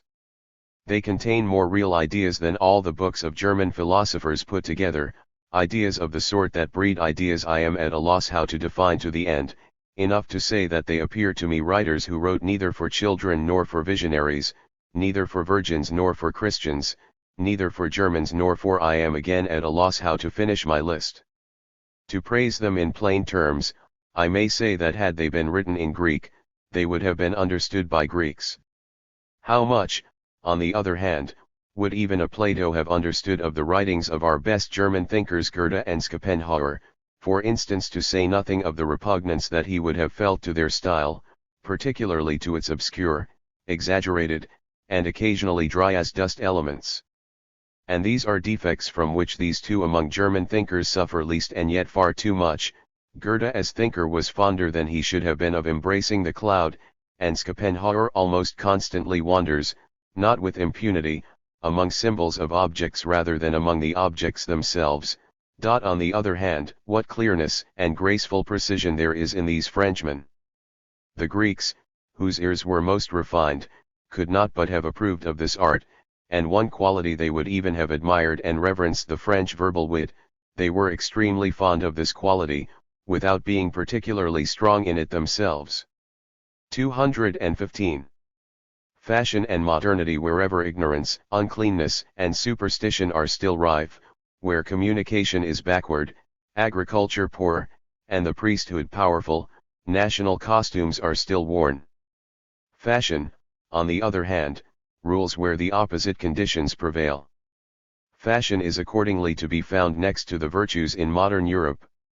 Are we to call it their seamy side, masculine dress that is fashionable and no longer national proclaims of its wearer, firstly, that he does not wish to appear as an individual or as member of a class or race, that he has made an intentional suppression of these kinds of vanity a law unto himself, secondly, that he is a worker, and has little time for dressing and self-adornment, and moreover regards anything expensive or luxurious in material and cut as out of harmony with his work, lastly, that by his clothes he indicates the more learned and intellectual callings as those to which he stands or would like to stand nearest as a European, whereas such national costumes as still exist would exhibit the occupations of brigand, shepherd, and soldier as the most desirable and distinguished.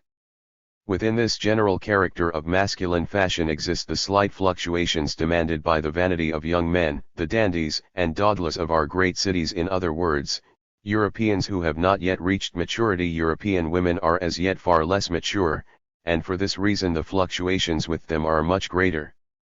They also will not have the national costume, and hate to be recognized by their dress as German, French, or Russian.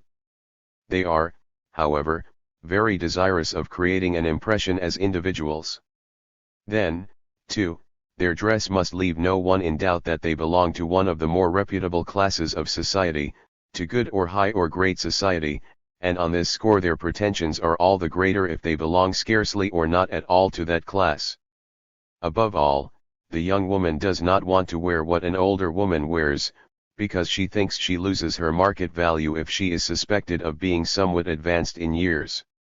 The older woman, on the other hand, would like to deceive the world as long as possible by a youthful garb. From this competition must continually arise temporary fashions, in which the youthful element is unmistakably and inimitably apparent.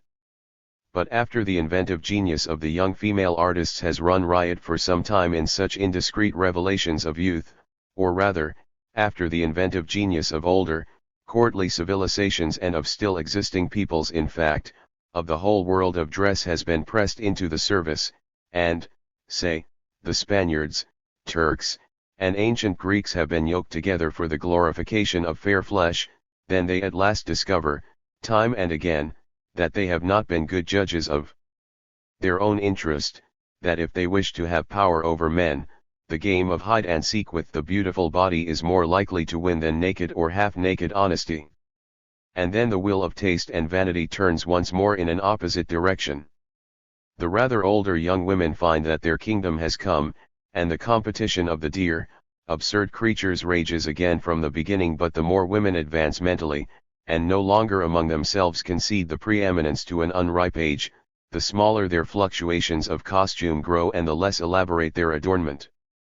A just verdict in this respect must not be based on ancient models, in other words, not on the standard of the dress of women who dwell on the shores of the Mediterranean, but must have an eye to the climatic conditions of the central and northern regions, where the intellectual and creative spirit of Europe now finds its most natural home. Generally speaking, therefore, it is not change that will be the characteristic mark of fashion and modernity, for change is retrograde, and betokens the still unripened men and women of Europe, but rather the repudiation of national, social, and individual vanity. Accordingly, it is commendable, because involving a saving of time and strength, if certain cities and districts of Europe think and invent for all the rest in the matter of dress, in view of the fact that a sense of form does not seem to have been bestowed upon all. Nor is it really an excessive ambition, so long as these fluctuations still exist, for Paris, for example, to claim to be the sole inventor and innovator in this sphere.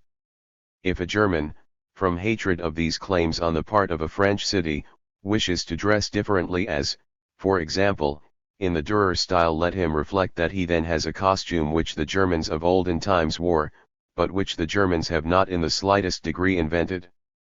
For there has never been a style of dress that characterized the German as a German. Moreover, let him observe how he looks in his costume, and whether his altogether modern face, with all its hues and wrinkles, does not raise a protest against a Dürer fashion of dress. Here, where the concepts modern and European are almost identical, we understand by Europe a far wider region than is embraced by the Europe of geography, the little peninsula of Asia. In particular, we must include America, in so far as America is the daughter of our civilization. On the other hand, not all Europe falls under the heading of cultured Europe, but only those nations and divisions of nations which have their common past in Greece, Rome, Judaism, and Christianity. 216. German virtue. There is no denying that from the end of the 18th century a current of moral awakening flowed through Europe. Then only virtue found again the power of speech. She learned to discover the unrestrained gestures of exaltation and emotion, she was no longer ashamed of herself, and she created philosophies and poems for her own glorification. If we look for the sources of this current, we come upon Rousseau, but the mythical Rousseau, the phantom formed from the impression left by his writings, one might almost say again, his mythically interpreted writings, and by the indications that he provided himself. He and his public constantly worked at the fashioning of this ideal figure. The other origin lies in the resurrection of the stoical side of Rome's greatness, whereby the French so nobly carried on the task of the Renaissance. With striking success they proceeded from the reproduction of antique forms to the reproduction of antique characters. Thus they may always claim a title to the highest honors, as the nation which has hitherto given the modern world its best books and its best men. How this twofold archetype, the mythical Rousseau and the resurrected spirit of Rome, affected France's weaker neighbors, is particularly noticeable in Germany, which, in consequence of her novel and quite unwonted impulse to seriousness and loftiness in will and self-control, finally came to feel astonishment at her own new-found virtue, and launched into the world the concept German virtue, as if this were the most original and hereditary of her possessions. The first great men who transfused into their own blood that French impulse towards greatness and consciousness of the moral will were more honest, and more grateful. Whence comes the moralism of Kant? He is continually reminding us, from Rousseau and the revival of Stoic Rome. The moralism of Schiller has the same source and the same glorification of the source. The moralism of Beethoven in Notes is a continual song in praise of Rousseau, the antique French, and Schiller. Young Germany was the first to forget its gratitude, because in the meantime people had listened to the preachers of hatred of the French. The young German came to the fore with more consciousness than is generally allowed to youths. When he investigated his paternity, he might well think of the proximity of Schiller, Schleiermacher, and Fichte. But he should have looked for his grandfathers in Paris and Geneva, and it was very short-sighted of him to believe what he believed, that virtue was not more than 30 years old. People became used to demanding that the word German should connote virtue, and this process has not been wholly forgotten to this day. Be it observed further that this moral awakening, as may almost be guessed, has resulted only in drawbacks and obstacles to the recognition of moral phenomena. What is the entire German philosophy, starting from Kant, with all its French, English, and Italian offshoots and byproducts? A semi-theological attack upon Helvetius, a rejection of the slowly and laboriously acquired views and signposts of the right road, which in the end he collected and expressed so well. To this day Helvetius is the best abused of all good moralists and good men in Germany. 217. Classic and romantic. Both classically and romantically minded spirits, two species that always exist, cherish a vision of the future, but the former derive their vision from the strength of their time, the latter from its weakness. 218. The machine as teacher. Machinery teaches in itself the dovetailed working of masses of men, in activities where each has but one thing to do. It is the model of party organizations and of warfare. On the other hand, It does not teach individual self-glorification, for it makes of the many a machine, and of each individual a tool for one purpose. Its most general effect is to teach the advantage of centralization. 219. Unable to settle, one likes to live in a small town. But from time to time just this small town drives us out into bare and lonely nature, especially when we think we know it too well. Finally, in order to refresh ourselves from nature, we go to the big town. A few draughts from this cup and we see its dregs, and the circle begins afresh, with the small town as starting point. So the moderns live, they are in all things rather too thorough to be able to settle like the men of other days. 220. Reaction against the civilization of machinery. The machine, itself a product of the highest mental powers, sets in motion hardly any but the lower, unthinking forces of the men who serve it. True, it unfetters a vast quantity of force which would otherwise lie dormant. But it does not communicate the impulse to climb higher, to improve, to become artistic. It creates activity and monotony, but this in the long run produces a counter-effect, a despairing ennui of the soul, which through machinery has learned to hanker after the variety of leisure. 221. The danger of enlightenment. All the half-insane, theatrical, bestially cruel, licentious, and especially sentimental and self-intoxicating elements which go to form the true revolutionary substance, and became flesh and spirit, before the revolution, in Rousseau all this composite being, with factitious enthusiasm, finally set even enlightenment upon its fanatical head, which thereby began itself to shine as in an illuminating halo. Yet, enlightenment is essentially foreign to that phenomenon, and, if left to itself, would have pierced silently through the clouds like a shaft of light, long content to transfigure individuals alone, and thus only slowly transfiguring national customs and institutions as well. But now, bound hand and foot to a violent and abrupt monster, enlightenment itself became violent and abrupt. Its danger has therefore become almost greater than its useful quality of liberation and illumination, which it introduced into the great revolutionary movement.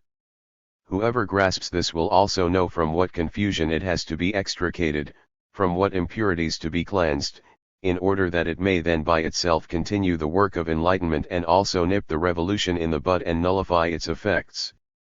222. Passion in the Middle Ages. The Middle Ages are the period of great passions. Neither antiquity nor our period possesses this widening of the soul. Never was the capacity of the soul greater or measured by larger standards. The physical, primeval sensuality of the barbarian races and the over-soulful, over-vigilant, over-brilliant eyes of Christian mystics, the most childish and youthful and the most over-ripe and world-weary, the savageness of the beast of prey and the effeminacy and excessive refinement of the late antique spirit, all these elements were then not seldom united in one and the same person. Thus, if a man was seized by a passion, the rapidity of the torrent must have been greater, the whirl more confused, the fall deeper than ever before. We modern men may be content to feel that we have suffered a loss here. 223. Robbing and saving. All intellectual movements whereby the great may hope to rob and the small to save are sure to prosper. That is why, for instance, the German Reformation made progress. 224. Gladsome souls. When even a remote hint of drink, drunkenness, and an evil-smelling kind of jocularity was given, the souls of the old Germans waxed gladsome. Otherwise they were depressed, but here they found something they really understood. 225. Debauchery at Athens. Even when the fish market of Athens acquired its thinkers and poets, Greek debauchery had a more idyllic and refined appearance than Roman or German debauchery ever had. The voice of Juvenal would have sounded there like a hollow trumpet, and would have been answered by a good-natured and almost childish outburst of laughter. 226. Cleverness of the Greek. As the desire for victory and preeminence is an ineradicable trait of human nature, older and more primitive than any respect of or joy in equality, the Greek state sanctioned gymnastic and artistic competitions among equals. In other words, it marked out an arena where this impulse to conquer would find a vent without jeopardizing the political order. With the final decline of gymnastic and artistic contests, the Greek state fell into a condition of profound unrest and dissolution. 227. The eternal Epicurus. Epicurus has lived in all periods, and lives yet, unbeknown to those who called and still call themselves Epicureans, and without repute among philosophers. He has himself even forgotten his own name, that was the heaviest luggage that he ever cast off. 228. The style of superiority. University slang, the speech of the German students, has its origin among the students who do not study. The latter know how to acquire a preponderance over their more serious fellows by exposing all the farcical elements of culture, respectability, erudition, order, and moderation, and by having words taken from these realms always on their lips, like the better and more learned students, but with malice in their glance and an accompanying grimace. This language of superiority, the only one that is original in Germany, is nowadays unconsciously used by statesmen and newspaper critics as well. It is a continual process of ironical quotation, a restless, cantankerous squinting of the eye right and left, a language of inverted commas and grimaces. 229. The recluse. We retire into seclusion, but not from personal misgivings, as if the political and social conditions of the day did not satisfy us, rather because by our retirement we try to save and collect forces which will some day be urgently needed by culture.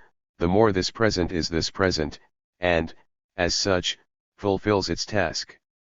We form a capital and try to make it secure, but, as in times of real danger, our method is to bury our hoard. 230. Tyrants of the intellect. In our times, anyone who expressed a single moral trait so thoroughly as the characters of Theophrastus and Molière do, would be considered ill, and be spoken of as possessing a fixed idea. The Athens of the 3rd century, if we could visit it, would appear to us populated by fools. Nowadays the democracy of ideas rules in every brain. There the multitude collectively is lord. A single idea that tried to be lord is now called, as above stated, a fixed idea. This is our method of murdering tyrants. We hint at the madhouse. 231. A most dangerous emigration in Russia. There is an emigration of the intelligence. People cross the frontier in order to read and write good books. Thus, however, they are working towards turning their country, abandoned by the intellect, into a gaping Asiatic maw, which would fain swallow our little Europe. 232. Political fools. The almost religious love of the king was transferred by the Greeks, when the monarchy was abolished, to the polis. An idea can be loved more than a person, and does not thwart the lover so often as a beloved human being, for the more men know themselves to be loved, the less considerate they usually become, until they are no longer worthy of love, and a rift really arises. Hence the reverence for state and polis was greater than the reverence for princes had ever been. The Greeks are the political fools of ancient history. Today other nations boast that distinction. 233. Against neglect of the eyes. Might one not find among the cultured classes of England, who read the Times, a decline in their powers of sight every 10 years? 234. Great works and great faith. One man had great works, but his comrade had great faith in these works. They were inseparable, but obviously the former was entirely dependent upon the latter. 235. The sociable man. I don't get on well with myself, said someone in explanation of his fondness for society. Society has a stronger digestion than I have, and can put up with me. 236. Shutting the mind's eyes. If we are practiced and accustomed to reflect upon our actions, we must nevertheless close the inner eye while performing an action, be this even only writing letters or eating or drinking. Even in conversation with average people we must know how to obscure our own mental vision in order to attain and grasp average thinking. This shutting of the eyes is a conscious act and can be achieved by the will. 237. The most terrible revenge. If we wish to take a thorough revenge upon an opponent, we must wait until we have our hand quite full of truths and equities, and can calmly use the whole lot against him. Hence the exercise of revenge may be identified with the exercise of equity. It is the most terrible kind of revenge, for there is no higher court to which an appeal can be made. Thus did Voltaire revenge himself on Perrin, with 5 lines that sum up Perrin's whole life, work, and character. Every word is a truth. So too he revenged himself upon Friedrich the Great in a letter to him from Friedrich. 238. Taxes of luxury. In shops we buy the most necessary and urgent things, and have to pay very dear, because we pay as well for what is also to be had there cheap, but seldom finds a customer articles of luxury that minister to pleasure. Thus luxury lays a constant tax upon the man of simple life who does without luxuries. 239. Why beggars still live. If all alms were given only out of compassion, the whole tribe of beggars would long since have died of starvation. 240. Why beggars still live. The greatest of almsgivers is cowardice. 241. How the thinker makes use of a conversation without being eavesdroppers. We can hear a good deal if we are able to see well, and at the same time to let ourselves occasionally get out of our own sight. But people do not know how to make use of a conversation. They pay far too much attention to what they want to say and reply, whereas the true listener is often contented to make a provisional answer and to say something merely as a payment on account of politeness, but on the other hand, with his memory lurking in ambush, carries away with him all that the other said, together with his tones and gestures in speaking. In ordinary conversation every one thinks he is the leader, just as if 2 ships, sailing side by side and giving each other a slight push here and there, were each firmly convinced that the other ship was following or even being towed. 242. The art of excusing oneself. If someone excuses himself to us, he has to make out a very good case, otherwise we readily come to feel ourselves the culprits, and experience an unpleasant emotion. 243. Impossible intercourse. The ship of your thoughts goes too deep for you to be able to travel with it in the waters of these friendly, decorous, obliging people. There are too many shallows and sandbanks. You would have to tack and turn, and would find yourself continually at your wits' end, and they would soon also be in perplexity as to your perplexity, the reason for which they cannot divine. 244. The fox of foxes. A true fox not only calls sour the grapes he cannot reach, but also those he has reached and snatched from the grasp of others. 245. In intimate intercourse, however closely men are connected, there are still all the 4 quarters of the heavens in their common horizon, and at times they become aware of this fact. 246. The silence of disgust. Behold, someone undergoes a thorough and painful transformation as thinker and human being, and makes a public avowal of the change. And those who hear him see nothing, and still believe he is the same as before. This common experience has already disgusted many writers. They had rated the intellectuality of mankind too highly, and made a vow to be silent as soon as they became aware of their mistake. 247. Business seriousness. The business of many rich and eminent men is their form of recreation from too long periods of habitual leisure. They then become as serious and impassioned as other people do in their rare moments of leisure and amusement. 248.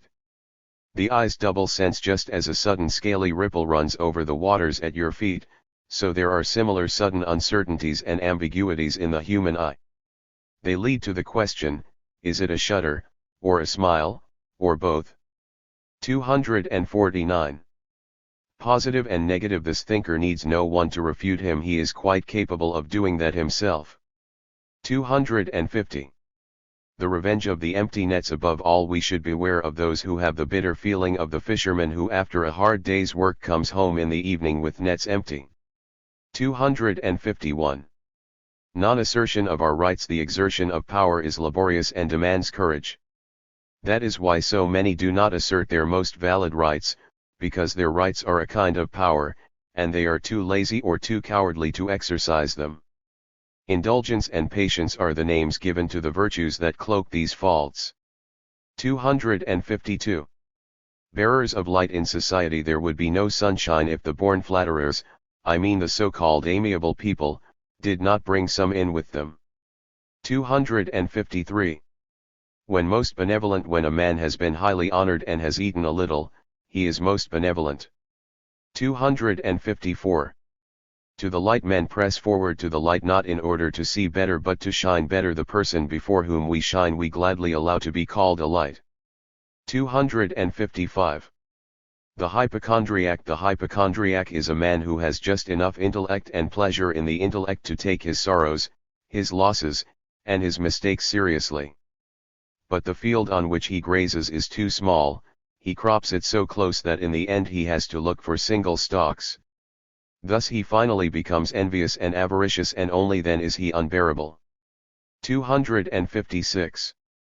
Giving in return. Hesiod advises us to give the neighbor who has helped us good measure and, if possible, fuller measure in return, as soon as we have the power. For this is where the neighbor's pleasure comes in, since his former benevolence brings him interest. Moreover, he who gives in return also has his pleasure, inasmuch as, by giving a little more than he got, he redeems the slight humiliation of being compelled to seek aid. 257. More subtle than is necessary. Our sense of observation for how far others perceive our weaknesses is far more subtle than our sense of observation for the weaknesses of others. It follows that the first named sense is more subtle than is necessary. 258. A kind of bright shadows close to the nocturnal type of man we almost regularly find, as if bound up with him, a bright soul. This is, as it were, the negative shadow cast by the former. 259. Not to take revenge. There are so many subtle sorts of revenge that one who has occasion to take revenge can really do or omit to do what he likes. In any case, the whole world will agree, after a time, that he has avenged himself. Hence the avoidance of revenge is hardly within man's power. He must not even so much as say that he does not want to do so, since the contempt for revenge is interpreted and felt as a sublime and exquisite form of revenge. It follows that we must do nothing superfluous. 260. The mistake of those who pay homage. Every one thinks he is paying a most agreeable compliment to a thinker when he says that he himself hit upon exactly the same idea and even upon the same expression. The thinker, however, is seldom delighted at hearing such news, nay, rather, he often becomes distrustful of his own thoughts and expressions. He silently resolves to revise both some day. If we wish to pay homage to anyone, we must beware of expressing our agreement, for this puts us on the same level. Often it is a matter of social tact to listen to an opinion as if it were not ours, or even traveled beyond the limits of our own horizon, as, for example, when an old man once in a while opens the storehouse of his acquired knowledge. 261. Letters. A letter is an unannounced visit, and the postman is the intermediary of impolite surprises. Every week we ought to have 1 hour for receiving letters, and then go and take a bath. 262. Prejudice. Someone said, I have been prejudiced against myself from childhood upwards, and hence I find some truth in every censure and some absurdity in every eulogy. Praise I generally value too low and blame too high.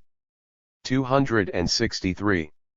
The path to equality. A few hours of mountain climbing make a blackguard and a saint two rather similar creatures. Weariness is the shortest path to equality and fraternity, and finally liberty is bestowed by sleep. 264. Calumny. If we begin to trace to its source a real scandalous misrepresentation, we shall rarely look for its origin in our honorable and straightforward enemies, for if they invented anything of the sort about us, they, as being our enemies, would gain no credence. Those, however, to whom for a time we have been most useful, but who, from some reason or other, may be secretly sure that they will obtain no more from us, such persons are in a position to start the ball of slander rolling. They gain credence, firstly, because it is assumed that they would invent nothing likely to do them damage, secondly, because they have learned to know us intimately. As a consolation, the much slandered man may say to himself, calumnies are diseases of others that break out in your body. They prove that society is a moral organism, so that you can prescribe to yourself the cure that will in the end be useful to others. 265. The child's kingdom of heaven. The happiness of a child is as much of a myth as the happiness of the Hyperboreans of whom the Greeks fabled. The Greeks supposed that, if indeed happiness dwells anywhere on our earth, it must certainly dwell as far as possible from us, perhaps over yonder at the edge of the world. Old people have the same thought. If man is at all capable of being happy, he must be happy as far as possible from our age, at the frontiers and beginnings of life. For many a man the sight of children, through the veil of this myth, is the greatest happiness that he can feel. He enters himself into the forecourt of heaven when he says, "Suffer the little children to come unto me, for of them is the kingdom of heaven." The myth of the child's kingdom of heaven holds good, in some way or other, wherever in the modern world some sentimentality exists. 266. The impatient. It is just the growing man who does not want things in the growing stage. He is too impatient for that. The youth will not wait until, after long study, suffering, and privation, his picture of men and things is complete. Accordingly, he confidently accepts another picture that lies ready to his hand and is recommended to him, and pins his faith to that, as if it must give him at once the lines and colors of his own painting. He presses a philosopher or a poet to his bosom, and must from that time forth perform long stretches of forced labor and renounce his own self. He learns much in the process, but he often forgets what is most worth learning and knowing his self. He remains all his life a partisan. A vast amount of tedious work has to be done before you find your own colors, your own brush, your own canvas. Even then you are very far from being a master in the art of life, but at least you are the boss in your own workshop. 267. There are no teachers as thinkers. We ought only to speak of self-teaching. The instruction of the young by others is either an experiment performed upon something as yet unknown and unknowable, or else a thorough leveling process, in order to make the new member of society conform to the customs and manners that prevail for the time being. In both cases the result is accordingly unworthy of a thinker. The handiwork of parents and teachers, whom some valiantly honest person 45 has called nos animus naturals. One day, when, as the world thinks, we have long since finished our education, we discover ourselves. Then begins the task of the thinker, and then is the time to summon him to our aid, not as a teacher, but as a self-taught man who has experience. 268. Sympathy with youth. We are sorry when we hear that someone who is still young is losing his teeth or growing blind. If we knew all the irrevocable and hopeless feelings hidden in his whole being, how great our sorrow would be. Why do we really suffer on this account?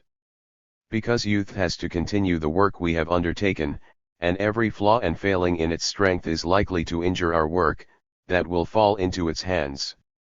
It is the sorrow at the imperfect guarantee of our immortality, or, if we only feel ourselves as executors of the human mission, it is the sorrow that this mission must pass to weaker hands than ours. 269. The ages of life. The comparison of the 4 ages of life with the 4 seasons of the year is a venerable piece of folly. Neither the first 20 nor the last 20 years of a life correspond to a season of the year, assuming that we are not satisfied with drawing a parallel between white hair and snow and similar color analogies. The first 20 years are a preparation for life in general, for the whole year of life, a sort of long New Year's Day. The last 20 review, assimilate, bring into union and harmony all that has been experienced till then, as, in a small degree, we do on every New Year's Eve with the whole past year. But in between there really lies an interval which suggests a comparison with the seasons, the time from the 20th to the 50th year, to speak here of decades in the lump, while it is an understood thing that every one must refine for himself these rough outlines. Those 3 decades correspond to 3 seasons: summer, spring, and autumn. Winter human life has none, unless we like to call the, unfortunately, often intervening hard, cold, lonely, hopeless, unfruitful periods of disease the winters of man. The 20s, hot, oppressive, stormy, impetuous, exhausting years, when we praise the day in the evening, when it is over, as we wipe the sweat from our foreheads, years in which work seems to us cruel but necessary. These 20s are the summer of life. The 30s, on the other hand, are its springtime, with the air now too warm, now too cold, ever restless and stimulating, bubbling sap, bloom of leaves, fragrance of buds everywhere, many delightful mornings and evenings, work to which the song of birds awakens us, a true work of the heart, a kind of joy in our own robustness, strengthened by the savor of hopeful anticipation. Lastly, the 40s, mysterious like all that is stationary, like a high, broad plateau, traversed by a fresh breeze, with a clear, cloudless sky above it, which always has the same gentle look all day and half the night, the time of harvest and cordial gaiety that is the autumn of life. 270. Women's intellect in modern society. What women nowadays think of men's intellect may be divined from the fact that in their art of adornment they think of anything but of emphasizing the intellectual side of their faces or their single intellectual features. On the contrary, they conceal such traits, and understand, for example by an arrangement of their hair over their forehead, how to give themselves an appearance of vivid, eager sensuality and materialism, just when they but slightly possess those qualities. Their conviction that intellect in women frightens men goes so far that they even gladly deny the keenness of the most intellectual sense and purposely invite the reputation of short-sightedness. They think they will thereby make men more confiding. It is as if a soft, attractive twilight were spreading itself around them. 271. Great and transitory, what moves the observer to tears is the rapturous look of happiness with which a fair young bride gazes upon her husband. We feel all the melancholy of autumn in thinking of the greatness and of the transitoriness of human happiness. 272. Sense and sacrifice. Many a woman has the intelletto del sacrificio 46 and no longer enjoys life when her husband refuses to sacrifice her. With all her wit, she then no longer knows whither, and without perceiving it, is changed from sacrificial victim to sacrificial priest. 273. The unfeminine, stupid as a man, say the women, cowardly as a woman, say the men. Stupidity in a woman is unfeminine. 274. Masculine and feminine temperament and mortality. That the male sex has a worse temperament than the female follows from the fact that male children have a greater mortality than female, clearly because they leap out of their skins more easily. Their wildness and unbearableness soon make all the bad stuff in them deadly. 275. The age of Cyclopean building. The democratization of Europe is a resistless force. Even he who would stem the tide uses those very means that democratic thought first put into men's hands, and he makes these means more handy and workable. The most inveterate enemies of democracy, I mean the spirits of upheaval, seem only to exist in order, by the fear that they inspire, to drive forward the different parties faster and faster on the democratic course. Now we may well feel sorry for those who are working consciously and honorably for this future. There is something dreary and monotonous in their faces, and the grey dust seems to have been wafted into their very brains. Nevertheless, posterity may possibly some day laugh at our anxiety, and see in the democratic work of several generations what we see in the building of stone dams and walls, an activity that necessarily covers clothes and face with a great deal of dust, and perhaps unavoidably makes the workman, too, a little dull-witted, but who would on that account desire such work undone? It seems that the democratization of Europe is a link in the chain of those mighty prophylactic principles which are the thought of the modern era, and whereby we rise up in revolt against the Middle Ages. Now, and now only, is the age of Cyclopean building. A final security in the foundations, that the future may build on them without danger. Henceforth, an impossibility of the orchards of culture being once more destroyed overnight by wild, senseless mountain torrents. Dams and walls against barbarians, against plagues, against physical and spiritual serfdom. And all this understood at first roughly and literally, but gradually in an ever higher and more spiritual sense, so that all the principles here indicated may appear as the intellectual preparation of the highest artist in horticulture, who can only apply himself to his own task when the other is fully accomplished. True, if we consider the long intervals of time that here lie between means and end, the great, supreme labor, straining the powers and brains of centuries, that is necessary in order to create or to provide each individual means, we must not bear too hardly upon the workers of the present when they loudly proclaim that the wall and the fence are already the end and the final goal. After all, no one yet sees the gardener and the fruit, for whose sake the fence exists. 276. The right of universal suffrage. The people has not granted itself universal suffrage, but, wherever this is now in force, it has received and accepted it as a temporary measure. But in any case the people has the right to restore the gift, if it does not satisfy its anticipations. This dissatisfaction seems universal nowadays, for when, at any occasion where the vote is exercised, scarce 2/3, nay perhaps not even the majority of all voters, go to the polls, that very fact is a vote against the whole suffrage system on this point. In fact, we must pronounce a much sterner verdict. A law that enacts that the majority shall decide as to the welfare of all cannot be built up on the foundation that it alone has provided, for it is bound to require a far broader foundation, namely the unanimity of all. Universal suffrage must not only be the expression of the will of a majority, but of the whole country. Thus the dissent of a very small minority is already enough to set aside the system as impracticable, and the abstention from voting is in fact a dissent of this kind, which ruins the whole institution.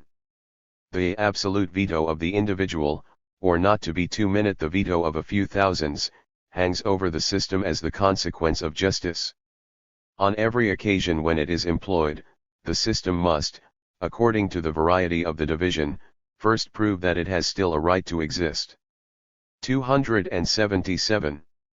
False conclusions. What false conclusions are drawn in spheres where we are not at home, even by those of us who are accustomed as men of science to draw right conclusions. It is humiliating. Now it is clear that in the great turmoil of worldly doings, in political affairs, in all sudden and urgent matters such as almost every day brings up, these false conclusions must decide. For no one feels at home with novelties that have sprung up in the night. All political work, even with great statesmen, is an improvisation that trusts to luck. 278.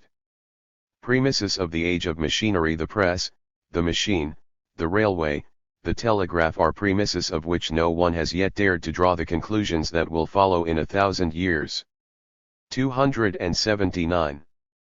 A drag upon culture. When we are told that here men have no time for productive occupations, because military maneuvers and processions take up their days, and the rest of the population must feed and clothe them, their dress, however, being striking, often gay and full of absurdities, that there only a few distinguished qualities are recognized, individuals resemble each other more than elsewhere, or at any rate are treated as equals, yet obedience is exacted and yielded without reasoning, for men command and make no attempt to convince, that here punishments are few, but these few cruel and likely to become the final and most terrible, that their treason ranks as the capital offense, and even the criticism of evils is only ventured on by the most audacious, that there, again, human life is cheap, and ambition often takes the form of setting life in danger. When we hear all this, we at once say, this is a picture of a barbarous society that rests on a hazardous footing.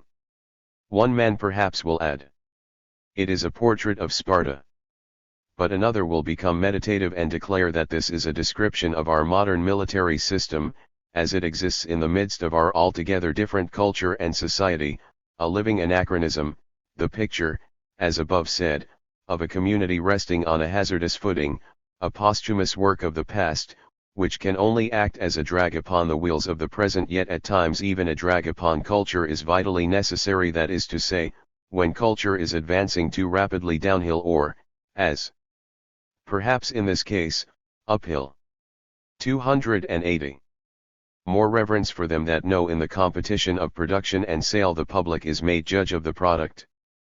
But the public has no special knowledge, and judges by the appearance of the wares.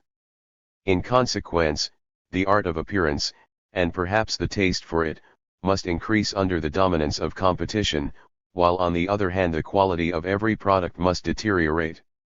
The result will be, so far as reason does not fall in value, that one day an end will be put to that competition, and a new principle will win the day. Only the master of the craft should pronounce a verdict on the work, and the public should be dependent on the belief in the personality of the judge and his honesty. Accordingly, no anonymous work. At least an expert should be there as guarantor and pledge his name if the name of the creator is lacking or is unknown. The cheapness of an article is for the layman another kind of illusion and deceit, since only durability can decide that a thing is cheap and to what an extent. But it is difficult, and for a layman impossible, to judge of its durability, hence that which produces an effect on the eye and costs little at present gains the advantage, this being naturally machine-made work. Again, machinery, that is to say, the cause of the greatest rapidity and facility in production, favors the most saleable kind of article. Otherwise it involves no tangible profit, it would be too little used and too often stand idle. But as to what is most saleable, the public, as above said, decides. It must be the most exchangeable, in other words, the thing that appears good and also appears cheap. Thus in the domain of labor our motto must also hold good, more respect for them that know. 281. The danger of king's democracy has it in its power, without any violent means, and only by a lawful pressure steadily exerted, to make kingship and emperorship hollow, until only a zero remains, perhaps with the significance of every zero in that, while nothing in itself, it multiplies a number tenfold if placed on the right side. Kingship and emperorship would remain a gorgeous ornament upon the simple and appropriate dress of democracy, a beautiful superfluity that democracy allows itself, a relic of all the historically venerable, primitive ornaments, nay the symbol of history itself, and in this unique position a highly effective thing if, as above said, it does not stand alone, but is put on the right side in order to avoid the danger of this nullification. Kings hold by their teeth to their dignity as warlords. To this end they need wars, or in other words exceptional circumstances, in which that slow, lawful pressure of the democratic forces is relaxed. 282. The teacher a necessary evil. Let us have as few people as possible between the productive minds and the hungry and recipient minds. The middlemen almost unconsciously adulterate the food which they supply. For their work as middlemen they want too high a fee for themselves, and this is drawn from the original, productive spirits, namely, interest, admiration, leisure, money, and other advantages. Accordingly, we should always look upon the teacher as a necessary evil, just like the merchant, as an evil that we should make as small as possible. Perhaps the prevailing distress in Germany has its main cause in the fact that too many wish to live and live well by trade, in other words, desiring as far as possible to diminish prices for the producer and raise prices for the consumer, and thus to profit by the greatest possible loss to both. In the same way, we may certainly trace a main cause of the prevailing intellectual poverty in the superabundance of teachers. It is because of teachers that so little is learnt, and that so badly. 283. The tax of homage. Him whom we know and honor, be he physician, artist, or artisan, who does and produces something for us, we gladly pay as highly as we can, often a fee beyond our means. On the other hand, we pay the unknown as low a price as possible. Here is a contest in which every one struggles and makes others struggle for a foot's breadth of land. In the work of the known there is something that cannot be bought, the sentiment and ingenuity put into his work for our own sake. We think we cannot better express our sense of obligation than by a sort of sacrifice on our part. The heaviest tax is the tax of homage. The more competition prevails, the more we buy for the unknown and work for the unknown, the lower does this tax become, whereas it is really the standard for the loftiness of man's spiritual intercourse. 284. The means towards genuine peace. No government will nowadays admit that it maintains an army in order to satisfy occasionally its passion for conquest. The army is said to serve only defensive purposes. This morality, which justifies self-defense, is called in as the government's advocate. This means, however, reserving morality for ourselves and immorality for our neighbor, because he must be thought eager for attack and conquest if our state is forced to consider means of self-defense at the same time, by our explanation of our need of an army, because he denies the lust of attack just as our state does, and ostensibly also maintains his army for defensive reasons, we proclaim him a hypocrite and cunning criminal, who would fain seize by surprise, without any fighting, a harmless and unwary victim. In this attitude all states face each other today. They presuppose evil intentions on their neighbor's part and good intentions on their own. This hypothesis, however, is an inhuman notion, as bad as and worse than war. Nay, at bottom it is a challenge and motive to war, foisting as it does upon the neighboring state the charge of immorality, and thus provoking hostile intentions and acts. The doctrine of the army as a means of self-defense must be abjured as completely as the lust of conquest. Perhaps a memorable day will come when a nation renowned in wars and victories, distinguished by the highest development of military order and intelligence, and accustomed to make the heaviest sacrifice to these objects, will voluntarily exclaim, "We will break our swords, and will destroy its whole military system, lock, stock, and barrel. Making ourselves defenseless, after having been the most strongly defended, from a loftiness of sentiment that is the means towards genuine peace, which must always rest upon a pacific disposition."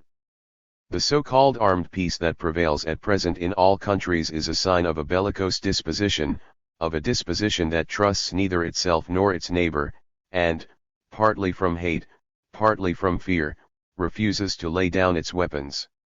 Better to perish than to hate and fear, and twice as far better to perish than to make oneself hated and feared. This must someday become the supreme maxim of every political community. Our liberal representatives of the people, as is well known, have not the time for reflection on the nature of humanity, or else they would know that they are working in vain when they work for a gradual diminution of the military burdens. On the contrary, when the distress of these burdens is greatest, the sword of God who alone can help here will be nearest. The tree of military glory can only be destroyed at one swoop, with one stroke of lightning. But, as you know, lightning comes from the cloud and from above. 285. Whether property can be squared with justice when the injustice of property is strongly felt, and the hand of the great clock is once more at this place, we formulate two methods of relieving this injustice, either an equal distribution, or an abolition of private possession and a return to state ownership. The latter method is especially dear to the hearts of our socialists, who are angry with that primitive Jew for saying, "Thou shalt not steal." In their view the 8th 47 commandment should rather run, "Thou shalt not possess." The former method was frequently tried in antiquity, always indeed on a small scale, and yet with poor success. From this failure we too may learn. Equal plots of land is easily enough said, but how much bitterness is aroused by the necessary division and separation, by the loss of time-honored possessions, how much piety is wounded and sacrificed. We uproot the foundation of morality when we uproot boundary stones. Again, how much fresh bitterness among the new owners, how much envy and looking askance. For there have never been two really equal plots of land, and if there were, man's envy of his neighbor would prevent him from believing in their equality. And how long would this equality, unhealthy and poisoned at the very roots, endure? In a few generations, by inheritance, here one plot would come to 5 owners, there 5 plots to 1.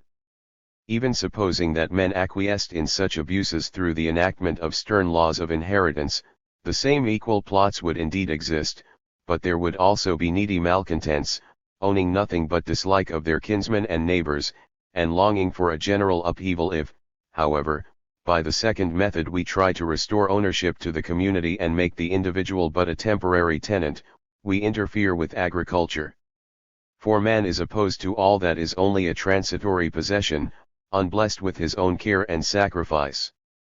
With such property he behaves in freebooter fashion, as robber or as worthless spendthrift. When Plato declares that self-seeking would be removed with the abolition of property, we may answer him that, if self-seeking be taken away, man will no longer possess the 4 cardinal virtues either, as we must say that the most deadly plague could not injure mankind so terribly as if vanity were one day to disappear. Without vanity and self-seeking, what are human virtues? By this I am far from meaning that these virtues are but varied names and masks for these two qualities. Plato's utopian refrain, which is still sung by socialists, rests upon a deficient knowledge of men. He lacked the historical science of moral emotions, the insight into the origin of the good and useful characteristics of the human soul. He believed, like all antiquity, in good and evil as in black and white, that is to say, in a radical difference between good and bad men and good and bad qualities. In order that property may henceforth inspire more confidence and become more moral, we should keep open all the paths of work for small fortunes, but should prevent the effortless and sudden acquisition of wealth. Accordingly, we should take all the branches of transport and trade which favor the accumulation of large fortunes, especially, therefore, the money market, out of the hands of private persons or private companies, and look upon those who own too much, just as upon those who own nothing, as types fraught with danger to the community. 286. The value of labor. If we try to determine the value of labor by the amount of time, industry, good or bad will, constraint, inventiveness or laziness, honesty or make-believe bestowed upon it, the valuation can never be a just one. For the whole personality would have to be thrown into the scale, and this is impossible. Here the motto is, judge not. But after all, the cry for justice is the cry we now hear from those who are dissatisfied with the present valuation of labor. If we reflect further, we find every person non-responsible for his product, the labor, hence merit can never be derived therefrom, and every labor is as good or as bad as it must be through this or that necessary concatenation of forces and weaknesses, abilities and desires. The worker is not at liberty to say whether he shall work or not, or to decide how he shall work. Only the standpoints of usefulness, wider and narrower, have created the valuation of labor. What we at present call justice does very well in this sphere as a highly refined utility, which does not only consider the moment and exploit the immediate opportunity, but looks to the permanence of all conditions, and thus also keeps in view the well-being of the worker, his physical and spiritual contentment, in order that he and his posterity may work well for our posterity and become trustworthy for longer periods than the individual span of human life. The exploitation of the worker was, as we now understand, a piece of folly, a robbery at the expense of the future, a jeopardization of society. We almost have the war now, and in any case the expense of maintaining peace, of concluding treaties and winning confidence, will henceforth be very great, because the folly of the exploiters was very great and long-lasting. 287. Of the study of the social body, the worst drawback for the modern student of economics and political science in Europe, and especially in Germany, is that the actual conditions, instead of exemplifying rules, illustrate exceptions or stages of transition and extinction.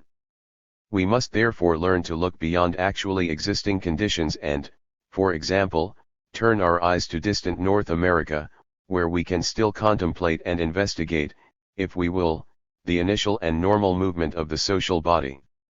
In Germany such a study requires arduous and historical research, or, as I have suggested, a telescope.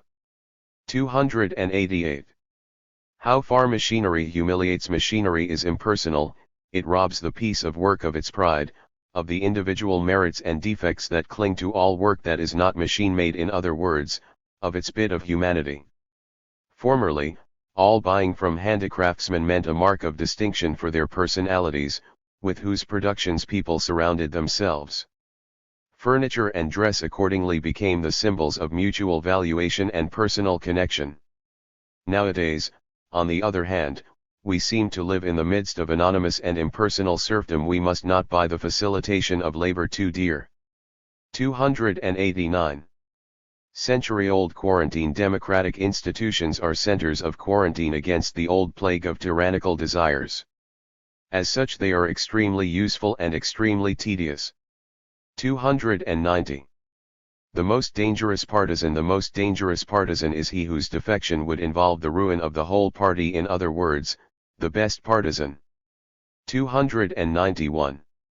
Destiny and the stomach. A piece more or less of bread and butter in the jockey's body is occasionally the decisive factor in races and bets, and thus in the good and bad luck of thousands. So long as the destiny of nations depends upon diplomats, the stomachs of diplomats will always be the object of patriotic misgivings. Quisque tandem. 292. The victory of democracy. All political powers nowadays attempt to exploit the fear of socialism for their own strengthening. Yet in the long run democracy alone gains the advantage, for all parties are now compelled to flatter the masses and grant them facilities and liberties of all kinds, with the result that the masses finally become omnipotent. The masses are as far as possible removed from socialism as a doctrine of altering the acquisition of property.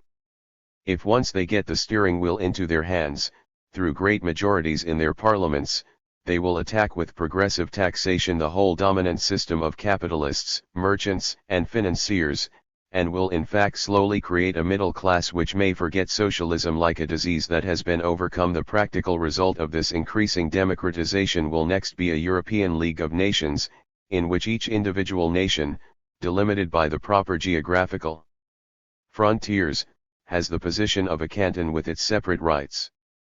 Small account will be taken of the historic memories of previously existing nations, because the pious affection for these memories will be gradually uprooted under the democratic regime, with all its craze for novelty and experiment. The corrections of frontiers that will prove necessary will be so carried out as to serve the interests of the great cantons and at the same time that of the whole federation, but not that of any venerable memories. To find the standpoints for these corrections will be the task of future diplomats, who will have to be at the same time students of civilization, agriculturists, and commercial experts, with no armies but motives and utilities at their back. Then only will foreign and home politics be inseparably connected, whereas today the latter follows its haughty dictator, and gleans in sorry baskets the stubble that is left over from the harvest of the former. 293. Goal and means of democracy. Democracy tries to create and guarantee independence for as many as possible in their opinions, way of life, and occupation. For this purpose democracy must withhold the political suffrage both from those who have nothing and from those who are really rich, as being the two intolerable classes of men. At the removal of these classes it must always work, because they are continually calling its task in question. In the same way democracy must prevent all measures that seem to aim at party organization. For the three great foes of independence, in that threefold sense, are the have-nots, the rich, and the parties. I speak of democracy as of a thing to come. What at present goes by that name is distinguished from older forms of government only by the fact that it drives with new horses.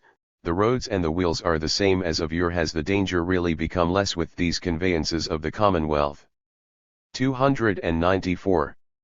Discretion and success. That great quality of discretion, which is fundamentally the virtue of virtues, their stress and queen, has in common life by no means always success on its side. The wooer would find himself deceived if he had wooed that virtue only for the sake of success. For it is rated by practical people as suspicious, and is confused with cunning and hypocrisy.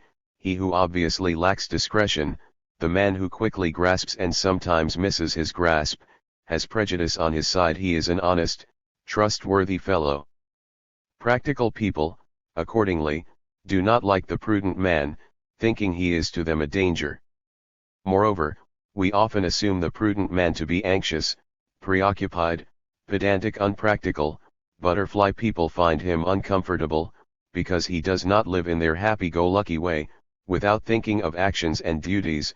He appears among them as their embodied conscience, and the bright day is dim to their eyes before his gaze. Thus when success and popularity fail him, he may often say by way of private consolation, "So high are the taxes you have to pay for the possession of the most precious of human commodities, still it is worth the price." 295. In Arcadia ego I looked down, over waves of hills, to a milky green lake, through firs and pines austere with age, rocky crags of all shapes about me, the soil gay with flowers and grasses. A herd of cattle moved, stretched, and expanded itself before me, single cows and groups in the distance, in the clearest evening light, hard by the forest of pines, others nearer and darker, all in calm and eventide contentment. My watch pointed to 6:30. The bull of the herd had stepped into the white foaming brook, and went forward slowly, now striving against, now giving way to his tempestuous course. Thus, no doubt, he took his sort of fierce pleasure. Two dark brown beings, of Bergamasque origin, tended the herd, the girl dressed almost like a boy. On the left, overhanging cliffs and fields of snow above broad belts of woodland; to the right, two enormous ice-covered peaks, high above me, shimmering in the veil of the sunny haze, all large, silent, and bright. The beauty of the whole was awe-inspiring and induced to a mute worship of the moment and its revelation. Unconsciously, as if nothing could be more natural, you peopled this pure, clear world of light, which had no trace of yearning, of expectancy, of looking forward or backward, with Greek heroes. You felt it all as Poussin and his school felt, at once heroic and idyllic. So individual men too have lived, constantly feeling themselves in the world and the world in themselves, and among them one of the greatest men, the inventor of a heroico-idyllic form of philosophy, Epicurus. 296. Counting and measuring, the art of seeing many things, of weighing one with another, of reckoning one thing with another and constructing from them a rapid conclusion, a fairly correct sum that goes to make a great politician or general or merchant. This quality is, in fact, a power of speedy mental calculation. The art of seeing one thing alone, of finding therein the sole motive for action, the guiding principle of all other action, goes to make the hero and also the fanatic. This quality means a dexterity in measuring with one scale. 297. Not to see too soon. As long as we undergo some experience, we must give ourselves up to the experience and shut our eyes, in other words, not become observers of what we are undergoing. For to observe would disturb good digestion of the experience, and instead of wisdom we should gain nothing but dyspepsia. 298. From the practice of the wise to become wise we must will to undergo certain experiences, and accordingly leap into their jaws. This, it is true, is very dangerous. Many a sage has been eaten up in the process. 299. Exhaustion of the intellect, our occasional coldness and indifference towards people, which is imputed to us as hardness and defect of character, is often only an exhaustion of the intellect. In this state other men are to us, as we are to ourselves, tedious or immaterial. 300. The one thing needful. If we are clever, the one thing we need is to have joy in our hearts. Adds someone, if we are clever, the best thing we can do is to be wise. 301. A sign of love. Someone said, there are two persons about whom I have never thought deeply. That is a sign of my love for them. 302. How we seek to improve bad arguments. Many a man adds a bit of his personality to his bad arguments, as if they would thus go better and change into straight and good arguments. In the same way, players at skittles, even after a throw, try to give a direction to the ball by turns and gestures. 303. Honesty. It is but a small thing to be a pattern sort of man with regard to rights and property, for instance, to name trifling points, which of course give a better proof of this sort of pattern nature than great examples. If as a boy one never steals fruit from another's orchard, and as a man never walks on unmown fields, it is but little, you are then still only a law-abiding person, with just that degree of morality of which a society, a group of human beings, is capable. 304. Man. What is the vanity of the vainest individual as compared with the vanity which the most modest person feels when he thinks of his position in nature and in the world as man? 305. The most necessary gymnastic through deficiency in self-control in small matters. A similar deficiency on great occasions slowly arises. Every day on which we have not at least once denied ourselves some trifle is turned to bad use and a danger to the next day. This gymnastic is indispensable if we wish to maintain the joy of being our own master. 306. Losing ourselves. When we have first found ourselves, we must understand how from time to lose ourselves and then to find ourselves again. This is true on the assumption that we are thinkers. A thinker finds it a drawback always to be tied to one person. 307. When it is necessary to part, you must, for a time at least, part from that which you want to know and measure. Only when you have left a city do you see how high its towers rise above its houses. 308. At noontide he to whom an active and stormy morning of life is allotted, at the noontide of life feels his soul overcome by a strange longing for a rest that may last for months and years. All grows silent around him, voices sound farther and farther in the distance, the sun shines straight down upon him. On a hidden woodland sward he sees the great god Pan sleeping, and with Pan nature seems to him to have gone to sleep with an expression of eternity on their faces. He wants nothing, he troubles about nothing, his heart stands still, only his eye lives. It is a death with waking eyes. Then man sees much that he never saw before, and, so far as his eye can reach, all is woven into and as it were buried in a net of light. He feels happy, but it is a heavy, very heavy kind of happiness. Then at last the wind stirs in the trees, noontide is over, life carries him away again, life with its blind eyes, and its tempestuous retinue behind it: desire, illusion, oblivion, enjoyment, destruction, decay. And so comes evening, more stormy and more active than was even the morning to the really active man. These prolonged phases of cognition seem almost uncanny and morbid, but not unpleasant. 309. To beware of one's portrait painter. A great painter, who in a portrait has revealed and put on canvas the fullest expression and look of which a man is capable, will almost always think, when he sees the man later in real life, that he is only looking at a caricature. 310. The two principles of the new life. First principle, to arrange one's life on the most secure and tangible basis, not as hitherto upon the most distant, undetermined, and cloudy foundation. Second principle, to establish the rank of the nearest and nearer things, and of the more and less secure, before one arranges one's life and directs it to a final end. 311. Dangerous irritability. Talented men who are at the same time idle will always appear somewhat irritated when one of their friends has accomplished a thorough piece of work. Their jealousy is awakened, they are ashamed of their own laziness, or rather, they fear that their active friend will now despise them even more than before. In such a mood they criticize the new achievement, and, to the utter astonishment of the author, their criticism becomes a revenge. 312.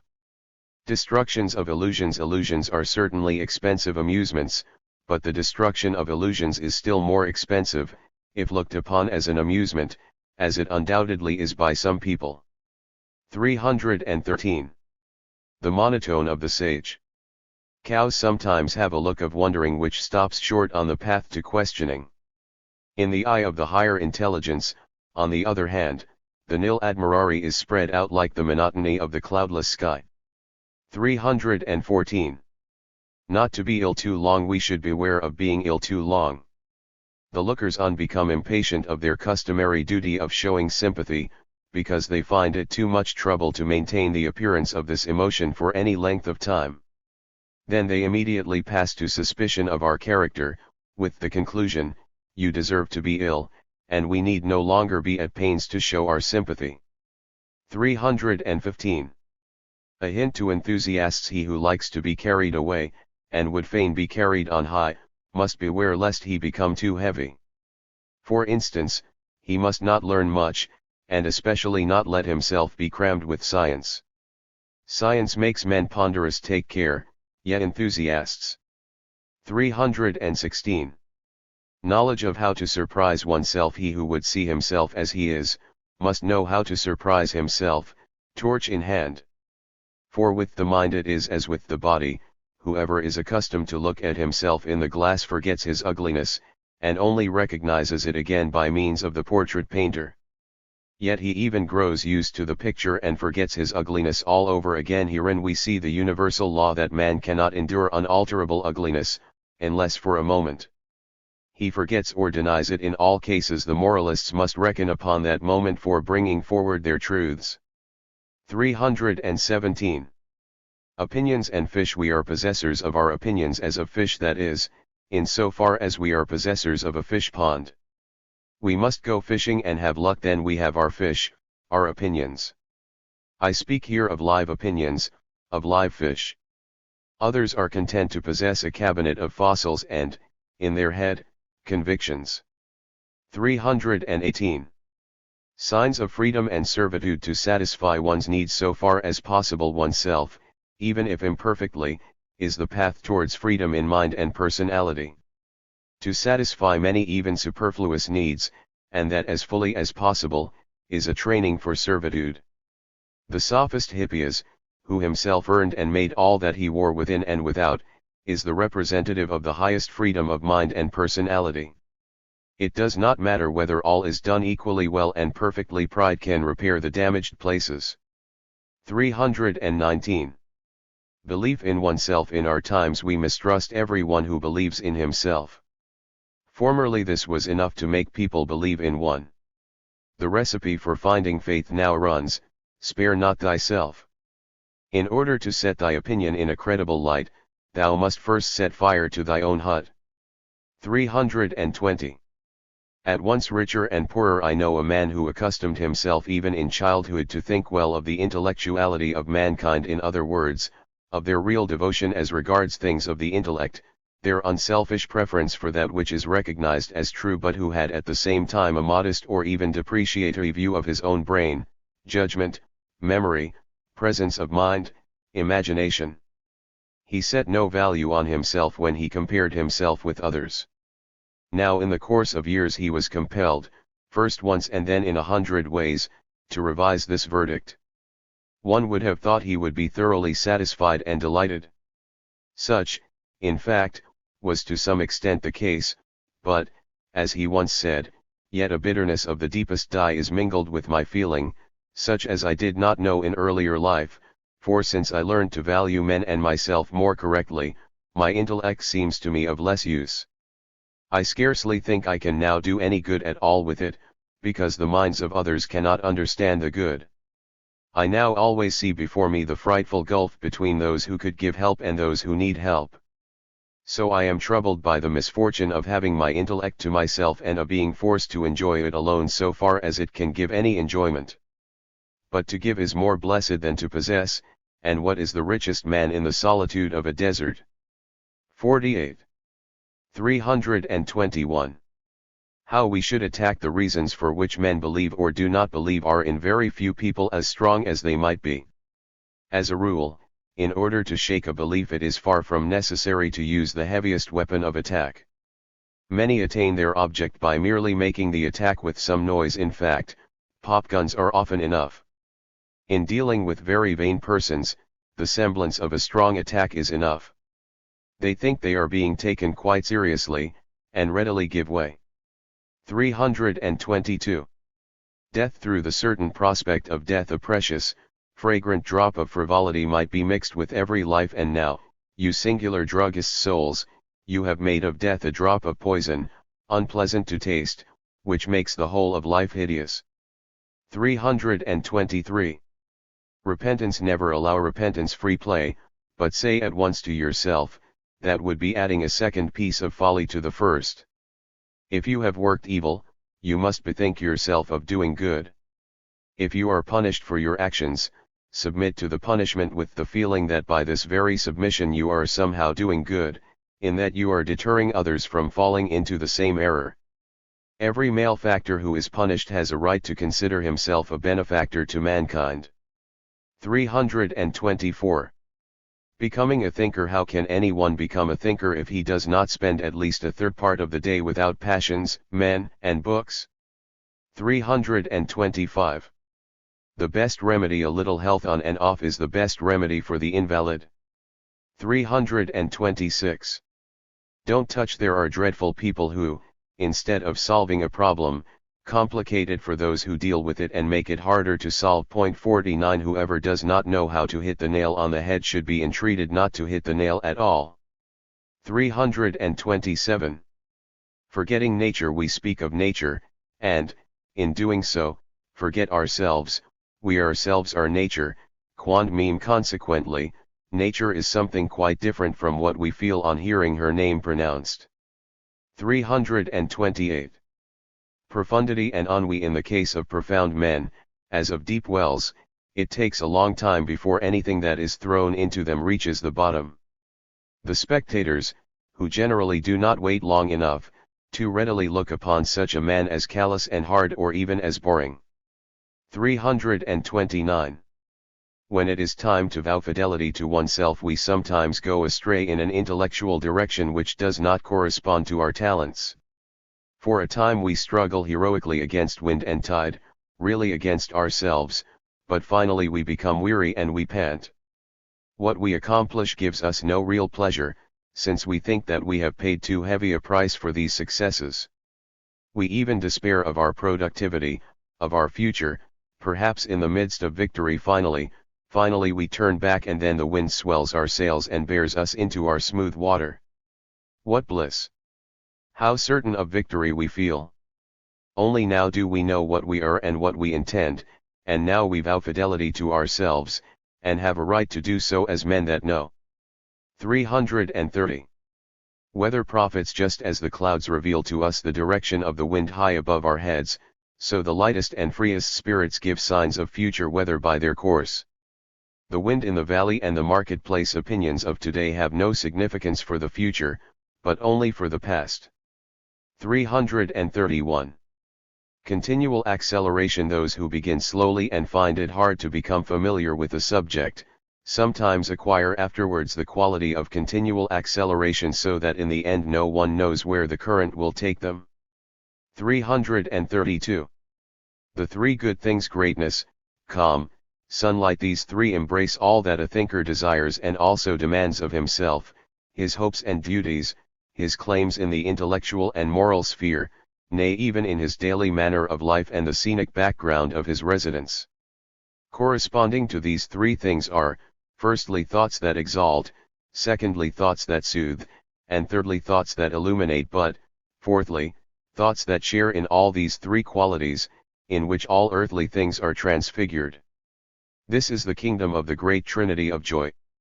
333. Dying for truth. We should not let ourselves be burnt for our opinions. We are not so certain of them as all that. But we might let ourselves be burnt for the right of possessing and changing our opinions. 334. Market value. If we wish to pass exactly for what we are, we must be something that has its market value. As, however, only objects in common use have a market value, this desire is the consequence either of shrewd modesty or of stupid immodesty. 335. Moral. For builders, we must remove the scaffolding when the house has been built. 336. Sophocleanism. Who poured more water into wine than the Greeks? Sobriety and grace combined. That was the aristocratic privilege of the Athenian in the time of Sophocles and after. Imitate that whoever can. In life and in work. 337. Heroism. The heroic consists in doing something great, or in nobly not doing something, without feeling oneself to be in competition with or before others. The hero carries with him, wherever he goes, the wilderness and the Holy Land with inviolable precincts. 338. Finding our double in nature. In some country places we rediscover ourselves, with a delightful shudder. It is the pleasantest way of finding our double. How happy must he be who has that feeling just here, in this perpetually sunny October air, in this happy elfin play of the wind from morn till eve, in this clearest of atmospheres and mildest of temperatures, in all the serious yet cheerful landscape of hill, lake, and forest on this plateau, which has encamped fearlessly next to the terrors of eternal snow, here, where Italy and Finland have joined hands, and where the home of all the silver color tones of nature seems to be established. How happy must he be who can say, true, there are many grander and finer pieces of scenery, but this is so familiar and intimate to me, related by blood, nay, even more to me. 339. Affability of the sage. The sage will unconsciously be affable in his intercourse with other men, as a prince would be, and will readily treat them as equals, in spite of all differences of talent, rank, and character. For this characteristic, however, so soon as people notice it, he is most heavily censured. 340. Gold. All that is gold does not glitter. A soft sheen characterizes the most precious metal. 341. Will and drag. The will and the drag have different duties, but also one in common, that of hurting each other. 342. Disturbances of the thinker. All that interrupts the thinker in his thoughts, disturbs him, as people say, must be regarded by him calmly, as a new model who comes in by the door to offer himself to the artist. Interruptions are the ravens which bring food to the recluse. 343. Being very clever. Being very clever keeps men young, but they must put up with being considered, for that very reason, older than they are. For men read the handwriting of the intellect as signs of experience, that is, of having lived much and evilly, of suffering, error, and repentance. Hence, if we are very clever and show it, we appear to them older and wickeder than we are. 344. How we must conquer. We ought not to desire victory if we only have the prospect of overcoming our opponent by a hair's breadth. A good victory makes the vanquished rejoice, and must have about it something divine which spares humiliation. 345. An illusion of superior minds. Superior minds find it difficult to free themselves from an illusion, for they imagine that they excite envy among the mediocre and are looked upon as exceptions. As a matter of fact, however, they are looked upon as superfluous, as something that would not be missed if it did not exist. 346. Demanded by cleanliness. Changing opinions is in some natures as much demanded by cleanliness as changing clothes. In the case of other natures it is only demanded by vanity. 347. Also worthy of a hero. Here is a hero who did nothing but shake the tree as soon as the fruits were ripe. Do you think that too small a thing? Well, just look at the tree that he shook. 348. A gauge for wisdom. The growth of wisdom may be gauged exactly by the diminution of ill temper. 349. Expressing an error disagreeably. It is not to everyone's taste to hear truth pleasantly expressed. But let no one at least believe that error will become truth if it is disagreeably expressed. 350. The golden maxim. Man has been bound with many chains, in order that he may forget to comport himself like an animal. And indeed he has become more gentle, more intellectual, more joyous, more meditative than any animal. But now he still suffers from having carried his chains so long, from having been so long without pure air and free movement. These chains, however, are, as I repeat again and again, the ponderous and significant errors of moral, religious, and metaphysical ideas.